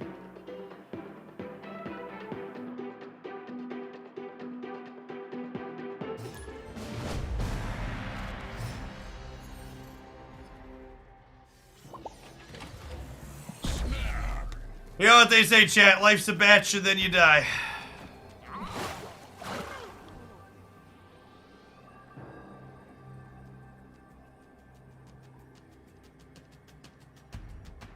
Hey, thanks for spending the start of your Christmas Eve here with us, High Voltage. Catch you around in 2024.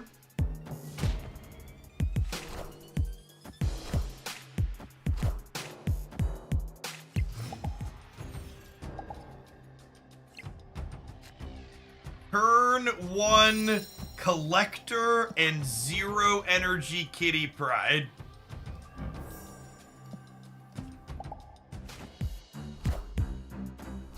Holy!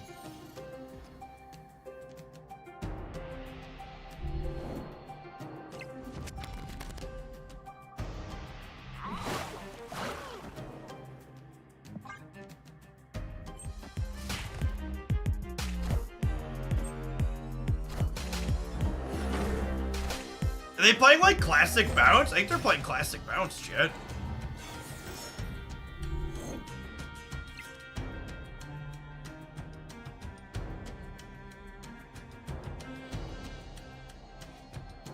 Am I ever gonna not have priority? I don't think so.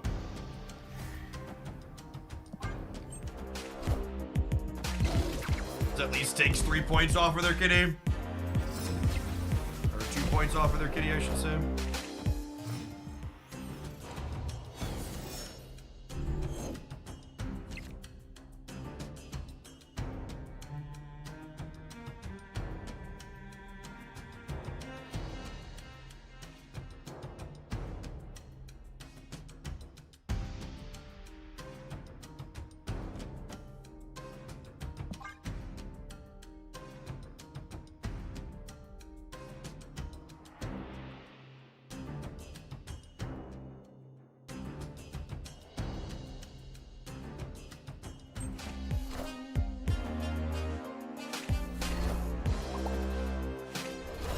Taking Mysterio away seems like big game here.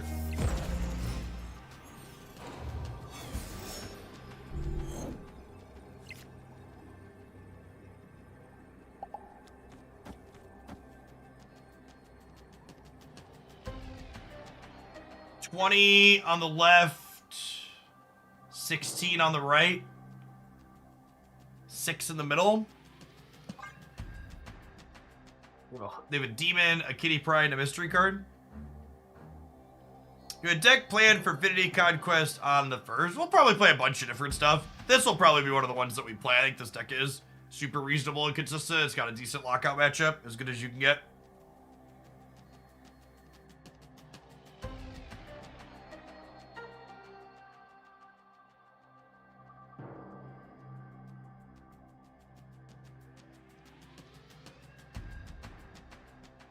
Got a Forge trigger pending here too, technically, I suppose. Doom rules all. Ooh, if they kittied to the left and then played demon middle, we could die, right? Well, that's a tie? Oh, no! Really close. Missed on my stature placement. Maybe I'm supposed to. Maybe that's bad on my part, and I'm supposed to assume that they give up the path with the hood in it and just put stature here because of it. Is probably the correct line.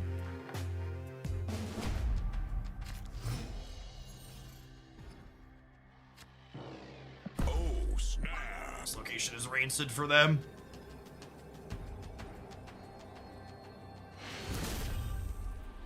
Victory. I think this style of deck that we're playing, in addition to having a reasonable lockout matchup, is kind of like exactly the type of thing you want to be doing in Conquest.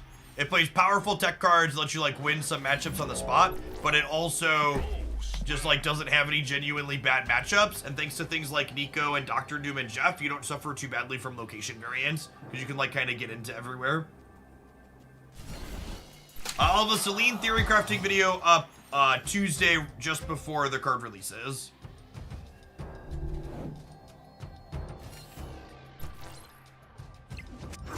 Opponent snapped. This is the game. And then Wednesday will be a best decks video, and then there'll be deck highlights Thursday through Saturday.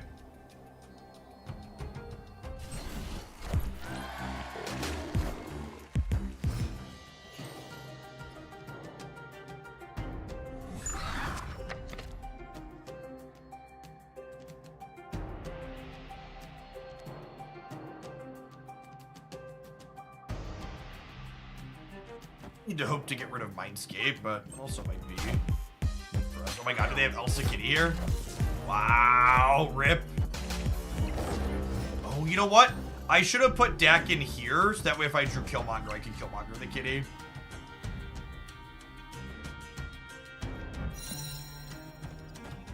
And we're kind of good here.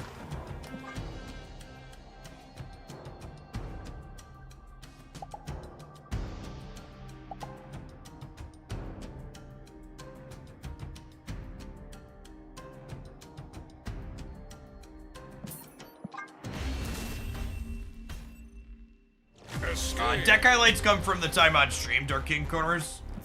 So, instead of making people muck through 11 and 13-hour segments, you gotta just pull out the best of the best, so the editor cuts out the downtime on the edited channel. Or on the Homeland channel, they're just full cuts. Alright, it's about that time. We'll see you in 120 seconds. I think we are gonna play a little Mr. Negative when we get back, just for a change of pace. Thanks for getting out, don't go anywhere. GG, Rays.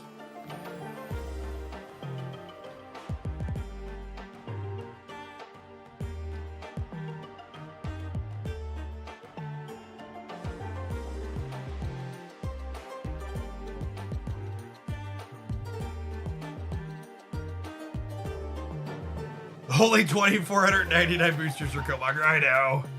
I know. Someday we'll have more. Speaking of boosters, how far am I at X23 from a good split? So a little bit. Usually I don't split until I have a chance to go for inked. So to go from just one orange border to inked, it's what, 90 plus 155 times 3? So that's 465. I need 555. 100 off. For ink on her. This is definitely a forever variant.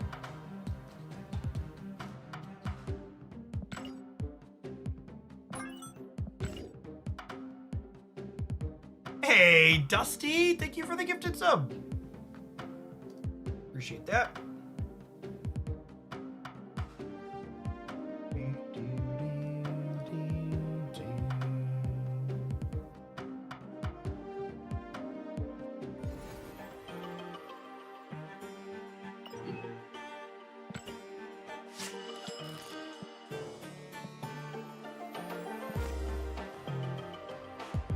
The Celine deck ideals will go up on Tuesday just before she releases.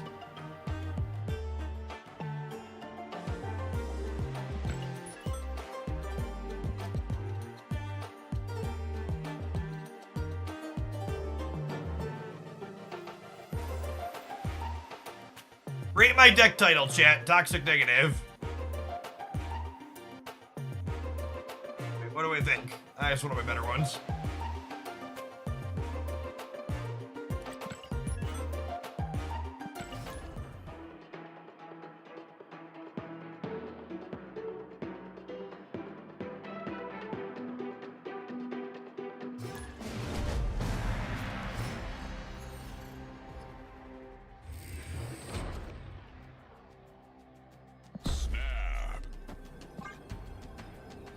Blazing Laser Hawk. Thank you for the brand new primer.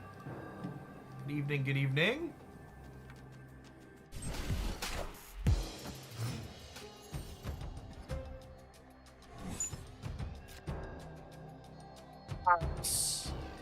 I guess that makes you better, huh?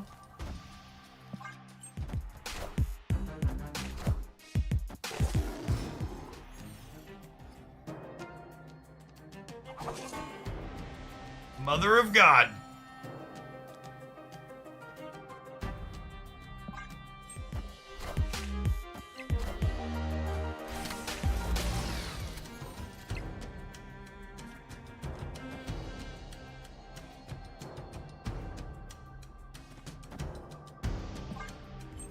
There might be something to this Ravona Renslayer card shit.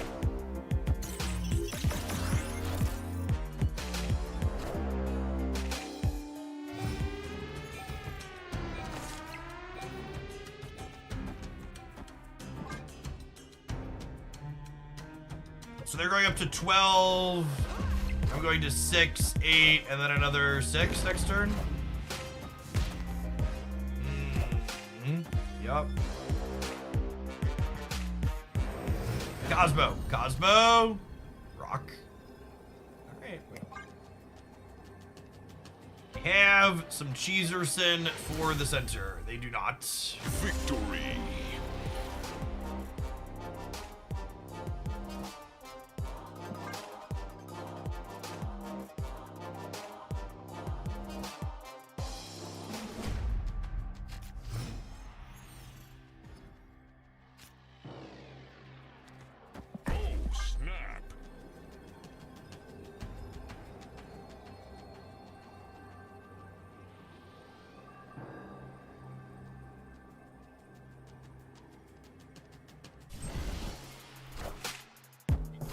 Bronco Iwu, thank you for the brand new primer.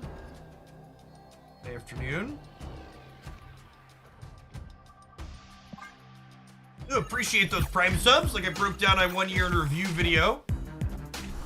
Those are the biggest chunk of my income here. I wouldn't be able to do what I do without those. Our Darkhawk's gonna be less exciting in a non-throne room game, or in a non-Subterranea game.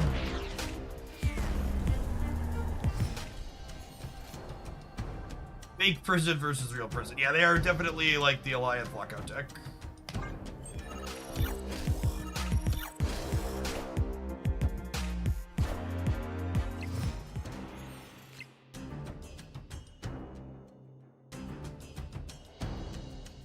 I want a singular negative card. Yes? Sure.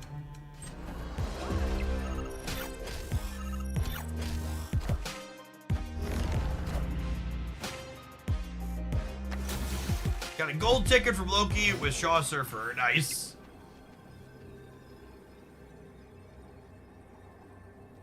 Diba, that's all, folks. Escaped.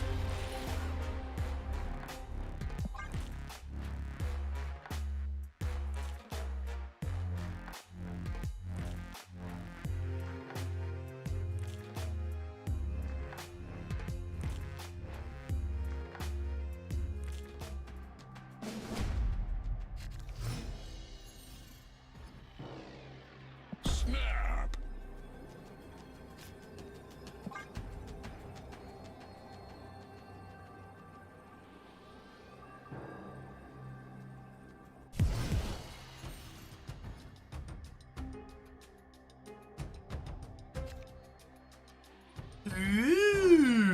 piece of candy.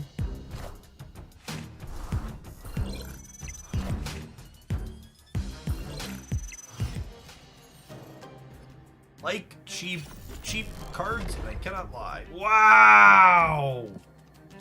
Oh, brutal, savage, wrecked.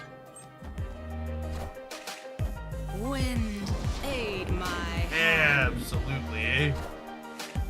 Shattered.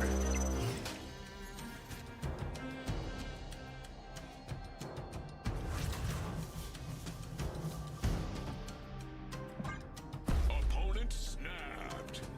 Let's do it, bud. This is the game. Ship it. A 14 power boy over here. We'll hold it down.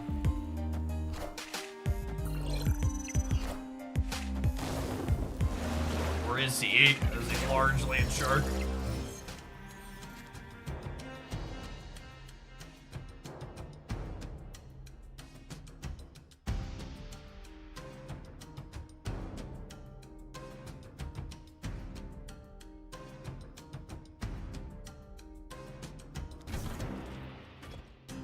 That's still a command.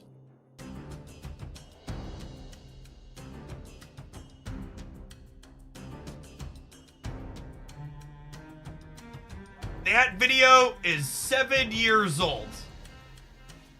But it's still relative if you want to understand how hypergeometric distribution works. Fair warning, I'm a little baby in that video. I think we've died, gamers.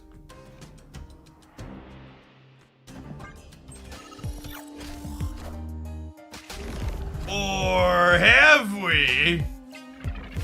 Nice string cheese.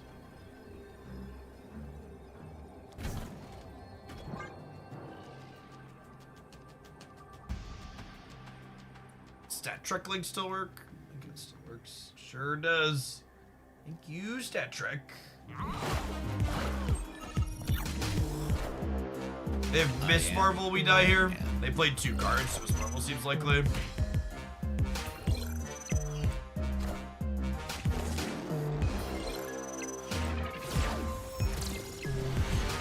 This much. Needed our Nebula sooner.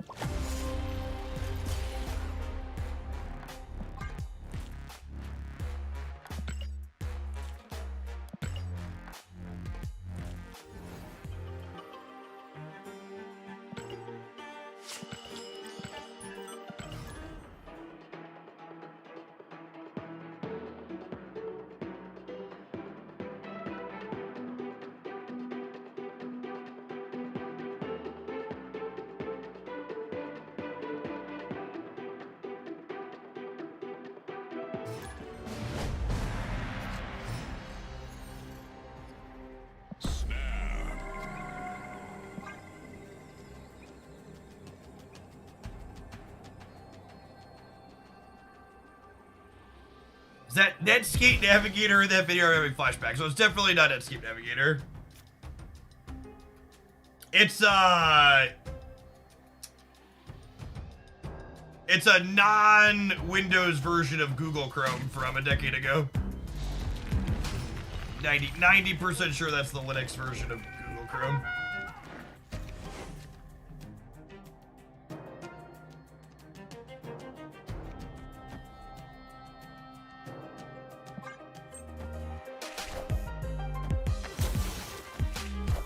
Cosmo here as insurance against Goliath. It's good against Goliath and tech cards. Alright, gamers. Are you ready, kids? I can't hear you. Oh.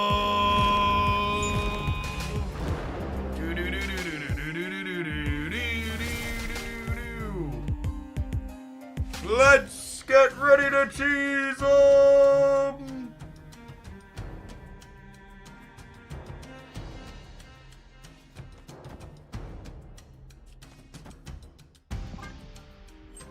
Cosmo up here just in case.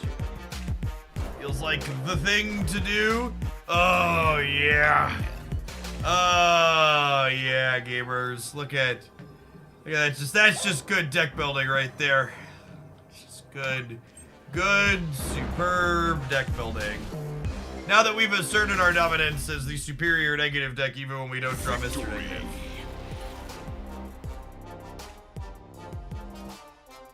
Wowee! Are you amazed at my skill? I played the Professor X so that I won the game. Oh, snap. Ooh, ah.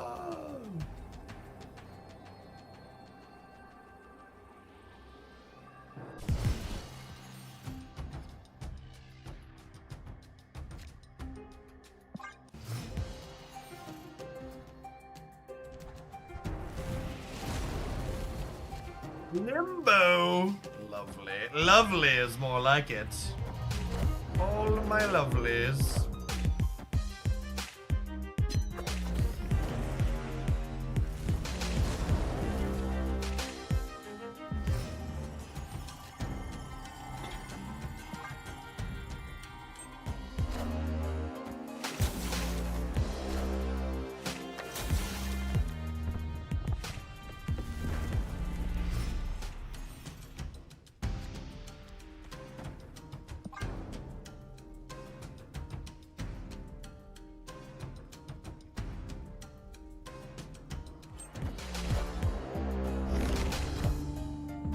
I am Iron Man.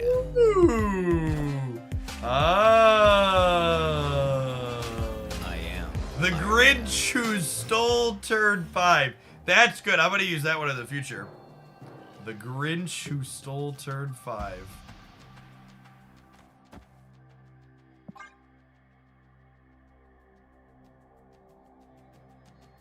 Was it good for you, opponent? It was good for me.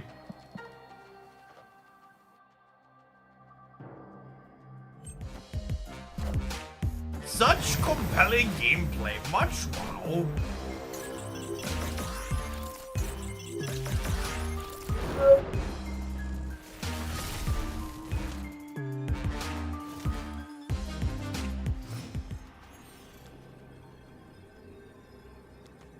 All right, Ironheart.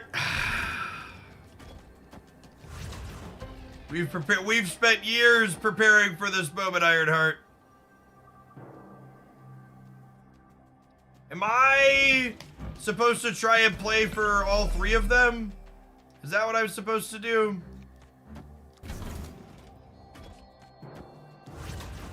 It's never this, right? This is only 10, 14, 28. Ah, Ironheart never lets me down. Ironheart never lets me down. Wakanda forever. Oh no! Yes! Victory! I'm pretty sure we win. It is just a breaker. Breaker, breaker. Give me some news. Plus 16 puts us to plus 22, which crushes them. Victory. So there's only one tiebreaker in Marvel Snap. It's total power. So when you tie one lane, it compares who's ahead by more in the other 2. We're up by 22. They are only up by 18. Ergo, we are the superior negative deck.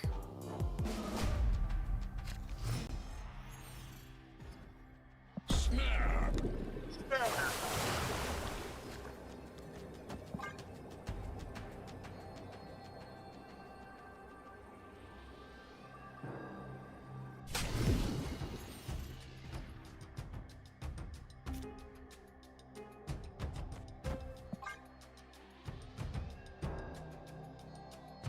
Remember which emote we traded for the Hoogle Sing emote? I don't remember. I think I might have thrown that one back in as a tier 2 emote. I could do it as a tier 2 emote. I'm maxed on emote slots though, so to put something else back in, I have to take something else out. We do it? Can we get him? Player Mr. Negative into the White Hot Room. You know you want to. You know you want to. Do do do do do.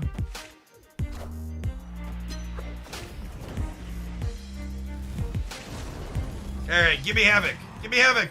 Havoc. Ironheart. Huh.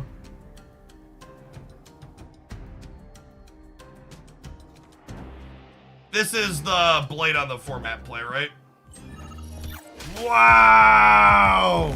Read me like a book. Oh, they wanted to set up Panther. That makes sense. That makes sense. I understand. I understand.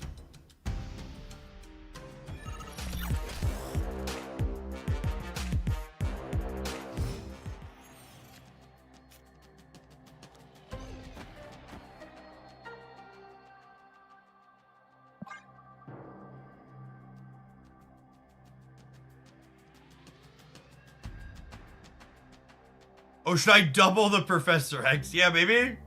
Maybe I was supposed to do it on the left. That could have been right. It could have been right to go like X, Ironheart, Sunspot.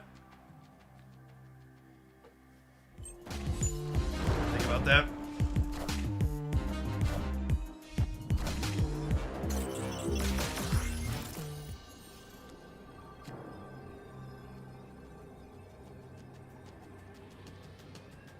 There are 2 cards in their deck.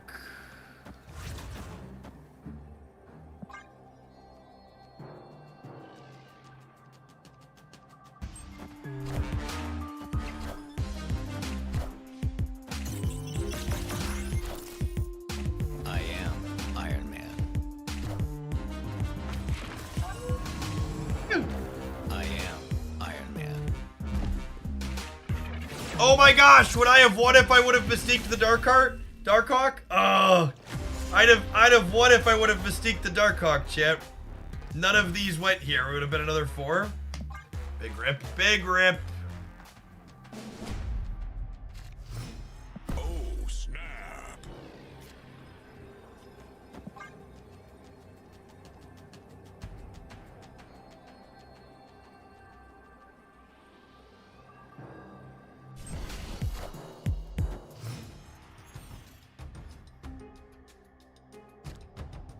It's not the Renslayer I wanted for Christmas. Are you playing with my Ironheart? Because that's what she does. Nah, I just messed up. Should have taken the guaranteed 4.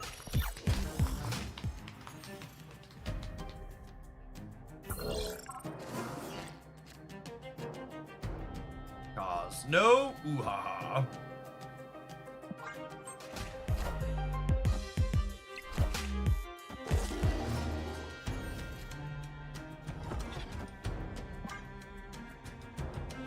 There's 4 zeros in our deck here. We can dodge a Renslayer, we can dodge a ball. It's an Ironheart, perfect. So we get to go Ironheart, Jane. Draw all 3 of our remaining zeros.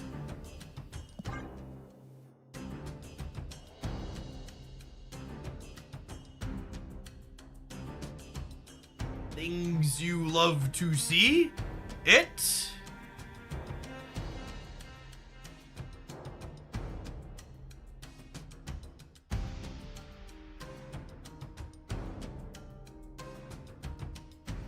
Do you have an auto clicker that claims the extra boxes, Cavalier? It takes loosely like 2,000 watch hours, I think. I streamed about 1,600 this year. So, a perfect world, you'd be more than halfway. I do now I did for the first 2 months. It shouldn't change that much. Okay.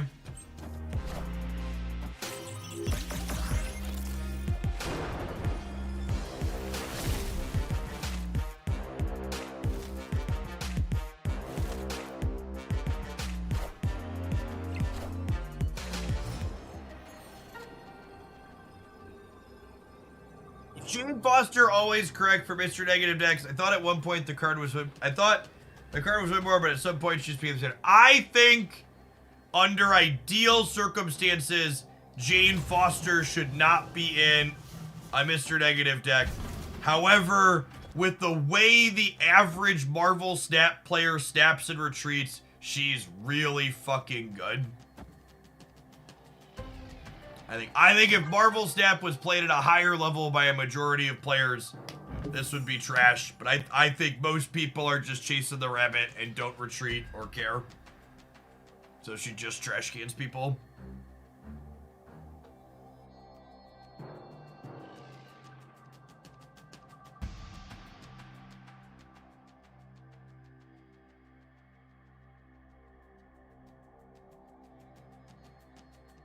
It's me, I'm other people.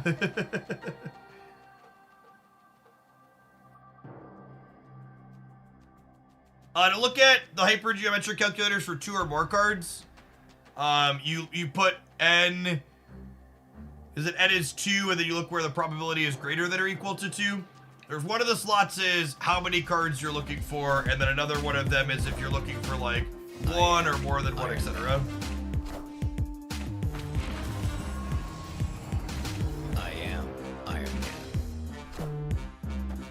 The negative change from a while ago helps that she doesn't swap to an 8-5. I don't think that's actually relevant. Basically ever. I am Iron Man.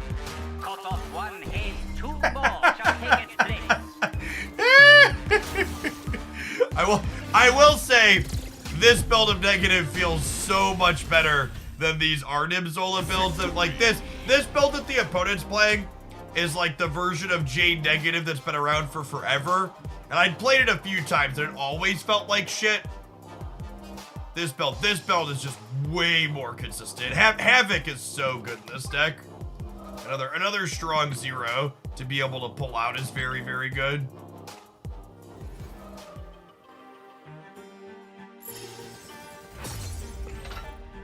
Certain dominance is the superior Mr. Negative deck.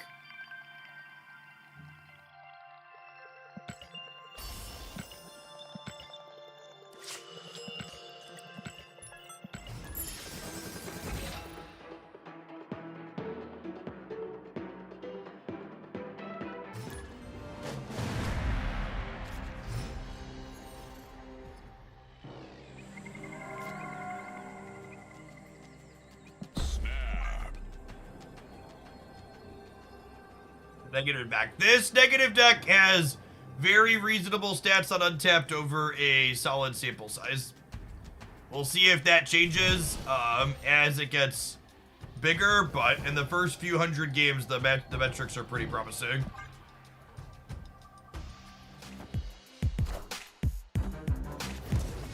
To be fair, Ravona coming into her own is not simply just a result of the current metagame. They literally reduced her cost by 1 and increased her power by 2. It's not exactly a mistake.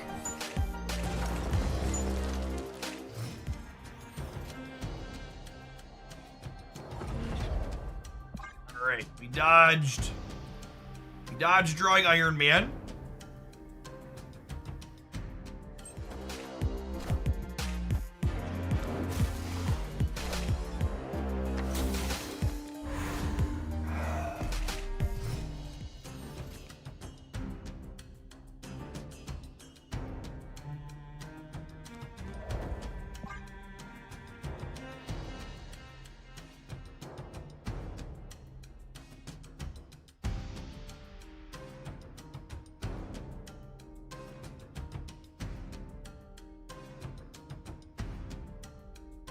Hey, what's going on, Silence? Yeah, I think I'm gonna run till the top of the hour is the plan. We've got some friends coming over this evening for festivities.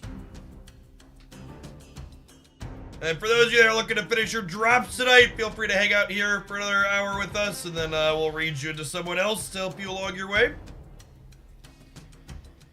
I'm gonna be off for the year. Oh no, they hit Jeff. Rip. Honestly, I'm gonna retreat before they see negative or pro strikes. Escaped. Is negative surfer? I don't know if maybe it qualifies as a hot take, but I actually don't think negative surfer was ever good. I think negative surfer was basically always worse than playing just negative or just surfer.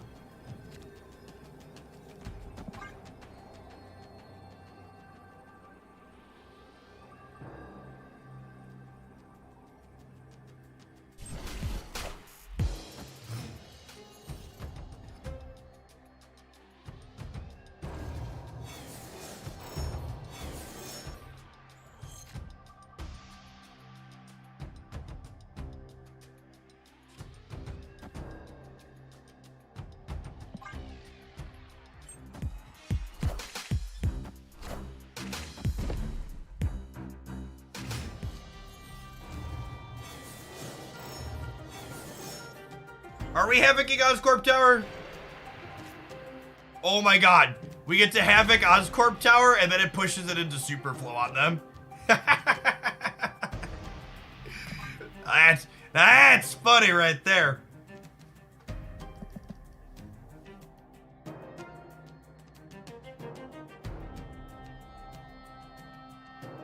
I mean, this might not even be good. Like, it's gonna be 16 points of power.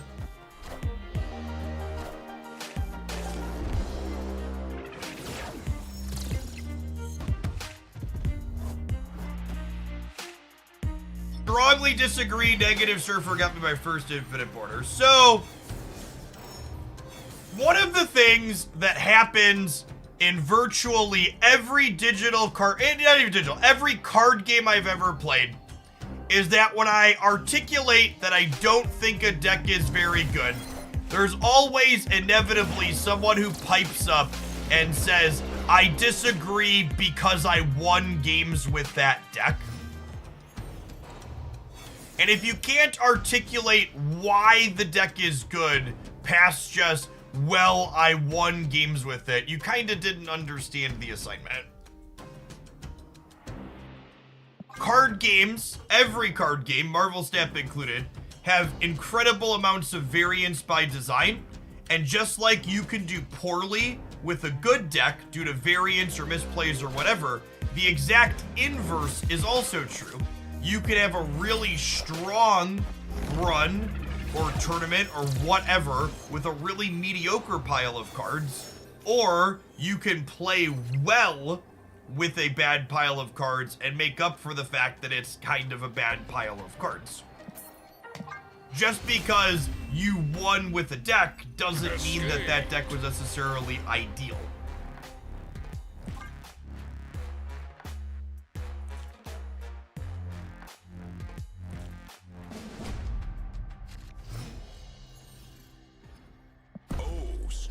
And keep pressing the button, Loki. You feel free to join me whenever you want.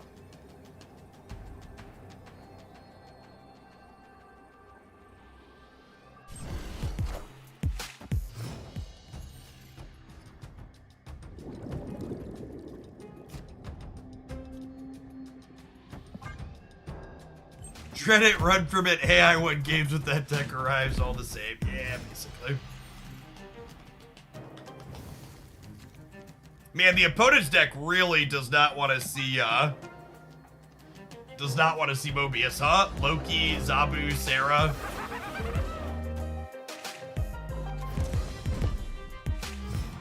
You had a game plan outside of negative, which is helpful, and unchecked Wong can win games alone. So in my experience playing with and against the Silver Surfer negative deck, your negative side of your deck was rarely successful without Surfer, and the Surfer side of your deck was rarely successful without negative.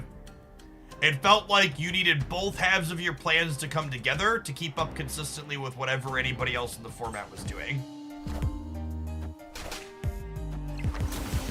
Yeah. And like there were so many games in that deck where you like used your Mr. Negative and then you didn't draw Surfer, so the rest of what was going on was just like aggressively mid.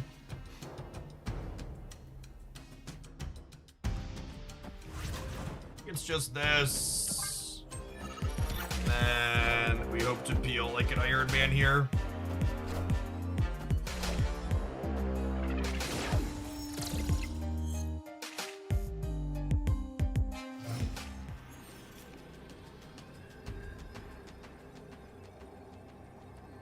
Well, there he is, guys, gals, and non-binary pals. What's the winning play?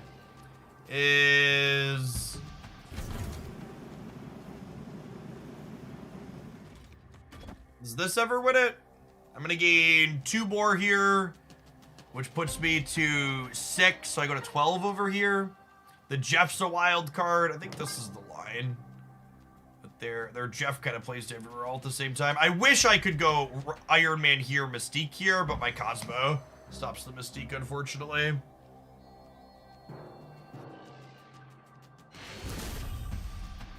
Victory.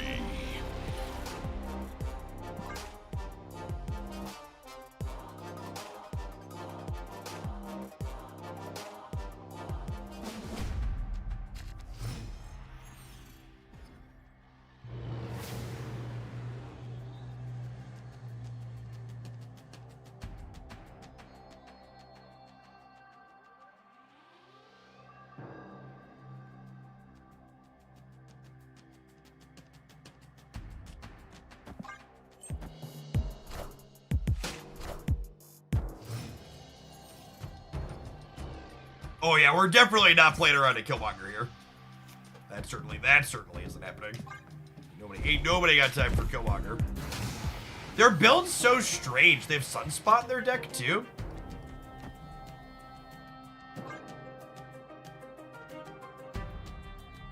Maybe I'm supposed to Cosmo here, since we're most likely to Green Goblin. Yeah. Edge. Realized as soon as I hit submit. As soon as I hit submit, I was like, I should have Green Goblin here. Snap. Negative into Jane Foster though, so I'll push the button. See some Loki next play She-Hulk. That's a good call out, Steric. You're right, I have seen that. The Sarah feels strange with the She-Hulk plan though, right? Maybe the Sunspot is just like, we have so much. Oh my god, I played the wrong card. Fuck.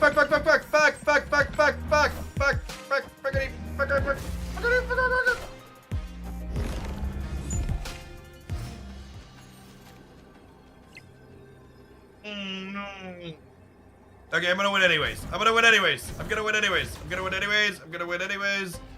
gonna play Jeff the Baby Land Shark and I'm gonna die because I misclicked. Any amount of these go middle. Alright, whew! I am Iron Man.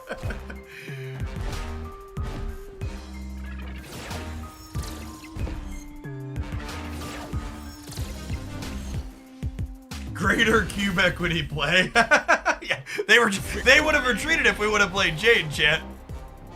Thank you, Ironheart. Gorgeous in gold.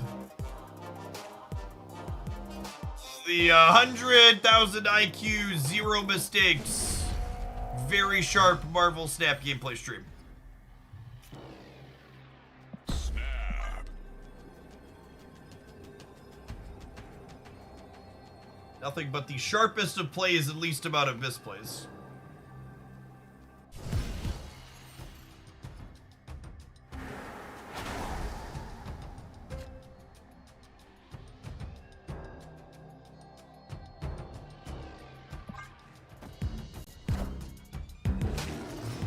Oh, double Isle of Silence is scary.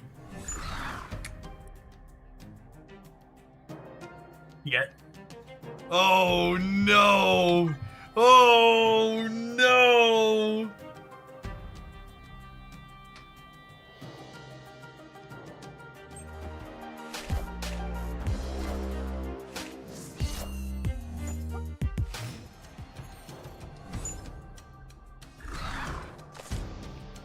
Yikes. Okay, so I'm going to Mr. Negative here because they could play the bear here and I'd lose this anyways. Yeah, my brain's huge.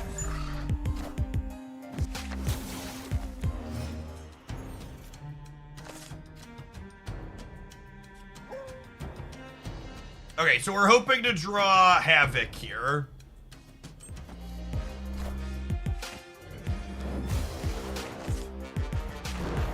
Hey, thanks, Ernigath. Havoc! There he is, gamers. The man, the myth, the legend.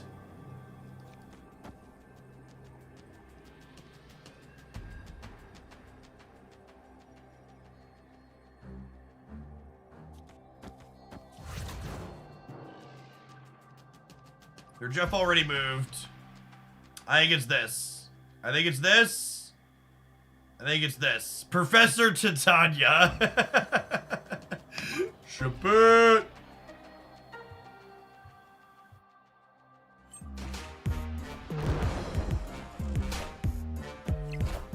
No.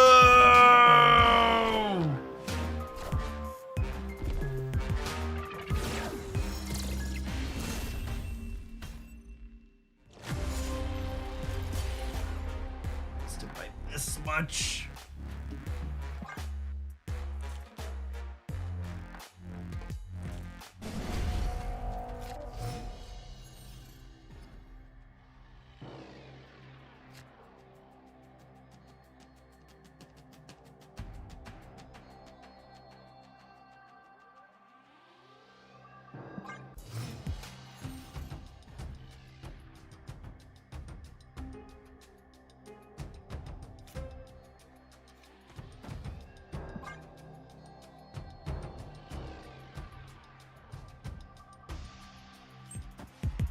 Really enjoying the Shaw Surfer decks.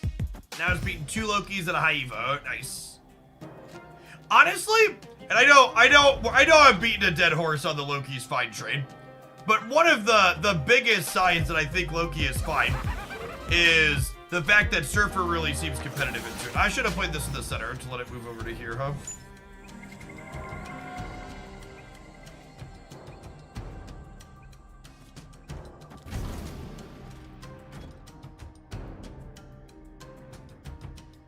The Darkhawk was mine last game, gamers. The Loki being took by Darkhawk. I am Iron Man.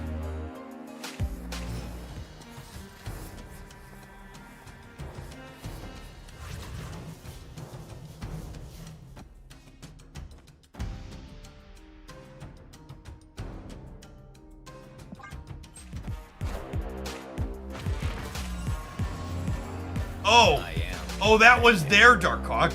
Okay, I have not a fucking clue then. I assumed it was my Darkhawk, because Darkhawk in their deck is insanity.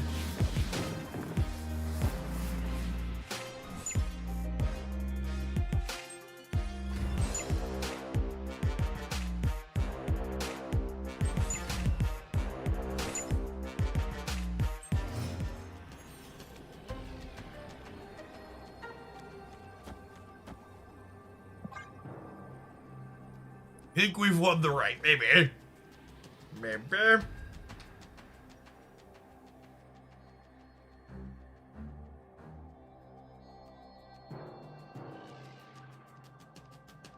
Got 6 in the middle. They need to put 7 in the middle while also putting 4 on the left. So we've got Havoc ticking up over there.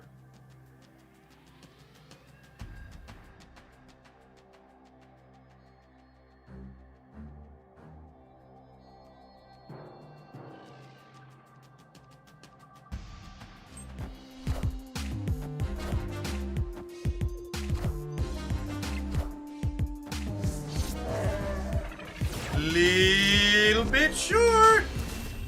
Little bit short. All right. All right, Loki Mush. This is it. The final countdown.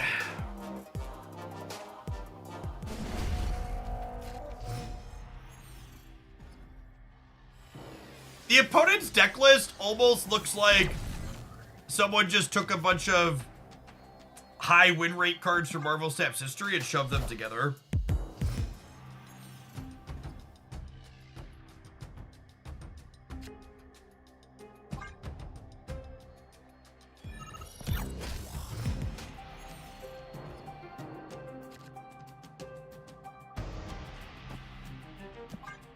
It's like Clean and Goblin here if they have it, so I'm gonna Cosmo there.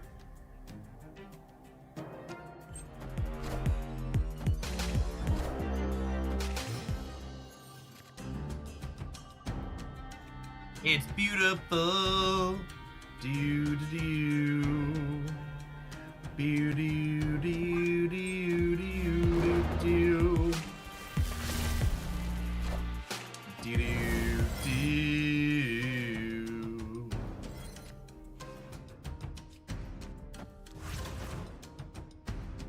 Is it greedy to not put Havoc over here? Yes, but also who cares?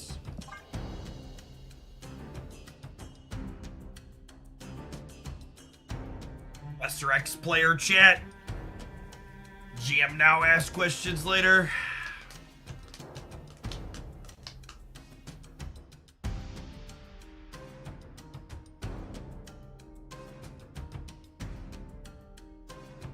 All their cards cost 2 less. They could probably play a lot of them out this turn.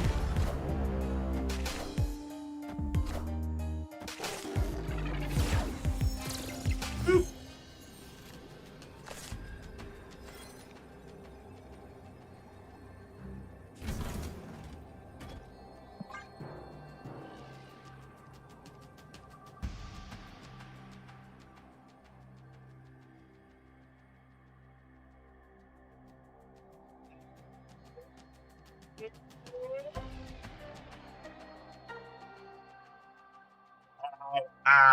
Iron Man. Even if they have like a Miss Marvel hiding there that we haven't seen yet, Jeff left plus Miss Marvel's only 8.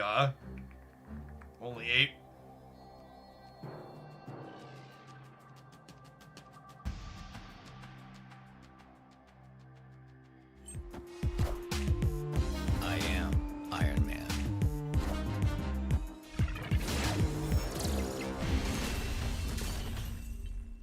Victory.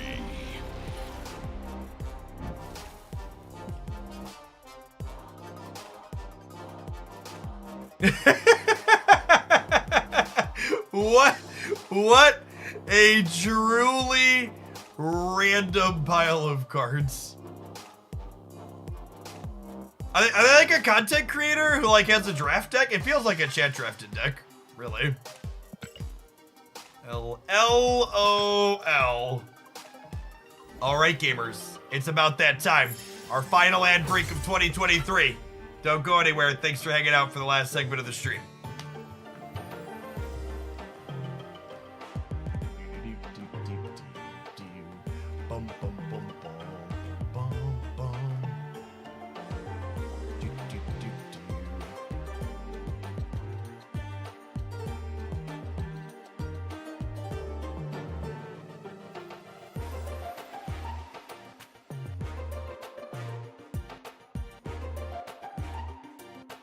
This deck might convince me to spend my tokens on Havoc. Well, make sure you spend them before the weekend missions are up if you're going to.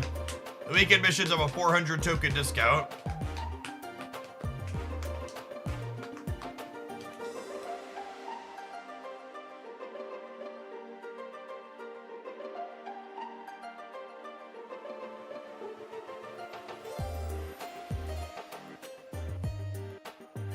Only playing Loki is not enough to get him a piece of every meta deck. Yeah, take them all up and mix them well.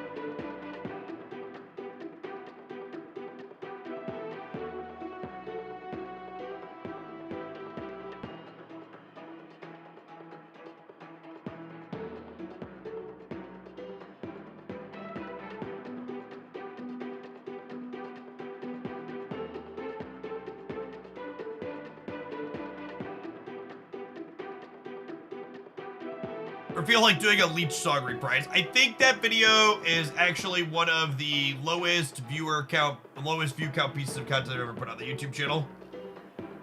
So sadly, that will not be one that we're revisiting.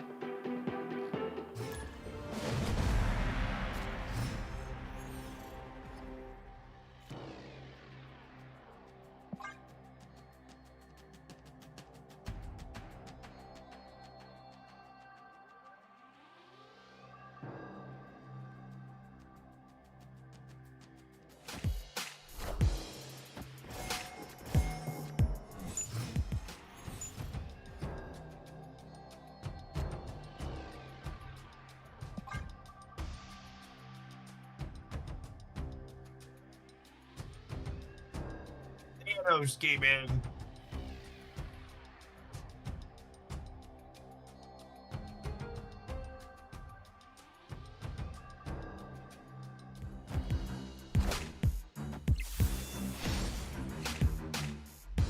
Okay.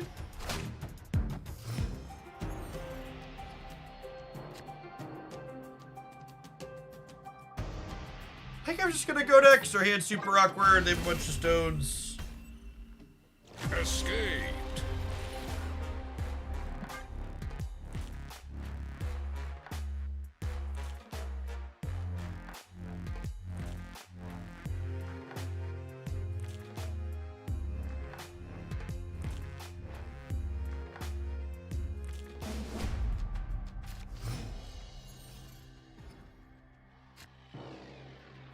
Oh, snap.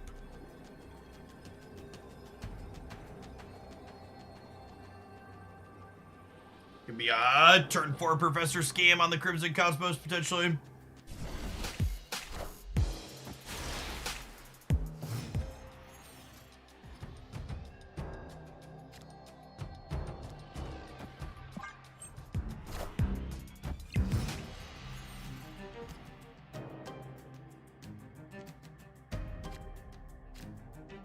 Or it could be a turn 3 Mr. Negative. Things you love to see. Multiple Havocs do not work. They will not gain extra energy when you don't have to give. Yikes. Well, so much for scamming.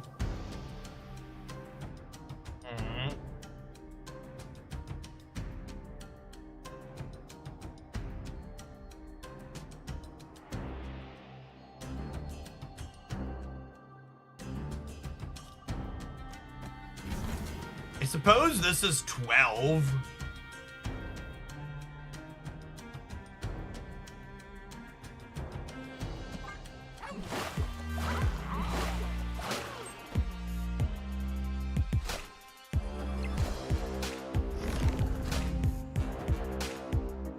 I am Iron Man.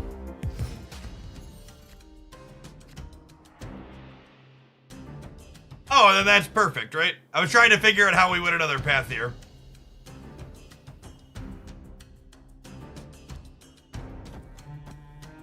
I think this does it. Does this do it?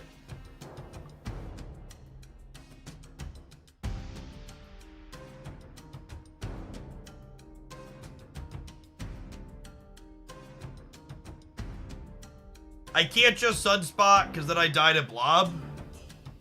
Oh yeah, we got 2 Sunspot, 1 Cosmo. Yeah. Is it not Mystique plus Sunspot? Maybe?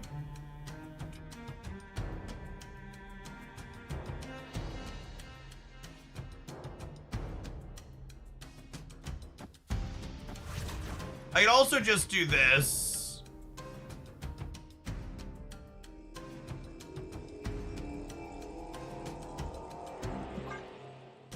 I don't actually know.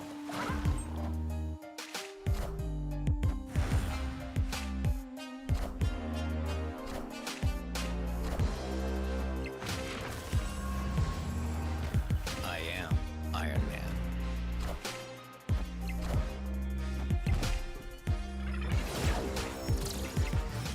So this isn't actually enough, right?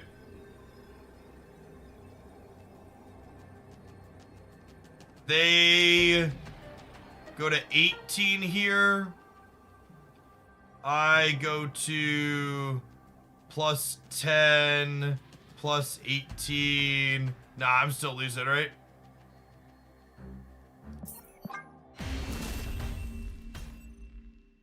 Escaped. Tough set of locations for us.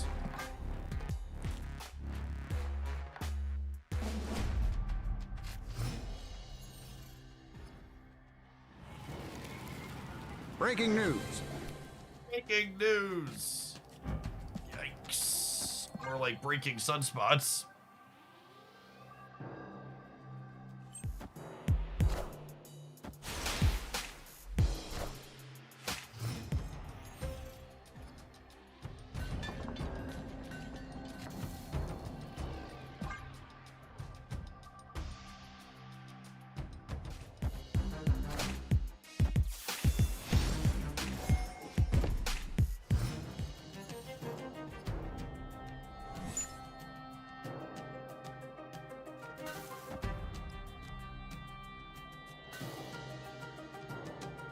Probably just here. It's like a Mr. Negative mid. Catch you later, Deadly. Appreciate you spending part of your Christmas Eve here with us.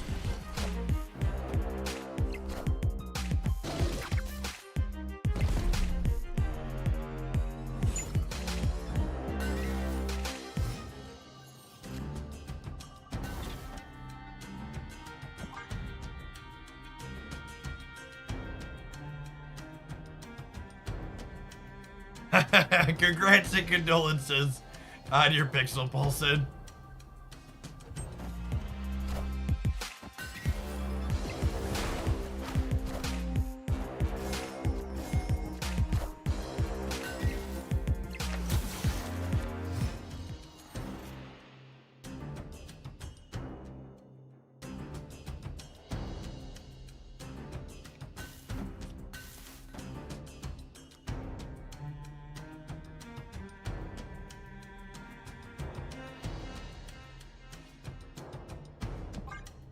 Yes.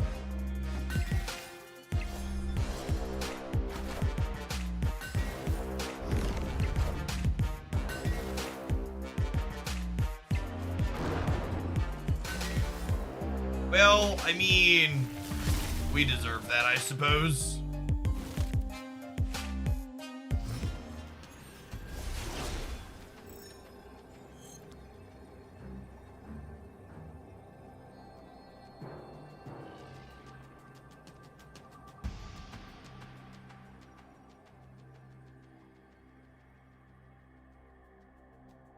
If they don't have Blob, we can probably win this game. Their deck's rather large.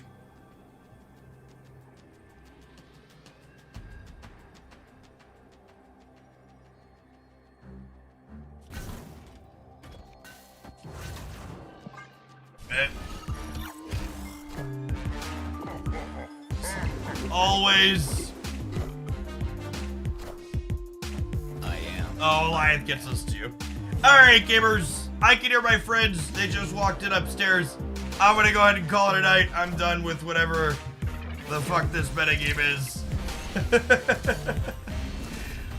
I'll be curious to see if we get any changes to any of it on the 9th. Because remember there's a patch on January 9th.